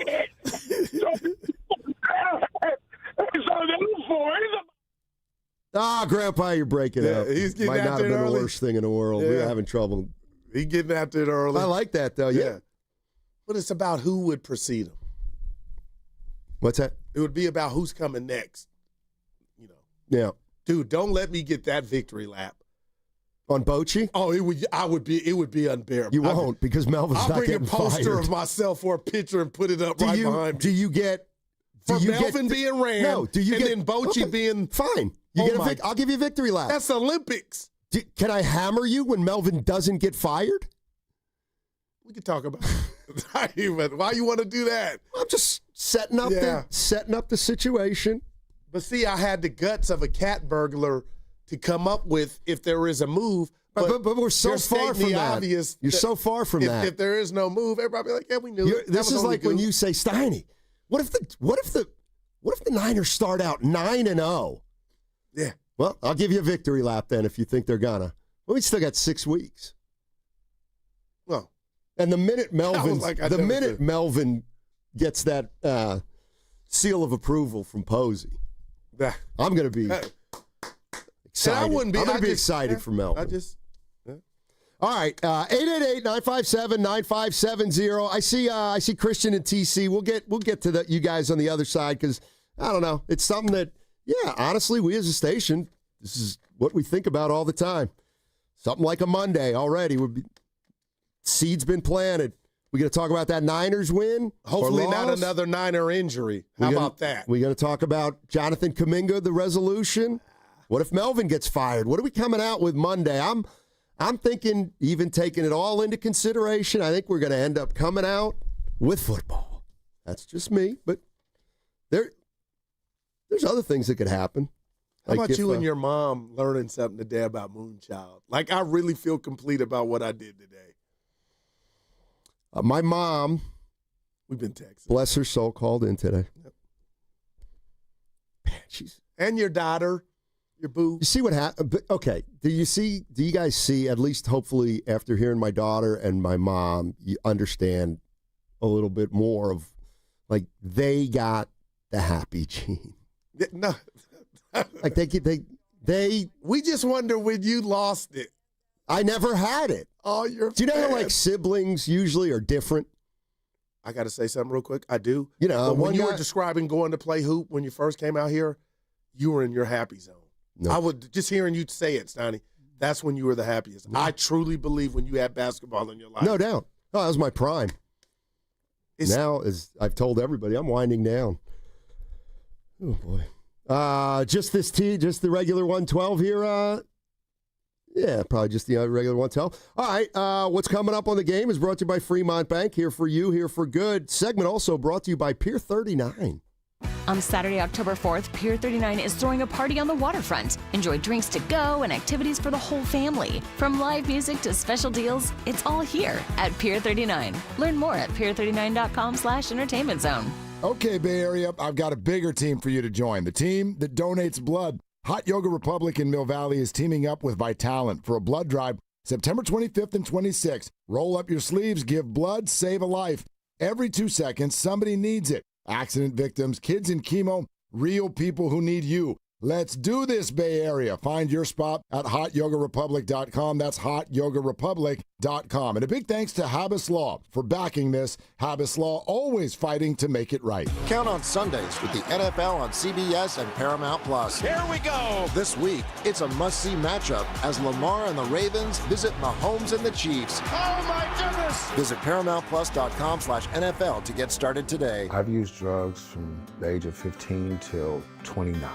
I had no friends. I had no family. I wanted to quit because I didn't want to die. Since I've been in recovery, I could write a novel of the good things that happened to me. I finished college. I've held great jobs. It's never too late to recover from addiction. I am living proof that recovery is possible. Get treatment. It works. To learn more, visit livingproofsf.org. $5,000. That's the average amount of money people in the U.S. are now spending on gas in a year. $5,000. That's crazy. If you drive, you have to download Upside, the free app that gives you cash back every time you get gas. That's right. You can earn real cash back with Upside just by buying the gas you're already buying. You can literally start earning cash back today. I use Upside every time I fill up, and I've already made around $200-$300. You're putting gas in your car anyway. Why not get real cash back? If you like free money, download Upside. I'm saving the cash I earn from using Upside to help pay for a vacation later this year. Download the free Upside app now to earn cash back every time you buy gas. Use promo code CODE to get an extra 35 cents per gallon on your first tank. You can cash out anytime right to your bank, PayPal, or a gift card for Amazon and other brands. Just download the free Upside app and use promo code CODE for a 35 cents per gallon bonus on your first tank. That's code CODE for a 35 cents per gallon bonus. You're on the list for Macy's Fall VIP Sale. That means you're invited to save big on this season's top designer looks at prices you'll love. Like an extra 30% off Calvin Klein, Steve Madden, Hugo Boss, and more. Plus, get 15% off beauty and fragrance from Estee Lauder, Lancome, and so many others. This only happens a few times a year. Don't miss the Fall VIP Sale. Today, only at Macy's. Savings off regular and already reduced prices. Exclusions apply. Are high-interest credit cards or personal loans weighing you down? Unlock gives homeowners a smarter option. With a home equity agreement, you can tap into your home's equity for cash today. There are no monthly payments and no added debt.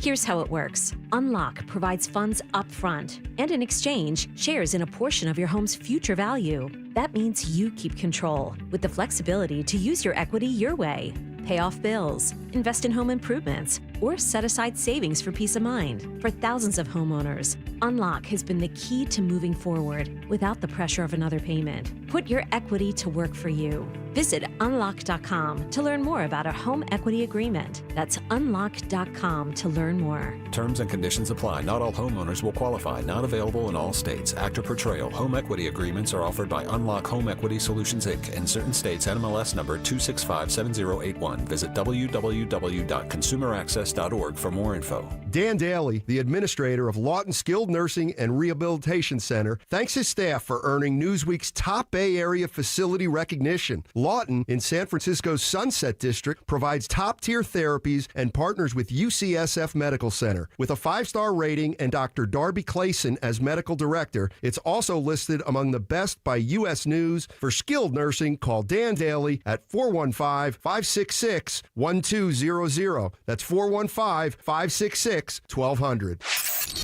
This hour is brought to you by the new Chase Sapphire Reserve for Business. Introducing the business card that gives back all you put in.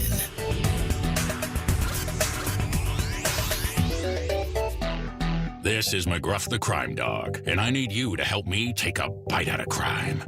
Another teenager, victim to fake pills bought from social media. This doesn't seem like a drug deal, but it definitely is. Should buying prescription pills be that easy? Many fake pills contain fentanyl, and an amount small enough to fit on the tip of a pencil can be lethal. So listen, before buying pills from social media, think again. Learn more at mcgruffpsa.org and go for real. Brought to you by USPTO and the National Crime Prevention Council. That's the sound of James adding long-lasting Gain scent boosters to his laundry this morning. Several hours later, James sniffs the irresistible scent of Gain on his shirt. Gain. Several hours later, James has even caught the attention of his mother-in-law, and she never gives him attention. Ooh, you smell amazing, James. Oh, thanks, Mom. I love you too. I never said that. Add Gain scent boosters to your laundry. Add joy to your day. This is the story of the one. As a custodial supervisor at a high school, he knows that during cold and flu season, germs spread fast. It's why he partners with Grainger to stay fully stocked on the products and supplies he needs, from tissues to disinfectants to floor scrubbers. All so that he can help students, staff, and teachers stay healthy and focused. Call 1-800-GRAINGER, click Grainger.com, or just stop by. Grainger, for the ones who get it done. Join 95.7 The Game at Pier 39 for a special live broadcast from 12 p.m. to 4 p.m. on Saturday, October 4th. Meet Zaza Pachulia, Festus Ezeli, Kalina Azabuki, Tim Roy, and Bonte Hill. Plus, enter to win Warriors tickets. For more info, visit 957thegame.com.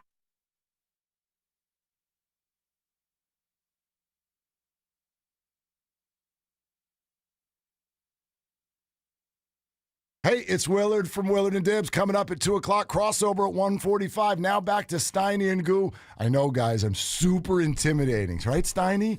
You don't need to be scared of me. I'm a teddy bear. All right. Thanks, Mark. Appreciate that. This is one of Jay-Z's best songs ever. What's it called? I forget the title, but it's him and Young Jeezy. We got another special guest? Uh-oh. I'll be the judge of whether or not it's special, but okay. I mean, is it going to be more special than You got to Mom? say hello. Oh, he's not on yet, I thought. Oh, hello. I don't. Oh, boy. I would say not special. Steiny. I would say not special. My man. Bob Myers. Yes, sir. I would say not special. Steiny, happy birthday first. Thank you, man. Happy birthday. Thank you. I appreciate That's it. first. So I was listening to you guys, I don't know how long ago it was. And Steiny, you're usually right. I hate saying that, but usually when you make a point, you're usually right. But on this one, when you were talking about who eats for free, yes, I think you were a little bit. No, I can't. That was the one time I didn't know where you were going with that. Okay. I couldn't, because you were saying certain guys. Yes. You had to have like one moment, but if a guy was established, he wouldn't eat for free. That's where you lost me. That's correct. For example, like you definitely do not eat for free because you're kind of too big. Yeah, royalty. But somebody who's come around here and just, like a Mo Spates, who was a crowd favorite. You know what I mean? Like he gets to eat for free. Yeah. Because he didn't make $500 million in his career, and so like Steph. Steph unfortunately does not eat for free. He's just he's in too big. there with Bob. So, Bob, you're the man for calling, baby. Hey, Bob, seriously, how do I even introduce you now? Yeah, go ahead. Do you even have a title? You know what I mean? I don't know. It doesn't matter. It doesn't matter. Who cares? All right. It doesn't matter. Dude, how's your hoops game? I'm feeling better about it, Bob. I'm ready. Spark. Yeah, now you lost your burst. I lost the burst, so now I'm at my Rick Mahorn stage. I'm kind of just, on the block. But I'm ready for you. When you throw up the bat signal, I'm ready. Here's one for you. What is? Okay, Have you played with Guru? First of all, have you played with Guru? No, this is the big problem. It's Bob, a travesty, Bob. Apparently, we did play against each other a few times, like 15 years ago. Club one. Guru remembers me. I don't really remember him. Bob, he's putting it on thick, man. Hey, you hit me when you're ready, Bob. I'm still going, man. I don't know what I'm going to do without pickups. Good. Yeah, I don't know what I'm going to do. You ready? Yeah, we'll do it. All right. You ready for one? You guys doing well? Yeah, I got one random question for you. Did you ever meet John Wooden? Yeah. What was that like? I did. He's unbelievable. Really quick, I'll give you Wooden. I had breakfast with him one time alone when I was in Florida for something right before Final Four, and then the other time he used to come around our team, and the word is a teacher, right? The guy was a great teacher. Coaching is teaching, as you guys know. So I think modern-day coaches would do well to remember that. Teaching is a huge part of coaching, and if you got to know him, you'd think about, like, him as a teacher. And that's what you learn. You just sit there and listen to him speak, and you learn. Amazing guy. I didn't probably appreciate it enough. Gotcha. I wish I would have spent more time with him. Yeah, So, he's just the guy I've always thought about. But he's the best. Yeah. All right, last one. I'll get you out of here on this one.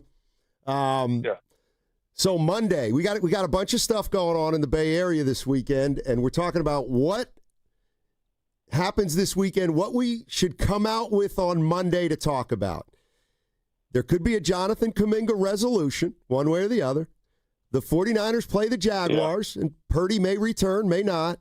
And Bob Melvin may get fired or not. What would you come out with? Tell us, Bob. Well, you guys know what people call in about. I'm fascinated by the level of attention Kaminga gets. Wow. He gets a ton of attention. And you guys got to explain that. I think obviously we drafted him.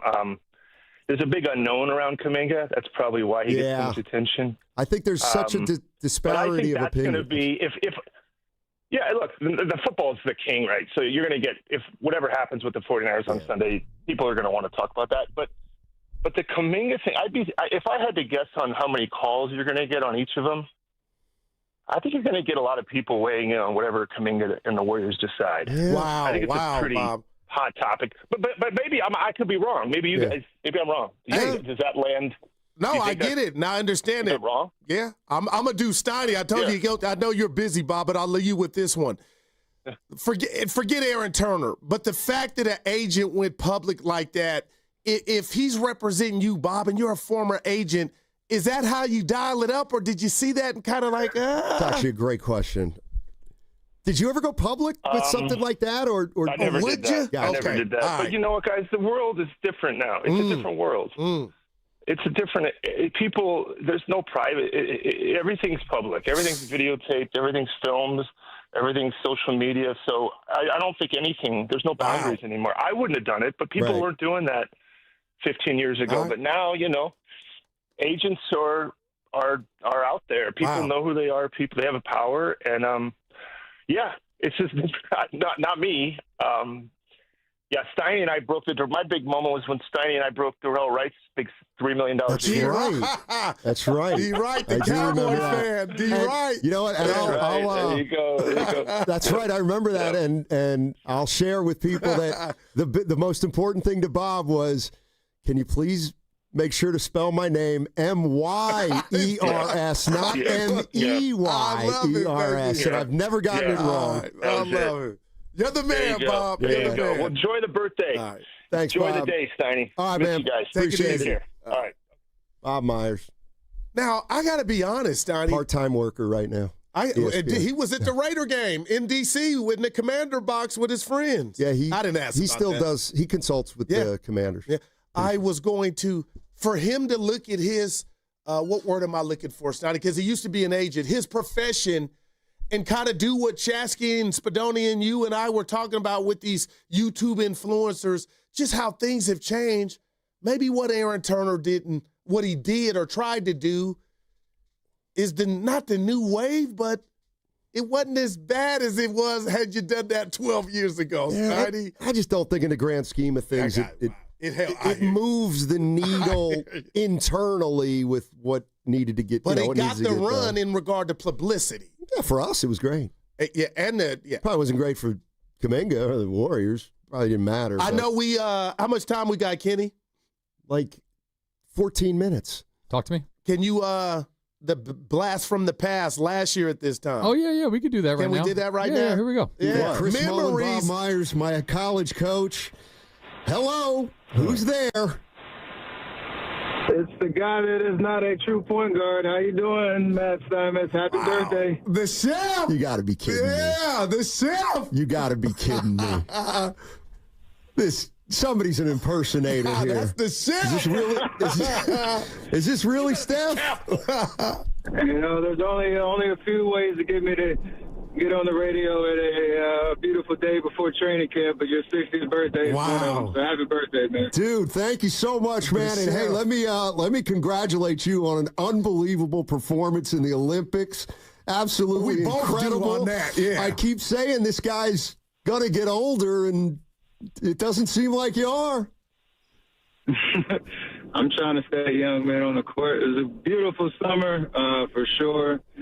Great experience. I'm sure I'll talk about it a lot more down the road, but yeah, ready to get back. We start on Monday. I know y'all know it, so I'm excited to get back to work. Hey, by the way, Steph Curry, he came courtesy of the River Islands guest line. Just got to tell people, Steph, because people might not know. Yeah. You know, I was covering the team.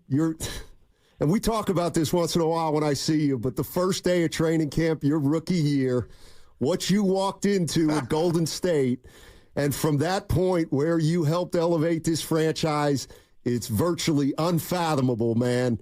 You walked into a brutal situation, and you completely turned a franchise around, man. You've got so much to be proud of. No, I appreciate it. You mentioned some of the names that been on the journey with me. Obviously, Chris Mullen, who was a great mentor and a presence when I came in, spoke some great words. Bob Myers, Steve Kerr, Draymond, Clay, Andre, KD. So, like, the whole journey's been great. And I know, like, for somebody like you that's been around from the beginning of my career and seen the journey and the evolution, definitely the appreciation of what this means. We still got some more to do. But we can get flowers. I'll take them. I appreciate it. All right, that was from last year. Wow, man. Feels like today, man. The chef took time out his day. Yeah. Nah, that was your moment, and I'm just trying to squeeze in. My bad. I've had a lot of moments, though, so it was a beautiful moment. I mean, was it more beautiful than my mother calling in today? Oh, that's a tough comparison. No, that's not. It was. And that's not in different divisions. Oh, man, the chef. He said we got more to do. That was last year. Well, this year, too. How about you get Kaminga signed? He's a player. So there's no way in the world, the basketball world, I mean this, can somebody, either party, finesse October being first extended? I don't know. I guess what would that look like? And what reason would you give? I don't know. An injunction? What would you call it? Unless maybe something were really brewing at the deadline, and they decided they'd both have to decide to push back the October 1st deadline. But if they do that, then these new guys can't practice. Media day is Monday. First practice is Tuesday. Deadline is Wednesday. If they push the deadline for whatever reason back to Friday, and it lasts till Friday, well, Horford can't practice. Melton can't practice.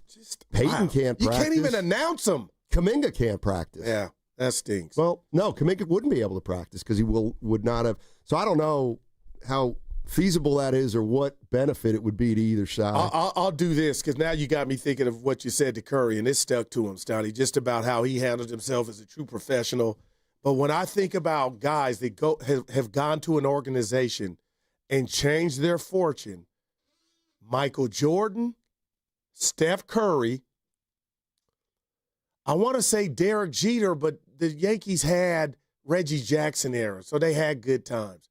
But give me somebody else to where they went and just changed. LeBron James with Cleveland. Definitely. Okay. You're gonna. I can't say Magic in LA because they had some times with Jerry West, and you know what I mean? Give me one more in any sport. Well, I would say this, and I show up in his home. I would say this, and you may disagree, but what Curry did here was more impressive to me than what Jordan did in Chicago. I mean, the Warriors were a laughingstock. Chicago, they weren't great, but they were a legit franchise before Jordan got there. Warriors were.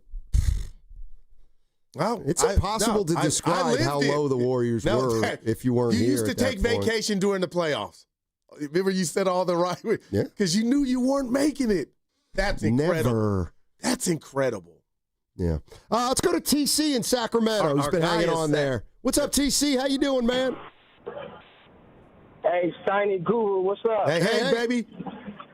Hey, I want to tap in first and foremost before I get in. What I want to say, Steiny, happy birthday, bro. That was one of my main reasons to call. Thanks, but I got man. another one, man. Happy birthday, Guru. Appreciate it, TC. Hey, you a top dog, man. Hey, you lining everybody up to call. Hey, Steiny today, bro. You a dog for that, Guru. I love that. You a big homie, man. I appreciate it. Yeah. That's for sure. But listen, hey, the Kaminga deal in Sacramento, y'all. Listen, it's gonna get done. I know a lot of people out there. I know you guys don't want to see it happen because it's us down here in Sac, but it's gonna happen, y'all. And you know why I say that? Because it's the betterment for the team, for both sides, right? Kaminga's going to help us.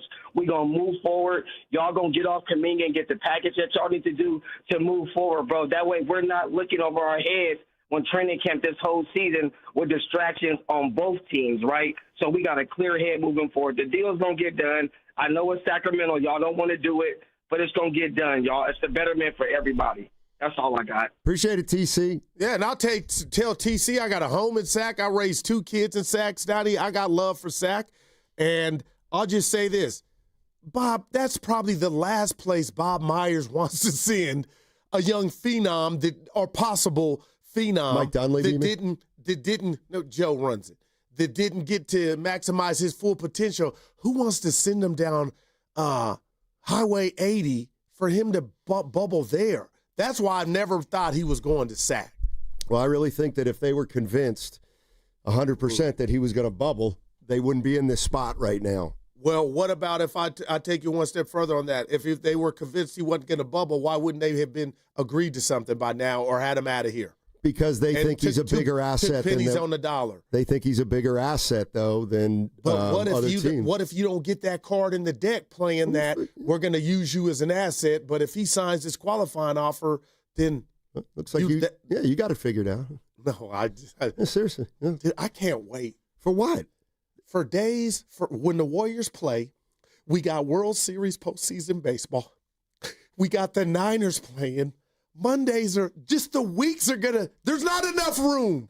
You're right. There's not. There's not. Problem enough is room. Monday it's all gonna happen, and then Tuesday you're gonna be like, Steiny, what are we gonna do? No, we'll have Warrior games. Not Tuesday. No, I'm saying moving forward, we're gonna get to a juncture where games are due in the week. Then we're gonna have Niners and Warriors playing at the same time. Postseason baseball. One of the things you realize this when is you my watch, Christmas. Yeah, I was gonna say one of the things you realize. If you've ever watched sports for any extended period of time, and is that their seasons sometimes overlap, and we're going to see that pretty soon. It's incredible, and some people really enjoy that. So, but it's nothing new. It's but to me, it happens every year. It's like your birthday, Steiny. I take appreciation of when it does come around. There's nothing better. If we could just get rid of daylight savings, because that's coming. Yeah, that's Steiny, important. Who cares? This is what you do. These things that just are. What did I say? What? Why? Hold on. This is not anything worth getting upset about. Kenny got in my ear, and I'm irritated. But what did Sorry, I pulled a Steiny. All right, but what did I do? You said daylight savings. I said it's daylight saving. I love you, Ken. I'm sure you do. Anyway, you wake up, it's dark. You go home, it's dark. It's called winter. Christian in Fairfield. Hey, Christian, how you doing, man? Hey, fellas. How are you, man? Hey. That song was Jeezy Go Crazy. JV, yeah, my man, the remix. Go Crazy, Steiny. Yes, that sir. was the title. Steiny, happy birthday, bro. Thank you, man. Congratulations on making it to 61. That's appreciate an it. achievement. You know what? Thank you. Yes, sir. You're welcome. And I used to play at the marina with my teammates every summer from 91 into 98. Did you ever play with Rick Bucher down there? And he would play at the studio, too? Yeah, I played with Bucher. What do you want to know? Tell me he doesn't dribble stiffer than anyone on the planet. This is incredible. Plays with it. Oh, he's going to be so mad at me. Played with his head down. Yes. I love you. You know what I'm talking about, don't you? Now, he was, you know what? Oh, I love it. He also hates, you know what he was great at? You know why he was a very good pickup basketball player, Rick Bucher? Because he was in better shape than anybody who played. Yeah. Wow. So he could get up and down. Okay. And All he right. hustled. Okay. And, All right. He's a little out of control at times. Yes, Love he you, was Rick. hustle. All right. Still in shape. Yeah. But so So I think it's going to lead with the 49ers, though. Even if Kaminga gets traded, we're going to talk about if Brock's executing or if, God forbid, they lose or something like that. So Monday, you guys are going to go with the 49ers and then Kaminga. And I'm with you, Goo. I want Melvin out of there, but I don't think no one cares other than me and you. Wow. So I hear you. Happy birthday, Steiny, and you guys have a great show. Thank you, Christian. Back at you. Really appreciate you, buddy. I never heard that about my guy Bucher's game. Like, he hustled, though. He gave you what he had. I have a scouting report on every single media player that's ever played. Jim Barnett. He's a pro. Well, you're right. But you play pickup with him. Yeah, he's a pro. Way back in the day. Jim Barnett was a pro. So I've seen Myers' game. Marcus Thompson, he can't hoop. Not really. No. Okay. If you're listening, I'll tell you who's a good player. If you're a Bay Area sports fan, you know. Good player, believe it or not, back in the day. Roxy Bernstein. Now, that doesn't shock me. Yeah, he was good. But Scott Osler shocked me. Scott Osler was a good player. Cal Kami? Never saw him play. Fitz? I know Cal Kami Fitz golfs. I've seen Bob Fitzgerald shoot set shots in Dallas. But never run up and down with you. No. Who else we got? Goo? Everybody. Ask me. Art Smander. I've never seen him play. Okay. You know what? He probably wouldn't have been very good. He's kind of legally blind in one eye. Have you seen, because I played against him in the Warriors World Tournament, shout out Sheed, Kirk Lakeup play. I have seen Kirk Lakeup play one time. I know, I'm picturing him right now. He got a little jumper, Steiny. He can get it off. He's he's a very aggressive offensive player. I love Who else you want to know? Anybody. I got them all. Oh, man. I got them all. Let's see. Dave Del Grande. It's a good call. Older guy back in the day, covered the Warriors for the Oakland Tribune. He's about 6'3", 6'4", wide body, fundamentally sound, good rebounder, knew how to play the game. How can I forget Oakland's finest, Monty Poole? I've never seen I gotta Monty believe he Poole can play. Yeah. I have seen Mr. Fab play. I played with him, but I've never played with him. He got a little game. He can handle it. Yeah, I've seen him play 24-hour fitness on High Street, Sonny. Fab! I saw him play at an outdoor game in right near North Oakland Community Charter School. They were having a festival. He played. I stuck around, watched for 5 or 10 minutes. Was it serious run, or you know how sometimes you play? Oh, you were watching. They thought it was pretty good. You're one of How those. tall is he? Probably smaller than me, I would think. I think he's about 5'10", maybe. So I'd say, yeah, about that. About 5'10". Let's just say 6 foot. Yeah, if he's listening. Something like that. That was a great. Who else, Steiny? Gary Radnich was a great player. So the myth Never is saw he him played play. at UNLV. He was on the team at UNLV. Dude, wow. He didn't play a lot. Okay. In fact, I don't think he played at all. Though. But yeah, Gary Radnich was a high school basketball legend. Okay, what high school? And was it out here? Somewhere in San Jose. Somebody will know for sure. No, Radnich apparently was great. And Gary. I want to say he went to UNLV, then transferred to San Jose State or something like that. Man, the world was so different then. No internet. Let me tell you something. That's why Radnich was the best. The best. Yeah, I get it. Because he was legit. He was a good player. And he was twice as good as me and talked about himself a fourth as much. So you saw him play? I never saw him play. During but his radio days, I've or heard not? some of the old timers say that he could play, that he was really good. And he played. I could ask you a million. You know, if I said, this is how Radnich would be, I'd be like, yeah, he played at UNLV. He'd be like, well, I didn't really play a lot, but yeah, I was on the team. Real quick, Myers. Bob Myers. Could he handle it? He's a shooter. Oh, I ain't mad. Get in where you fit in. Too short. He's a shooter. That means he can't dribble, can he? He's a high volume guy. Yeah, dude, I love it. Catch and shoot it. He does have a nice shot, though. And Bob's deceptively bigger than you think. Bob's got to be. Is Bob taller than you? I don't want to say. Yeah, so he's 6'5", and he's got a nice shot. All right, that's it. Anybody else? I can tell you all about the Dibs. Oh, I saw Dibs at the mistake by the disgrace at Chase. Yeah, disgrace at Chase. I love that. He's a scrapper. All right. He's a scrapper. All right, that'll do it. We got crossover. Oh, what's bugging you? Nothing's bugging me on my birthday. Well, nothing's bugging me. I'm on cloud 9. That segment brought to you by the California Office of Traffic Safety and Caltrans.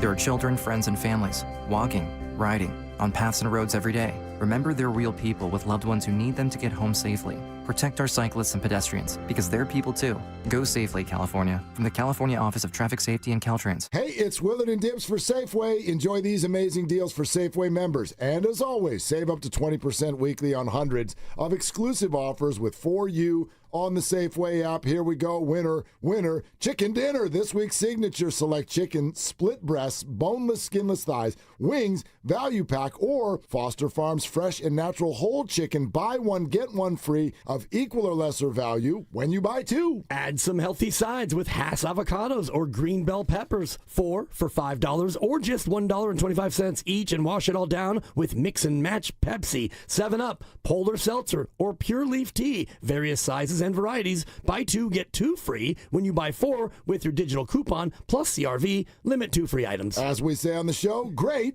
let's drink. All right, these and other great digital deals are available in the For You section on the Safeway app. Go to Safeway.com for more details. And as always, we will see you in the aisles. On Saturday, October 4th, Pier 39 is throwing a party right on the waterfront. Now our iconic views and bay breezes come with drinks to go. Grab a cocktail, mocktail, beer, or wine from one of our restaurants and take it with you as you explore the pier. Plus, live music, party games, sea lions. Fun for the whole family. What more could you ask for? Enjoy dancing, street performers, special deals, and that one-of-a-kind Pier 39 flavor. We're bringing the atmosphere, you bring the crew. Pier 39, Pier for the fun. Learn more at pier39.com/entertainment zone. Change is always happening. It's part of life. And when it comes to music, change is all around us. Songs are rewritten, classics are remixed, bands and artists come and go. Even our taste in music changes. Here at Xfinity, we know there's still good in keeping some things the same. That's why we want to do our part with a 5-year price guarantee on our internet. It means no matter what changes, you get 5 years of the most reliable Wi-Fi with our best equipment included for a price that stays exactly the same. Surprised? Life is full of them. One internet price, 5 years, guaranteed. Learn more at xfinity.com/deals. Restrictions apply. New residential customers only. Taxes and fees extra and subject to change. Most reliable Wi-Fi based on Open Signal Awards USA. Fixed Broadband Experience Report, August 2024. You hear that?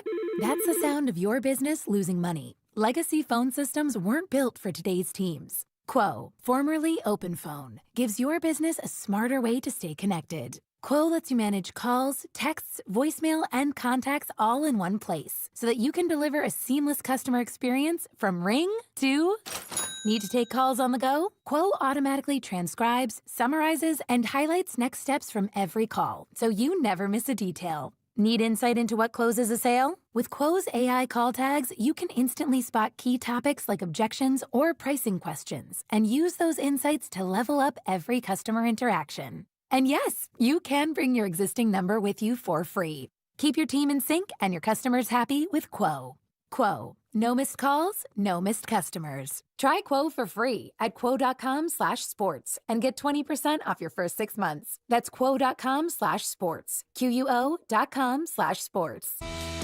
Coming to Freedman's Appliance in Pleasant Hill, September 26th through the 28th for their fall clearance sales event. Take advantage of factory direct prices, one-of-a-kind opportunities, special pricing on floor models, and convenient financing. Save on new appliances from trusted brands like Miele, Bosch, Electrolux, LG, and Maytag.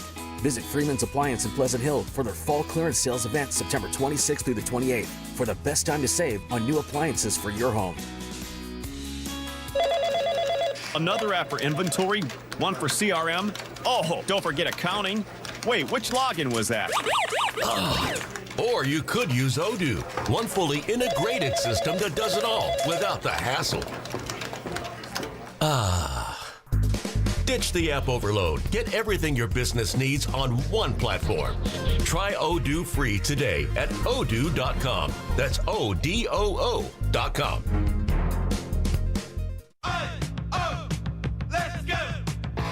You're still glowing, flirting, grooving. You still got it. But your immune system weakens as you age, making it harder to fight flu, pneumococcal pneumonia, RSV, and COVID-19. Vaccines are a key part of any health routine and help strengthen your immune response. Ask your doctor or pharmacist which vaccines you need.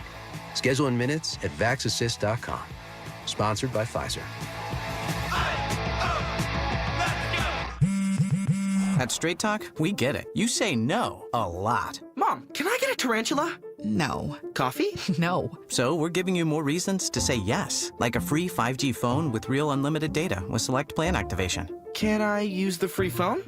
Yes. See? Doesn't it feel good to say yes to more? Absolutely. Face tattoo? Absolutely not. Available at straighttalk.com and Walmart. Taxes and fees apply. In-store activation of Gold Unlimited plan or higher required. For network management practices, visit straighttalk.com. Join Lorenzo Neal and Evan Giddings at Laughing Monk Brewing in Sunnyvale every red and gold home game this season for our special live pregame broadcast. Plus, we'll have tailgate games, prizes, great food, and drink specials. For more information, visit 957thegame.com.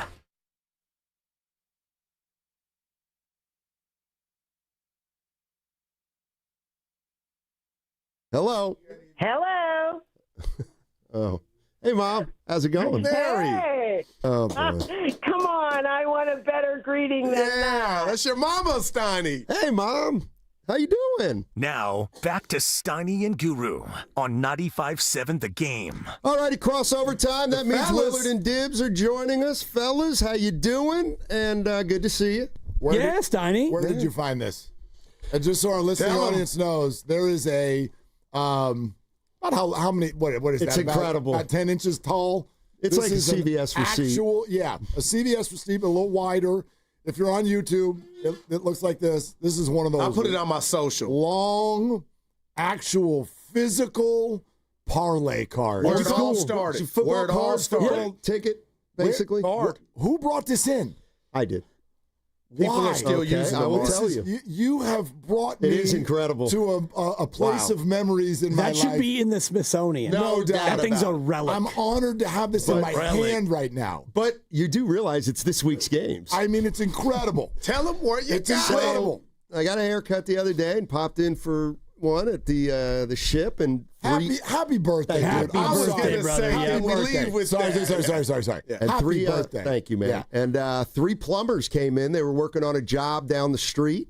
And we're talking about, he knew the show and stuff, started talking sports, pulls out of his pocket that thing. And I'm like, you've got to be kidding me. He goes, oh, we still do it. I'm like, really? He goes, oh, yeah, we do it at our company. And da-da-da. And we got friends and friends and friends. Yeah, we've been doing it forever. And I was like, I didn't even think these existed. Oh, yeah, they exist. And I was like, well, how long are you working down the street? He goes, oh, we're going to be there for a couple of weeks, so take it home, and we'll be here tomorrow. I may do it. But what is it? When he says we do it, what do they do? Like, what do you do with this? Like he says he's got friends all over the place. What do? They all fly to a certain spot so they can fill this out with a golf pencil? You do remember back in the day, you filled it out, and then you brought it to the person somehow. Let me tell you, did you all have the same thing I had? I'm still going to leave his name out of it, and I remember his name. There was a kid at San Mateo High School. This was probably by junior year, and none of us know where he got these. But he would buy his locker. Yeah. If you knew, you knew. 49er Frankie. When to go find him. And he had a stack of these every single week. And ours were green back in the day. Yep, green or pink. brown. Pink. Okay, pink, whatever. And you'd get one, and everybody stuff it in your backpack. And if you could scrape together $5 by the end of the week, there you go. And you do a pick 3, and if you would win $30, it was like you thought you were made for the year. Come on, man. Yep. I remember being in class with him one time. I'm sitting right behind him in a science class, and a counselor comes in because they're like, whatever. The counselor comes in to address all the students about something going on in the school. But before he starts, he goes, hey, before I start, I want to know, hey, come on. which one of you is the one with the parlay card? Ooh. And he just smiles. He goes, I know you're in this class. Who got the dough? I just don't know exactly which one of you it is. Wow. So which one of you is it? Oh, no. And I lean forward like I'm in a movie, and I just lean forward. I go, don't move. Just whisper to him, like, don't out yourself. And he didn't. And then the guy goes, that's fine. I figured you guys wouldn't admit it. And then he moved on to whatever announcement he wanted to do. Beautiful. I was just like, we all thought that we were. That was it, though. It was an intense high stakes sting operation. He should have pulled out a 20 and said, I really want a 5-teamer. No, man. Who wants my 20? And I used to do the God. 12, 13 TDs. Oh, yeah. Come What do on. you mean used to? Yeah, well, yeah. Well, now it's, Yeah, now I it's all got you. digital. Yeah, sophisticated. And, shout out Dwayne Dibley, rest in peace. He used to go to a place called Matucci's, still there in San Anselmo. Oh, my God. And you go in there on a Friday, and there was a guy who would, produce the card, and occasionally he'd come home. He was more of a horse player, but sometimes he'd come home with a, 5-teamer, and, you chart your 5 teams, and you tear off the bottom, and you turn it in, and if you win, you get a little bit. If not, you move on to the next week. Wow. Oh, my God. And just think of that era, if you did parlays or other multiple games,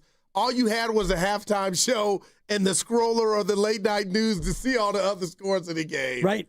Or you waited until the next day and you read the paper. Because I would really, truly, Dibs and Willard and Steiny, if people really were playing fantasy football before the internet and recording it by hand, I would love to see a 30 for 30 on that. Sure. Yep. For sure. But that happened. That legitly, guys and gals have been playing it before the internet. My guy Steve Rabb, who ran our rotisserie baseball league, still in place. It's called the Animal Cell League because you either were a plant cell or an animal cell, and we all wanted to be animal cells because you have motility. But he used to do it on binder paper out of the sporting green. When the sporting green was all green, with his pencil and his eraser on binder paper. Lovely Christie's dad is in his 80s. He claims that they've been doing, in fact, he names his team in our little family league Lincoln 68. Because that's how long he's been playing fantasy football. Now that is, I would love to watch and hear about that.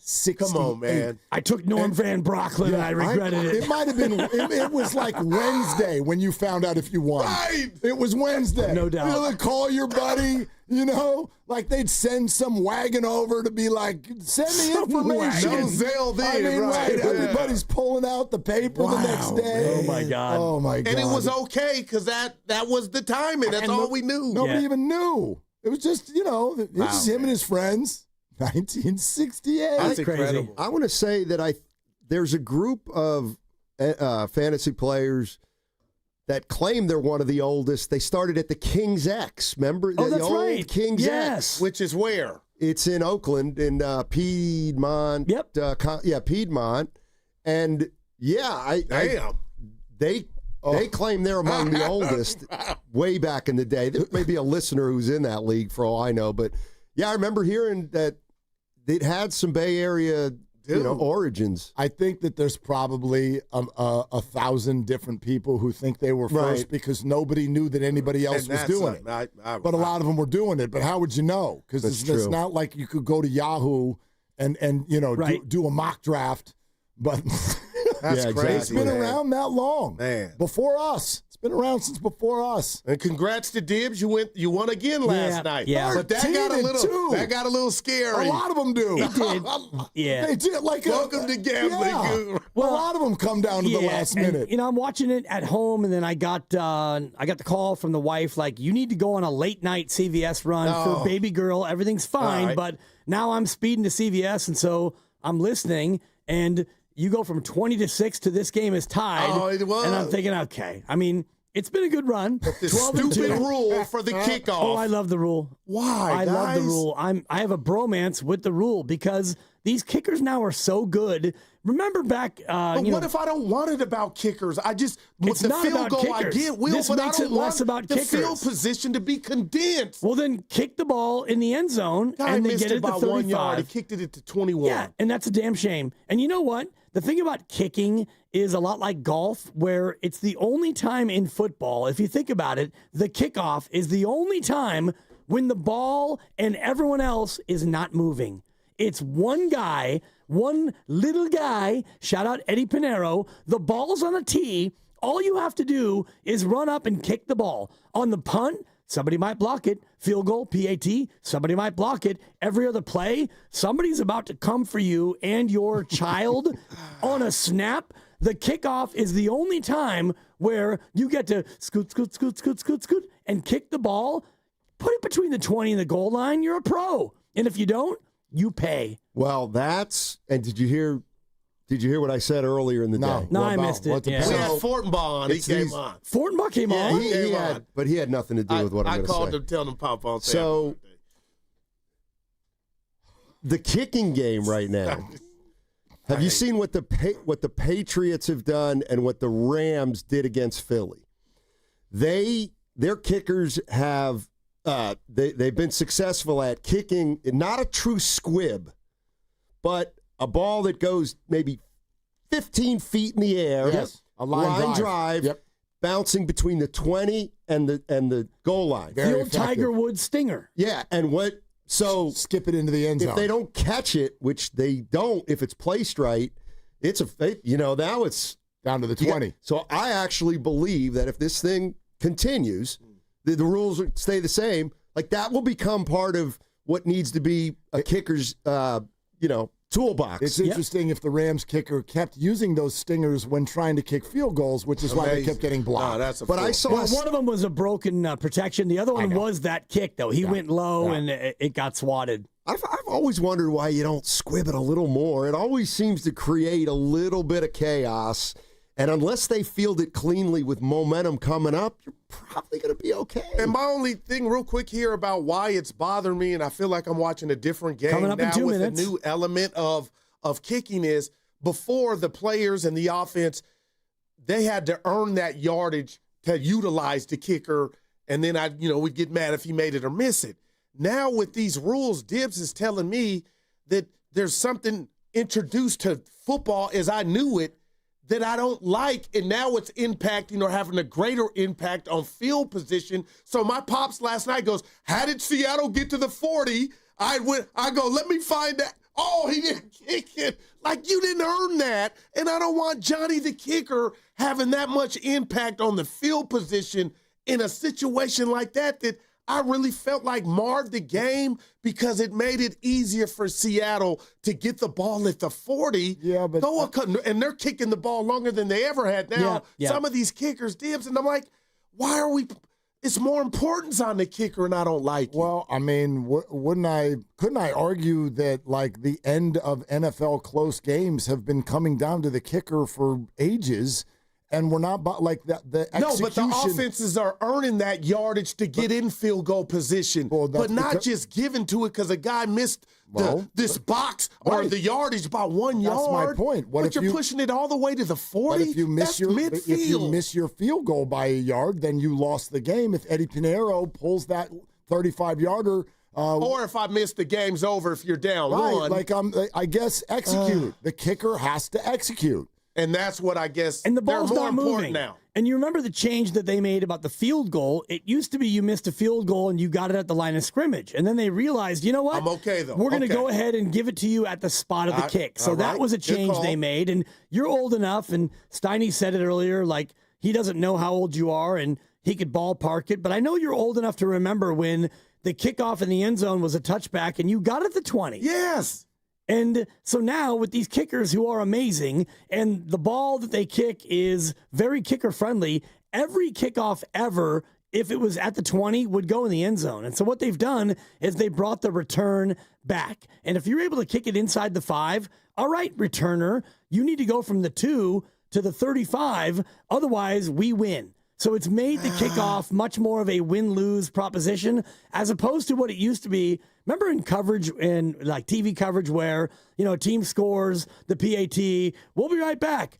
2.5-minute break, you come back, they kick off, touchback, 80 we'll yards. be right back. Okay. But it would be like back-to-back commercial breaks. And 9 minutes of nothing. Right. At least now you get a kickoff of like, ooh, is he going to make it to the 20? Will it be a touchback or will it be out of bounds? Will it be in play? It's much more nuanced now. You're listening. Go ahead. To 95.7 The Game, KGMZ FM and HD1 San Francisco, an Odyssey sports station in the home of the Warriors and Valkyries, always live on the free Odyssey app, and coming to you live from the Laughing Monk Studios. Laughing Monk, righteously brewed in San Francisco.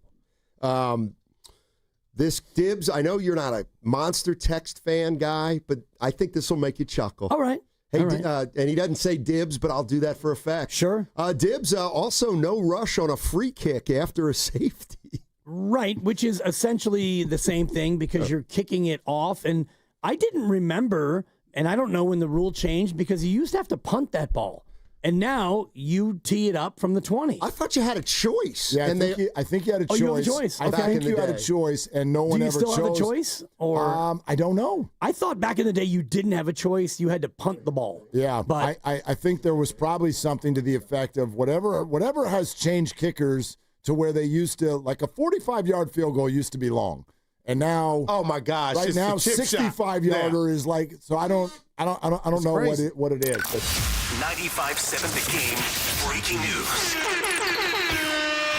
All righty, there it is. Brock Purdy right now, no injury designation, expected to start Sunday versus Jacksonville. Per Kyle Shanahan. All right, Purdy's in. There you go. All right. Purdy's your starting quarterback. And selfishly, I was not intoxicated. I was intrigued at seeing Mac Jones with Kyle. I got 8 quarters of that, and now I'm ready to go back to the original, shout out KFC recipe, and that is Brock Purdy, and we get it. All righty, it is time for What's Bugging You. September is when rodents begin moving in, and if you hear scratching, it's already too late. Your home is their top pick, but a quick inspection now can save you weeks of headaches. Atco Pest Control stops them before they get settled, sealing entry points and removing active pests. Stop them before they settle in. Visit AtcoPestControl.com today and mention you heard about Atco on the What's Bugging You segment, and you get 15% off initial services. Term conditions apply. All right, I'll It's your start. birthday. Yeah. Happy birthday. It's a holiday around My here. heart's not in this one, but I'm going to try to do it and just close your eyes and know it's Matt Steinmetz. What's bugging me are, have you seen these? The greeters. The greeters. Have you seen the greeters? Sound like a rock band. Yeah, that's the breeders. Yes. I don't know who the greeters are. Walmart?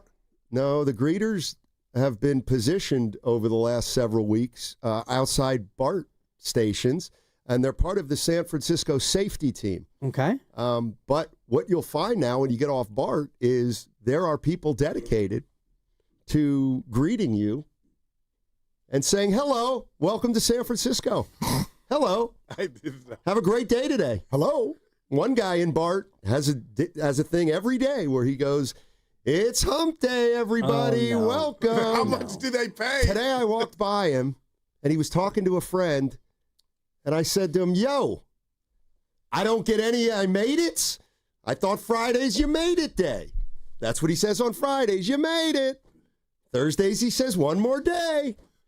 You can do without it. That's all. I like the that. greeters. I've never seen that. Yeah. And I'm probably 3 days a week now on BART, and what's bugging me about BART, I won't enunciate because it's more controversial than just the greeters, but I'll tell you what's bugging me, and it plays along with Atco. It's ants. And a couple days ago, I'm looking in my eat-in kitchen next to the family room, and I look down, I'm like, oh, there's a couple of ants. And they're out there, and these are scout ants. Scouts. They're Yep. scouting. Scout, Scout let it all ants. out. Yep. And so the scout ants will come in your house, and they're looking for food. And I've got a 3-year-old, so there's a lot of food that falls down, and if you don't clean it up, then the scout's going to be like, yep.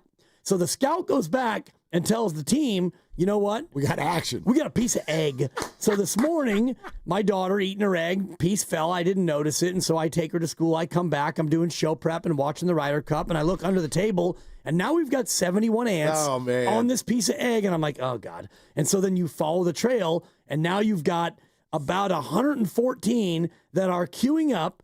And what's interesting about ants is some are going that way and telling the ones going this way, we got an egg. We got an egg. I'm going to go tell the queen we got an egg. And so they're bumping into each other. And I'm like, you ants, we both know how this ends. You get a tiny bit of egg, and I get the vacuum. Wow. So, like, what do we do? No raid, the vacuum, huh? No raid. Oh, We're not the doing raid. I mean, I do no raid. So I vacuum. I do raid. I take out the egg. Can't miss with I'm like, raid. we're taking you out. I have one of those You ant take traps. this back to your buddies. You use the ant trap and you break open the poison. Yes. And the idea is that the ant eats the poison and goes back and gives it to the queen, and then they all die. That does work. It does. It I'm does not going to spray the Raid, so whatever. Must. I take the the ants go in the vacuum, and then I go outside and I throw something in my green bin, and I look in, and inside my green bin, No, Dibs. 17,000 ants. Absolutely. Relocation sensation. That's a buck. And so at this point, I'm not going to raid my green bin. Instead, I go in the house and I fill up a gigantic bucket of water. And I was thinking about Dave Benz when he was doing the Minnesota Timberwolves broadcast. Yes. He used to do ant puns with Anthony Edwards. And one of his go-tos was, ants can't swim. And so I'm thinking about Mercedes-Benz. And I'm like, you know what? Ants can't swim. So I get about a gallon of water into the green bin, and it's an anticide. I spent too much time today dealing with ants. And if ants are bugging me. If they were young ants, it's infanticide. Exactly. Wow. And there might have been. There might have been. Anyway, ants are bugging me. Wow. You go last because you're the best at it. So, you're the big finish. I told you guys I was going to that comedy show last night, Punchline. Let's go. You went to the ship first. Went to the ship first. Okay. We went to watch the game. Our timing sucked because we pretty much just watched halftime, which is not exciting at a sports bar. So anyway, we watched halftime, had a drink, went down to Punchline, and loved the show. But have you guys ever done this? And it mainly happens in stand-up comedy. I just want to tell all of the people in the audience, especially in an intimate environment like the Punchline, you are not a part of the show. The people up on stage are paid to make us laugh, and they're very good at it. But just because they can hear you and we're in a small room together, you're not a part of the show. So, for example, the whole show started right as the guy hits the stage. Somebody in the first row, elderly man, has a phone go off. Oh, boy. And he doesn't know that it's going off. He doesn't know then, once he does know that it's going off, he doesn't know where it is. It's, honey, it's in your coat pocket.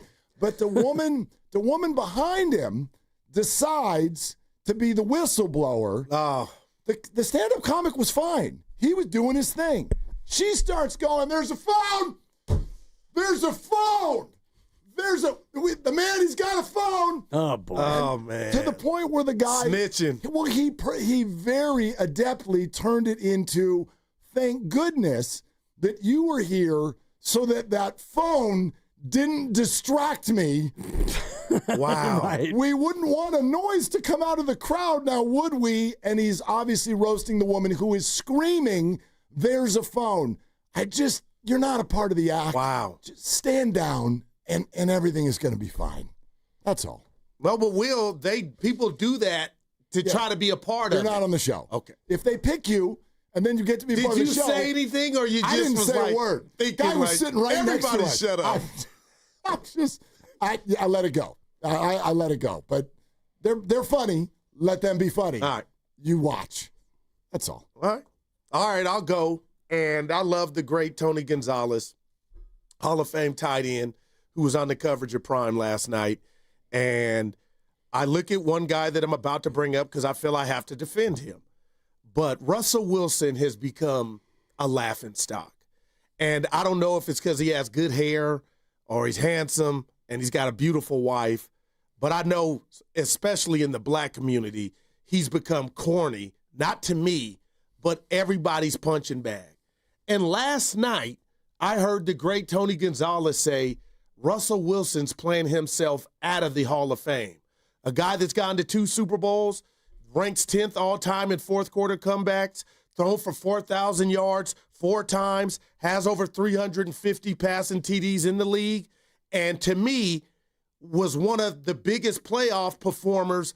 Watched the 2014 NFC Championship game in Seattle against the Niners, and one of the best deep ball throwers. And I'm thinking, okay, Tony, I'll meet you halfway. But I think because Russell has become a piñata and everybody just thinks he's corny, that's gone into what we call or deem as porous play. And I ask you 3, how do you play yourself out of the Hall of Fame? And if Russ is doing that, where's Aaron Rodgers' ass on that list? But I just feel like lay off for Russell Wilson. But can you truly play yourself out of the Hall of Fame when you got a ring? You're thrown for 4,000 yards over 4. Like, dude's a Hall of Famer to me. But is he really doing that much of a disservice to his career to where Tony Gonzalez could say that, but leave out a guy like Aaron Rodgers. Yeah, I don't think that he's playing himself out of the Hall of Fame because I'm not sure if he's a Hall of Famer. And the more you look at the Hall of Fame, and Mark and I talked about it off air a little bit, it's very tough to get in to the Hall of Fame. And Frank Gore just got nominated this year for the first time, and he won't get in year one. And you look at how many get in, 7 get in, and among those 7, I think 2 or 3 of them are from the senior category. Yeah. So it's not easy to just go ahead and get in. Phillip Rivers is a first-time candidate for the Hall of Fame. He's not getting in this year. Is he a Hall of Famer? Maybe. Mark and I disagree on that. I think Russell's better than Phillip. I think Russell's in that same category. Wow. I think, and if you want to talk about career stats and what they've done, Joe Flacco has almost as many yards, and he's got a Super Bowl and a Super Bowl MVP. So Joe Flacco is 16th on the all-time passing yards list. Russell is 15th. I just looked at that. One ahead of him. Now, Phillip Rivers has 17,000 more. And he's not in. He's up this year for the first time. He's not going in this year. No, but he'll go in eventually. Eventually, probably. But, yeah, it's interesting about the notion of can you play your way out? I don't think so.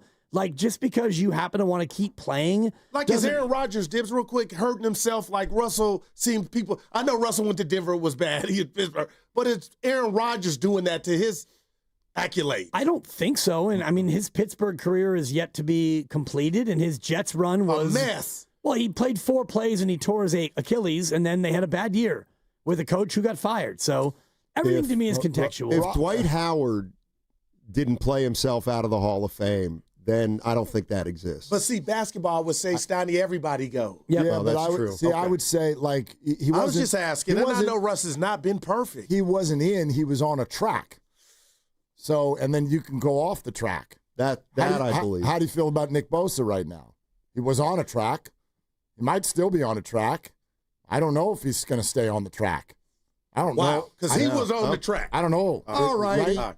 The birthday boy wants to go. Last thing, Chesky and Spadoni and I got into it. I'm going to do 1 second. Go ahead, Steiny. Why don't you just go, Steiny? I said this, and it kind of slipped out. I feel like the Giants are wasting Logan Webb. But on a track to the Hall of Fame, do you laugh at Logan Webb? When you hear Logan Webb, Hall of Fame. How old is Logan? Probably 29, I would guess. Is he on a Hall? I don't think he's on a Hall of Fame. Yeah, the guy snapped that, and they weren't dissing Logan, but they're like, "Who you giving him?" I'm going, really? He's only 28. He's factored into the Cy Young vote. Like, he's been right there. Look at his innings this year. A number of times. How many times All-Star? He kind of lacks that pop, though. That national pop, that moment. Well, when you don't get in the postseason, that doesn't help, right? I don't think he's on a track, but I think the guys in the morning didn't think. Is Matt Cain a Hall of Famer? Like in my book, I think Matt Cain's not even close. No. And Matt Cain right now, Matt Cain has had a better career. He had a better career than Logan Webb is having. Neither is Bumgarner. Neither is Lincecum. Because Bum got ugly at the end. Right, but those guys are World Series heroes. And Lincecum was the top of the league for about 4 or 5 year run. Then he fell off. Yeah. So there's a longevity problem there. Right. I would say Logan is not on a track, but there's a path for him to get on one. So it ain't ludicrous at all. Like, he's like, I need to see the end of the movie. Yeah, if he's amazing for another 8 or 9 years, then there's a way. But and the old benchmarks no longer exist. Like 300 wins, no one will ever win 300 wins again unless they change the way that you go about getting wins. So that whole that barrier no longer exists. But if Logan plays 11 more years, he'll be 29 in November. If he pitches 11 more years and he racks up another 130 wins and he gets to 200 and he's this good, then yeah, there's a conversation. But he's not on a track. I don't think. All right. I love you guys. I'll be listening. All right, go. Are they the smartest show in the Bay Area? You guys are an intellectual feast for the smart sports fan in the Bay Area. Wow. You're pretty much the smartest guys on the radio. I agree. Good Lord, how big is your ego? Are they the funniest show in the Bay Area? Give it a laugh. Come on. You're a funny guy. Come on. Give me a laugh. You are funny, dude. Hit that S again. Are they the coolest show in the Bay Area? And no white boys. Stay cool. That's what people are saying. You guys are phenomenal. This is one of the most perfect ways that I could end my day, getting a chance to talk to Mr. Mark and Dan, We'll let you be the judge. Oh. All I know is it's a couple of Bay Area boys talking sports. I know nothing. Thanks. It's Willard and Dibs on 95.7 The Game. Let's go. It is Friday. Brock Purdy is back. My partner, Dan Dibley, remains on a heater. Oh, little heater. That thing looked like it was going to be ottoman. I had my shoes off. I was peeling the socks and thinking, you know what? Feet up, 20-6. Okay, 20-13, fine. There's a field goal. We're about to go up 10, and he missed it. I better put the socks back on and get my feet off this ottoman because we've got ourselves a game. Tied up at 20 with 28 seconds to go. That was right as the lights went down at the punchline last night. So I did what any good audience member would do. You put that phone away now. Yep. Put that thing in the pocket. Unfortunately, I don't turn it off, but you can't because you have kids. Well, but you're right. It's on silent, so don't worry about that. I wasn't going to be the guy next to me that had the phone go off in the middle of the comedy show. But the whole time, like we start the show and bzz, bzz, sorry about that. Bzz, bzz, and I'm going. I'm sitting there going, like the lights are out. We had sprung for preferred seating. Dan. Look at you. Preferred seating. So we were in the front row. Like we were up against the damn stage, which there's some pressure there now. Yep. Because I'm not going to pull my phone out. No, but and like, you got to yak in. We're going to let yak in, right? They're cracking some funnies, and I got my lovely sitting there with me. We're having a drink, and we're laughing, and I'm like, what is going on? And then as a parent, you're kind of like, kids okay? So there was a moment, because, there's the warm-up act. Yep. And then the warm-up act left. And then as the next act is coming up and everything, let's go. Put your hands together for. Totally. And I'm like, let me take just a little peek. What's going on here? Make sure the kids are okay. And all I got to do is tap that screen. And the most recent text, just tap it in. And that screen just pops up, and all I see, and I don't even know, Grandy, if it was you or if it was Lucas. I don't even know which one of you it was. But all I see on my screen is, attaboy, Dibs. Yep. Attaboy. And I'm like, hey, honey, Seahawks won. I didn't even know how it happened. I didn't know what happened. I didn't know what the final score was. You knew that they won by more than 1.5, right? Exactly.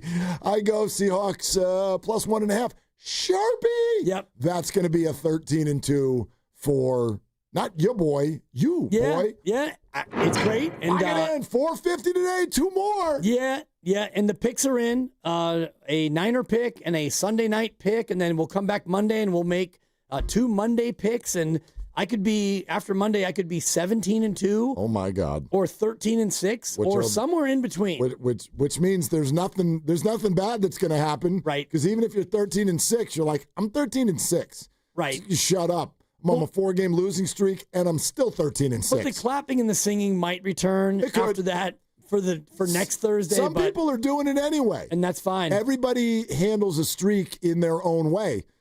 Some people are betting on that streak coming to an end. If you're at a roulette wheel and it lands on one of them little green spots 13 times in a row, what are you doing with your next bet?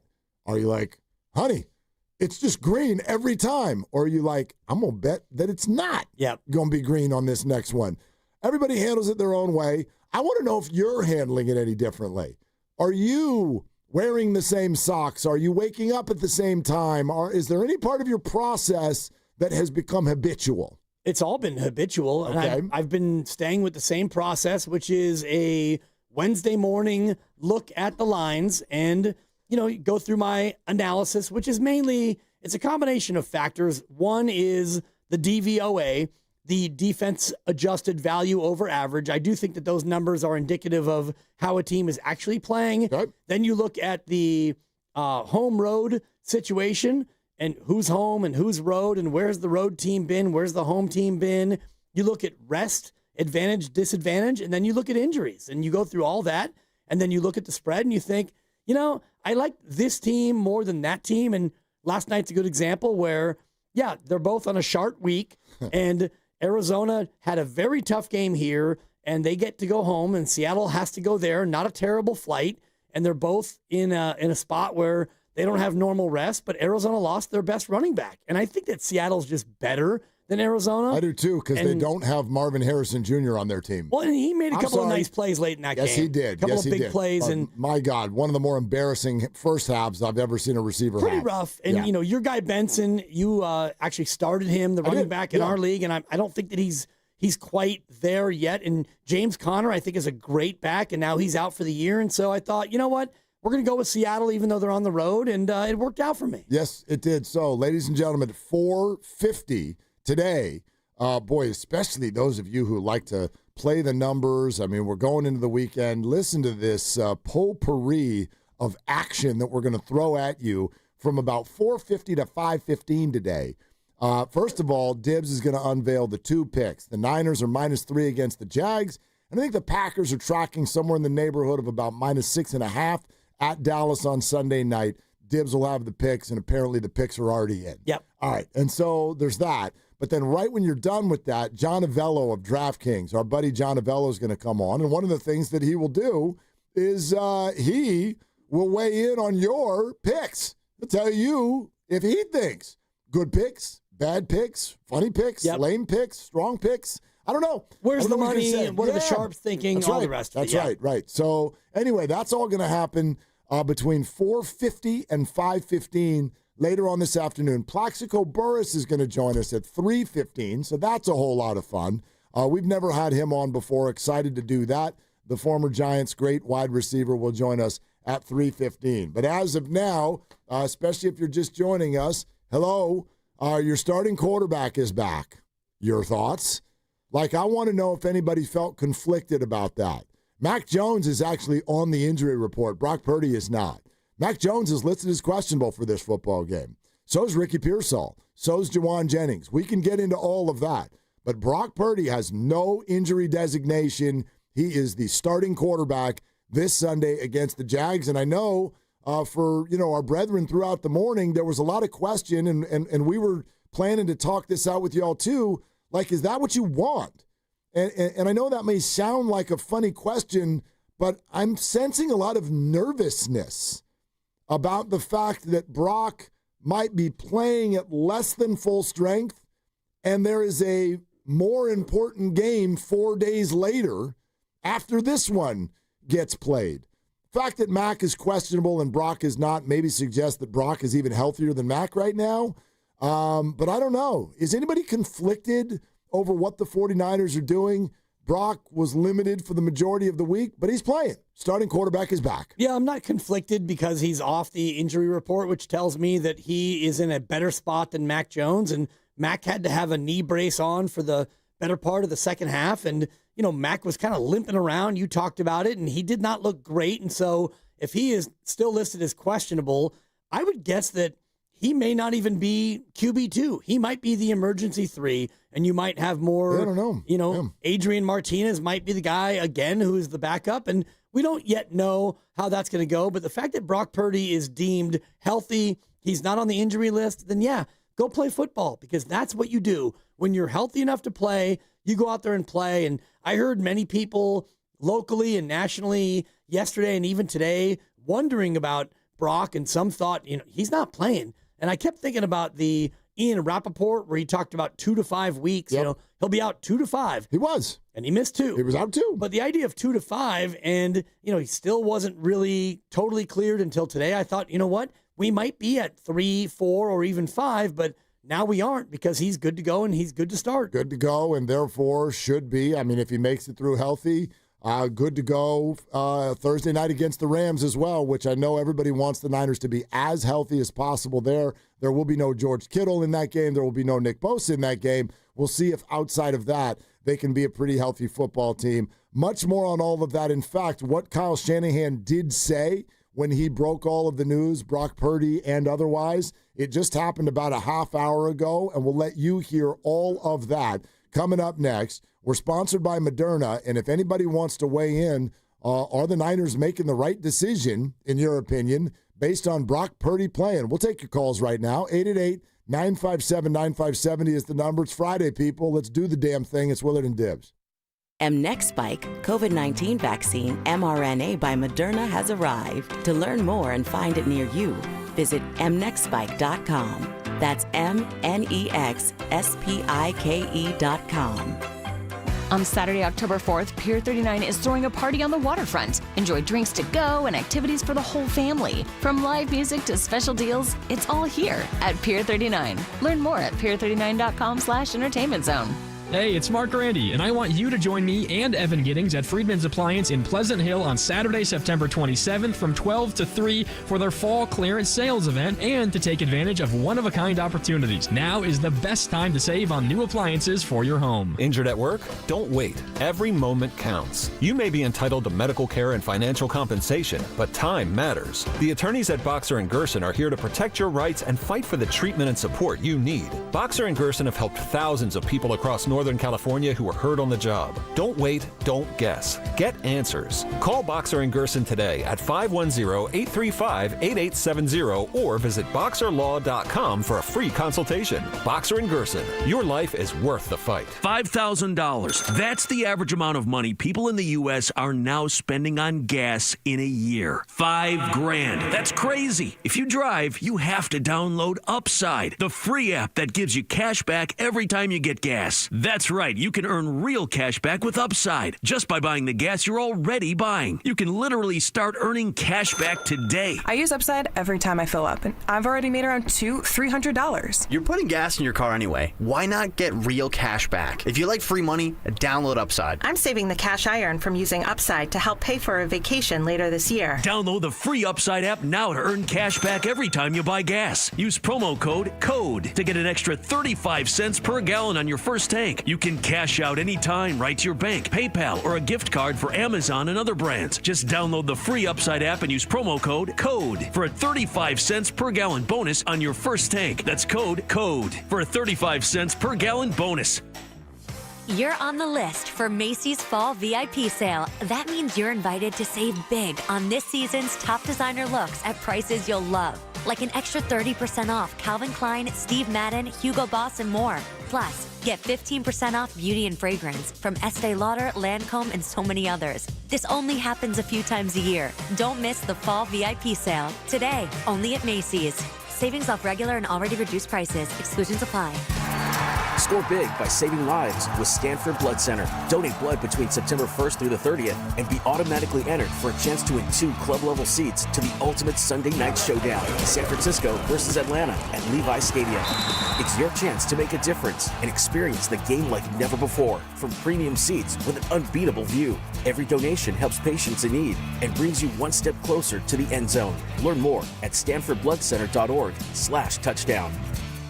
Morning, Zoe. Got donuts. Jeff Bridges, why are you still living above our garage? Well, I dig the mattress, and I want to be in a T-Mobile commercial like you. Teach me, Saldana. Oh, no, I'm not really prepared. I couldn't possibly. At T-Mobile, get the new iPhone 17 Pro on them. It's designed to be the most powerful iPhone yet and has the ultimate pro camera system. Wow, impressive. Let me try. T-Mobile is the best place to get iPhone 17 Pro because they've got the best network. Nice, Jeffrey. You heard them. T-Mobile is the best place to get the new iPhone 17 Pro on us with eligible trade-in in any condition. So, what are we having for lunch? Dude, my work here is done.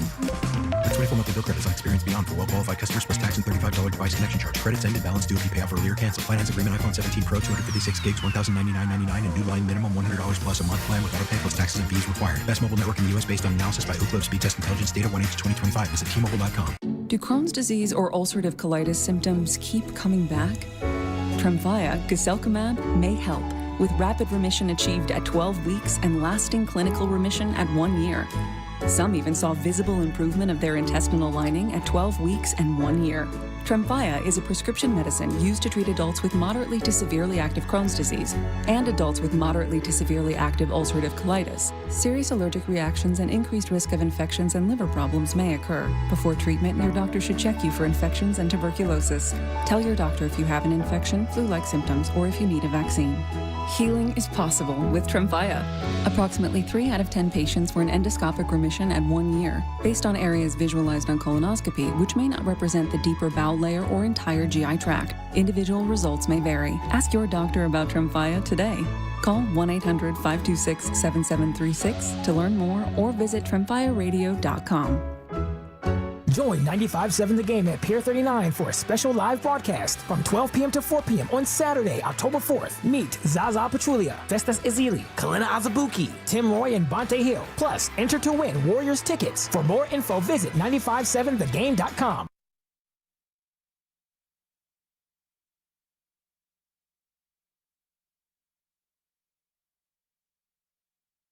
Injuries for the game. We got Jordan Watkins out, CJ West out, Renardo Green questionable, Juwan Jennings questionable, Mac Jones questionable, Connor Colby questionable, Ricky Purcell questionable. Go ahead. Yeah, I think that Brock will start. Yes. Now, back to Will and Dibby on 95.7 The Game. All right, we'll play you more Shanny Hanny here in just a sec, but that's the development. And two things that catch my attention. Brock Purdy is in, yet they will not fully say yet that Ricky Pearsall is in. I think he's expected to be in. He practiced yesterday. He practiced today. But at the same time, I did not like seeing his name on the questionable list. Never do. Yeah. And Connor Colby also on that same list. And as you go through, and Juwan Jennings, and you start to pick through the names and who they already know they won't have. Kittle and Bosa. You don't have Kittle. You don't have Bosa. And, yeah, you've got Brock Purdy back. Great. And you've got McCaffrey. Count on 25 to 30 touches for all of you team bubble wrap. Just get ready for that because you're going to use him and use him up as much as you can without Kittle especially. Yep. I mean, look, the bottom line on all of this stuff, because I know there were – I'm sure you heard it too. There's people all week, certainly all day. Hey, just give Mac another game. And maybe that's the anxiety that surrounds next Thursday's game. So I understand it. I really do. For me, it comes from the exact same tree as what you just brought up. Christian McCaffrey's touches. Yep. And I've mentioned this to you a lot. I really understand from the fan perspective why it feels the way it does. It's just uncomfortable, especially for a fan base that is constantly bombarded, it feels, with major injuries. But the bottom line is at a certain point, one way or another, you have to have the stomach for this. And, you cannot protect football players. You just can't. Nope. You can't protect him. So is Brock in perfect shape this week? I have no idea. But he's good enough. And this game matters too. And he might even be the healthiest quarterback that they've got right now. And for those of you, I've seen this one too. Oh, let Martinez go out there and do it. Come on. What are we doing? You don't even know who that is. You have no clue what he looks like. And Come on. If you do want to think of anything that matters in the preseason, I will remind you that if Brock Purdy... No, come on. No, Cheryl, for real. If you remember the preseason, when Brock and Mac were not on the field for the 49ers, the ball did not move, period. They could not move the ball. So I don't know where this concept of let's protect Purdy, I don't even really know where it comes from. I have been anxious as all get out from the moment he left to get him back on the field. People go, hey, what about Mac? Mac was very good. Yeah. For what he was asked to do. Which is win games. Yes. And he did. He did. And so, okay, you've solidified yourself as a high-level backup. You have positioned yourself nicely. And most importantly, you did your job. And that job may be asked of you again. But if anybody came out of those last two games feeling like the Niners could just go win the division with Mac Jones, I think you're crazy. That's just me. I mean, you never know who else is going to be out there and who else won't be out there. And so, yeah, Brock Purdy starts on Sunday, and that doesn't mean that he could be in jeopardy of Thursday. You could have him sit on Sunday, and he can come out on Thursday, and on the first snap, he could stub his toe, and he could be out for 4 to 6 weeks. You just never know. And I always think about this with what you talked about in terms of Christian McCaffrey. So McCaffrey and his touches, and we all want to bubble wrap him. What if you knew that after touch 250, that McCaffrey's season would be over? So you have, I think he's 77 in or 78 touches, I think, into the year. And so if you knew full well that you only had 172 more touches, how would you use him? Would you wait until the end of the year? Would you go 8 or 9 a game? Would you use them all now and try to bank as many wins as you could and then, hold off? It all depends on how you approach football. And I know this about Shanahan. He doesn't know how long anybody's going to be able to play, but he looks at this game on Sunday and he says, Brock's better than Mac. Brock is healthy-ish. Mac is healthy-ish, whatever. Brock, you play. And McCaffrey, I know we've used you a lot, but man, you're really good and you help us win. So we may have 35 touches for you. And if on the 35th touch, something bad happens, well, we can live with it because we're trying to win this game. And that's the way football works. 650 Boxer and Gerson Work Injury Attorneys text line. What if Martinez is Brock Purdy 2.0? What if? That's a fun phrase. Well, he's allowed to be. What if? I mean, as Kyle Shanahan, what if what if none of us make it to Sunday? I mean, yeah, he's allowed to be, but what if? I don't know. I guess my question would be why are we even trying to find that out? I mean, sure. So I guess maybe he could be undervalued. Maybe he's a good player. It's just funny to me. Sometimes I feel like the 49er fan base, I think a lot of people in this fan base are over-tinkerers. And maybe that is because of where we've come from in the Kyle Shanahan era, where Jimmy Garoppolo was a successful quarterback, even though not a sparkly, shiny type of a quarterback. And then you had this Mr. Irrelevant turn into somebody who could take you to a Super Bowl. So we've got this concept of ooh, what else could we find? And it's almost like the Farhan Zaidiing of the 49ers. Why do you want to all find diamonds in the rough? I'm not on that search. You found your diamond. Some people are never going to feel like it's a diamond. That's fine. I don't really care about that. But you found your diamond. Let's stop searching for the diamonds in the rough. Let's play ball. Let's play ball. Let's play with the diamonds that we have in the safe. Yeah, and I look at it this way. Y'all want Trey Hendrickson? You better keep winning. These games are really important. What the 49ers do at the trade deadline is going to be based on a cost-benefit analysis of how important this season becomes, what they feel like they can achieve with this season. See, I don't think you have to win to get to that spot. And I'm thinking about the McCaffrey year where you were 4-4 when you acquired him, and you got to that spot. You thought you were good, and you had one glaring need, and you filled it. So I don't think you have to be 7-1 or 8-0 and get to that spot. I think it's more about who you have healthy and where are you as a team and what are you lacking. So you might be 5-3 at the deadline.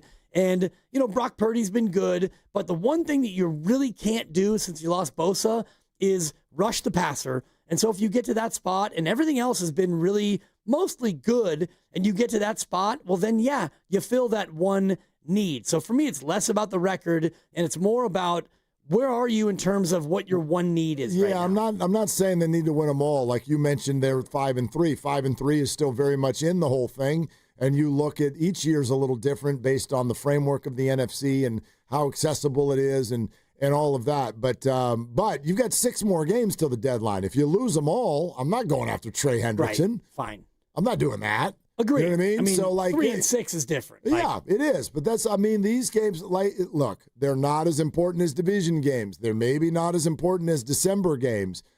Let me tell you what I love about the NFL. They're all really important. They all count the same. All of them. But this might be the, outside of the Tennessee game in December, this might be the least important game on your schedule. I get what you're saying. You're talking because it's non-division, because it's non-conference. And, I mean, it's a home game. As I've told you before, if you look at Shanahan's career, they're almost exactly the same team, home and road, throughout the course of his career. Kyle Shanahan, they are the same team, both here in Santa Clara and on the road. But this one's non-conference, and it's against a team that I think is pretty good. And so, yeah, it's important, but the Ram game's more important. And Arizona again, and Seattle again, and the Rams again. Those are all more important. 888-957-9570. We'll play the Shanahan for you in a second. Let's get to some phone calls. Plaxico Burris joins us at 3:15. Tony in Oakland first up. Hi, Tony. Thanks for the call. What's up?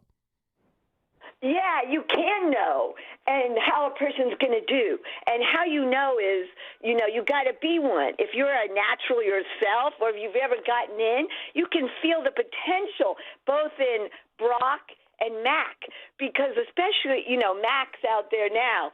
But what that dude, the way he said it, he gets in the rhythm and he lets it fly. And it's the way that he says it. It's when, you're of, the God keep within. I know we don't usually like to speak about God, but when you get into the mix with it within and you couple with it and you're of its will, then you have the potential to do anything.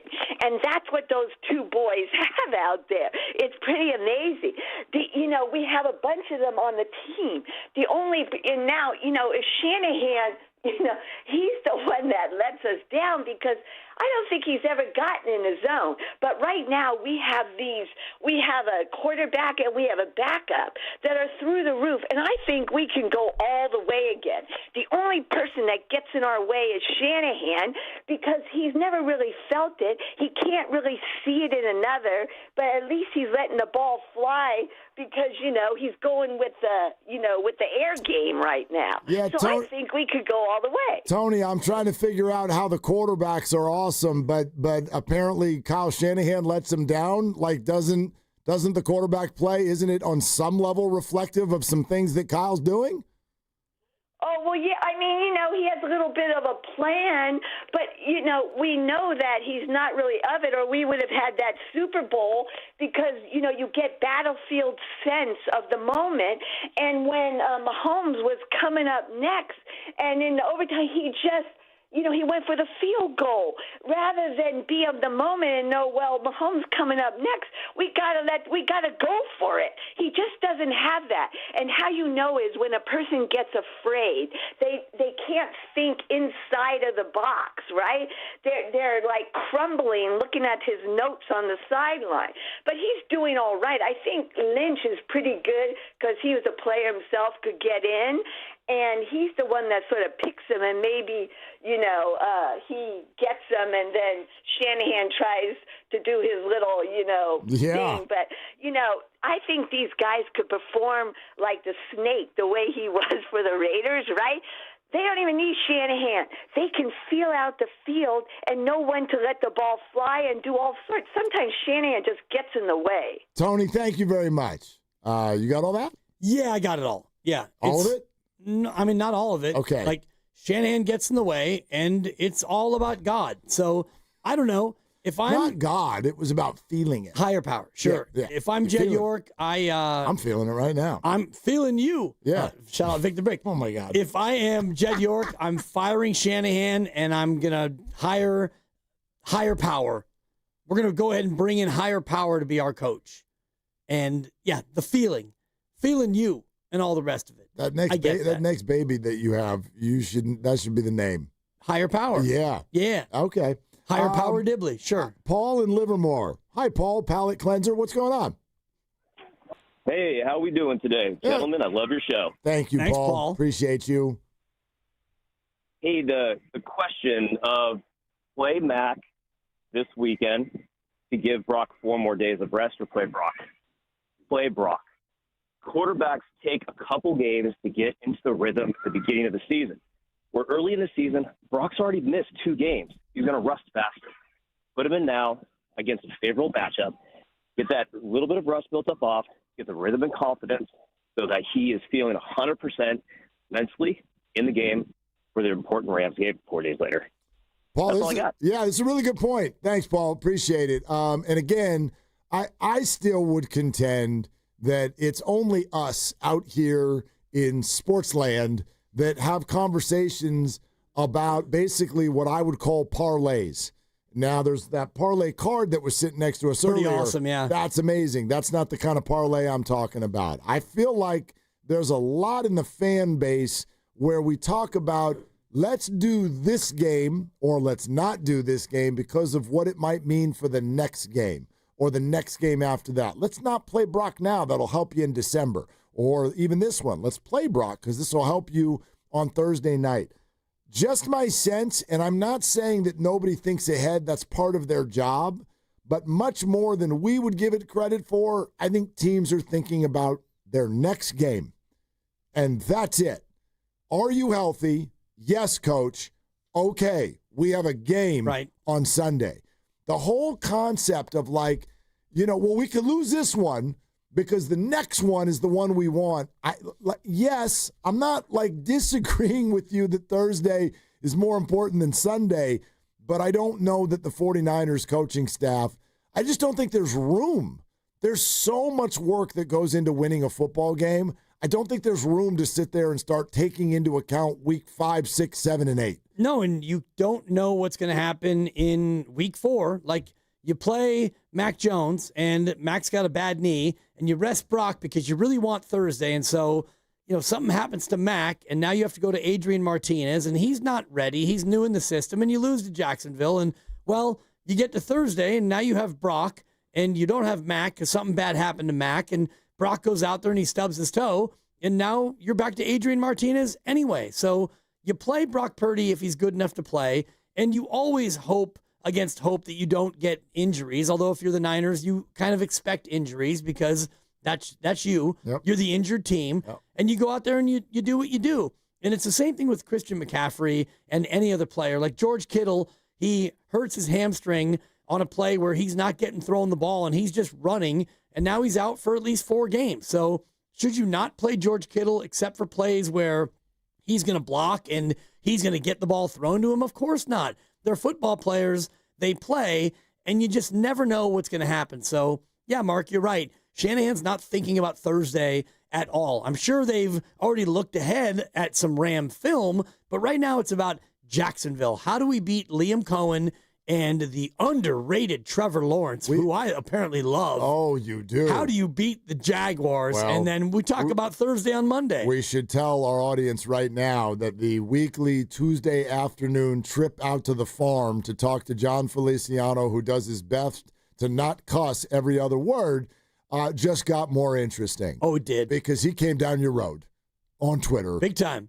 Tell us about it. Well, and it cost me about 87 more mentions in my mentions. That's a good thing. It's great. Yeah. And, Lucas put it out there already. You're blowing up. Dan Dibley would rather have Trevor Lawrence over Brock Purdy. Yep. What do you think? And so I got called names that begin with almost every consonant and a couple of vowels, too. Mm-hmm. And it's like, okay, sure. 28 years in the business, and I don't know what I'm talking about. Fine. Your opinion is yours, and mine is mine. And then it's starting to die down. And here comes Mongo. Here comes Mongo Feliciano. Mongo, go get Dan. Mongo, if you want to follow him, it's at Mongo Feliciano. And he just blows me up with I can't wait to smack you around on Tuesday. Yep. And then, rah, rah, rah. And still, since we've been on the air here for about an hour, I got another 5 mentions. And I don't even want to click on them because... Look, you're an R, you're an H, right. you're a D. Well, but that's because it's Twitter. That guy is such a D. Half the text line yesterday agreed with you and couldn't stop calling me a homer for wanting Purdy over Lawrence. And this is the sports version. I bet this is pretty relatable to you all, right? Do you have to be a homer? I don't have to. We've talked about this. I just enjoy it. So the point is that do you know of anything else in our world where there are a bunch of people who firmly hang on to an opinion that you can't even understand? You're just like, there's no way there are other human beings that think that way. And as it turns out, there are millions of them. Millions. Millions upon millions upon millions of them who passionately and firmly think that you're the moron. And that's how that whole thing started yesterday. Yeah, apparently, according to Ryan Frick, what an idiot was his response. Well, yeah. And then Robert Uribe. Uribe! Stick to volleyball, Dibby. You're not tall enough to understand the game of football. I like that one. Obviously, from whatever angle you watch the game. So I'm not. Yeah, stick to volleyball. I'm going to use that. No. With apple in your mouth, Grandy? No. I'm obviously not tall enough to see my own TV screen. Robert Uribe. Robert U 75728. Ooh. Stop. Uribe. All of you, come on down. Come on down. You can't. You're like water off a duck's back. You're always there, but you don't keep me from swimming, guys. They're right, and you're wrong, and that's the fun part. Yeah. Is you like people don't even know again how this started. In fact, our morning show doesn't even know that they started it, and I don't even know which one of them it was. Somebody on the morning show was like Niner fans would like Purdy over Lawrence, and a friend of mine texted me and was like, laughable opinion. And this is the example I gave you yesterday, where do you ever go to a friend or your spouse or whatever, you get home from work, I bet this happens all the time, Dibs, you get home and you're like, freaking the Higgin. Not me. I can't believe, no, I've heard it. I can't believe that this jerk is so out of line. Listen to this plan that he's got. Listen to what he wants me to do. Maybe it's not you, Dibs. Maybe it's the other four guys who have to come do summits on off hours. Yeah. This guy Nahigian. It's more me, like, talking about you, to be honest. That's fine. You go this there. This guy, Willard. This guy won't shut up. I never speak. I never get to do anything on the show. Ever. Right. And what if your lovely wife, Supper, looked at you and was like, well, yeah. Yeah, that's the way it should be. He's the lead dog. Like, you're the side piece. It's not Dibs and Willard. It's Willard and Dibs, honey. So my buddy is like, can you believe that they want Purdy over the first pick in the draft? And I kind of tried to find a creative way to be like, yeah, I'm one of them. And he's kind of like, okay. Like, just so you know, I kind of like, I see where you're coming from, but I disagree. And that's the beauty of all this. I do, but in a way, that's the beauty of us. I know it frustrates the hell out of us here in the old United States of America. Sure. But sometimes you got to just sit with the idea that something that seems as clear as flipping day to you, half the crowd is like, you're nuts. You're absolutely crazy. I mean, is there anything more relatable than that in the world right now? Not really. I mean, so. Thank God there are neutral national voices who align with me. And such as the quarterback expert, Stephen Ruiz of The Ringer. Oh, that guy. Yeah. America's #1 Brock Purdy hater. You can paint him however you want to paint him. He's got Trevor Lawrence at number 16. Yeah. He's got Brock Purdy at number 20. Steven's a gaslighter. I'm not insulting Brock Purdy. No, Steven and I are in lockstep on this one. Don't even do He's that. He's got Drake May ahead of Brock. Of course he does. He's got Sam Darnold ahead of Brock. Good for you, Steve. He's got Calamari ahead of Brock. Absurd. He's got, wow, and this guy, talk about stock down. Hit me. Let's go. C.J. Stroud. Is ahead of Brock Purdy? Oh, way ahead. Laughable. Yeah. Right. You know who he has at number 9? Who? The pride of the Raiders.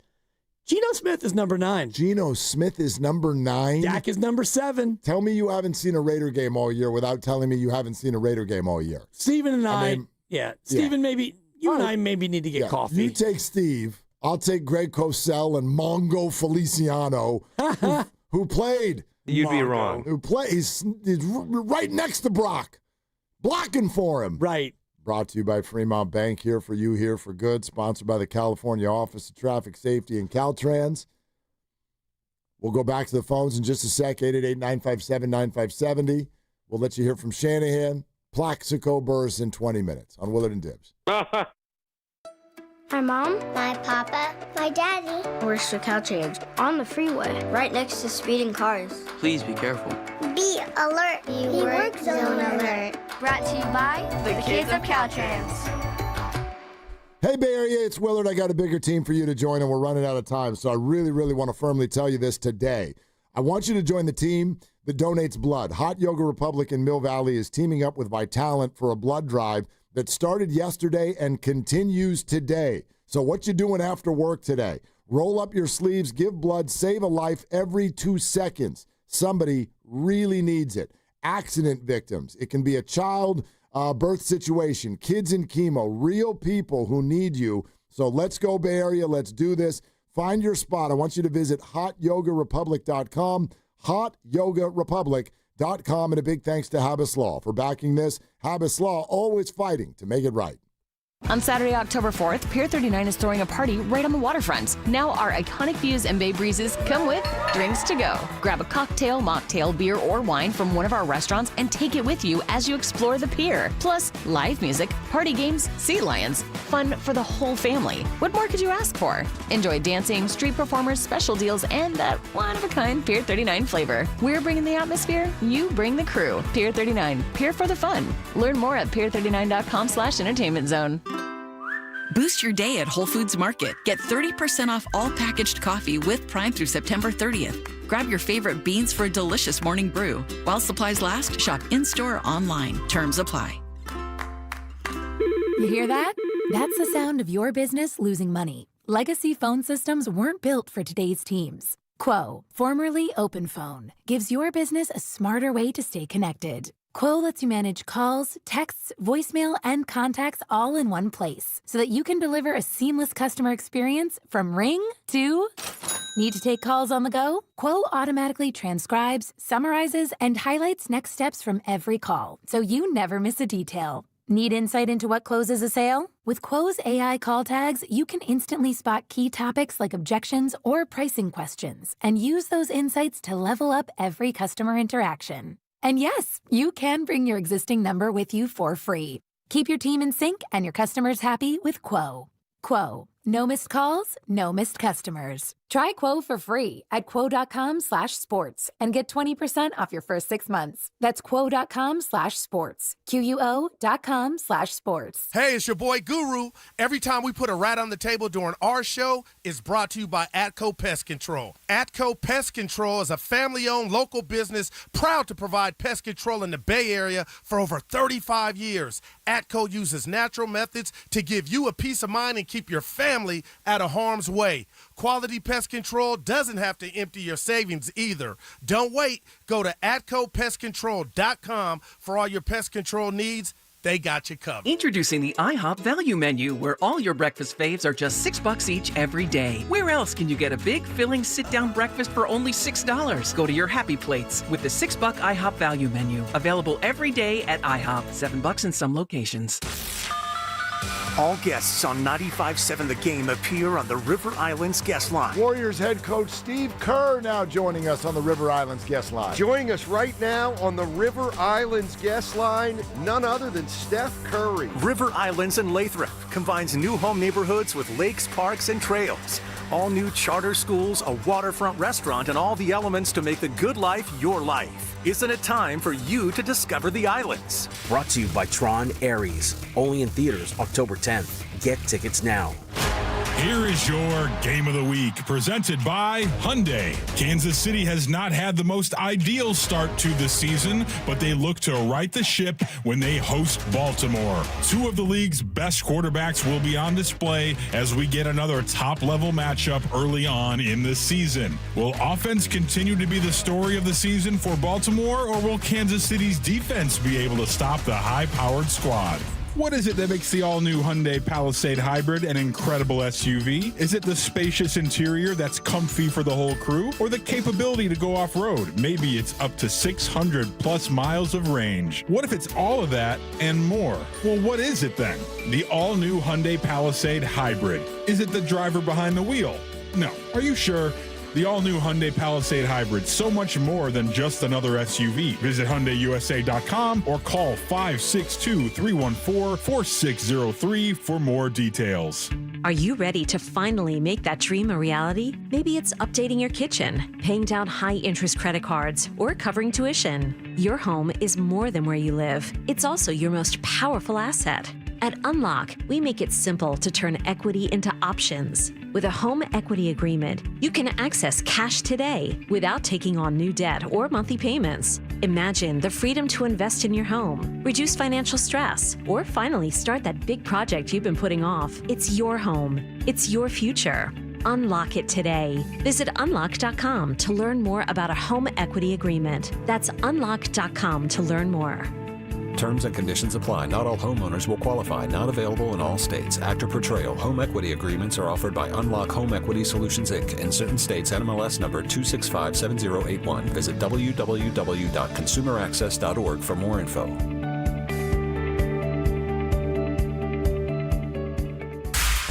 You're listening to 95.7 The Game, KGMZ-FM and HD1 San Francisco on Odyssey Sports Station and the home of the Golden State Warriors and Valkyries. Always live on the free Odyssey app and now coming to you live from the Laughing Monk Studios.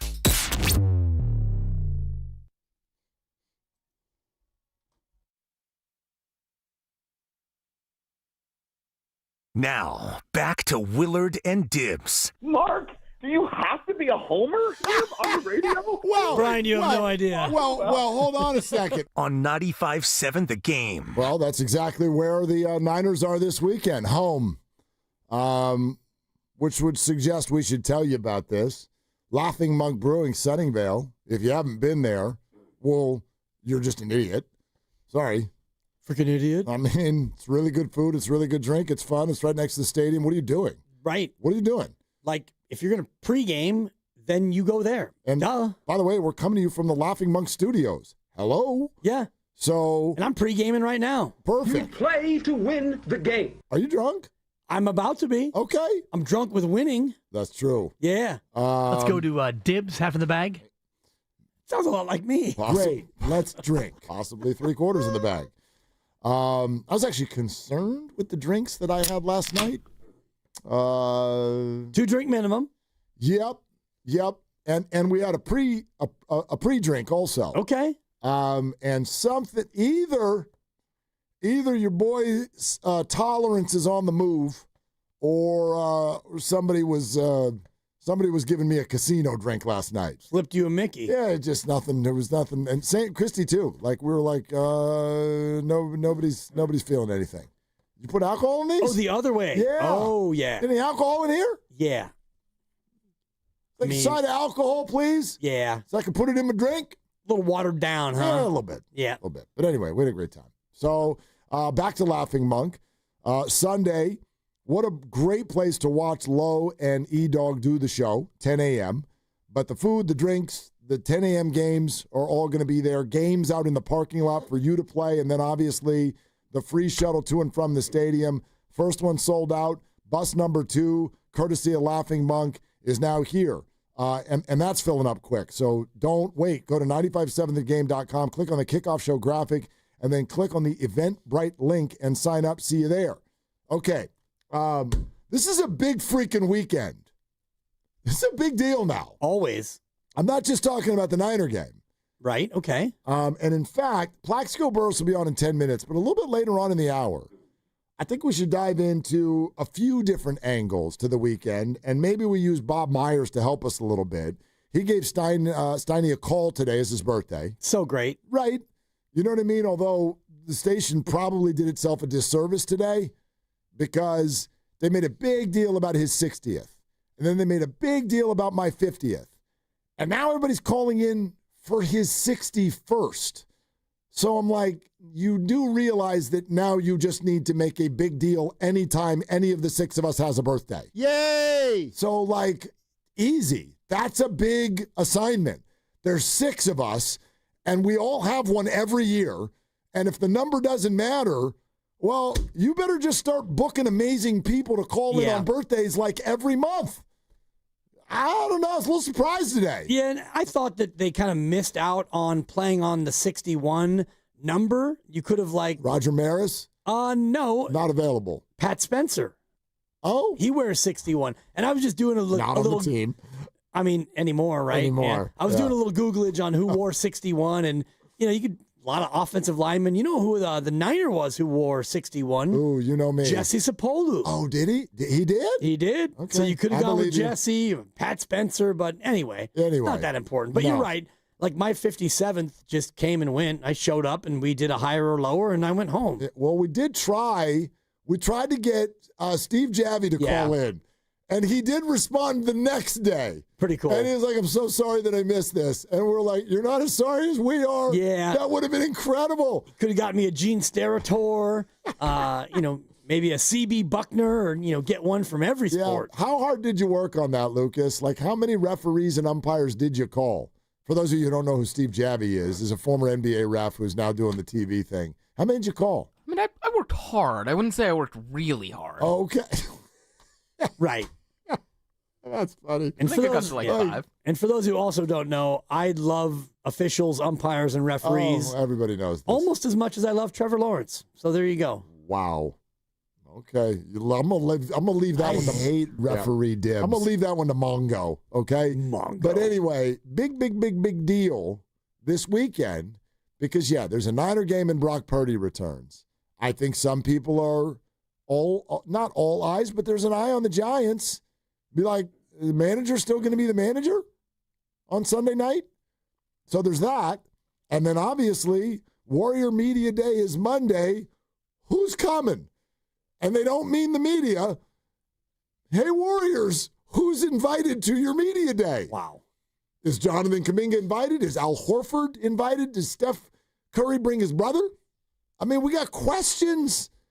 And so in theory, I think there's an indication that even though the deadline is not until next Wednesday for qualifying offer stuff, somebody's going to want some finality to this whole deal by the time we go to bed Sunday night. So we got a big weekend. Big weekend. Yeah. And, the Bob Melvin piece of it, and I wonder what you think about this, Mark. Like, do these last 3 games matter in terms of whether or not he stays or goes? I don't think so. Okay. I don't think so. Because 78 and 84 is different than 81 and 81, just in the eye test part. It is, but I don't know if it does. I don't know if it is in terms of why would you, in theory, your question is asking me, would the Giants be sitting here right now and Buster Posey's like, I don't know what I want to do. Let's see how the weekend goes. Let's see how you play against the Rockies with backup pitchers. Like, why would you decide Bob Melvin's status on that? I think that a decision has already been made. I don't know what it is. And in theory, we should probably find out on Sunday. What would your predictions be of the 3? Melvin status, Kaminga contract, and Niners v. Jacksonville? That's a fun question. I think the 49ers will defeat the Jacksonville Jaguars. Okay. Another stressful game. I think that Bob Melvin is going to be back. And I think that Jonathan Kaminga is going to accept the 2+1, 3-year, $75 million offer and be on the Warriors and prepare himself for a February trade. Team option. So he will yield, they won't yield. I think that they feel they have already yielded by adding another year. Remember, the initial offer was a 1+1, and now it's a 2+1. I think that they feel that way. I think that Warrior fans should know this. This is not my opinion. This is a fact that around the league, around the NBA, there are a lot of surprised people that there is this much of a hullabaloo about Jonathan Kaminga, a bench player. I know that that's fighting words, but that's what he is. That's what he has been. That's what the Warriors see him as. I think it's what a lot of the league sees him as. I know some would say, wait a minute, the Suns want him to start. Maybe they do. Maybe they don't. But what he has been to this point, there's a lot of surprise that he is the lead story on ESPN and Shams every single night for like 3 months. Like, there's a lot of people that are like, this isn't Shea Gilgeous-Alexander. Yeah, but what else is out there right now? But fair, but there are like Quentin Grimes, and nobody even know, like, no one's saying a word. Part of it is because it's the Warriors. Very big brand. Very big brand. I get that. Part of it is the team, not the player. So, but there's a lot of surprise about that. Okay. Interesting. How would you answer that question? I think Melvin will be back. I think that Kaminga, I think when we get to Monday, I think that it is still unresolved. Don't do the Niner one. You shouldn't answer that. I won't. That we're going to say that. The pick is in. The pick is in, but don't reveal it. Yes, I do think that Bob Melvin will stay, and it will be unpopular in some circles. I think that you extend him in May, knowing that you're going to give him another chance. And he may not last past the deadline or past the All-Star break next year if things aren't good. But I do think that he gets to at least start next year with Devers and Adames and whatever else they have around him. And I think that the Kaminga thing, I think that it gets resolved, but I think that he signs the qualifying offer. I think that he and his agent are so dug in, and he is dead set on being out of here ASAP, that I think that he just decides to sign the QO. I mean, in theory, by the way, QO is not ASAP. ASAP would be sign and trade me in February. That's the quickest way out. Yes. But you are giving some trust. And you're giving to away the your situation. control of where you go. Yep. You know, he Absolutely. might really want to be a Laker. Right. And they're not trading him to the Lakers for 7.9. But the Lakers have any cap space next year? I'd No, have but to just look, for an you know? example. Yeah, That was just kind of a one-off example. Yeah. Armando in San Leandro. Hi, Armando. Thanks for the call. What's up? Hey, gentlemen, good afternoon. Two things real quick. Number one, my daughter's getting married tomorrow. Let's go. All right. Armando, come on. Wow, how much did that cost you? No, I'm kidding. Go ahead. That's very. I know. You know what? How's the son-in-law? Son-in-law's a good guy, I hope. My future son-in-law, Robert, he's a very nice man, a very good guy. Yes. That's beautiful. Yes, thank you so much. And number two, let's go with the hot hand. Let's keep Mac Jones going, and let's rest a little bit more on Brock Purdy, and let's go with the hot hand. Let's keep going, Mac Jones. Let's go, baby. Okay. I mean, why would you, like, Brock Purdy won his game too?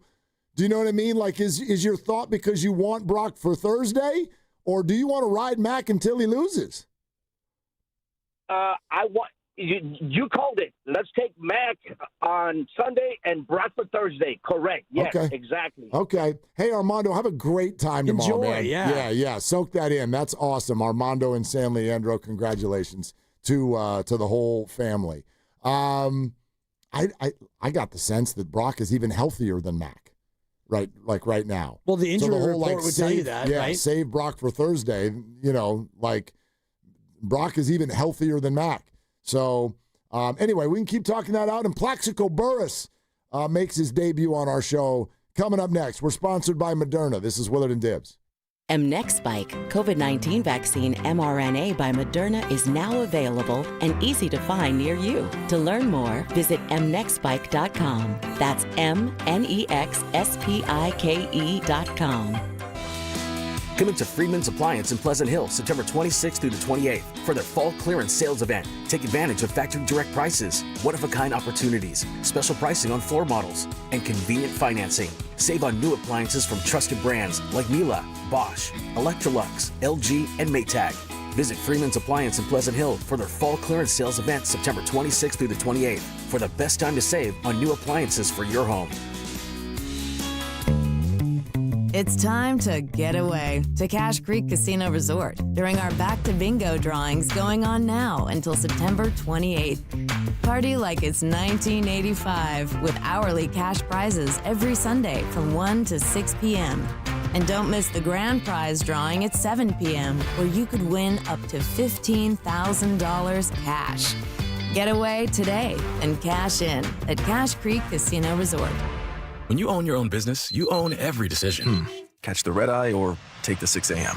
Make a new hire or promote internally. Celebrate a win with a toast at the gate or unwind at the lounge. Big props to this team. Some decisions are a win-win. Like earning 8 times points on Chase Travel. Introducing Chase Sapphire Reserve for Business. With $2,500 in annual value, it's the business card that gives back all you put in. Visit chase.com/reserve business to learn more. Cards issued by JPMorgan Chase Bank, N.A. member FDIC, subject to credit approval. Terms apply. Change is always happening. It's part of life. And when it comes to music, change is all around us.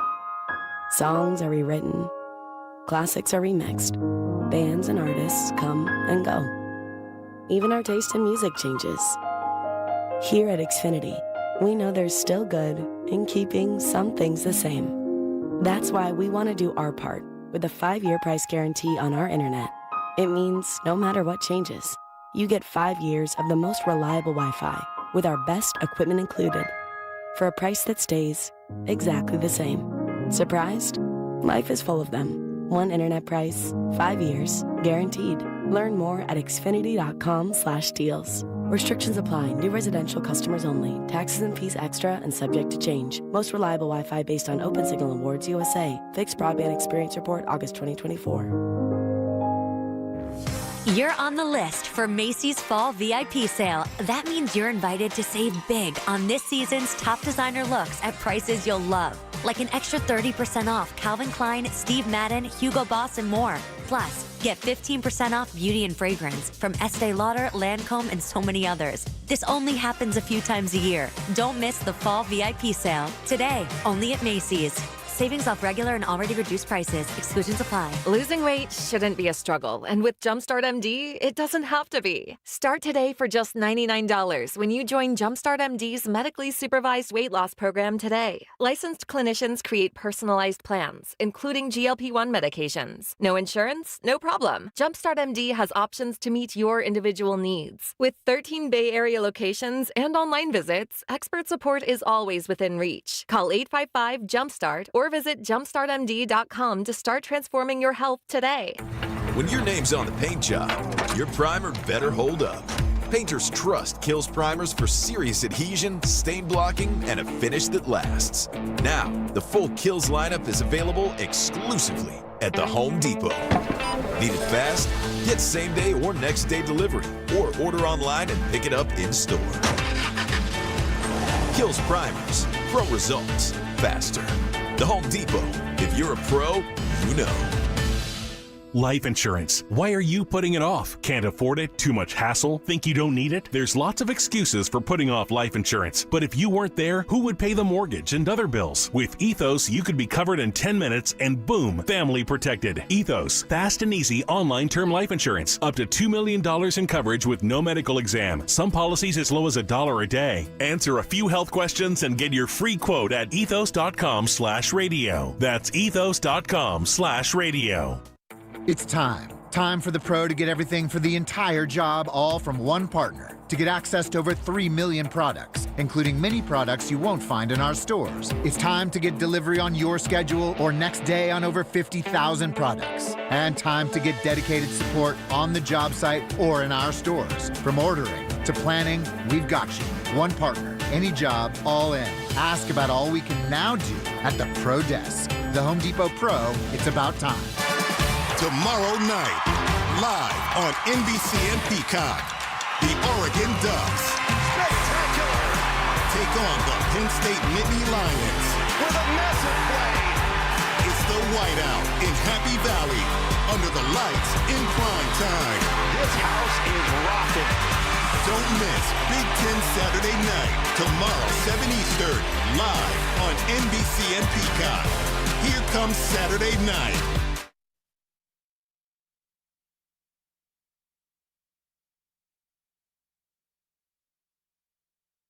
Now, back to Willard and Dibs. I want to give you guys an exclamation of my appreciation of listening to Dibs' agitation meditations about Butler's association, compensation, expectation, and Miami's expiration. Cha-ching! On 95.7 The Game. You know, speaking of appreciation. Yeah. Did you see or hear any of the stuff last night from Sam Darnold pointed at Brock Purdy? I saw it, yeah. Did you see any of that? Pretty awesome. Did y'all hear any of this? It was the press conference before the game or after the game from Sam? Before or after the game from Sam? So on the broadcast, Kirk and Al are talking about their sit-down with him leading up to the game. Okay, but then the Darnold part is... That's from when he signed with the Seahawks in March. Ah, okay. So, like, he was talking about it months ago, and then he's still talking about it in production meetings with Kirk and Al.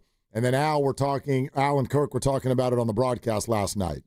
Or on the stream. Right. Sorry, it wasn't a broadcast, actually. Yeah. It was a stream. It's more of a narrow cast when you're dealing with just people who have Amazon Prime. Yeah. We're trying to connect with Plaxico Burress, and hopefully we'll do that here shortly. Joining us here on Willard and Dibs 95.7 The Game. Check it out. So this is Darnold back in March when he signs with the Seahawks. I really, thank Brock a ton, Brock Purdy, for, just his style of playing and how he kind of described his style was like, we got a ton of great playmakers on offense. Like, my job is just to play point guard and get the ball in their hands and let them go do great things with the rock. And when I started to change my thought process as a quarterback to kind of just getting the ball in my guys' hands, then that's kind of where it unlocked for me a little bit. So that was from the intro presser. Yeah, okay. Okay, so that's one thing. It kind of gets lost in the whole offseason haze and whatnot. Now, Sam Darnold is 3-1 with a new team. And for me, as far as Darnold is concerned, by the way, I think this is really, really important because his career goes the way it goes, right? Jets, Carolina Panthers, and then he sits with the Niners for a year. Then you go to Minnesota, and you have this amazing year. It really ended with a dud. Amazing regular season, but then down the stretch, it kind of got wobbly, and in the playoffs, it was a dud. But similar to what happens to Purdy with Kyle Shanahan, a lot of people are like, well, Darnold got with O'Connell. And for me, if I'm Seattle, this is what would give me pause, which is, was Darnold, is he really capable, or was he just in O'Connell's system and Justin Jefferson and Jordan Addison and all of that? Because to bring him to Seattle, you got a defensive head coach. You get rid of a good portion, 2/3 of your receiving core. And it's like, okay, how's this going to go? Well, this is huge for Sam. They're 3-1. And he's playing pretty good football. So check this out. This is from Al Michaels and Kirk Herbstreit. First, this is Kirk, Thursday Night Football, Amazon Prime, talking about Darnold and Purdy. Where this guy was in his career in New York and Carolina, when, for all intents and purposes, I think a lot of folks in the league looked at him as basically damaged goods. He's done. He talked this week with Al and I and Kaylee about how his stop in San Francisco, we're like, of course, Kyle Shanahan, Brock Purdy, the younger quarterback, he points to as a guy that's really helped him turn his career around. That's fascinating. I love that Kirk points out, Darnold should have showed up to the Niners. He's the elder statesman. But it was something that Brock Purdy talked to him about, sort of likening themselves to point guards that, I don't know. Sam credits it for changing everything about the way he quarterbacks. Yeah, and everybody develops differently and at different times. And I do think, and this goes back to yesterday's Trevor Lawrence debate, wasn't much of an argument, but you and I see things differently. I do think that being in a stable situation for a period of time is very helpful and very conducive. And also, I think that every quarterback can develop at his own pace. And I think about Josh Allen. His first year in Buffalo, Josh Allen was incredibly inaccurate. Josh Allen was not very good as a rookie, and many people thought, oh, God, he's never going to be good enough or accurate enough, blah, blah, blah. And Sam Darnold, you look at his career with the Jets, he was below 60%. 2 years in Carolina, below 60% completion.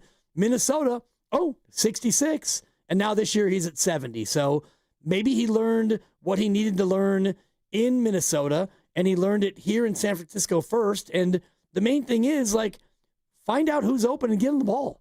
And that's the one thing I think about with Trevor Lawrence is a lot of times he will hold it, and try to make the big play.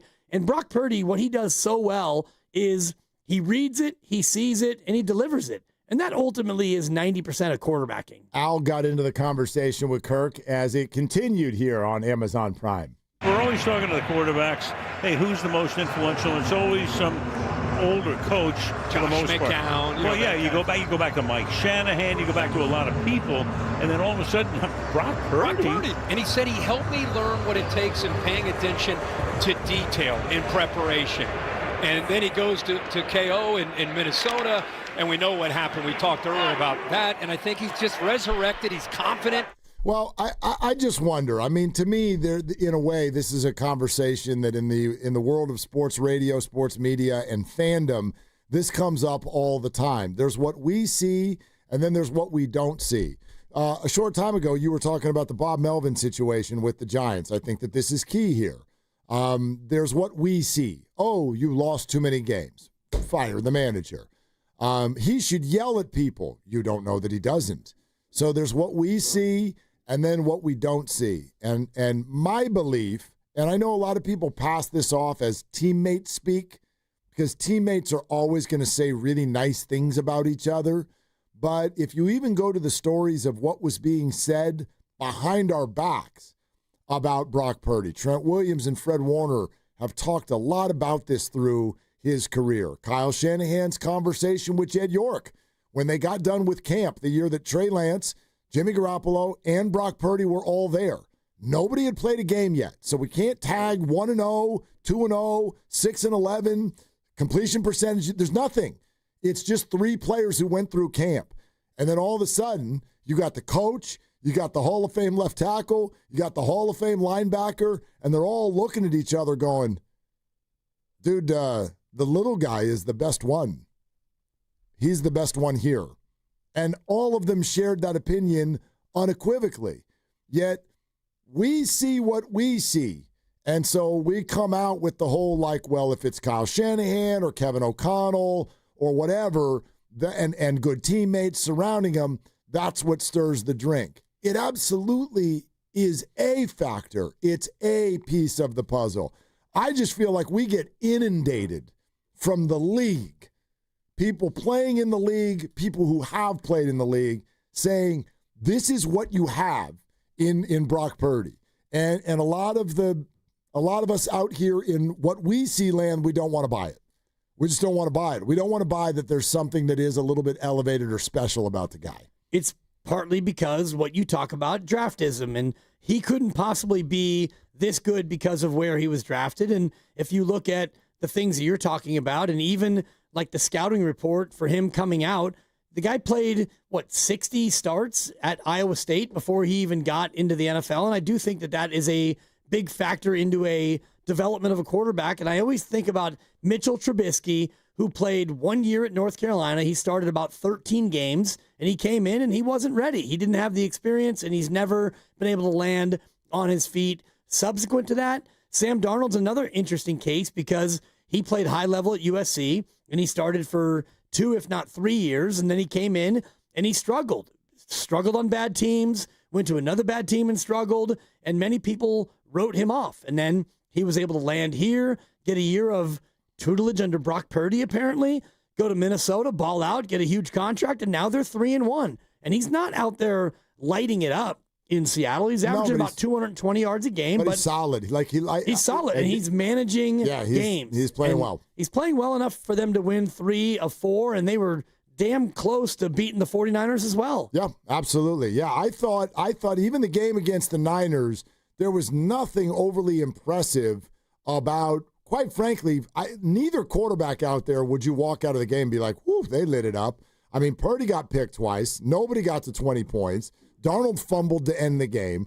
All of these things happened, but when I'm watching both of them play, sometimes it's just a vibe. And that's kind of what I would point to again with what I hear a lot of people say. I was glad Armando said, no, let's okay, he thinks Mac is a hot hand. I don't know if I would necessarily refer to any of it this way. The Niners have won all 3 games in kind of the same sort of a way. You go out there, there's some mistakes, you hang in there, you made big plays late, you win the football game. Not overly impressive offense, not in any of the 3. But if you want to call Mac Jones the hot hand, okay. But he stopped short of doing what I've heard a lot of people say, which the Niners would never do, which is play Mac until he loses. You would never, ever, ever do that. I mean, think of the implications that are going on there. Number one, I don't know. What if he wins 10 in a row? Is he starting quarterback now? Right. Prior to Brock Purdy even starting his $53 million per year contract? I mean, I know people will be like, hey, if you're winning, you're winning. Like, why would you even do that? Well, you would do it if you thought you had a Kaepernick, Alex Smith situation. Maybe. Which they don't. Right, and those two were probably close enough in Harbaugh's mind that once he got the opportunity, or he was forced to have the chance to play Kaepernick, he did, and Kaepernick gave them a completely different dimension, and Harbaugh loved that. And so you went with him, you stuck with him, and you went all the way to the Super Bowl. This is not that. This is Mac, who is number 2 in the league, by the way, in yards per game passing right now, which is really good, and he's had 2 great games. It doesn't mean that he's going to go out there and win every week, and Brock Purdy is still your quarterback. Yeah, 100%. Like, if you want to accuse, this is one of those situations where it's like, well, wait a minute, is this about politics? And to a certain degree, the answer is yes. Absolutely. Like the Niners have made their decision. It's the same reason. Go back, in fact, to the training camp I just referenced. When Trey Lance, Jimmy Garoppolo, and Brock Purdy are all there. Kyle Shanahan pulls Jed York aside and goes, Brock Purdy definitely is the best of the three. Well, why didn't you start him? Why didn't you start him? You've put major draft resources into Trey Lance.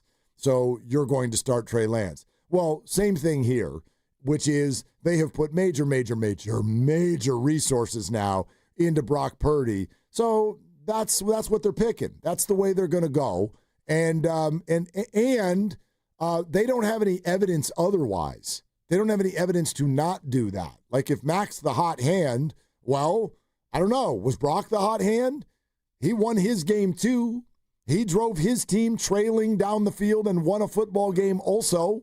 So I don't know, man. Like so far, quite frankly, all three of the games have looked very, very similar. Yeah, and I do also think that, especially when it comes to Brock Purdy in his rookie year, there's a lot to be said about, giving a rookie more of a runway to learn and to adapt. So even when Shanahan tells Jed York in camp, yeah, Brock Purdy's our best quarterback. Well, you're not going to start him right now, not only because you're invested in Trey Lance, but also because he's not ready. He probably wasn't ready in September or October. If Brock Purdy was really ready to be the best quarterback in that moment, he would have started in Game 3 against the Denver Broncos. And you remember that game. Jimmy starts, Jimmy saunters out of the back of the end zone, and you lose 11-10. Exactly. If Brock was ready on that day, which was 3 years ago yesterday, that game where Jimmy starts, Trey was hurt. If Brock was ready, you would have started Brock because you thought Brock was better, but he wasn't ready at that point. Or there's a lot of politics involved to it. I don't think there was politics with Jimmy G and Brock, though. Maybe. Personally. 888-957-9570. We'll get back to your calls, but joining us right now on the River Islands guest line is none other than receiving great Plaxico Burress, also with Fox Sports Radio as well. Plaxico, it's great to have you on the show here on Willard and Dibs 95.7 The Game. Thank you for doing it. Man, all good, man. I thank you guys for having me on, man. And let it not be known that we are still prevalent out there with you guys. Draymond Green, Michigan State. That is my brother. Let's go. Ooh, let's go. Okay, now that you did that, I'm going to just tell everybody, maybe we get a Dubs question in at the back end of this because of that. So I love that, Plaxico. But we do want to talk about the Niners, their receiving situation, everything that's going into it right now.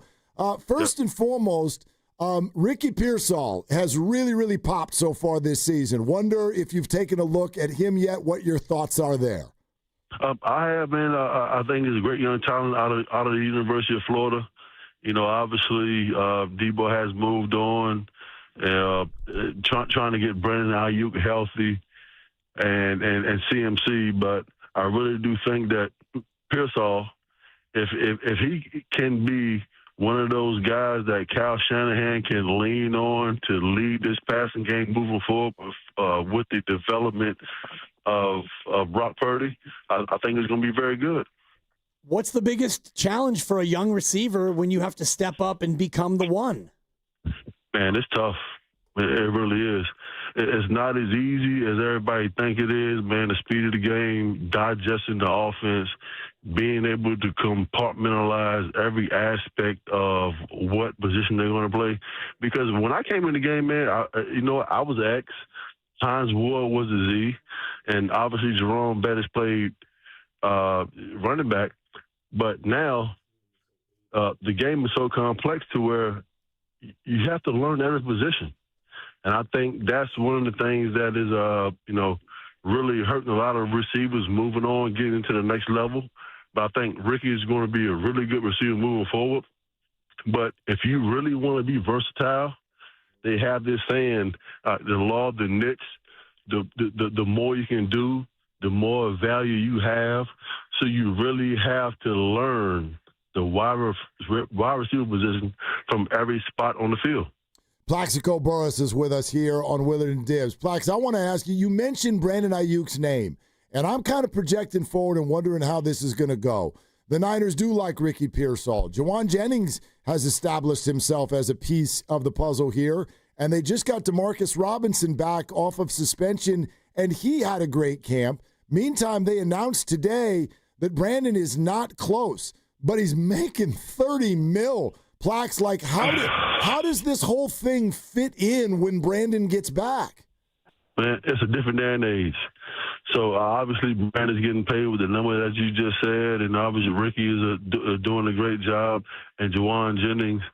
So you have to be able to continue to get better offensively, because I will believe that everybody in the Bay Area wants to continue to see Brock Purdy elevate and get better as a quarterback, and he's going to need all of those guys on his side if he wants to continue to be better as a quarterback, Kyle Shanahan included. I played against John Lynch several years, so I understand his defensive concept.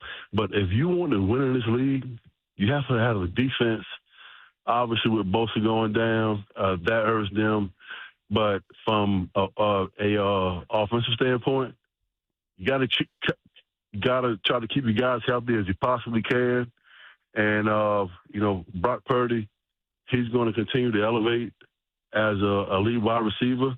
But he's going to need those guys to be healthy if he wants to be considered to be a great quarterback. And they're trying to keep everyone healthy, obviously, and Christian McCaffrey may be chief among them. I'm thinking about Tiki Barber on your team, and I'm looking here. He had 411 touches one year. Was there any talk in the locker room among the team about maybe trying to bubble wrap Tiki or maybe not giving him that many touches? Because that's what we hear out here in San Francisco. Not at all. Because, obviously, you guys have a great talent in Kittles. I had a great tight end in Jeremy Shockey. I had a great wide receiver on the side of me and Amani Tuma, obviously myself. And San Francisco has the same thing. But you guys are playing in a very tough division.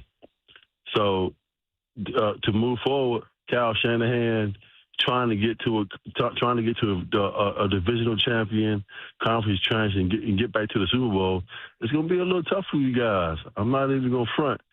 But for Brock Purdy's maturation, he is going to have everybody healthy for the San Francisco 49ers to get back to a championship game.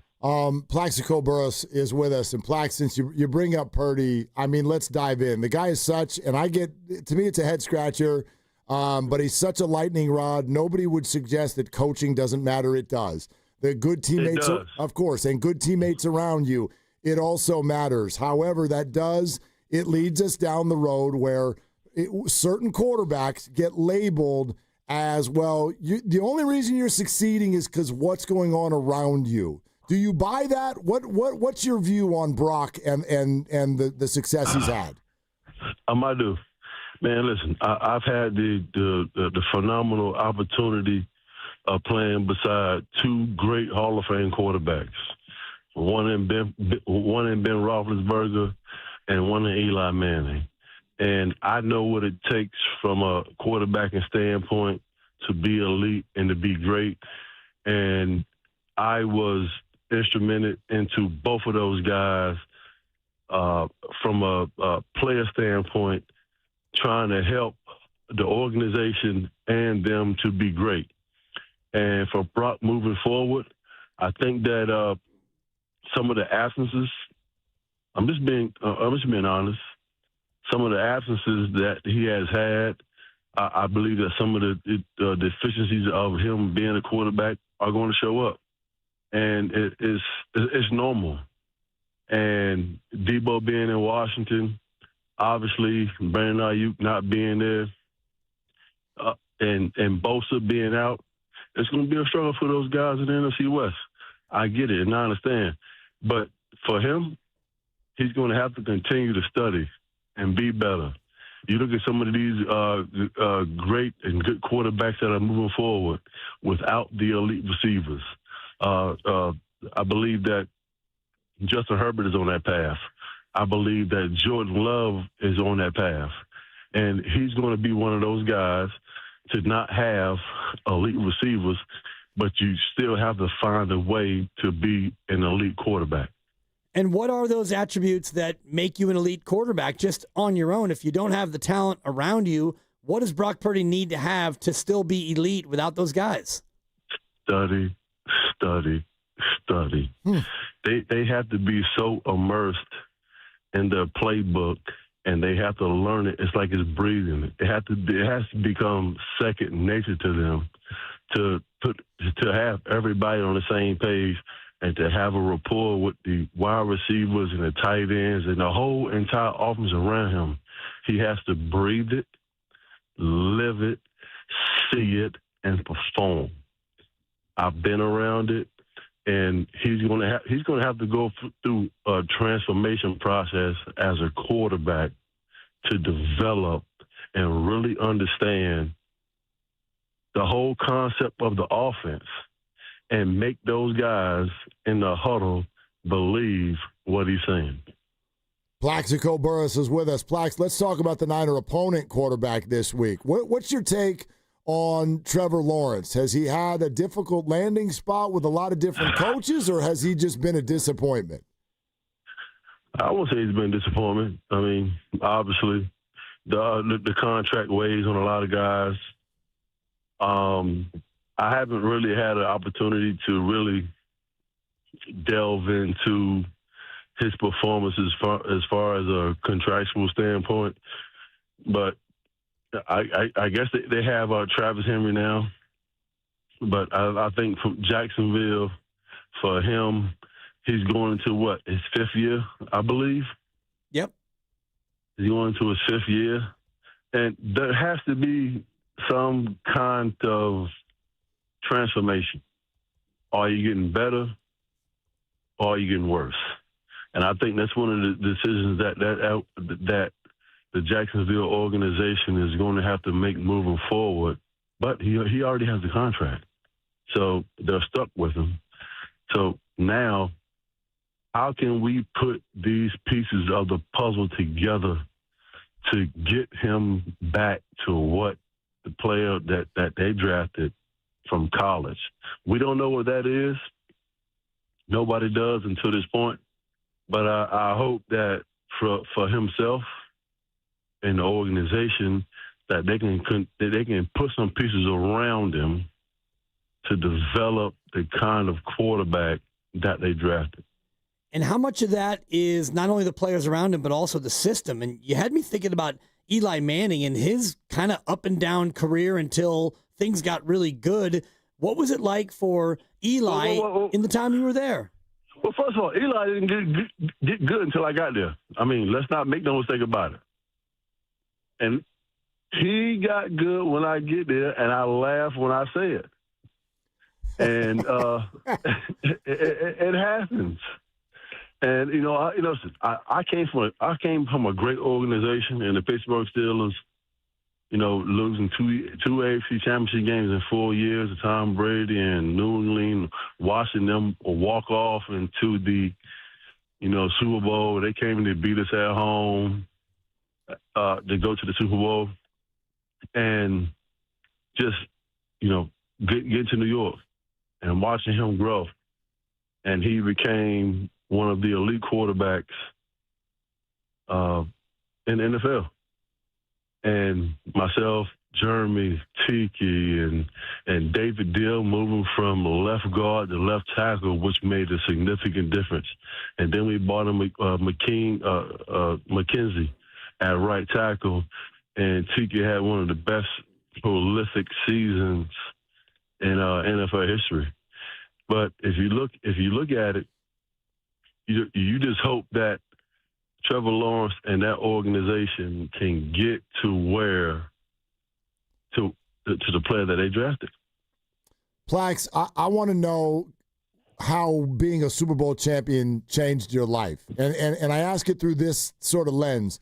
Niner fans, we got a whole generation of them, even though the history of the organization is great, that have never seen it happen because it hasn't happened now for right. over 30 years. You watched Eli Manning go from what you just said, kind of a debatable quarterback, to suddenly a Super Bowl champion, and that's what I think a lot of Niner fans want to see happen for Brock Purdy. How does that change the way people look at you? I want to say how it changed the way I look at you. Eli was he's highly intelligent. I don't want to get it misconstrued. We joke around and we laugh a lot, but when he got in the huddle and he was under center in the shotgun, he's highly intelligent of the game. He knew exactly what was going on around him, defensive-wise, front-wise, and he needed to make a hot read or whatever the case may be. And he had some good players around him. But I would never take away his intelligence to play the game of football. With that being said, he's a two-time world champion. And people come to me every day and ask me, is he a first ballot Hall of Famer? I say, how can he not be? He was brilliant in the times that mattered. And how was it different from being a Super Bowl champion to just a guy playing in 13 years? It's just like John Elway said when he won his first one. I couldn't imagine living without it. And that's what it's all about. The Hall of Fame and all of the accolades, I get it, I understand. But until you feel that confetti fall and can say you're a world champion, my guy did it twice. Yeah, and one time with you, and you got a touchdown in that game, and I was just looking at the box score, Plax. 9 targets, 2 catches. Could he not find you in that game? What was going on with Eli? Man, listen. After the NFC Championship game, after I set the record for 11 catches and 154 touchdowns, 154 yards, Bill Belichick was not just going to just single cover me and let me run up and down the football field because I had played him twice in the AFC Championship game in Pittsburgh. So we had a pretty good understanding of how you want to cover me. Hey, do you know how many times they single covered me during that game? Probably never. None. It was the first third down. I made the first catch of the game on third down, and I made the last catch. And I run into Rodney Harrison all the time, and he shakes his head when he sees me. You know what he said? He wanted to check out of the defense because it was blitz cover 0. And the late, great Junior Seau looked back at Rodney, which Rodney told me. He was like, I can't change the coverage. And the rest is history. Wow. That's so great. Some great names right there. there. So great. Hey, Plax, this has been awesome. Before you go, let's talk about your boy Draymond Green. Are the Warriors too old to compete at a high level? Man, listen, if you're a Spartian, Draymond is a Saginaw straggler. All right? He's never too old to win a championship. That's my brother, man. I love him to death.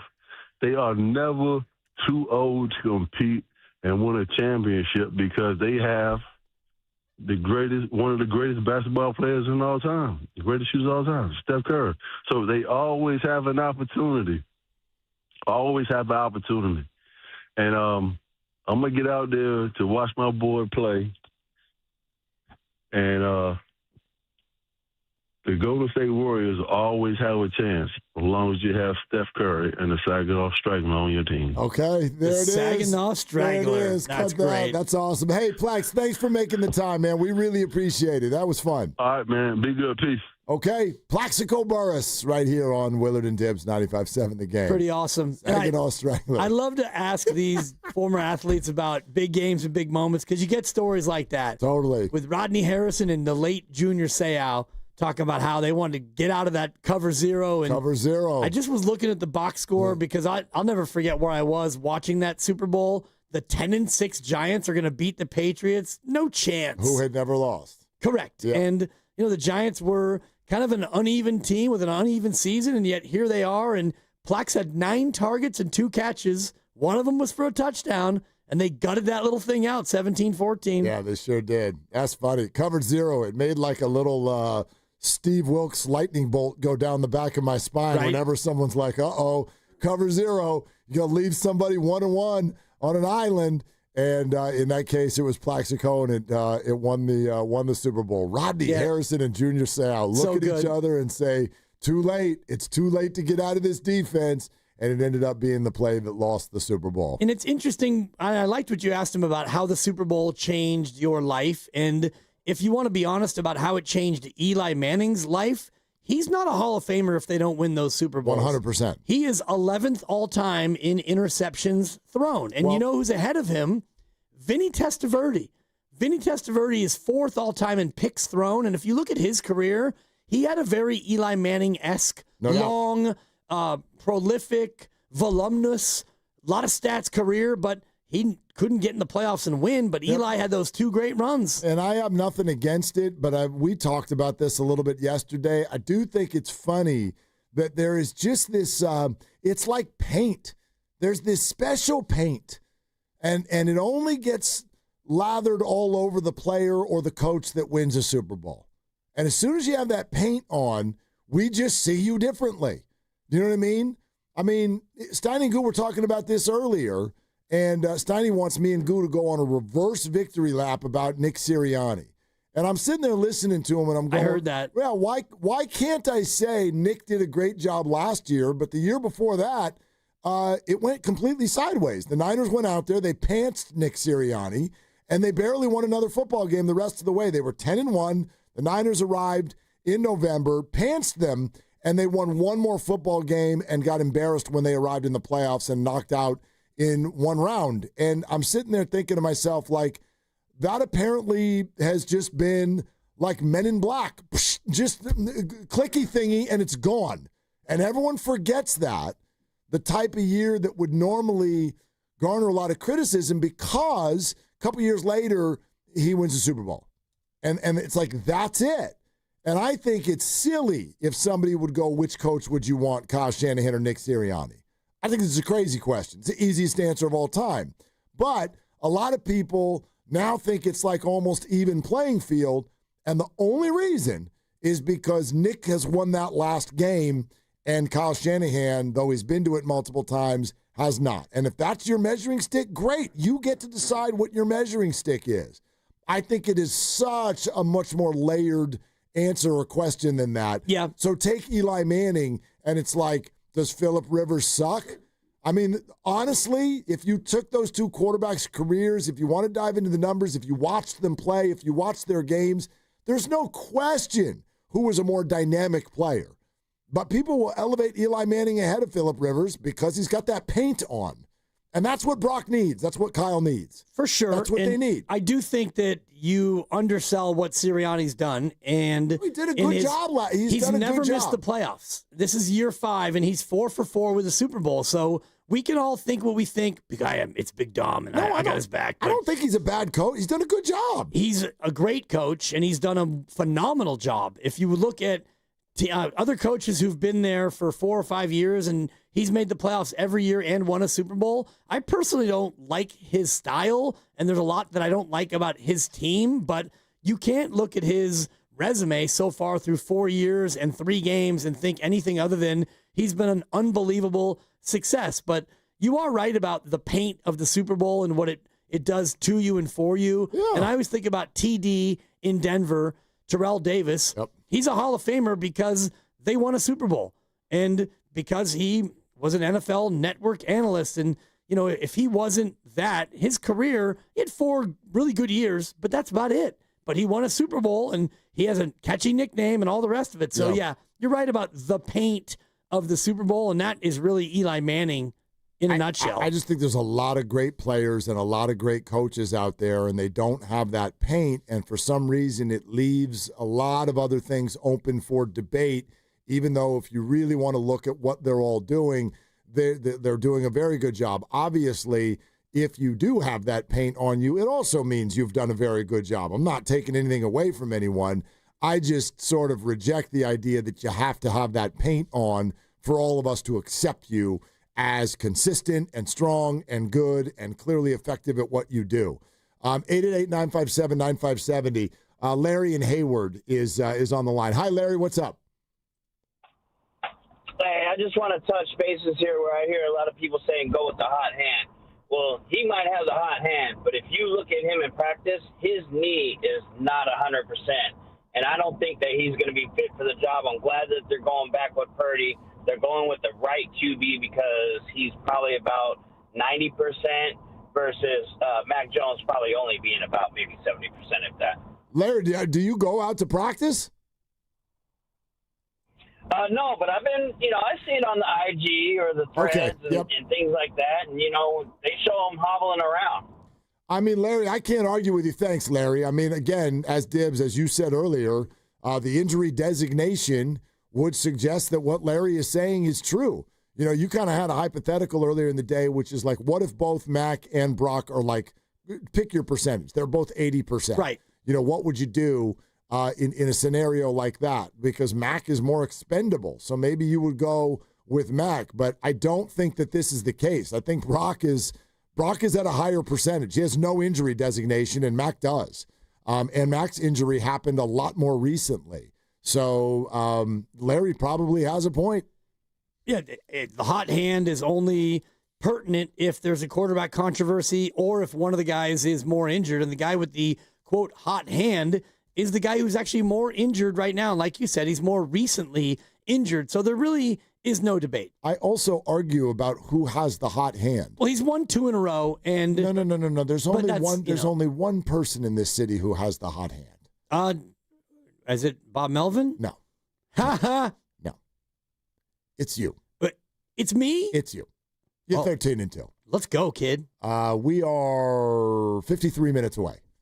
53 minutes away. 4:50, the picks. We're brought to you by Fremont Bank, here for you, here for good. John Novello of DraftKings in an hour. Wait till you hear what Bob Myers said when he called into Steiny and Guru earlier today. We got that for you next on Willard and Dibs. On Saturday, October 4th, Pier 39 is throwing a party right on the waterfront. Now our iconic views and bay breezes come with drinks to go. Grab a cocktail, mocktail, beer, or wine from one of our restaurants and take it with you as you explore the pier. Plus, live music, party games, sea lions. Fun for the whole family. What more could you ask for? Enjoy dancing, street performers, special deals, and that one-of-a-kind Pier 39 flavor. We're bringing the atmosphere, you bring the crew. Pier 39, Pier for the fun. Learn more at pier39.com/entertainment zone. Injured at work? Don't wait. Every day you delay can mean lost wages, delayed medical care, and more stress for your family. At Boxer & Gerson, we fight for people just like you. Construction workers, delivery drivers, factory workers, restaurant staff, hardworking folks who get hurt just trying to earn a living. We won't back down. We get results. You work hard, you deserve real help. Call Boxer & Gerson now at 510-835-8870 or visit boxerlaw.com. The consultation is free, but waiting could cost you. Boxer & Gerson, justice for workers. When your reputation's on the line, you don't leave anything to chance, especially your primer. Painter's Trust kills primers for a smooth start, strong adhesion, and serious stain-blocking power. And now, the full Kills lineup is available exclusively at the Home Depot. Need it fast? Get same-day or next-day delivery, or order online and pick up in-store. Kills primers. Pro results, faster. The Home Depot. If you're a pro, you know. If you could hear Old Spice Fiji Antiperspirant, what would it sound like? First, you'd start with Fiji Antiperspirant's amazing scent of palm trees. Add pure notes of fresh coconut and layer on 24/7 odor and sweat protection. You won't hear any dyes or parabens because with Fiji, you won't have any. So while your regular antiperspirant sounds like this, Old Spice Fiji sounds like this. Sounds like it smells amazing. You hear that? That's the sound of your business losing money. Legacy phone systems weren't built for today's teams. Quo, formerly OpenPhone, gives your business a smarter way to stay connected. Quo lets you manage calls, texts, voicemail, and contacts all in one place so that you can deliver a seamless customer experience from ring to...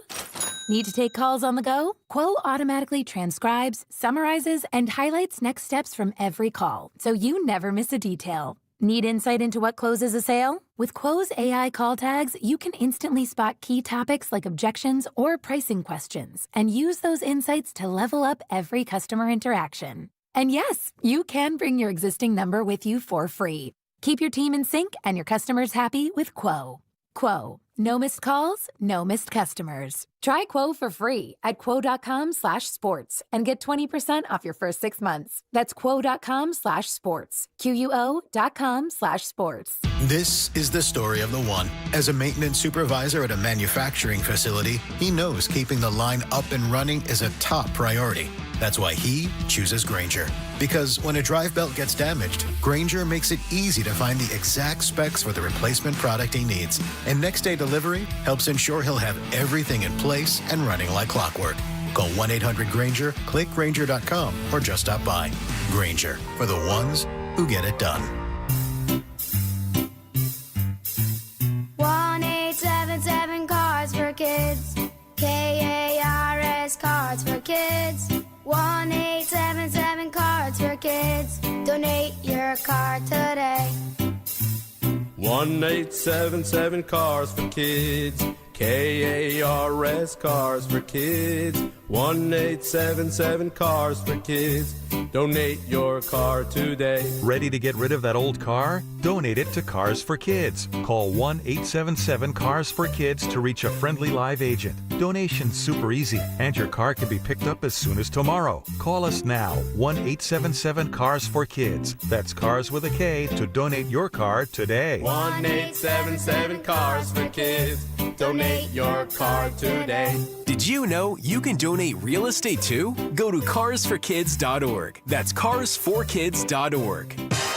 I'm Jordan Robinson, host of the new podcast, The Women's Hoop Show. Each episode, I'll be joined by a rotating group of women's basketball experts to talk WNBA, college hoops, the new Unrivaled League, and the shifting landscape of the sport. The game is growing, and so are we. Listen to and follow the Women's Hoop Show and Odyssey podcast, available now for free on the Odyssey app or wherever you get your podcasts. Oh, could this vintage store be any cuter? Right? And the best part, they accept Discover. Accept Discover? In a little place like this? I don't think so, Jennifer. Oh, yeah, huh? Discover's accepted where I like to shop. Come on, baby, get with the times. Right, so we shouldn't get the parachute pants? These are making a comeback. I think. Discover is accepted at 99% of places that take credit cards nationwide. Based on the February 2025 Nielsen report. Some people just know you can save money on car insurance by checking Allstate first. Like you know to check if they're going for it on 4th down, before going to the concession stand. Yeah, give me 3 hot dogs, 2 jumbo Touchdown, baby! What? Hey, buddy, you want cheese with those? Yeah, checking first is smart. No. So check Allstate first and see what you could save. You're in good hands with Allstate. Potential savings vary, including based on how you buy, subject to terms, conditions, and availability. Allstate North American Insurance Company and affiliates, Northbrook, Illinois. You're listening to 95.7 The Game, KGMZ-FM in HD1 San Francisco, on Odyssey Sports Station and the home of the Golden State Warriors and Valkyries. Always live on the free Odyssey app and now coming to you live from the Laughing Monk Studios.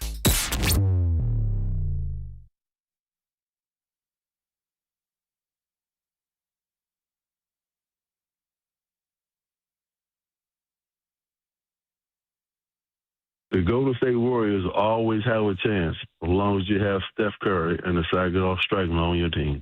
Now, back to Willard and Dibs on 95.7 The Game. Okay. Did he say Saginaw Straggler or Saginaw Strangler? I'm more comfortable with Straggler, but I think it was Strangler. I think Rudy Gobert would hear it a different way. I bet he would. So he said it 2 different times. Here's the first time. Draymond is a Saginaw Straggler. That definitely sounds like Straggler. Agreed. Yeah. And then the second one. The Golden State Warriors always have a chance as long as you have Steph Curry and the Saginaw Strangler on your team. That one's a little bit less definitive. Yep. I mean, and Plax has got a little twang now. Little twang. Yeah. So like when he said Straggler, I don't know if he meant Straggler. I think he meant Straggler. Do you? Because Yes. I don't think Draymond would like being called a straggler. That's not like the Saginaw Straggler makes it sound like Stand on it. Yeah, he's from Saginaw. He waits in the back. Like what do we say? Stand on what you say. What is the Stand on what you do. A straggler is like a hanger on or like. Draymond is a Saginaw Straggler. Yeah, I don't know. It's an IDK. Yeah, the straggler is just somebody who kind of lags behind, I think. Is that what he means? I think he means that he just he was in Saginaw, and then he just kind of straggled on down 75 miles, I'm looking at it, to Lansing, which is where Michigan State is. So he is a straggler. And, Plaxico's about 10 years older than Draymond, so yeah, we got to fight. I'm sure he's got a little bit of that big brother, little brother thing going, between he and Draymond. Day-Day! I'm Googling Saginaw straggler. I already did it and nothing came up. Nothing? No. What about Draymond is a Saginaw straggler. Yeah, that's clear cut. What happens if you damn it.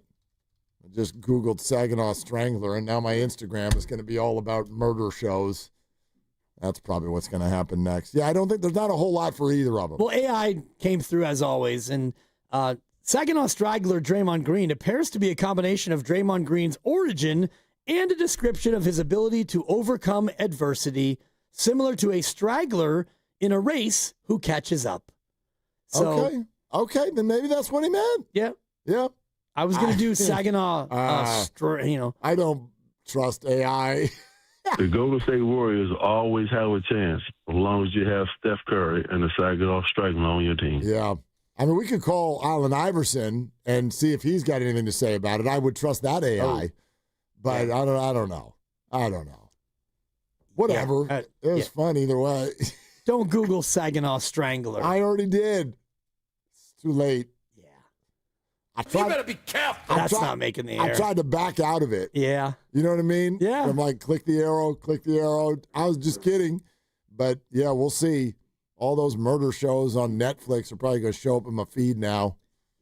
Man, these phones, they're always listening. They're always listening. I don't know if there are two words in the English language. These phones, they can make you sound older than, man. These phones. I love these phones, but what are we going to do about these phones? I don't like that the phone is always listening. So you might be having a conversation about something, and then you go later in the day into a social media feed, and up pops an ad. It's like, I haven't searched for that. Oh, that's right. Mark and I were having a conversation about that. There's no question about this anymore. These phones, man. Yeah, you either want to live on this planet or you don't. You get to choose. I mean, this is what we're doing. Right. Sometimes you got to just do what we're doing. And I do it. I'm not that bothered by it, but you're your own little personal protest with you're like, I'm going to do an Android. Like it's not, again, if you want to open up this can, you can open it up. It has nothing to do with protest. I find these products, and I have a PC. I don't have a Mac, a cute little Mac with a half an apple on it. You're telling on yourself right now. Like, I'm not. I don't like those products. I know you don't. Yike them. It has nothing to do with a protest. No, but it has to do with preference. Yeah, I prefer this. But I think part of the reason you prefer not even a tiny scintilla of it. No, because the whole thing, like what. There's a little sort of an anti in there. Like you don't want to do what everybody else is doing. I prefer superiority, and I think that these products are superior. It has nothing to do with you, Grandy, and Lucas, and how I show up green or whatever I show up. I could give a rat's behind about you three and where I show up. You've been showing up green every Thursday, Friday, and Monday lately. Damn right. Yeah, I was take that for data. Transition right there. Seattle. Yeah, Seattle. Lay the 1.5. Of course I will. Cuckoo. Yeah, cuckoo. The picks are in. Stay tuned. 40 minutes. Yeah, 4:50. And we're going to have to, actually, I'm going to let everybody know, like, because Plax kind of like, he jimmied with our clock a little bit. So I'm going to make it 4:48. Okay. Because I don't want to rush you. No. This is too important. So update, if you want Dibs' picks, you need to be here at 4:48, not 4:50. Be early. Yep. Are you one of those people that thinks if you're not early, you're late? Absolutely. You are? Oh, yeah. And I instill that in my children. Does it work? It does when they have to deal with me, and I love and respect them for that. I don't know what they do in the rest of their world, but when it's a dad thing, they are 2 minutes early. If I tell you got to be there at 1, and so you're actually saying 12:58. I'll be parked at 12:55. But if they show up at 1, are you on them? No. Okay. No, one's cool. Okay, so on time is okay. Even, honestly, I'll give a grace. As long as it's not, we got to catch a train. We should have asked Plax about this. Yeah. Didn't he play for Tom Coughlin? Yes, absolutely. And Coughlin was the one who started fining dudes for not being early enough. Yeah. Be here at 1, and they would show up at 12:57 and be like, "You're fine." Yeah. And they were like, "The hell are you talking about?" That's a tough one. But, and I would always give my kids, depending on the situation, you get 3 to 5 minutes. A lot of times when they were in middle school, I'd pick them up at the meeting spot, and I'm going to give you 3 to 4 minutes. And if you're not there, now I'm calling you, and now I'm angry. Okay. Because I'm picking you up. You could be on the bus. You could be on, AC Transit. Yeah. Or you could be on your tennis shoes. Whatever you could be. Walk. I'm here parked on El Patio waiting for you guys to come on down. So you're going to be there. Anyway, come at me, text line. Boxer. Come on. The Boxer and Gerson work injury attorney's text line said Dibs is a smartphone straggler. Yeah, I mean, because I don't have the iPhone 15 Pro. Draymond is a Saginaw straggler. Dan Dibley is a smartphone straggler. I'm the Samsung straggler is what I am, because I like the Samsung. You're the Samsung struggler. Not at all. That's what you are. My phone is money. Struggling. Yeah. We all trying to text each other videos, and you ruin the whole thing. And leave me out of it. I can't see it. It's tiny. I can't see this. Right. It's never tiny. It might be grainy. And if I send you videos, it usually is grainy. You don't send But that's me any a you videos. problem. Don't send me any videos. I've sent all of you 2 videos this year. And nobody gets them. I sent you a yak-in from my daughter. That was funny. And I sent you a 7 hours from her. 7. She was ready for 7. 7. All right. Anyway. Anyway, speaking of numbers, Steiny was 61 today, and that prompted a call from the great Bob Myers. And we're going in to a really, really interesting weekend. And so I thought this conversation ended up being pretty kind of revealing in certain ways, right? We talked earlier about Monday morning, and what do y'all think is going to be going on when we come back Monday morning? Sure, there's the obvious one. Did the Niners win? Did the Niners lose? All right, we'll all reconvene and talk that out. But will the Giants be searching for a new manager, or will they have backed their current manager, Bob Melvin? And when the Warriors come back from Monday, just so you all know, that's called Media Day. That doesn't mean that it's like the media's running the ship. What that means is there is a one-stop shop availability of everything Warriors. So, for example, when you hear Jonathan Kaminga or Guy Santos or Steve Kerr say, "Hey, Dibs, your picks stink," stuff like that tends to happen on Media Day. Bay Area, it's Steve Kerr. No. Hey, Dibs, your picks stink. Yeah, right? Like that tends to happen. You walk around Media Day with a microphone, and you're like, hey, Leandro Barbosa, say this into a microphone. And they'll do it. But for the team, from their perspective, they're trying to say hello. They're like, this is what we're doing this year. Here's all the giveaways. Here's our new players. Get some pictures. Let's find out what number Al Horford is going to wear. All that kind of stuff.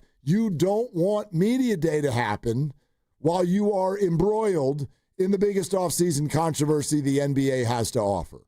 So, do the Warriors, and it was suggested by Tim Kawakami on our show yesterday, do the Warriors kind of start upping the ante a little bit come Sunday afternoon? Like, JK, we got to get this thing figured out. So our offer is on the table, but it'll lower. It'll lower starting tomorrow if you don't take it. And I don't know. I don't know, but there are many who think that the resolution is coming on or by Sunday. And the resolution will not be televised. But very good. Thank you. We should have some idea by the time we get to Monday, because you're right. If the Warriors are doing hi, this is Quinton Post, and they're doing all those different things, the last thing they want is, Trace Jackson Davis is doing his little thing. And question, let's go to Mark in the back. Trace, have you talked to Jonathan? Is Kaminga going to sign? Yeah. What are you guys going to do if he doesn't sign? Do you think it'll be a distraction? Like, the word distraction is going to be used a billion times. Nobody wants that. And actually, there is a functional thing going on here, too. It's not just the ooh, this is annoying, but like Al Horford and DeAnthony Melton and Seth Curry are not allowed. They can't be at media day if they haven't signed their contracts. And if they sign their contracts, then the number that Jonathan is able to make in year one goes down, in theory. So these things all work together. It's why all 4 of these free agent signings for the Warriors have not been announced yet and made official. So there is some cause and effect here. And I don't think the Warriors want to do media day and not introduce their new players. Like that would not be good. That would not be good for the Warriors. It would be terrible. Yeah. And they want this done so that, and even if it gets done, he may not be at media day. Let's just say, Jonathan? Yeah, sure, that's possible. If it all gets done Sunday in some way, shape, or form, no matter how the deal is done, and he's still a Warrior, he may not be, all the way back here yet. And they can just say, well, he's still in transit. He's not going to be here today, but, he'll be here for practice and blah, blah, blah. And he may be super ticked off, too. He may be. Yeah. And, I would almost bet a guarantee that he won't be at media day no matter what. Even if he, I wonder. Let's just say Grandy hits the sounder, whoosh, breaking news, and the deal is done, and it's a 2-year and a player option, and it's a done deal, and Kaminga's a Warrior, and he gets $75 million. I still don't know if they would necessarily want him to be there and want this to be the big part of media day. I don't know. Maybe I'm putting too much into it. I don't know. I will tell you, if it's 2 years and a player option, he'll be there because he'll be all smiles and bells on. And I can tell you, I think the Warriors would get criticized if they do that. They should not do that. I will criticize the Warriors if they do that. Yeah, They should not do that. I would not criticize the Warriors. That's a bad idea. Only if they don't trade him. To me, the worst idea is he signs the qualifying offer and he plays for 7.9. I hear you, but again, to me, the player option thing makes it a much, much less tradable contract. It's going to lower the value of the whole thing and what you can get in return. It is also a precedent they don't want to set with their other players.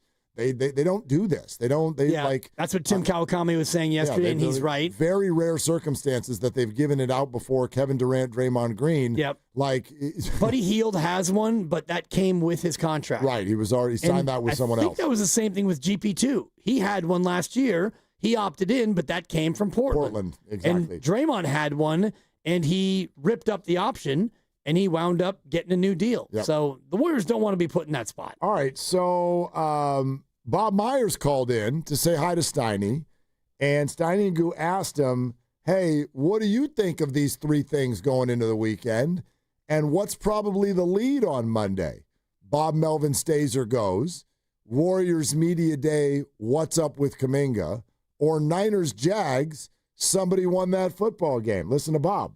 Well, you guys know what people call in about. I'm fascinated by the level of attention Kaminga gets. He gets a ton of attention. And you guys got to explain that. I think he's obviously drafted him.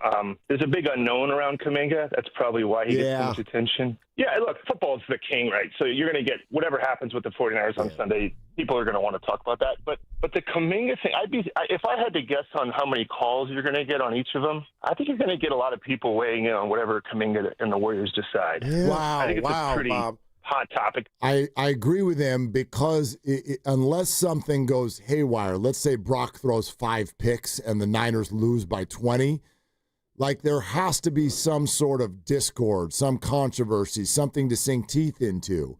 That's the reason why the Jonathan Kaminga thing has had such summer staying power, is there's disagreement. There's disagreement. There's a lot that goes into that. There's emotions, there's disagreement, there's controversy, there's happiness, and there's anger. And that's what makes all of this go round. That's what the internet is. Yeah. So he's not wrong on that. But did you notice something else he said in there, which is I'm really surprised at how much attention this gets. Yeah. And I think that opinion is all over the NBA. And that opinion is based on the idea of like, okay, I get it. You've got a restricted free agent, and you're the Warriors. It's a big brand, and there's some mystery around Jonathan, so okay. But good Lord, this is a whole lot of you-know-what over a player who has not even established himself as a starter in this league. Like that, you don't find that anywhere. You will not find a comp to this. in the NBA. This much talk about someone who isn't even a starter and has not ever been a star in this league. Whether or not you think he will be, I don't think you can't argue what I just said there. He has not been a star in this league. Not yet. No, and yet he is getting a lot of this attention. And you mentioned Quentin Grimes before, and just doing a quick search on the Quentin Grimes stuff. How's it going? It's a lot more quiet. Daryl Morey, I think we will get a resolution in the next few days. And so it's more a sense of, look, we want to get this resolved, and Quentin probably wants to be there and he wants a certain thing and we're not sure what we want to give him. This situation's a lot more volatile because it's pretty clear, and Jonathan Kaminga has never come out and said, I don't want to be here, but the sense from his camp, and we had his agent, Aaron Turner, on the station for an hour, and he made it pretty clear that there are certain things he wants, and it's obvious that the things that he wants aren't available here. And so if you do 1 + 1 = 2, you realize that he pretty much doesn't want to be here. Quentin Grimes last year was able to go out and cook. He averaged 22 a game. He put up 50. I think, yes. Was that on the Warriors? No, I think it was a little less than that on the Warriors, but he had a big night. Right. And he had many big nights. They were terrible. He was awesome. And so it's not a question of, do we want him or does he want to be here? I think both of those are true. But in this one, there's so much more acrimony below the surface that's what makes this more compelling. I'm glad you brought up the Aaron Turner appearance here on 95.7 The Game. That and other appearances around the league, Brian Windhorst's podcast and things like that. Bob Myers, who of course was an agent prior to running the Warriors as their GM, the guys asked him, hey, when you were an agent, would you have ever done something like that? Would you have gone that public and negotiated that hard in the media as opposed to behind the scenes? Here's his answer. Did you ever go public with something like that, or I never did that. you? I never did that. But you know what, guys? The world is different now. It's a different world. It's a different people. There's no private. Everything's public. Everything's videotaped. Everything's filmed. Everything's social media. So I don't think anything. There's no boundaries anymore. I wouldn't have done it, but people weren't doing that 15 years ago. But now, agents are out there. People know who they are. They have a power, and It's just not me. He's not wrong, but when you say, like, hey, agents are out there now, sure, they're out there more. You even notice when somebody, like, this is the stupidest thing that happens on the internet, which is like some player will sign, let's say somebody signs with the Denver Nuggets, and then there'll be a follow-up tweet from a Woj or a Ramona, or if it's in the NFL, a Schefter. There'll be a follow-up tweet and be like, well, the deal is worth $102 million and was negotiated by Bob Jablonski from, and it's like nobody gives a rip except for the agent. And so the agent's like, here's the deal that we're going to strike. I'm going to give you the information, and you're going to give me a little pop on your Twitter feed that has 5.1 million followers or whatever. So that's the give and take. So yes, agents are more out there, but go ahead and give me the other agent who did this. Well, not this in that form. You ever seen an agent do what Aaron Turner did last week? To go on multiple shows and podcasts and the rest of it? No. And tell them, by the way, I'll stay for as long as you want me. Pretty much. And it was only because he lost connection with his AirPods that he even left. I'm looking at the Quentin Grimes situation, and his agent, apparently David Bauman, had said to Hoops Hype that they were disappointed not to receive a formal offer until this week. And this is a story that posted today. You know what they offered Grimesy? Apparently they offered him 4 years and $39 million. Oof. That's about 9.5 average annual. Basically what the offer is, it's you play on the qualifying offer, 8.7, and then we're going to give you an 8% raise for the next 3 years. And Grimes thinks that he's more of a $20 to $25 million player. So those sides are even further apart, I think, than Kaminga and the Warriors. But to your point, I don't know if Michael Bauman went on Philly radio WIP and went on to multiple platforms and on and on and on. And yet these two sides are way further apart than the Warriors and Kaminga. The Warriors and Kaminga are just one little box away Player option, It's a big team box. option. Yeah, it's a big box, though. What's in the box? It's an option. Some acrimony. Totally, right? Yeah. But, I mean, just putting it into some context, if the Warriors would have offered Kaminga 4 years and $39 million, I mean, my goodness. Kaminga thinks he's almost worth $39 million per year. Right. But like you've said all along, that's my the issue Warriors with have it. come up to 25 average. And they're right. Like, again, I like that Grimes is like, I'm a $20 to $25 million player. Fine. So is Jonathan. I don't know why Jonathan thinks he's a $35 million player. Nobody thinks that. Nobody thinks that. I don't know. But that's what Jalen Green got. So what? And that's what Jalen Johnson got. And he's not those guys. Right. Even Giddey got, I think, 4 years and 100, which is 25 a year. He's not that guy either. He's not as good as Giddey. So anyway, I'm totally with you, but I just was thinking about, as you said, is anyone else doing this? And I just saw this report where David Bauman didn't go on podcasts and radio and with Windhorst. He just talked to somebody from Hoops Hype. I appreciate 650 on the text line, boxer and Gerson work injury text line. I know another agent who did it. His name was Jerry Maguire. Yep. Yeah, that one. Yeah, that was. Yep. Show me the money. We're sponsored by the California Office of Traffic Safety and Caltrans. This Sunday, be back at Laughing Monk, Sunnyvale. Kickoff show, food, drinks, games in the parking lot. The show at 10 a.m. with Evan Giddings and Lo Neal. The early games on all the TVs. And then if you're going to go to the Niner-Jags game, a free shuttle to and from the stadium if you want to hop on. Go to 957thegame.com because you got to sign up. Click on the kickoff show graphic and then click on the Eventbrite link and sign up. So we hope to see you there. And those spots are going quickly. So make your plans now and get on over to our website and sign up. Okay, 888-957-9570 the number. Let's go back through and get to some of the Shanahan sound from earlier today. Brock Purdy is playing. He is the starter. Mac Jones is questionable as the backup. But furthermore, we are exactly 21 minutes away from money. Money Dibs. If you like money, you need to be here at 4:48. That is when we launch into the 2 picks for Dan Dibley, who is 13-2 this year. That's a big number. That's a big number. So that's Willard and Dibs. My mom, my papa, my daddy. Where's the cow change? On the freeway, right next to speeding cars. Please be careful. Be alert. Be work zone alert. Brought to you by the kids of Caltrans.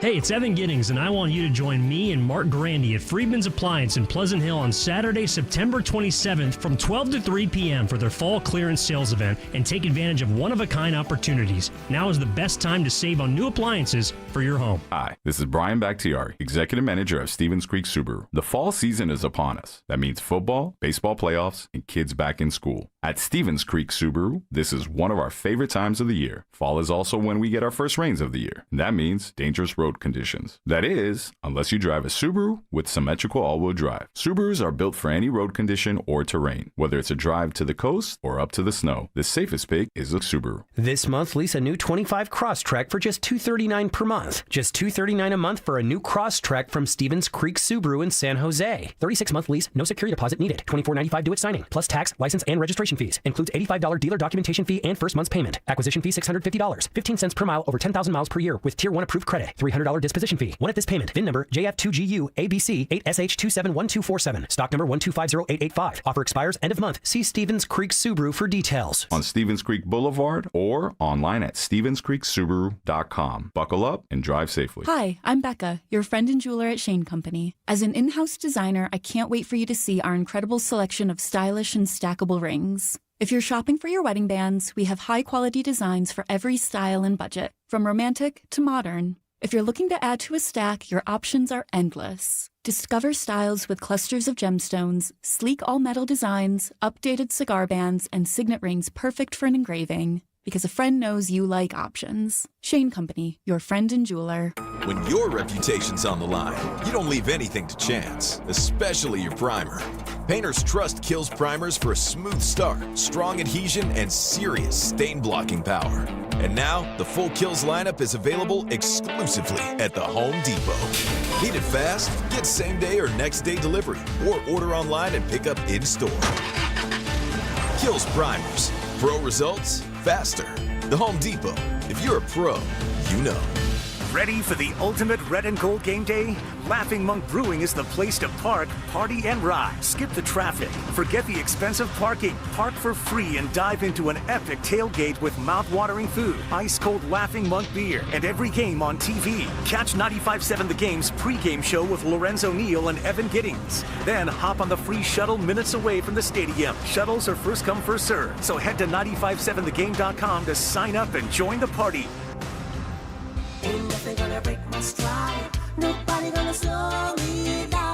Don't let pneumococcal pneumonia break your stride. If you're 50 or older, you're at increased risk. So be proactive with Capvaxive pneumococcal 21-valent conjugate vaccine to help protect against invasive pneumococcal disease and pneumonia caused by certain types of pneumococcal bacteria.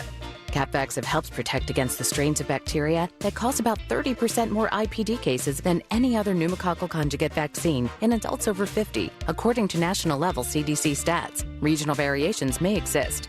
Don't get Capvaxive if you're allergic to the vaccine or its ingredients. Tell your doctor if you have a weakened immune system. Common side effects include injection site reactions, feeling tired, headache, muscle aches, and fever. Capvaxive does not protect against all strains. For more information, call 1-800-927-8888 or visit capvaxive.com. Ask your doctor or pharmacist about Capvaxive.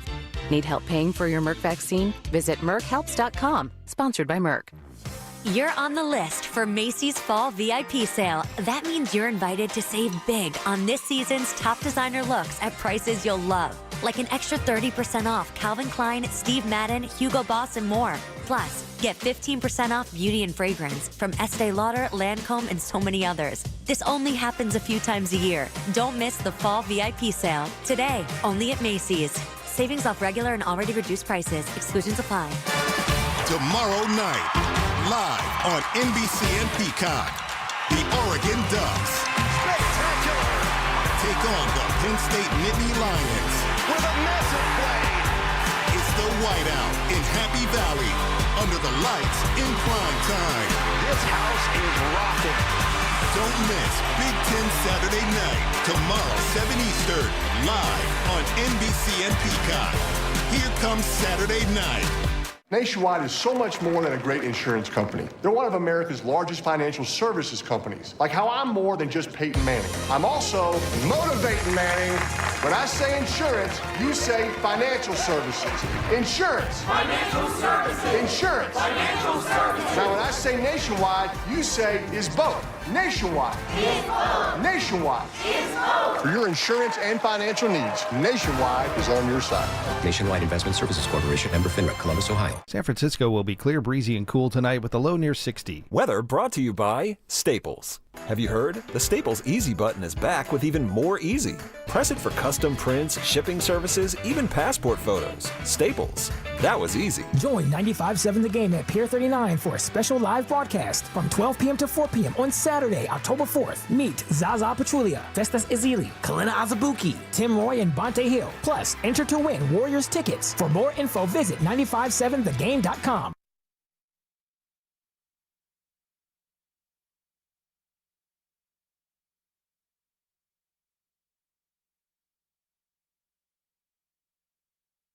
What did you do? It's everywhere. People are calling. What are you talking about? Oh, that. Was it good? She said, oh, it was good. Now, back to Will and Dibby on 95.7 The Game. Herm Edwards talking about it doesn't matter what. One of those human beings where I could listen to that guy read Green Eggs and Ham. Yeah. Little engine that could. He was telling his wife about the rant, and she said, you play to win the game. That rant. She's like, what did you do? Was it good? That's my favorite. What did you do? It's everywhere. People are calling. Yep. I give him a 4 for his Mrs. Edwards. Was it good? Yeah, it was. Oh, it was good. Yeah, it was good. It was good. That's great. You know what else was good was something Robert Saleh brought up in his media availability today that then ended up in Liam Cohen's media availability. Liam Cohen is the head coach of the Jacksonville Jaguars. We'll let you hear that in just a second. Dibs' pick is 14 minutes away. I'm excited. I'm nervous for you. The picks are in. Yeah, all right. I'm just not nervous. I know you're not, and you weren't yesterday. Yeah. So I'll be nervous for you. Good. There's a lot and of you can try line. to pick the pick. Yesterday you picked incorrectly. I'll pick the pick. There's two games. You've got Jacksonville getting I already know 3.5, right? Yep. At the Niners. Or actually, and I think it's just 3. Is it 3 or 3.5 right now at this hour? And Green Bay is minus 6.5 at Dallas. I think, right? Right, yeah. Oh, maybe the Niner game did go to 3.5 in some books. What do you got it at right now, Grandy? Yeah. And Green Bay, I've got at 6.5. Okay. I have Niners by 3.5 and Packers by 6.5. Okay. I'll check again in 15 minutes. I picked the picks. Okay. I've got it. Since you started picking the picks, you're 0-1, and I'm 1-0. So we'll see how this goes. It's kind of fun. Yeah, the pick thing does not matter for anyone because no one can make any money on that. But if you pick my pick, you get the win. We don't even have to see how it plays out. Oh, well, understand, this is not me, like, I am not picking against you. No, you're picking what you think I'm going to pick. Right, which I don't think I don't think you can actually gamble on that in the real world. You can't, but it's fascinating. I can't go to FanDuel or DraftKings right now and be like, where can I bet on what Dibs is going to bet on? In order for that to become a thing, Dibs is going to have to be 1,002. Which is allowed. It's on the table. Another 987 in a row. Let's go. Yeah. How many years would that take? A bunch. Lord knows I'll still be working. But we got Kyle Shanahan as well. So here's the is Brock starting? Injuries for the game. We got Jordan Watkins out, CJ West out, Renardo Green questionable, Juwan Jennings questionable, Mac Jones questionable, Connor Colby questionable, Ricky Purcell questionable. Go ahead. That means that Brock will start. Yes. Brock will start. Okay. How did Purdy look this week versus last week?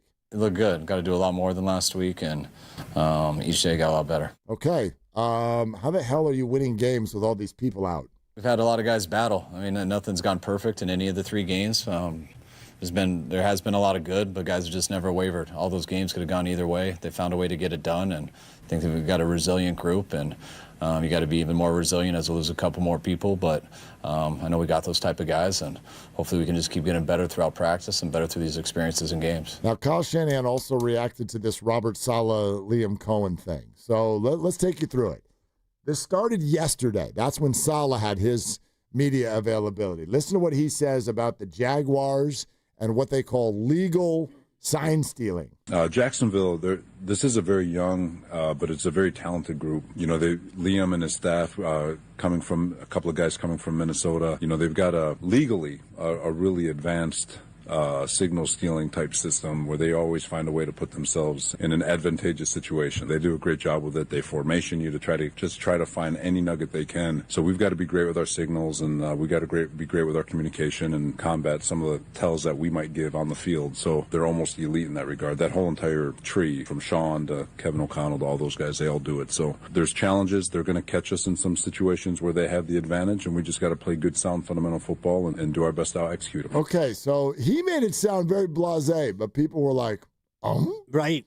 They're very good at legal scene stealing, signal stealing. Right. So then they asked him more about it. Who are they stealing signs from? Robert, stupid question, but who are they stealing the signals from? You know, that's the ultimate trick. You know, whether it's people from the sideline or whether it's our individual hand signals, whatever nugget they can find, they catch it, and they always happen to find themselves in good situations based on the coverage you showed.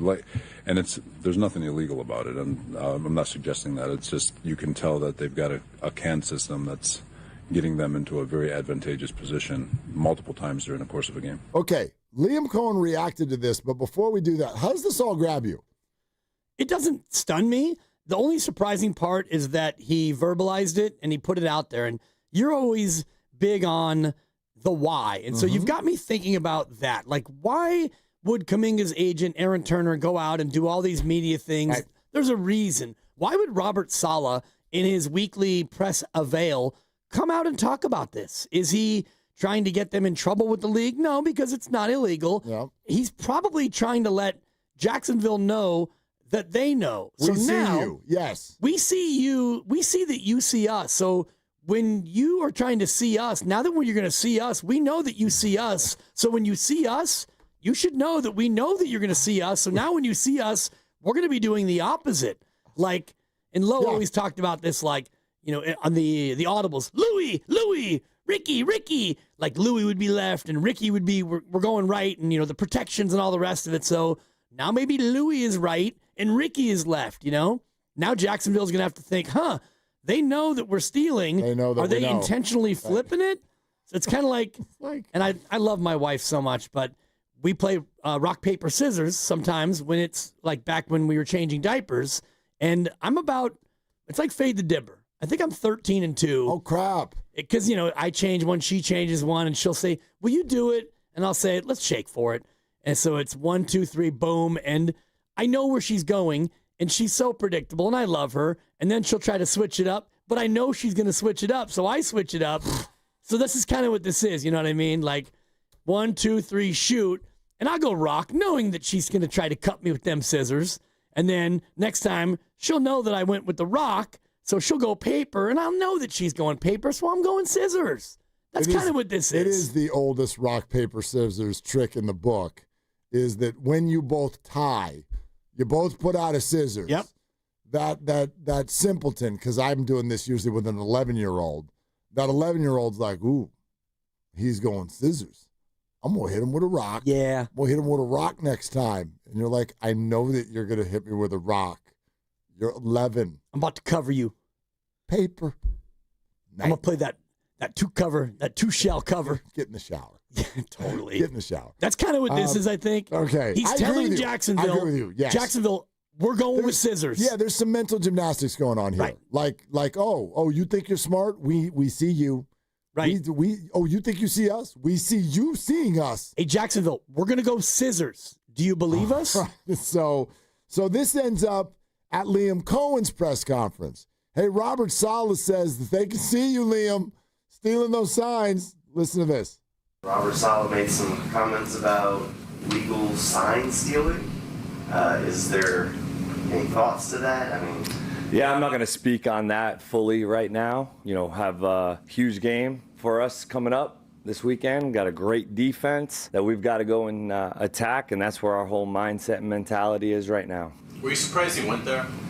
Yeah, again, we're really trying to focus on a darn good defense that we have to go and try to go attack, and offensively get better, about us getting better, putting it together for 4 quarters and trying to create some explosives in the pass game, some of those things that we're, trying to get better at as an offense. And so that's where the focus is right now. Wow. So, a complete non-answer of the situation by Liam Cohen. So then the media keeps trying to maneuver through this. I didn't know the Jacksonville media hit this hard, but they're coming at him.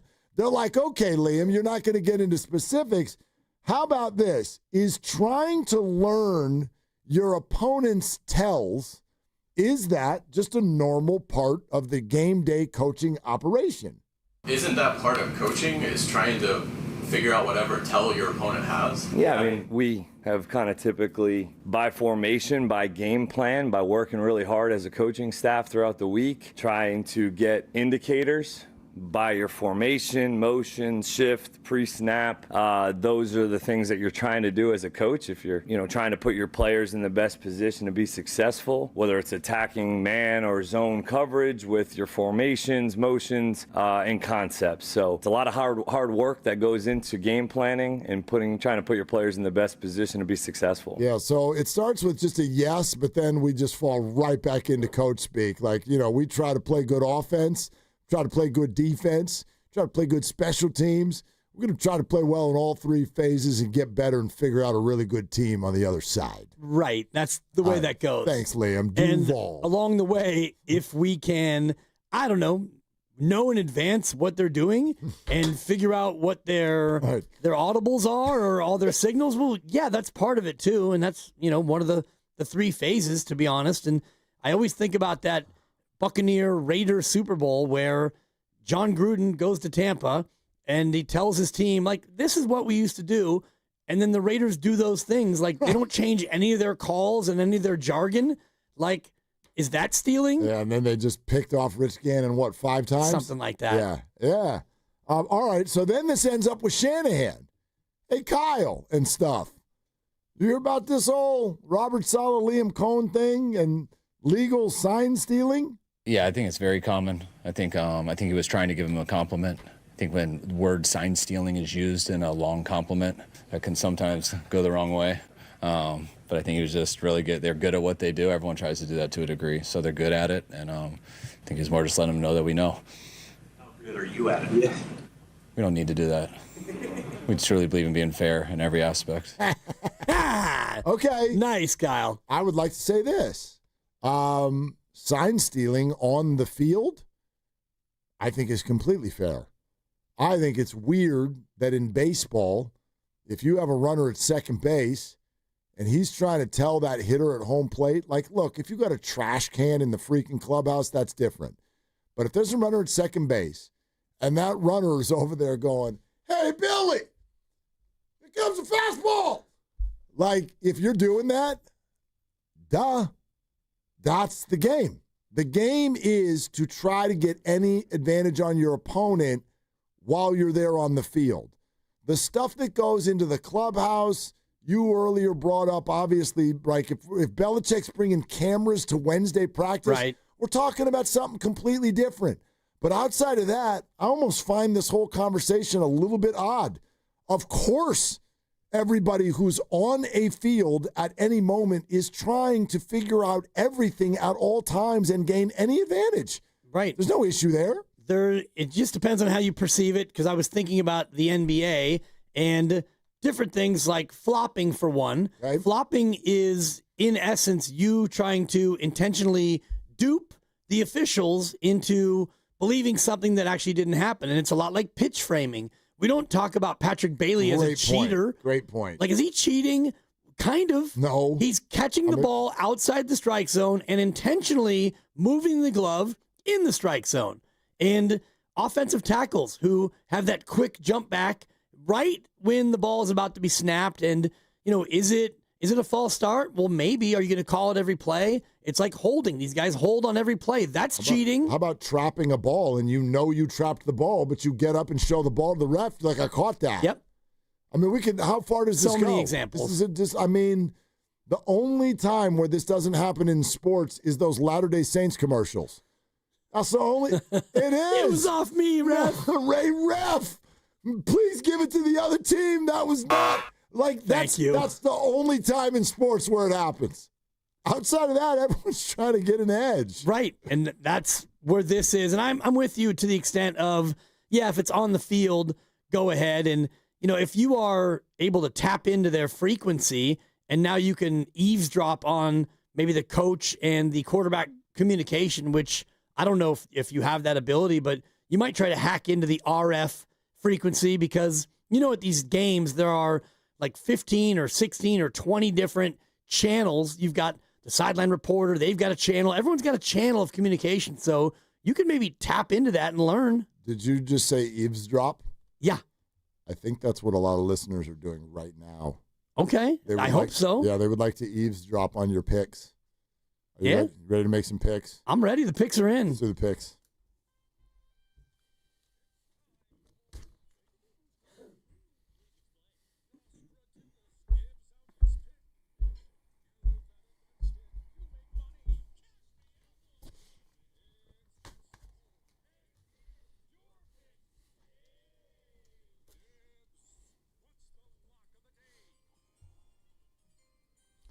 All right, into the weekend we go. That means we get to double our pleasure, and Dan Dibley is still hot, not just hot, blazing hot, absolutely hotter than the sun, on a run like the sun. Here we go.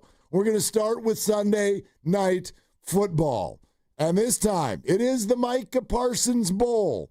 Green Bay in Dallas. Green Bay coming off a frustrating loss. Dallas, just as always, coming off a loss. They also lost Micah Parsons. He'll be back in the building this time. He'll be wearing green and yellow, the Green Bay Packers. Our road favorites, 6.5 is the number. Dibs. Well, Kelly Rowland, famously of the Destiny's Child supergroup, shout out Beyonce. Yep. She had a song, her big hit as a single, which was called Motivation. And so I look at this game. You know what that is. And it's a motivation sensation, is undoubtedly what that would be. And I think about the motivation in this one, and it's going to be a lot of it from Micah Parsons going back to take on Dallas and to show Jera and show all the Cowboys exactly what they're going to miss. Additionally, the Cowboys are coming back home after another dud in Chicago. Green Bay also highly motivated by the fact that they laid an egg in a game that they should have won against a good defense, but Jordan Love was terrible. They were patently bad across the board. The number of 6.5 plays right into the reality that a lot of these games are one-score games, but I think that this one won't be a one-score game. I see a motivated Green Bay going into a Dallas situation where the Cowboys, they're not tanking. They're just bad. They're bad. Their defense stinks. I think that this is a Packers boondoggle. We're going to take the road team and lay the 6.5. Woo! Okay. All right. Packers minus 6.5, and go ahead and pay me. I bet the plus 900 that boondoggle would come up this segment. So very exciting about that. Yeah, that was big. Out one time. There you go. All right. So that's pick number 1. Green Bay minus 6.5. I ain't fading that. I'm going to pick the Cowboys. Tough to pick the Cowboys, yeah. I'm not fading that. But here comes the emotional one. This is the one that's difficult because a lot of our hearts are involved. But the Jacksonville Jaguars will visit Levi Stadium coming up this weekend. And the 49ers are not just favored, but they are favored by more than a field goal. It has gone from 3 up to 3.5, more than just the stock 3 for being at home. Brock Purdy is back. That might have factored into why the numbers got a little extra juice to it. Let's find out if it got Dan Dibley's attention. The Niners, minus 3.5. Dibs? Got my attention for sure. And Brock is back, and he won't be 100%, but who is this time of year, as we always say. Couple of puzzling starts because Jacksonville at 2-1, they lost to the Bengals, who lost Joe Burrow in that game. Their defense has been mostly really good. And then I watched the Houston game back again with the Jaguars, and they tried to lose that game a number of different times, but Houston's offense is just absolutely terrible. C.J. Stroud is in a bad way. I don't know what to make of Jacksonville, and the Niners equally puzzling. 3-0, but by the hair on their chinny chin, they've got injuries, and I worry about the Niners against a good Jaguars defense, and now the Niners don't have Nick Bosa. So I thought about this. I went back and forth, and I eventually thought, you know what? When you look at it, and it's not only about Trevor Lawrence, and I like him more than most, but I look at 3.5, and I say, you know what? I can't not take Jacksonville in the 3.5. So that's what I'm doing. I'm taking the Jaguars in 3.5. Goosh. Hey. All right. Now, Lucas and Grandy are clapping. They're fading you. Yeah, oh yeah. I like to abstain from going with you or against you on Niner games because I just don't like betting Niner games. I don't like betting Niner games. I don't want to be out here ticked off if the Niners win by 3. I don't want to do that. I want to be happy if the Niners win by 3. I want to be happy for you if the Niners win by 3. Yeah. I also want to be happy for me right now. Oh. YouTube. Show it. Eat it. What does that say? What does that say? Jackson the points. Green Bay laying the points. I picked the picks. It's a nice bounce back for you. I picked the picks. Yeah. I think the Green Bay one was a layup. And I mean, Jacksonville. I think Green Bay's the pick of the week. Yeah. On the whole NFL board, I think that's the pick of the week. My most confident pick is Buffalo minus 16.5. Oh, that's just too many. I got burned last time. Yeah, I know. It's so many points. It's like basically telling the Saints they don't even play in the NFL, which I don't know if they do.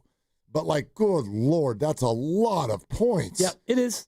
Whew. It is. And, I honestly, Niners win 20-17, and I cover. There you have it. I mean, that would be a classic Dibber 2025 result. Granny and Lucas, you think the Niners are winning by 4 or more? Yes. Yeah. Why? Because Dibs said otherwise. Yeah, I've been wrong a lot lately. Brock is back. What are you talking about? Yeah. Fading the Dibbers. It's dangerous. Demarcus Robinson getting a touchdown. Oh, all right. Well, I mean, I'll tell you what. I got an idea. Why don't we go out to the guy that literally helps set the damn lines? Okay? He's with DraftKings for years. He ran the Wynn Sportsbook in Las Vegas. He's one of them dudes. He's the paisan. That's John Avello with DraftKings, and he is going to join us coming up next. And let's find out if he'll fade the dibber. I mean, we're brought to you by Fremont Bank. Here for you, here for good. John Avello next on Willard and Dibs. Meantime, it's Dan Dibley here to talk about Fremont Bank. And obviously, I've been making a lot of trips to Fremont Bank lately because your boy's been hot. And I'm happy to go there and make these deposits because of the family-owned feel that you get from the bank that is exactly family-owned. They started it 61 years ago in 1964, and they've done a great job of creating this community around banking, but really around people, because when you deposit your money with Fremont Bank, it gets reinvested into home ownership and philanthropy and businesses and nonprofits and everything else that makes the Bay Area so great. It's a local ecosystem that has been created around these Bay Area communities, and they're in a lot of them. They've got 21 branches throughout the Bay Area, all the way East Bay and the South Bay, and right here in San Francisco as well. Your hard-earned money goes to work right around you, and it's fun to see that as opposed to putting your money into a big box bank and not knowing where that money goes. You know where it goes here, and it's right back into your community. It's the true definition of full-service banking with no compromises. It's Fremont Bank, here for you and here for good. On Saturday, October 4th, Pier 39 is throwing a party right on the waterfront. Now our iconic views and bay breezes come with drinks to go. Grab a cocktail, mocktail, beer, or wine from one of our restaurants and take it with you as you explore the pier. Plus, live music, party games, sea lions, fun for the whole family. What more could you ask for? Enjoy dancing, street performers, special deals, and that one-of-a-kind Pier 39 flavor. We're bringing the atmosphere, you bring the crew. Pier 39, Pier for the fun. Learn more at pier39.com/entertainment zone. Come into Freedman's Appliance in Pleasant Hill, September 26th through the 28th for their fall clearance sales event. Take advantage of factory direct prices, one-of-a-kind opportunities, special pricing on floor models, and convenient financing. Save on new appliances from trusted brands like Miele, Bosch, Electrolux, LG, and Maytag.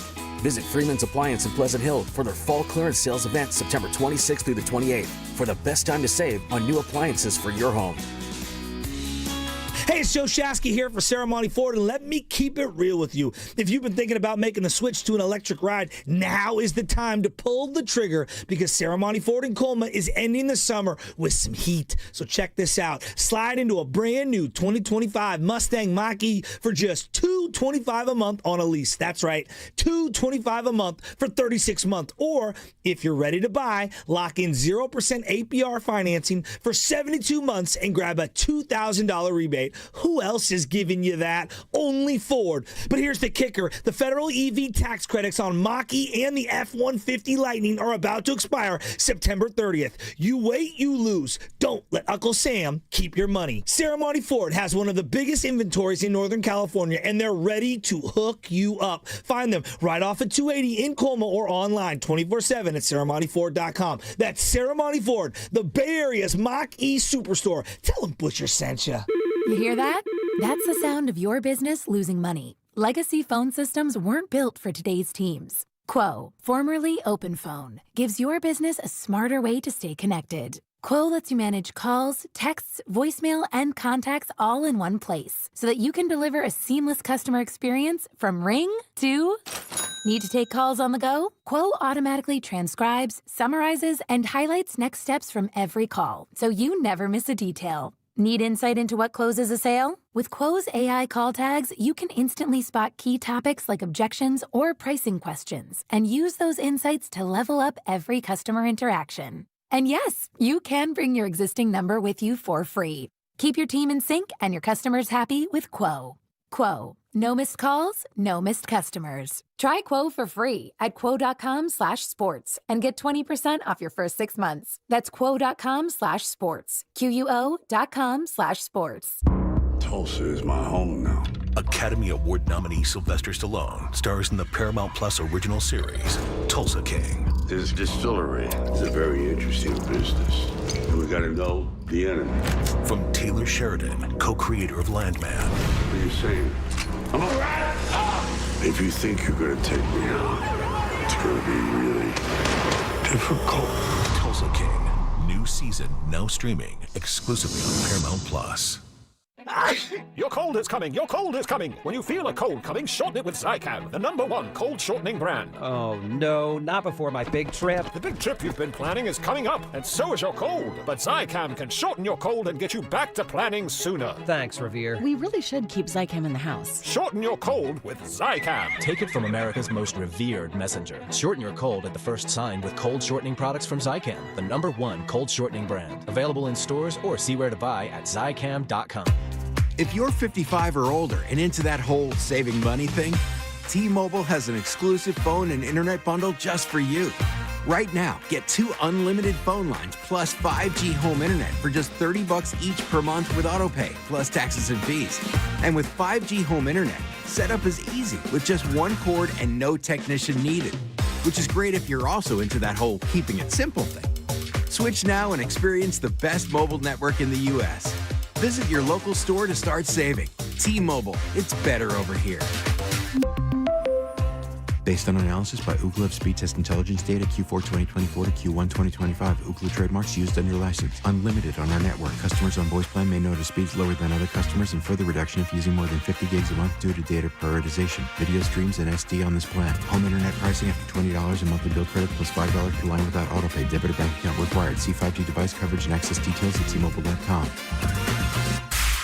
You're listening to 95.7 The Game, KGMZ-FM and HD1 San Francisco on Odyssey Sports Station and the home of the Golden State Warriors and Valkyries. Always live on the free Odyssey app and now coming to you live from the Laughing Monk Studios.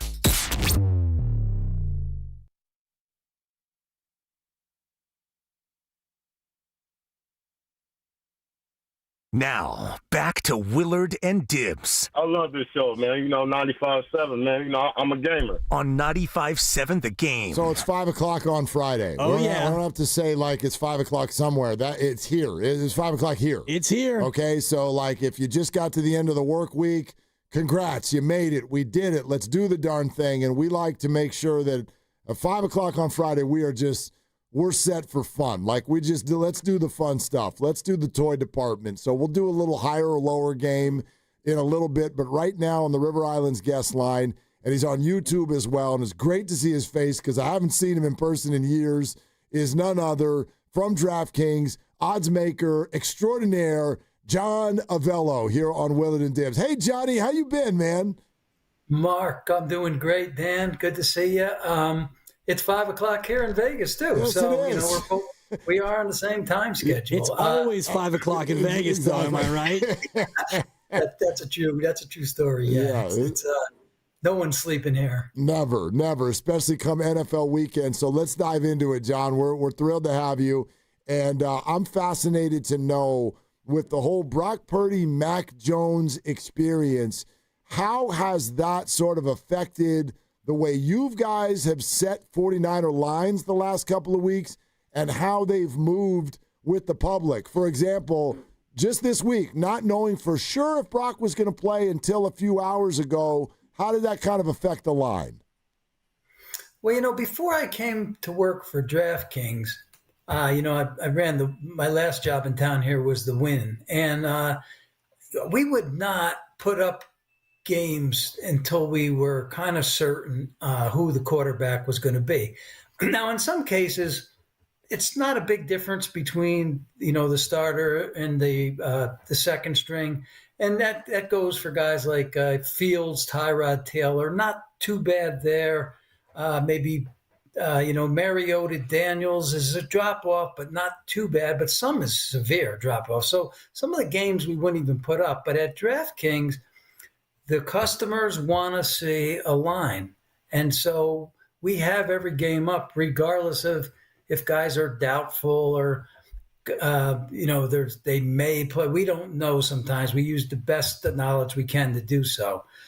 In this particular game with the Niners-Jaguars, our look-ahead line, we always put up the week following's lines. We opened this up 4.5, thinking that Purdy was going to play. And we were right, he is going to play, but it did get bet down a little to 3.5, and that's where we stand right now.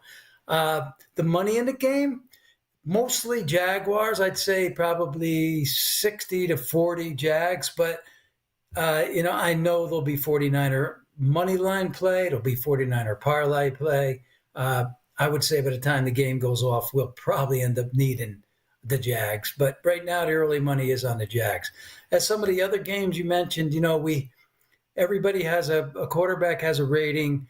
We have a second string. We decide how many points that second string might be worth. And of course, it's the opponent too. So a lot of adjustments lately over the last couple of weeks. We're so early in the season to have this many major adjustments. The old axiom is that the home team gets 3 against the spread in the NFL, but is that true? Are there some home teams and home sites where it's either more or less than 3 points? Absolutely. The Giants don't get 3. The Jets don't get 3. Tennessee doesn't get 3. Those teams are 1.5 at the most. Some teams are higher. Seattle's always been a team that's a little higher. That home field's very strong. Chiefs, very strong home field. That's 3 or even more, 3.5.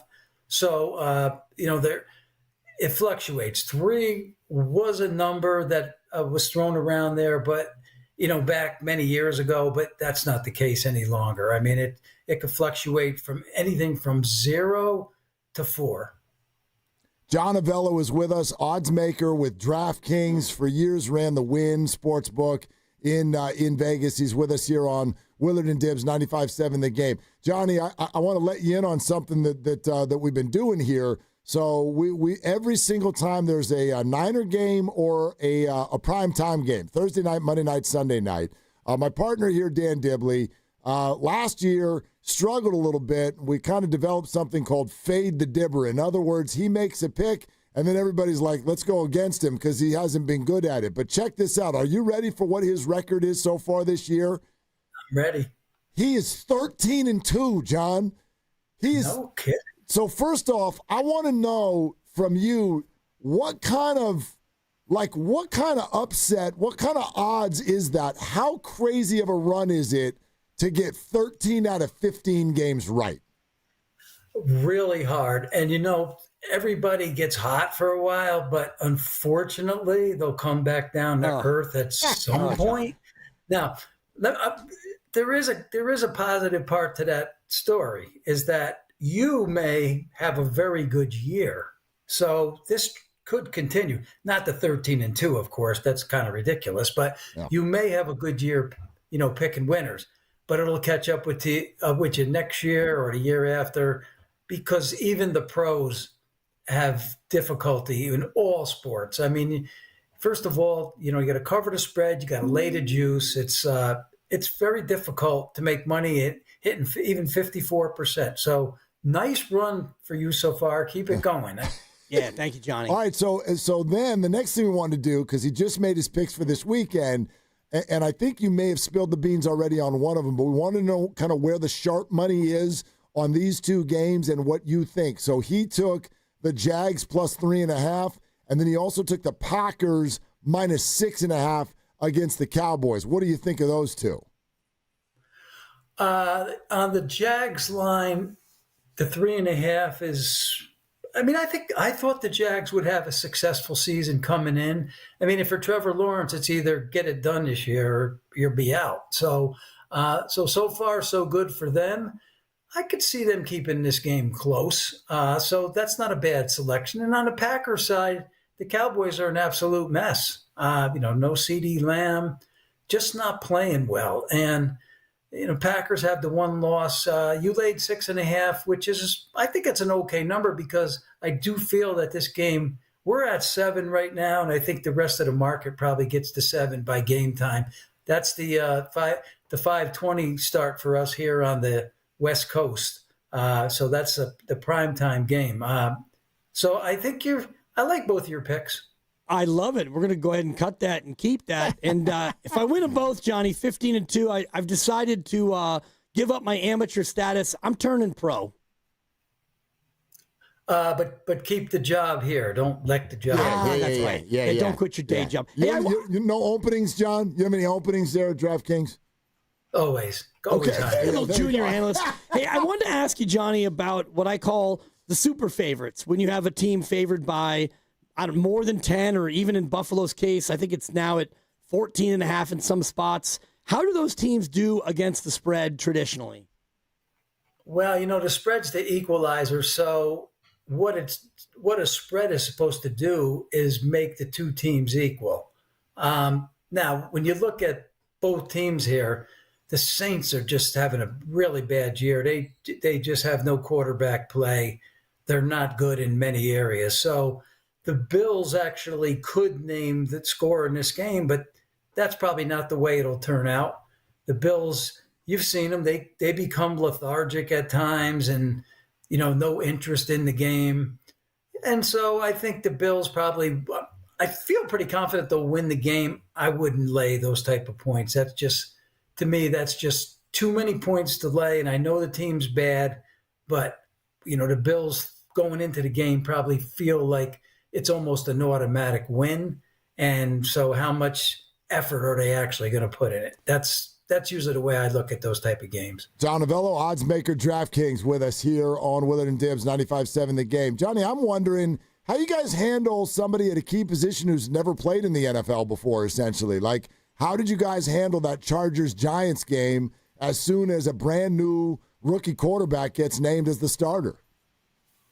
Well, first of all, I'm a big Giant fan and have been my whole life. Hey. And I said that anybody that would get Jackson Dart during the draft could possibly hit the jackpot. There's always this type of quarterback that comes out that excels.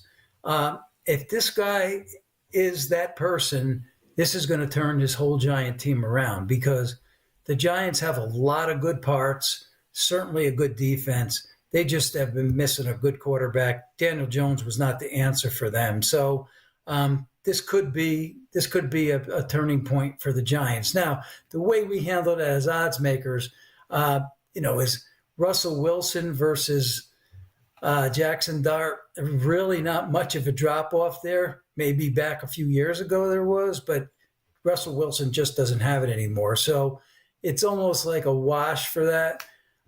My personal opinion, I am a Giant fan, so, it's kind of a little bit of heart in there. I feel like the Giants can hang around in this game. Against a guy like Mahomes, it's difficult because he's elusive. He's tough to get your arms around. But Herbert's he's a drop back guy. He doesn't run that well.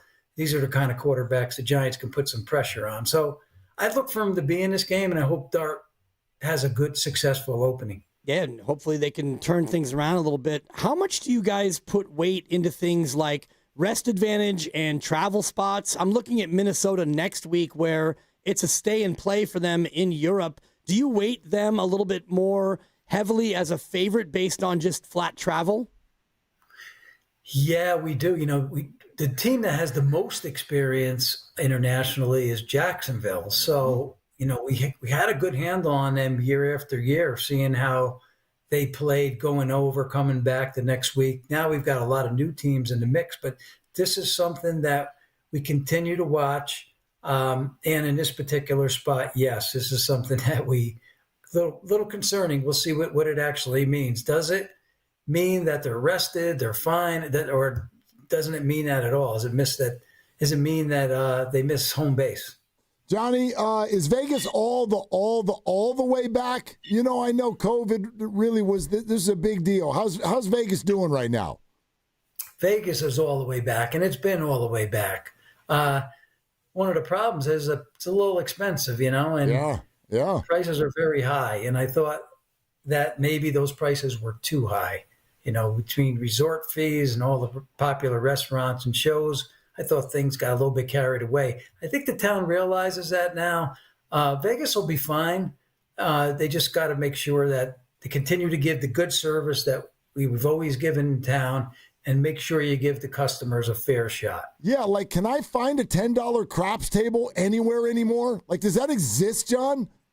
Yeah, you can, but it's probably, it's not on the Strip. It's probably a local place. It's probably like the M out here where I live, or it's, one of those either stations or coast properties or one of those. So, okay.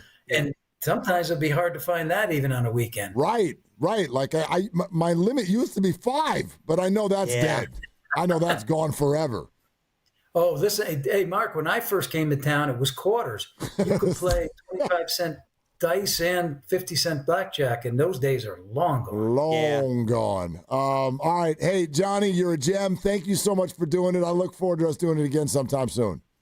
Thank you, guys. Have a good night. Thanks, Johnny. Look for my resume. It's heading your way. John Avello, DraftKings, he's hiring, but you ain't going to beat out Dibs. Yeah. You're not going to beat out Dibs 13-2. He likes the picks. And we're going to have to, hey, I'm John Avello from DraftKings. Hey, Dibs, I like your picks. Yeah. I mean, he didn't love your picks. No, he but liked them. 60% of the money on Jacksonville. And I do think that he's right about that Packer-Cowboy game. If you want to get it, go get it. It's going to go up. Yeah. It's going to go up. Yeah, and I think in my pick'em pool it's at 7, and then you mentioned it's 6.5. 6.5 right now. It'll toggle. I like both your picks. Okay. I mean, we got to edit out both, if you wouldn't mind, Grandy. That way we can have it evergreen.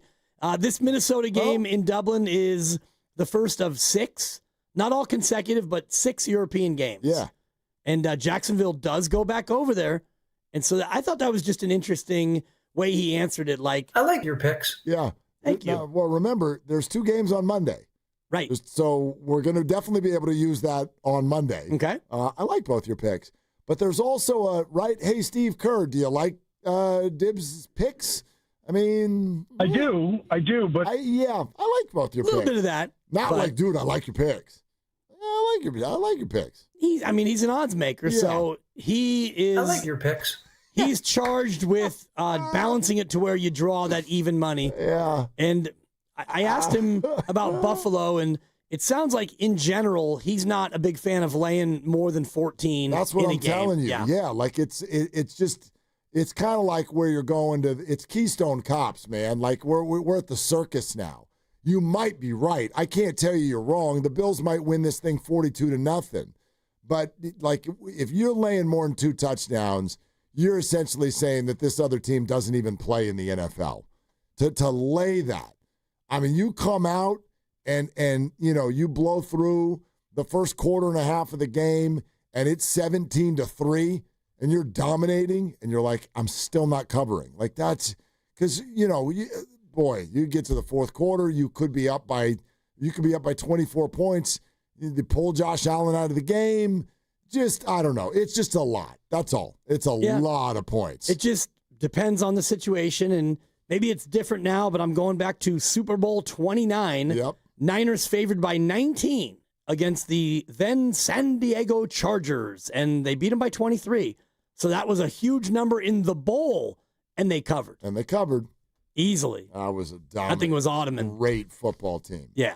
What was the number? What was it? 19. 19. By the way, they didn't cover by much. Well, they got the Chargers got a garbage time touchdown to cut it to 23. This is what I'm saying. Right. They only won by 23, and they dominated that game. Yeah, true. Dominated that game. So, anyway, that was a fun discussion here on 95.7 The Game, presented by Paramount Plus. Sylvester Stallone is back in the original hit series Tulsa King. This season, Dwight faces his most dangerous adversaries yet, forcing him to fight for everything he's built and to protect his empire. Watch the new season of Tulsa King, now streaming exclusively on Paramount Plus. Speaking of exclusives, there's no other show in America that will give you this. This is not even a show original. This is just a Dan Dibley original, and it has nothing to do with gambling or you making money. It does have everything to do with the pride of 3 human beings. 3 of my favorite human beings. Yours truly. Yep. Mark Grandy and Lucas Alexander. Director of Sports. 95.7 The Game, Odyssey, San Francisco. But it's called Higher or Lower. And we're about to do this thing, and I know you've got a special theme for the day. I believe I have 2 wins. Grandy has 2 wins. Lucas has 1 win. Lucas has a win. Yep. All right, so let's put it all on the line. Let's play higher or lower. Let's go. Let's do this.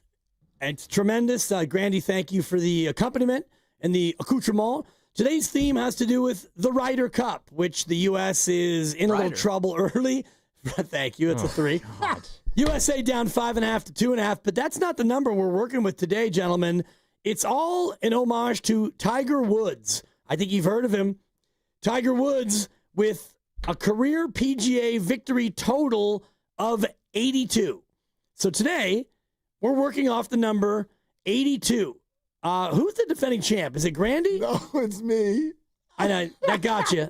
That got you right there in the jugular. Oh, God. Mark Willard, are you ready? Yeah, probably. Mark Grandy, are you ready? Yeah. Lucas, clean up your act. Are you ready? The number's 82, Willard. I know you missed the last about 3 minutes. I got it. He was down for the count. That's just my dad's age. Okay. I think. Yeah, and he's not. He will not be featured in today's higher or lower. No, his birthday is in November, and he's turning 83. All right. He's 82 years old. I will read off 10 items, and it's up to you, and all of you playing along in the car, is the item that I read off higher or lower than 82? So we're all ready?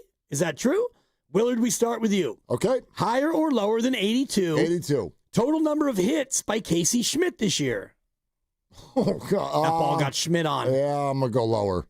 And Grandy? I'll go higher. And Lucas? Higher. It is lower. Yes, sir. Dang it. 73 hits for Casey Schmidt. Number 2, we stay with Willard, who's in the lead. Total number of years since the official end to World War II. Higher or lower than 82?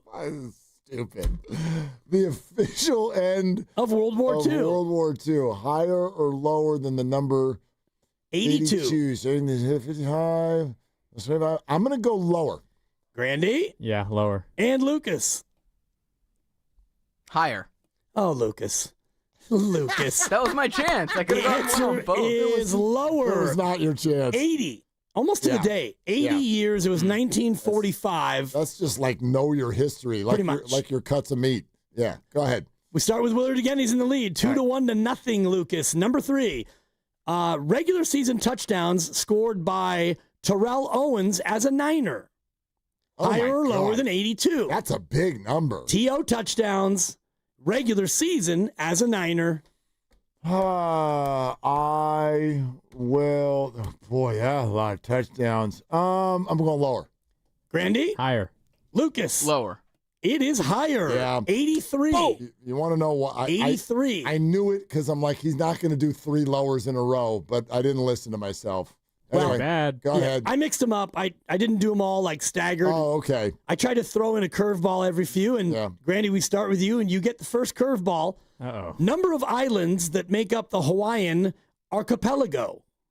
I'm sorry, the what? The archipelago, which is the collection of islands. That's the word. Archipelago means collection of islands. Isn't that like when you sing with no instruments? That would be acapella. That's a 4 for the effort. What? Grandy, Okay. number of islands that make up the Hawaiian archipelago. Higher or lower than 82? Lower. And Willard? I'll go higher. I don't even know what the hell we're talking Lucas. about. Lower. Stay hot, Lucas. It's higher. Yeah! 137. I need Lucas to go ahead of me. There are 137 Hawaiian islands. You can name 8 of them. No, I have homework now. All I'm going to do, right, because the lovely Christie's family has one. I need to know what archipelago or whatever the hell you just said is. Archipelago. I don't even know what it is. I just told you. Well, but I didn't hear you. Willard 3, Grandy 2, Lucas, I hope is still alive back there. How many islands are in Hawaii, did you just say? Oh, there's like 100 there's like 7 tiny ones. 137. We're talking about the archipelago. You know the 8 big ones, and then there's 129 other rinky Yeah, dinks. there's like little rocks that are out there on the beach. Those count. Anyway, it. Go ahead. We start with Willard, who's in the lead. Is there? What is the score, by the way? It's 3-2 to 0. Lucas. Yeah, 3-2 to Lucas. We don't even need to use the word 0 anymore. We're working off of 82 in honor of Tiger Woods' PGA Tour victories and the Ryder Cup that's going on. Willard, we start with you. Let's go. Number of regular season games played by Guy Santos. Oh, this higher is or lower than 82. He thinks your picks stink. In his career? Career? Yes. I'll go higher. And Grandy? Oh. Lower. And Lucas? I think higher. Stay hot, Lucas. It's lower. Let's go. 79 is the answer. 79 games. The minute Lucas gave the same answer as me, I was like, I'm cooked. Yep. All right. Luke, just keep fading me, please. 3-3-0. Grandy, we go to you. When do I go first? When you're in the lead. You get one right. Yeah, that's fair. Higher or lower than 82, Grandy? Number of United States cities with a population of 300,000 or more. U.S. cities, 300,000 or more. Higher or lower than 82? 300,000. Yep. I'll go higher. Willard? I will also go higher. Lucas? Lower. Welcome to the game, Lucas. Wow. Let's go. 72 is the answer. California has 14 of them. Oh, God. Willard, we're going to start with you here. Oh, that's exciting. It's 3-3-1, Lucas. You're not out of it. What question is this? This is question number 8. Oh, God. Oh, I'm sorry. This is question number 7. I was going to say. I didn't think we were doing that bad. We suck. Yeah. Higher 500. Higher or lower than 82, Willard? Total number of 300 games bowled by Parker Bone III. Good question. Yes. The 300 game, of course, is a perfect game. He's a really good bowler. Well, He's a pro clearly. bowler. Parker He's a Bone pro III. bowler? So's Mac Jones. Thank you. So is Anyway. O'Neal 4 times. All right. So, Total number of 300 games by Parker Bone III. I mean, just because his last name is Bone, I'm going to go higher. Grandy? I'll go lower. Lucas? Higher. Let's do it, Willard. Lucas is right, and Willard. Yes, sir. 114. Granny knew he was wrong, but he wanted to do the opposite of me. Had to He's do it. like, I'll go lower. 114 games. It's the most of all time for Parker Bone III. I have so much research to do tonight. Parker Bone and Archipelago. Yeah. PB3, come on Galapagos. Willard 4, Grandy 3, Lucas 2. Quietly. Not out of it yet. Hey, making a run. Number 8 on the board here. We start with Willard. Higher or lower than 82? Regular season games played by quarterback Mark Sanchez. Mark Sanchez. In town, getting ready for the Niner game. The boys in town. Yep. Thank you. He needs to call. We're running out of time. This is just regular season? Regular season games played. Just played, not started? Correct. By Mark Sanchez. Lower. And Grandy. I also think lower. I have to stick with it. And Lucas. Higher. Lucas, it was a good little run. It is lower. Not Lucas. Not Lucas. 79 is the answer for Mark Sanchez. Yeah. Willard 5, Grandy 4, Lucas officially eliminated. You know what that is, right? It's an elimination sensation. Yes, it was. We'll start with Willard in the lead. This is item number 9. Willard, higher or lower than 82? Total number of songs by the Beatles that made Billboard's top 100. Holy smokes. You Just named a top kid after 100? one of those songs. Yeah. I didn't, but Hey, Jude! He Come to dinner. He's already 11-year-old kid. He's annoyed by the Beatles. No doubt. He wasn't even alive, but he's just like, enough. I'm gonna go higher. Grandy? I wanted to go higher, but I got to go lower. Gots to. And Jason Lucas? Willard. Higher. It is lower. Yeah. 72. You're welcome, Grandy. 72. That stupid number 72 keeps getting me. It's 5-2. So for the final one, I'm going to have you guys honor system and write it down. Okay. And then you can deliver it on the air. All right, we'll deliver it at the same Lucas, time. we'll start with Lucas because you can do whatever the heck you want. Lucas, you made it. You're starting. Higher or lower than 82, we start with Lucas. MLB players to hit for the cycle since the year 2000. The year Higher 2000. or lower than 82? Lower. Players who hit for the cycle since 2000. Is the tiebreaker how many of the... No, I got a tiebreaker for you now. Okay. Are your answers down, Grandy and Willard? I wrote my answer down. Grandy, have you written yours? This is like Final Jeopardy. We're like writing our, and we slide it into the little slot. Yeah, we don't have that here. It's radio. Go ahead and tell me, Willard, what did you write down? I don't know. We got to do 3, 2, 1. Lower. Yeah, we both went lower. Me too, guys. Yeah, you're all wrong. I knew the second we did the same answer, I knew we were going to be The wrong. answer is higher. 104 players have done it. Now That's surprising. The tiebreaker. Tiebreaker. The tiebreaker. Of the 104, and you guys can again write these down. How many of them are Giants? How many of them are Giants? Are you looking over my shoulder? No, I just know you. Of the 104, they might be Giants. How many of those 104 are Giants? Okay, and again, this is cycles since 2000? Correct. I can remember. Okay, we got to write our answer down again, It'd be right? great. You write it down, and then. All right. Since 2000? Correct. I wrote a number it's down. now 26 years of baseball. Okay, I wrote a number down. Okay. Grant, did you write a number down? If we go over, are we out, or is it just closest to the number no matter what? Yep. How long does it take you to write down one number? Could be two numbers. Thinking. Could be three numbers. Good Lord. Could be 104. It's not like Okay, Dibs is I going to got buy it. donuts or something. Like just. This all is fun, though. Yeah, absolutely. This is big. This is for the lead. Yeah. This is for the win. career This is lead. for the win. And for the career lead. All right. We both have 2 wins. And you have All to right. name who the Giants are, No, right? stop. It just okay. That would be the second tiebreaker, Lucas. Stay in your lane. No, Yeah. I'm with you. Are you ready? Unless it's 0. 3, 2, 1, 5. 4. Oh. Ladies and gentlemen, the winner of today's higher or lower, Mark Willard. Let's go. Good job, what's Willard. the number? The answer's 3. 3. I remember 2. Randy win. Correct. Fred Pablo? Lewis and Pablo Sandoval. I Fred remember. Lewis and Pablo Sandoval. Look Yeah. at you guys. Yeah. Look at you guys. I just- Congratulations, Mark Willard. Thank you. I threw an extra one in there because I'm like, I'm forgetting somebody, but I guess there wasn't. Yep. 3. 3 Giants Okay. since 2000, and that is today's edition of Higher or Lower. Well played. That was fun. And Willard takes the lead. Yep. And Dude, Luke, these things are exhausting. Grandy, I think you should host for the next 10 minutes. It wears me out, man. I mean, That's a Lucas lot could of jump in and juice. do it because he, Yeah, Lucas, what 2 do for you- 10. What do you do here, man? Usually I try to fade you guys early. It's not a good There's strategy. gonna be a new segment next week called Fade the Lucas. It's a good one. The Lucas. Yeah, that was great. Yeah, good. How long does it take you to put these together? This one took about 20 minutes, 20 to 30. What's your process? Like, how do you go about finding things that are near the number 82? Well, you've actually inspired me to make it topical. And so today I was thinking, watching the Ryder Cup, or actually it was yesterday, and the Ryder Cup was coming up, and I thought, Tiger Woods' career victories, 82. Yeah. I can work with that number. And then you start to think about things that are around that, and first thing I thought of was Casey Schmidt. How many hits did he get? Why did you think of Actually, Casey the first Schmidt? one I thought of is Casey Schmidt strikeouts. And you know what that answer is? Higher. 82. Oh.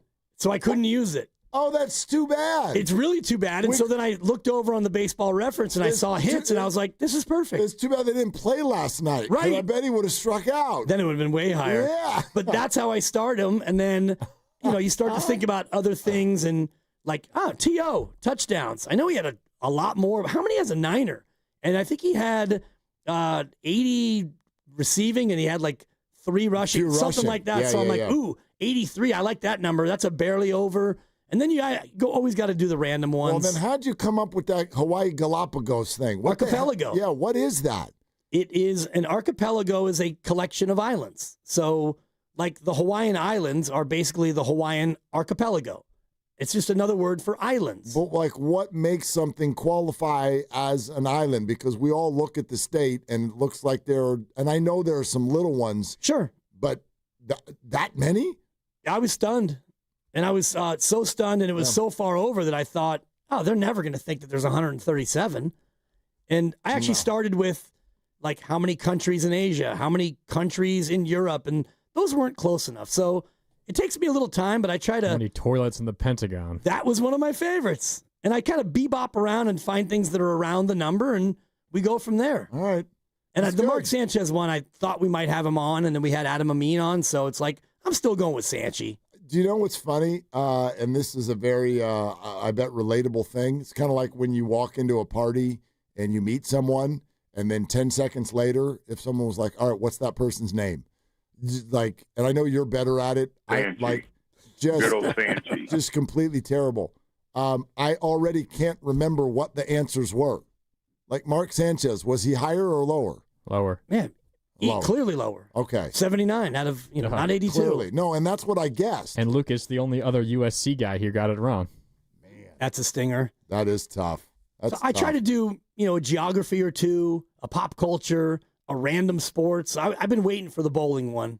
I've been waiting to spring some bowling on you. Parker Bone? The third. BB3. Yeah. 114, 300 games.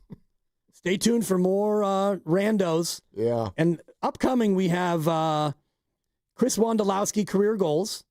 We have Klay Thompson's 37-point quarter, and we have Barry Bonds' career home runs, and Steph Curry's career free throw percentage. So when the Warriors get ready to actually play basketball, we could spring out a Steph Curry. We got a Bonds in there as we need it. So yeah, I've got a few more written. And whenever I have some downtime, and I'll scratch one out. I kind of enjoy it. It's fun. And I like watching you guys sweat. Whenever you have some downtime, you scratch one out. All right. I got it. What? I got it. It's not the same as... I got it. I mean... I got it. It's not even a thing. No, Scratching one out. That's what you're... Don't talk about that. Right, I didn't say the other thing that was one out. I didn't either. One out. Yeah. A double play. When you got some downtime. You have a 3-year-old. You probably don't have a lot of it. I try to scratch one out. Yeah. There you go. Okay. Is it hot in here? These lights. It's not hot in here. No. It might be on Monday, though. What is going on here? During the show today. Transition. Yeah. During the show today, I have gotten sort of, I don't know what the right word is. It's not tense, but sort of more like juiced up about the weekend. Because I wasn't really, I woke up and I'm like, it's Football Friday. Like, we're going to do our thing. The Jags are in town, whatever. I think Brock Purdy's going to get announced as the starter. That's good. Okay. Going into a football weekend. But combine it with our Kawakami conversation yesterday, where he was the one who really, I think, got my mind on the idea that this JK thing really could come to a head this weekend. I don't know what the answer is, but that we might get the answer by Sunday. I don't know why I didn't think of it. Media Day's Monday. Jimmy Butler is working out in San Diego with players who are supposedly about to be Warriors.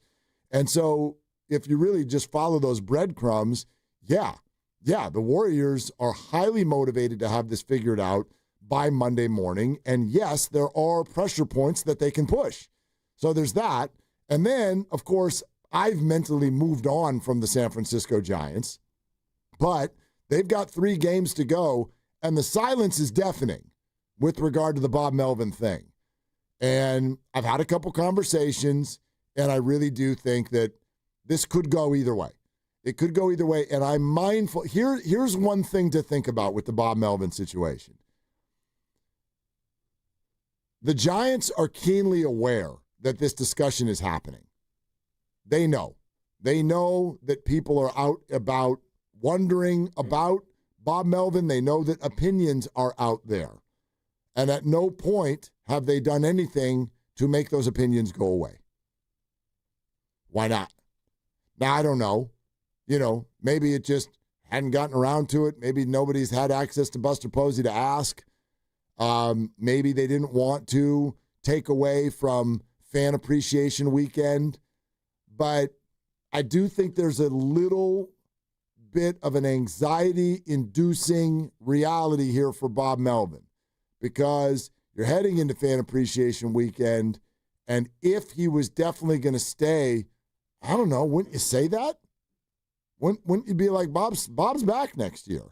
Wouldn't you get that out there so that people aren't sitting there? Because that's kind of now, that's what people are going to be talking about and watching for all weekend long. Perhaps, and I remember when they made the move on Kapler, it was about at this point in the season. It was before they went into the final weekend. Right. Yes. I think it was before the last 3 games or the last 2, maybe the last 3. You're right. I think it was prior to, and I think I want to say the Dodgers were the opponent, and they got rid of them before the series. And it would have been, honestly, if they were going to do that, it would have probably been yesterday, heading into the series. They're not going to do it now, and you're not going to do it before the end of Sunday. I don't think. First pitch is in an hour. So or hour and a half. He goes out to do the lineup card exchange, and Buster comes out. And I'm going to need you. I'm going to need the card. Trap door opens. Melvin just falls. They through go to the lefty, plate. and somebody else comes out and takes over, and Bob just trudges off.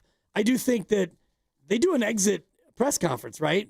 Buster will do that. I would think season in review. So it would, if it's going to happen, it'll happen after the last series and then before that press conference happens. Which I don't know if that would be on like a Tuesday or Wednesday or whatever, but I still think that he's going to be back. I do too. I'm still going to vote that he's going to be back. I'm still going to say that if I were in charge, he would be back. But I don't think that I'm not ready to say yet that it's definitive. I'm not. We're sponsored by Pier 39. Tons of fun today, not done yet. 888-957-9570 is the number. It's Willard and Dibs. On Saturday, October 4th, Pier 39 is throwing a party on the waterfront. Enjoy drinks to go and activities for the whole family. From live music to special deals, it's all here at Pier 39. Learn more at pier39.com/entertainment zone. Change is always happening. It's part of life. And when it comes to music, change is all around us. Songs are rewritten. Classics are remixed. Bands and artists come and go. Even our taste in music changes. Here at Xfinity, we know there's still good in keeping some things the same. That's why we want to do our part with a 5-year price guarantee on our internet. It means no matter what changes, you get 5 years of the most reliable Wi-Fi with our best equipment included for a price that stays exactly the same. Surprised? Life is full of them. One internet price, 5 years, guaranteed. Learn more at xfinity.com/deals. Restrictions apply. New residential customers only. Taxes and fees extra and subject to change. Most reliable Wi-Fi based on Open Signal Awards USA. Fixed Broadband Experience Report, August 2024. At Shane Company, we've been engagement ring experts for almost 100 years. We have the largest selection of diamonds and gemstones in stock. You don't have to wait to compare them side by side. Find the one that speaks to you at shaneco.com or in store. Shane Company, your friend and jeweler. Oakland, it's time to pack the Coliseum. The Oakland Roots are back home Tuesday, October 7th, taking on Hartford Athletic. Experience the energy, the community, and the beautiful game right here in the town. Get your tickets now at OaklandRootsSC.com. Can't make it to the Coliseum? Watch live on ESPN Plus or catch the action on KTVU Plus. That's OaklandRootsSC.com. Don't miss Oakland's team, Oakland's moment. Are high-interest credit cards or personal loans weighing you down? Unlock gives homeowners a smarter option. With a home equity agreement, you can tap into your home's equity for cash today. There are no monthly payments and no added debt. Here's how it works. Unlock provides funds up front and in exchange shares in a portion of your home's future value. That means you keep control with the flexibility to use your equity your way. Pay off bills, invest in home improvements, or set aside savings for peace of mind. For thousands of homeowners, Unlock has been the key to moving forward without the pressure of another payment. Put your equity to work for you. Visit unlock.com to learn more about a home equity agreement. That's unlock.com to learn more. Terms and conditions apply. Not all homeowners will qualify. Not available in all states. Actor Portrayal. Home equity agreements are offered by Unlock Home Equity Solutions, Inc. In certain states, NMLS number 2657081. Visit www.consumeraccess.org for more info. All right, team, it's game time. Blue 42, California 8 scratch right on one. Wait, what play is that? Keep up, man. He said play scratchers for the California Lottery. Oh. With the new Los Angeles Chargers, San Francisco 49ers, and Los Angeles Rams scratchers, it's always a great call. For sure. On one. Ready, set, go. Play the new Game Day Scratchers from the California Lottery. A little play can make your day. Please play responsibly. Must be 18 years or older to purchase, play, or claim.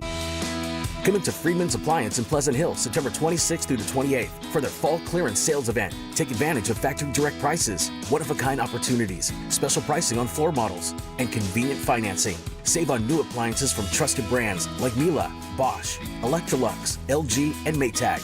Visit Freeman's Appliance in Pleasant Hill for their fall clearance sales event September 26th through the 28th for the best time to save on new appliances for your home. Score big by saving lives with Stanford Blood Center. Donate blood between September 1st through the 30th and be automatically entered for a chance to win 2 club-level seats to the ultimate Sunday night showdown, San Francisco versus Atlanta at Levi Stadium. It's your chance to make a difference and experience the game like never before from premium seats with an unbeatable view. Every donation helps patients in need and brings you one step closer to the end zone. Learn more at StanfordBloodCenter.org/touchdown. Do Crohn's disease or ulcerative colitis symptoms keep coming back?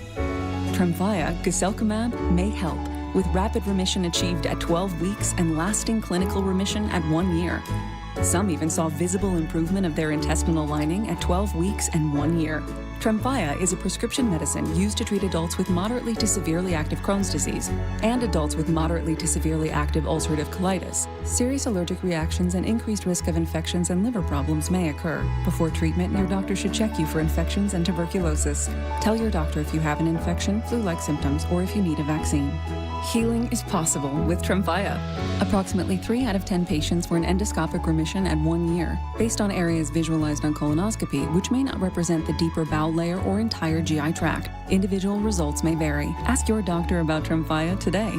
Call 1-800-526-7736 to learn more or visit tremfyaradio.com. There's nothing like when you get that part from eBay and it just fits. Yeah, the first time. So you can do less of this and get right back to more of this. At eBay, you'll find all the parts you need, guaranteed to fit, at prices you'll love. Sounds good, doesn't it? eBay, things people love. Eligible items only. Exclusions apply.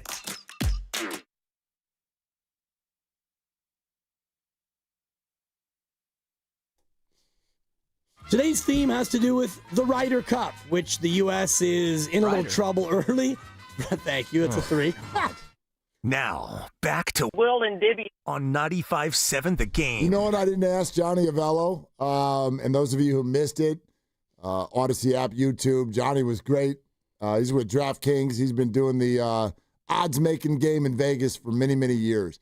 I still want to, sit down with him one time and do, a deep dive on how do y'all get to the number?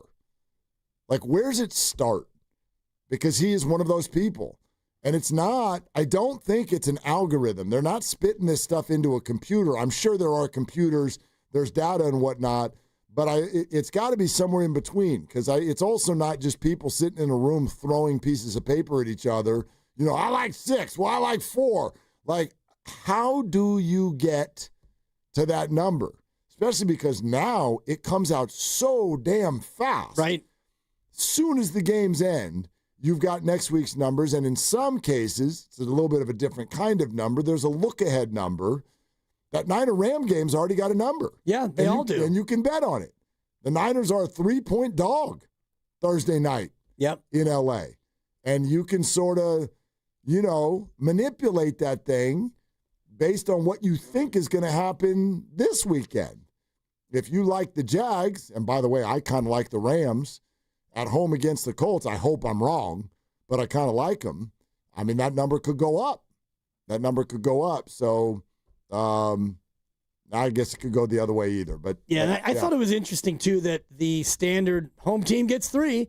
Well, actually, they don't. Yeah. Giants and Jets, they don't get a point. And the Chiefs and Seahawks, they might actually get a little bit more than 3. So I thought that was an interesting answer, just as we all look at trying to figure out home team and, what this would be on a neutral field. And we always talk about that and say it. And it turns out we're wrong in saying that. And I was thinking a lot about it because of Shanahan and his career with the Niners. His home road splits are nearly identical on how the Niners do at home versus how they do on the road. And that is in good years, in great years, and in terrible years. All the numbers throughout all the years, they all pencil out to being nearly identical. And so that's what made me think about, and I know that's not against the spread, but home teams, do they really get 3? Turns out they don't. Not always. I mean, it is probably overstated. It's easier to be at home than on the road. That's just sports, right? But at the same time,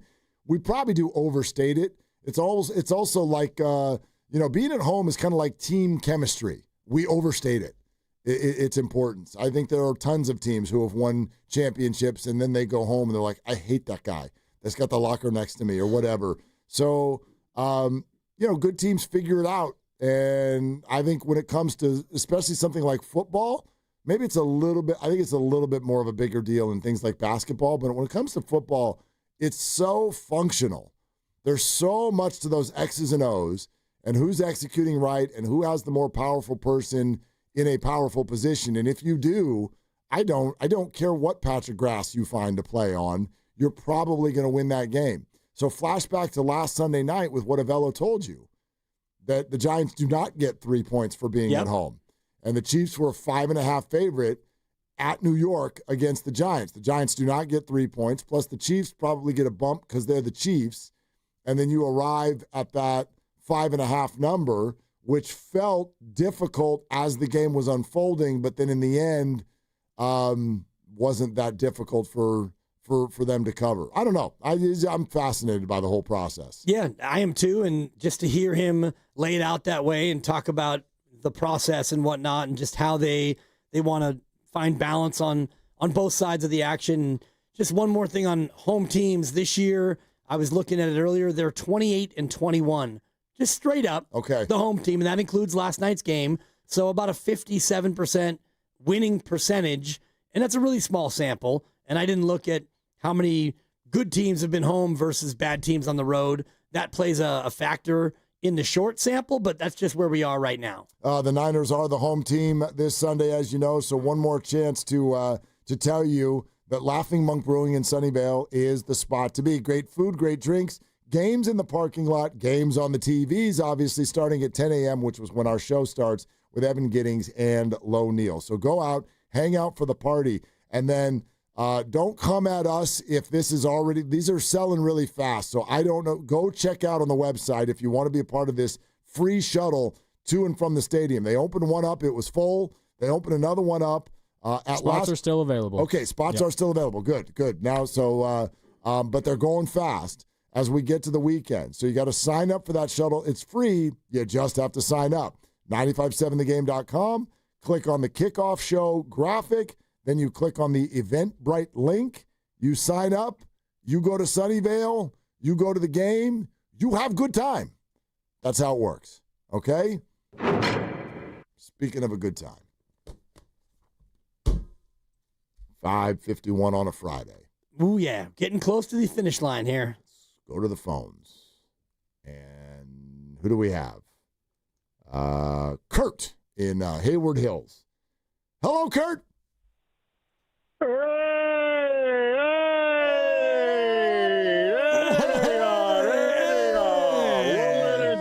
Willard Dibs, the two best sports boys in town. Hey, Willard, you're doing great, but Dibs, you got some picks there, Dibs. You're doing great, but you went against the 49ers last week. You took the Cardinals to beat him. I did not. I'm 3-0 this season, and this weekend's coming up, the Jacksonville Jaguars. First of all, what a disappointing that we lost our defensive end. What a shame. What a shame, man. That is a big loss to the defense, to Robert Saleh. That's a big loss, fellas. But Brock Purdy's back. Our boy's back. Yeah, our boy's back. Let's go, Kurt. Let's go. So what's happening this weekend? The Jacksonville's going down. They're not going to beat us.